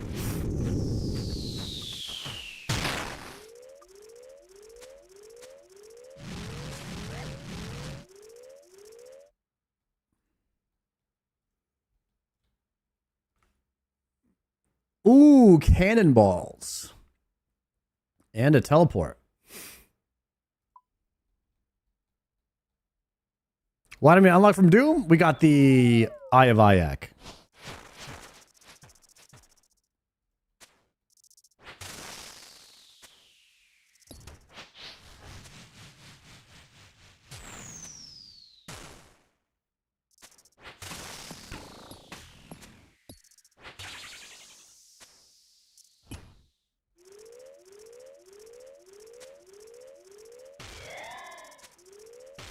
Yo, thank you.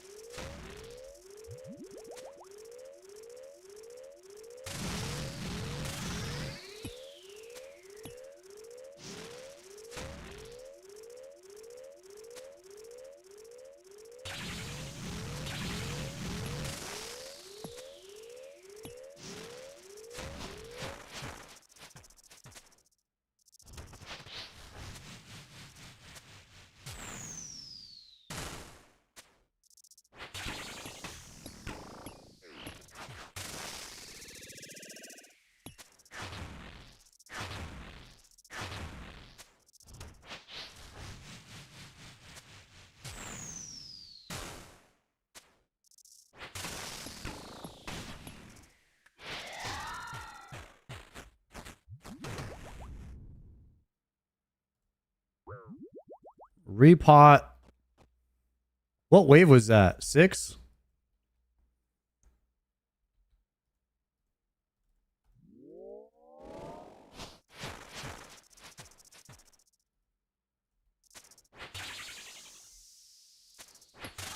Your boy Blue, thank you for the 2 gifted subs.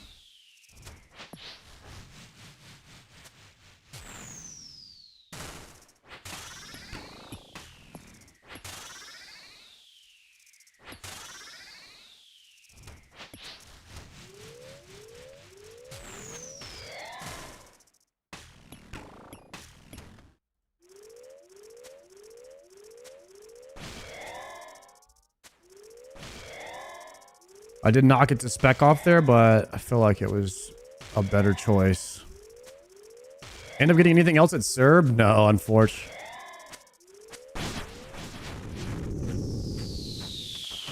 We just got the double smoldering stones. It's pretty bad RNG there.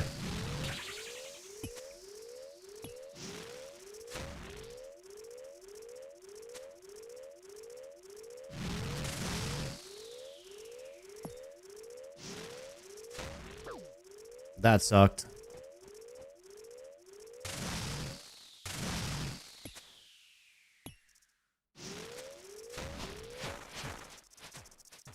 All right, I gotta lock in. I gotta lock in.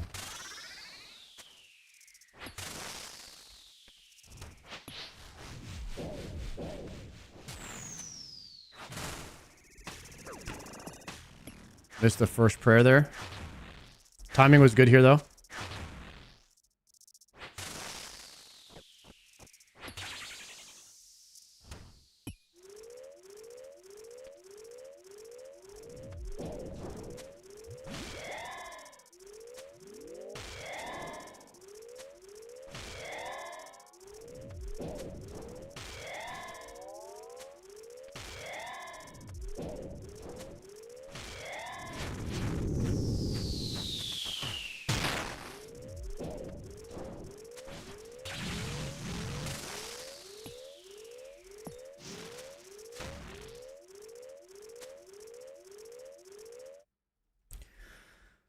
All right, not the cleanest, not the worst. We're going Dragon Arrows, descend.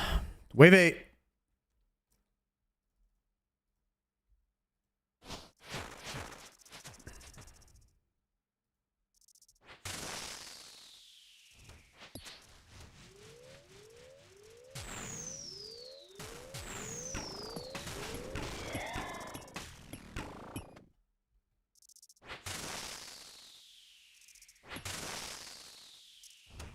Great damage here, guys. Great freaking damn.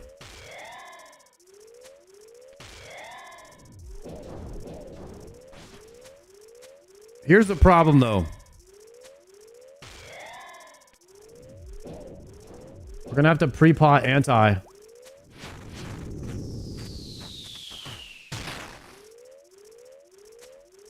Do a little dipski.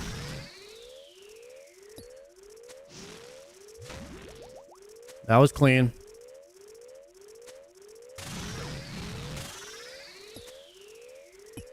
That sucked.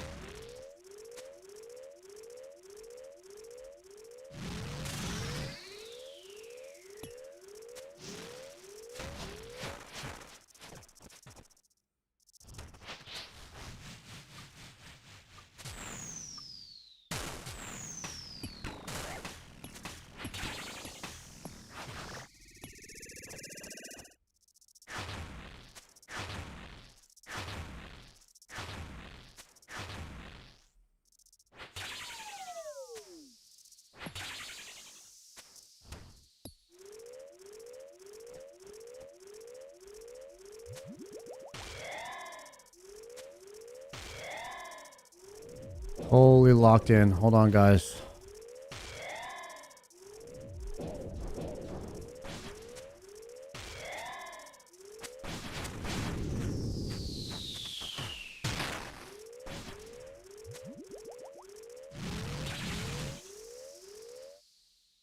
Is it dead? Whew. Okay. Good recovery. Palomore, thank you for the raid. What's going on, bro? Feeling better? I'm feeling much better, my friend. Thank you for that, Ray. I was locked. Dude, if I glance over at chat doing like a Doom or something, I just die sometimes, man, because you have to be thinking ahead so much in here. I have to like completely lock it in. And yo, your boy Blue, man, thank you so much for the 2 gifted subs. Palmer, what was Palmer up to today, guys? What are you working on, man? I'll see you tomorrow for raid. Doom is fun. I absolutely love this place. If you get boots, are you done? Are you going to stay for the cloth? I'm mainly here for the cloth. So the cloth is like much bigger DPS increase than the boots. So I really, really want the cloth. I think we're delving deeper here.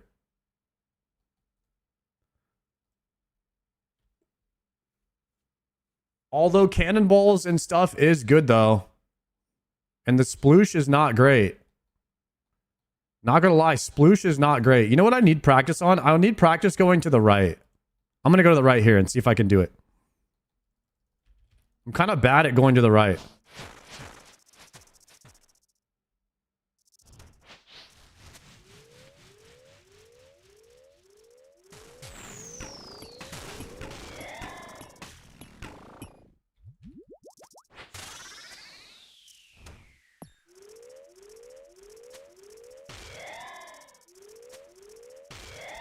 That was clean enough.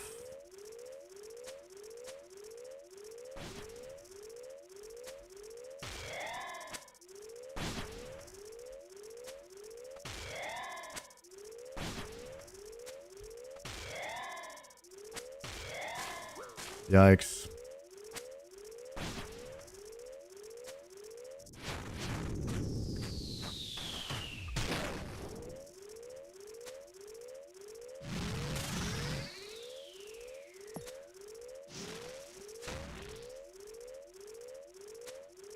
Move! No!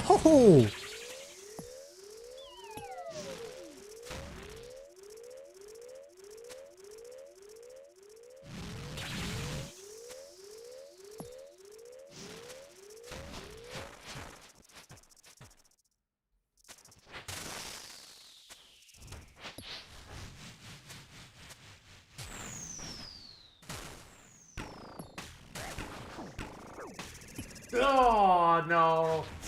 I tried to sneak in an extra click. I tried to sneak one in. And it was okay. I just didn't swap back to Mage Prayer.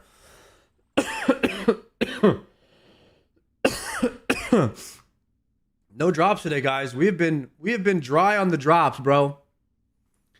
We have been dry on the drops. It's been kind of bad, boys. I don't know what to do about it. I don't know how to get more drops per se. I don't know how to get more.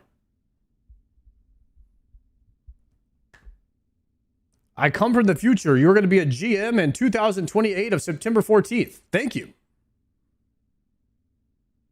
More Twitch Primes equals more drops. That's what's going on. We're not getting enough Twitch Primes? Guys, we got to pay out the prediction to the doubters. Ooh, that's tough. I do not like paying out the doubters. We are 1,053 delves with 1 piece of loot. So that sucks. Super Coop, thank you for the prime. Dr. Pig, thank you for the prime. Back-to-back primes right there. Let's go. We do appreciate that, my friends. So, what should we do right now? If we need...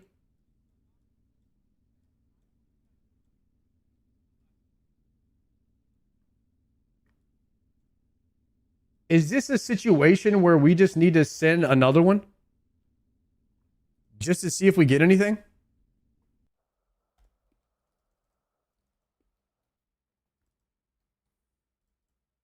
Is this one of those situations?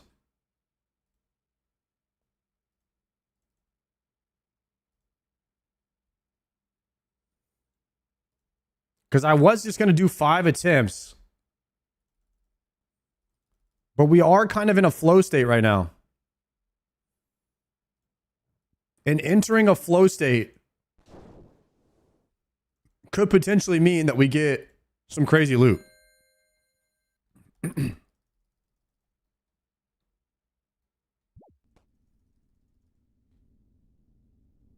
Gotta end on a claim?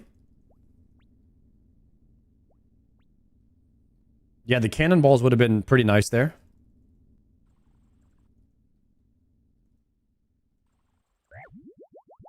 But the practice is better, honestly.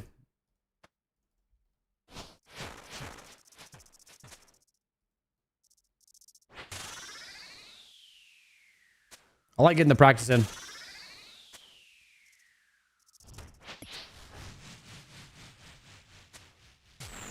Perfect Doomsday is something else. It might be one of the hardest Grandmaster achievements, no lie. Actually, I'll let chat decide. What is the hardest Grandmaster achievement?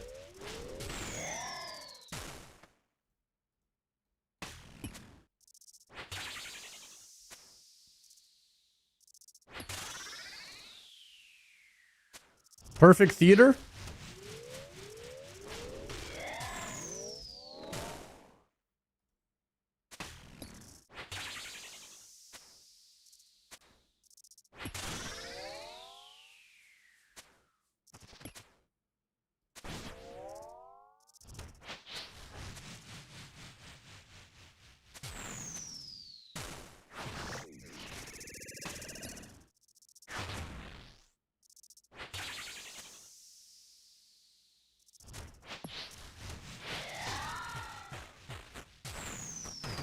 Haven't done them, so no clue. Me either, brother. Five out of 6 Jads back to back without dying. You have to do 5 Jads and then 6 Jads back to back? Is that our combat achievement?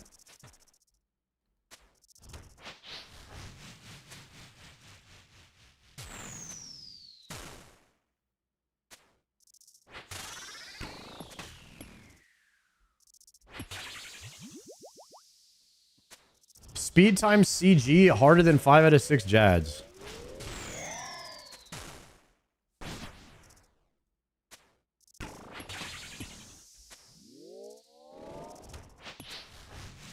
I wonder what Soyduro thinks. The CG speed time, I'm not really looking forward to. I mean, we don't really have much of anything else that could help us with the CG speed time. That's something we could just do right now. If we wanted to just start attempting that, but... I mean, we're already at 99 range in Mage, which is what we would use. I don't think there's anything else that would help us for CG speed times. Oh, Rygor. Yep, never mind. We need the prayer.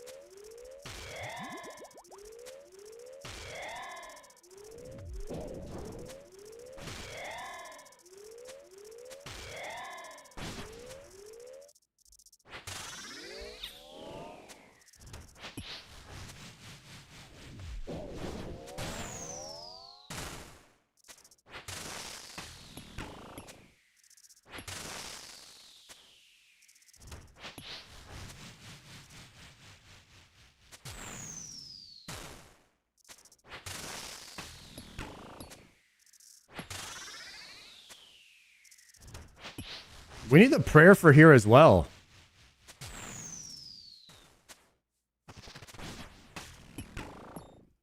I forgot LMGD is he got the Dex, so he's doing Doom with Dex.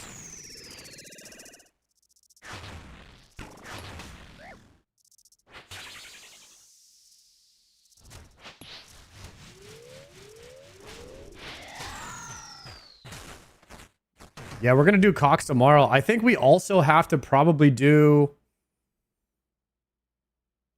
a Cox marathon until we get the prayer again. And he's still perma crying about his DPS being too low. Oh my god. That does sound like LMGD.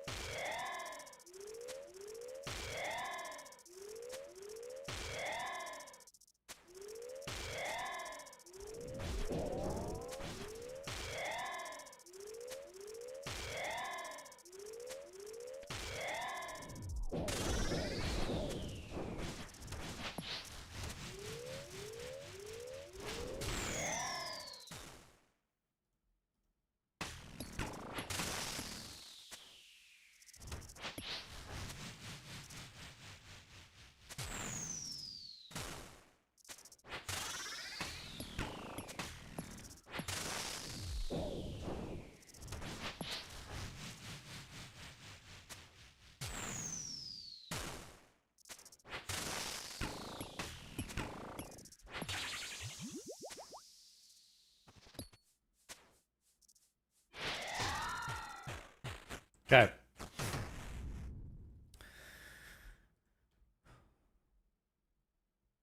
What is this? Wave 5 here?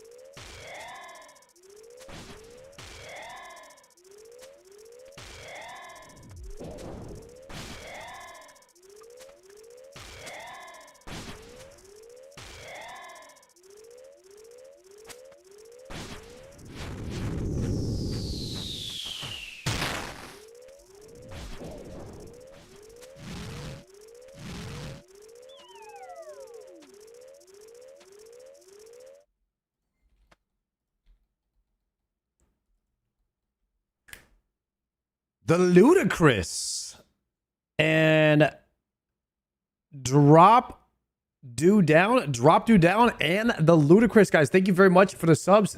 4 months from Drop and the Prime from Luda. Nice name.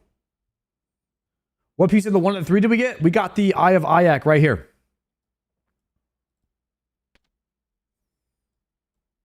And it is glorious, my friends. Real Ludicrous? Is it worth using eye in here? Yeah, you definitely want to use the eye because you get charges. You at least want it in your inventory, right?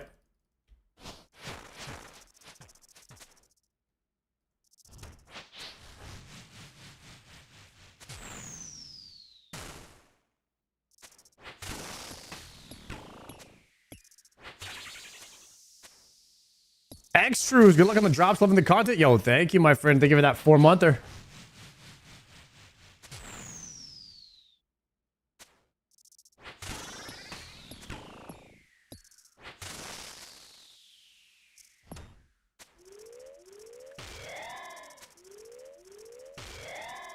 We got a repot here very soon. Gonna go other side for this.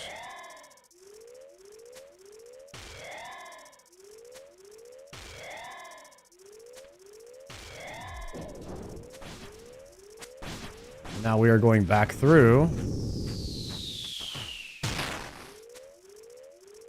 And then we're going here.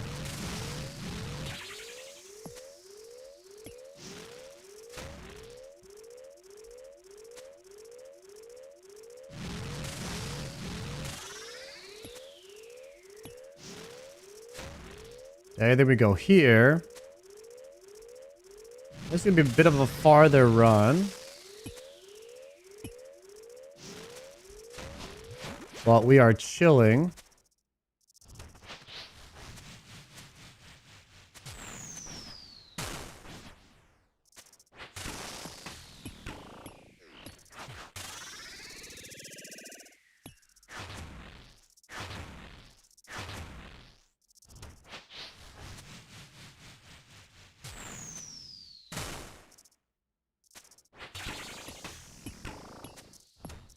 And we get another shield phase. Dang it. My deeps.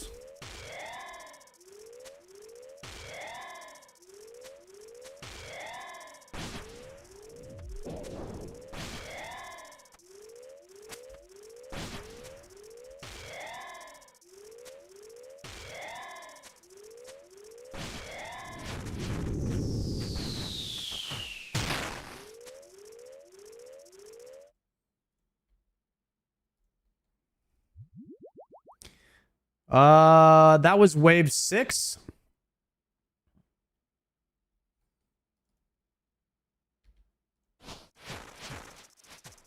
Ooh, we do not want to stop in melee range.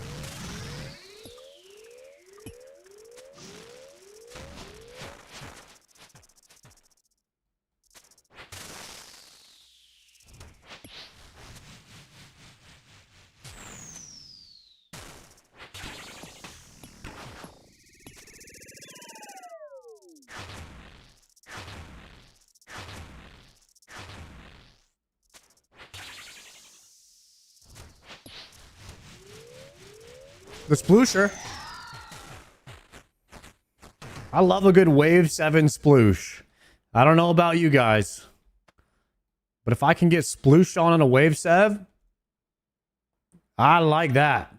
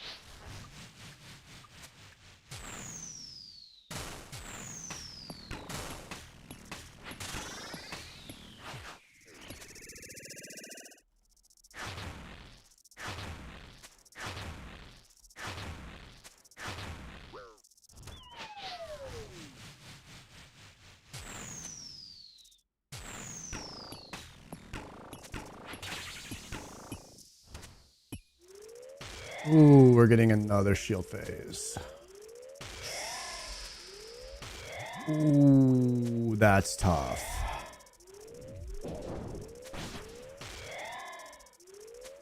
And that's with the Gunnar arrows too.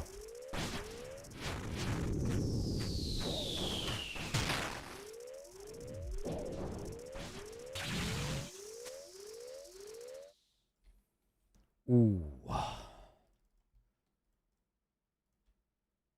Raynars? Ooh. Chat 3 Raynars. Do we claim? Ooh. Ooh. What are Gunnar arrows? Dragoon. Dragoon arrows. Are you guys thinking claim or what, dude?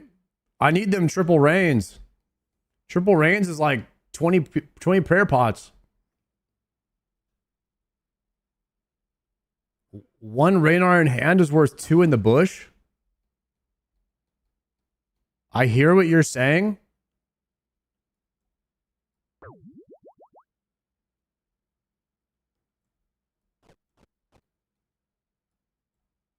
And I raise you 1 deep delve.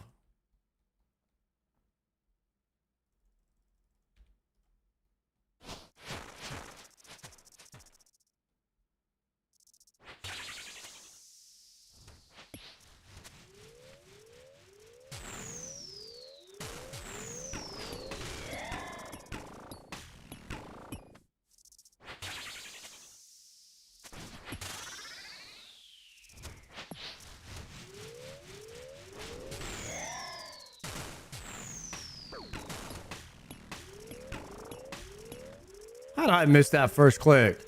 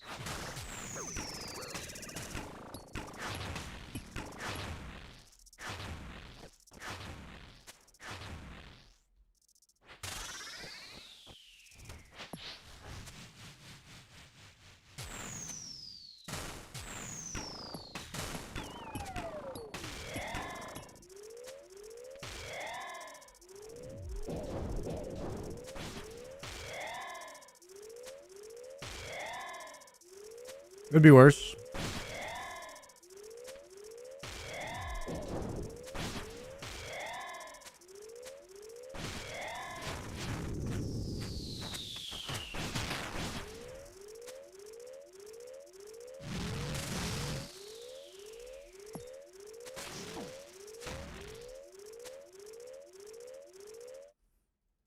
Not bad. How do we get no glower? We actually got no glow from that? Ooh, and we got the shark lures. The shark lures. Go.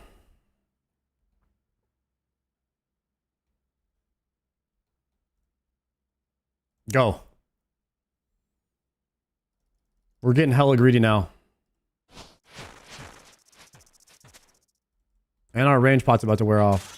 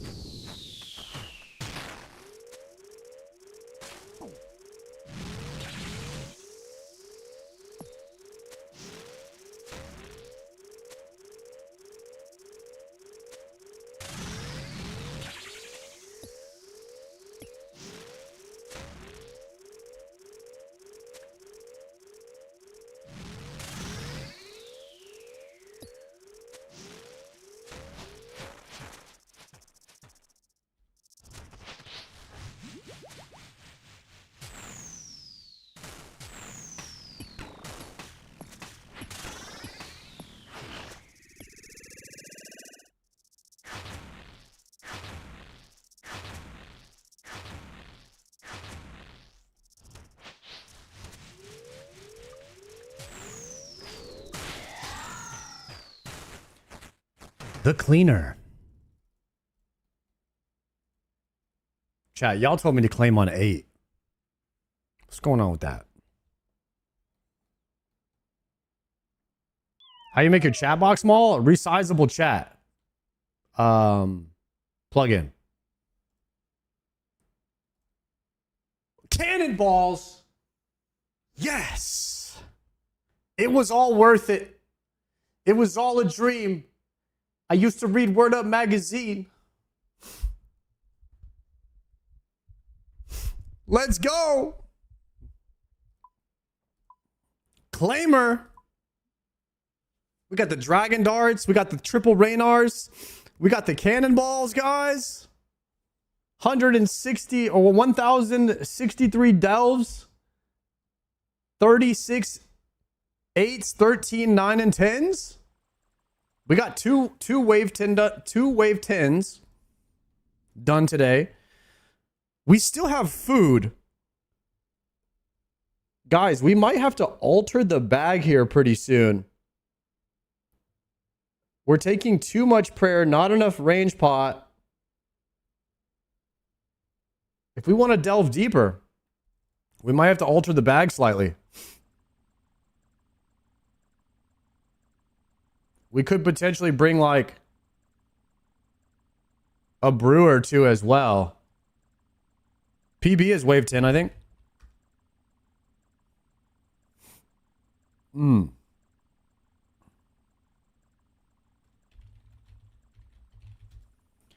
Guys, if you enjoyed the stream today, thank you guys for hanging out. Type a little 07 in the chat for me.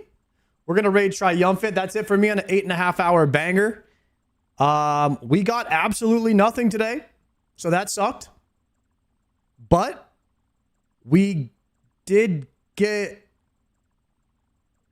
friendship. We got friendship. And that's good enough for me. Okay? Friendship is good enough. Good night to every single one of you. It has been fantastic. Thank you for playing RuneScape alongside me all day long.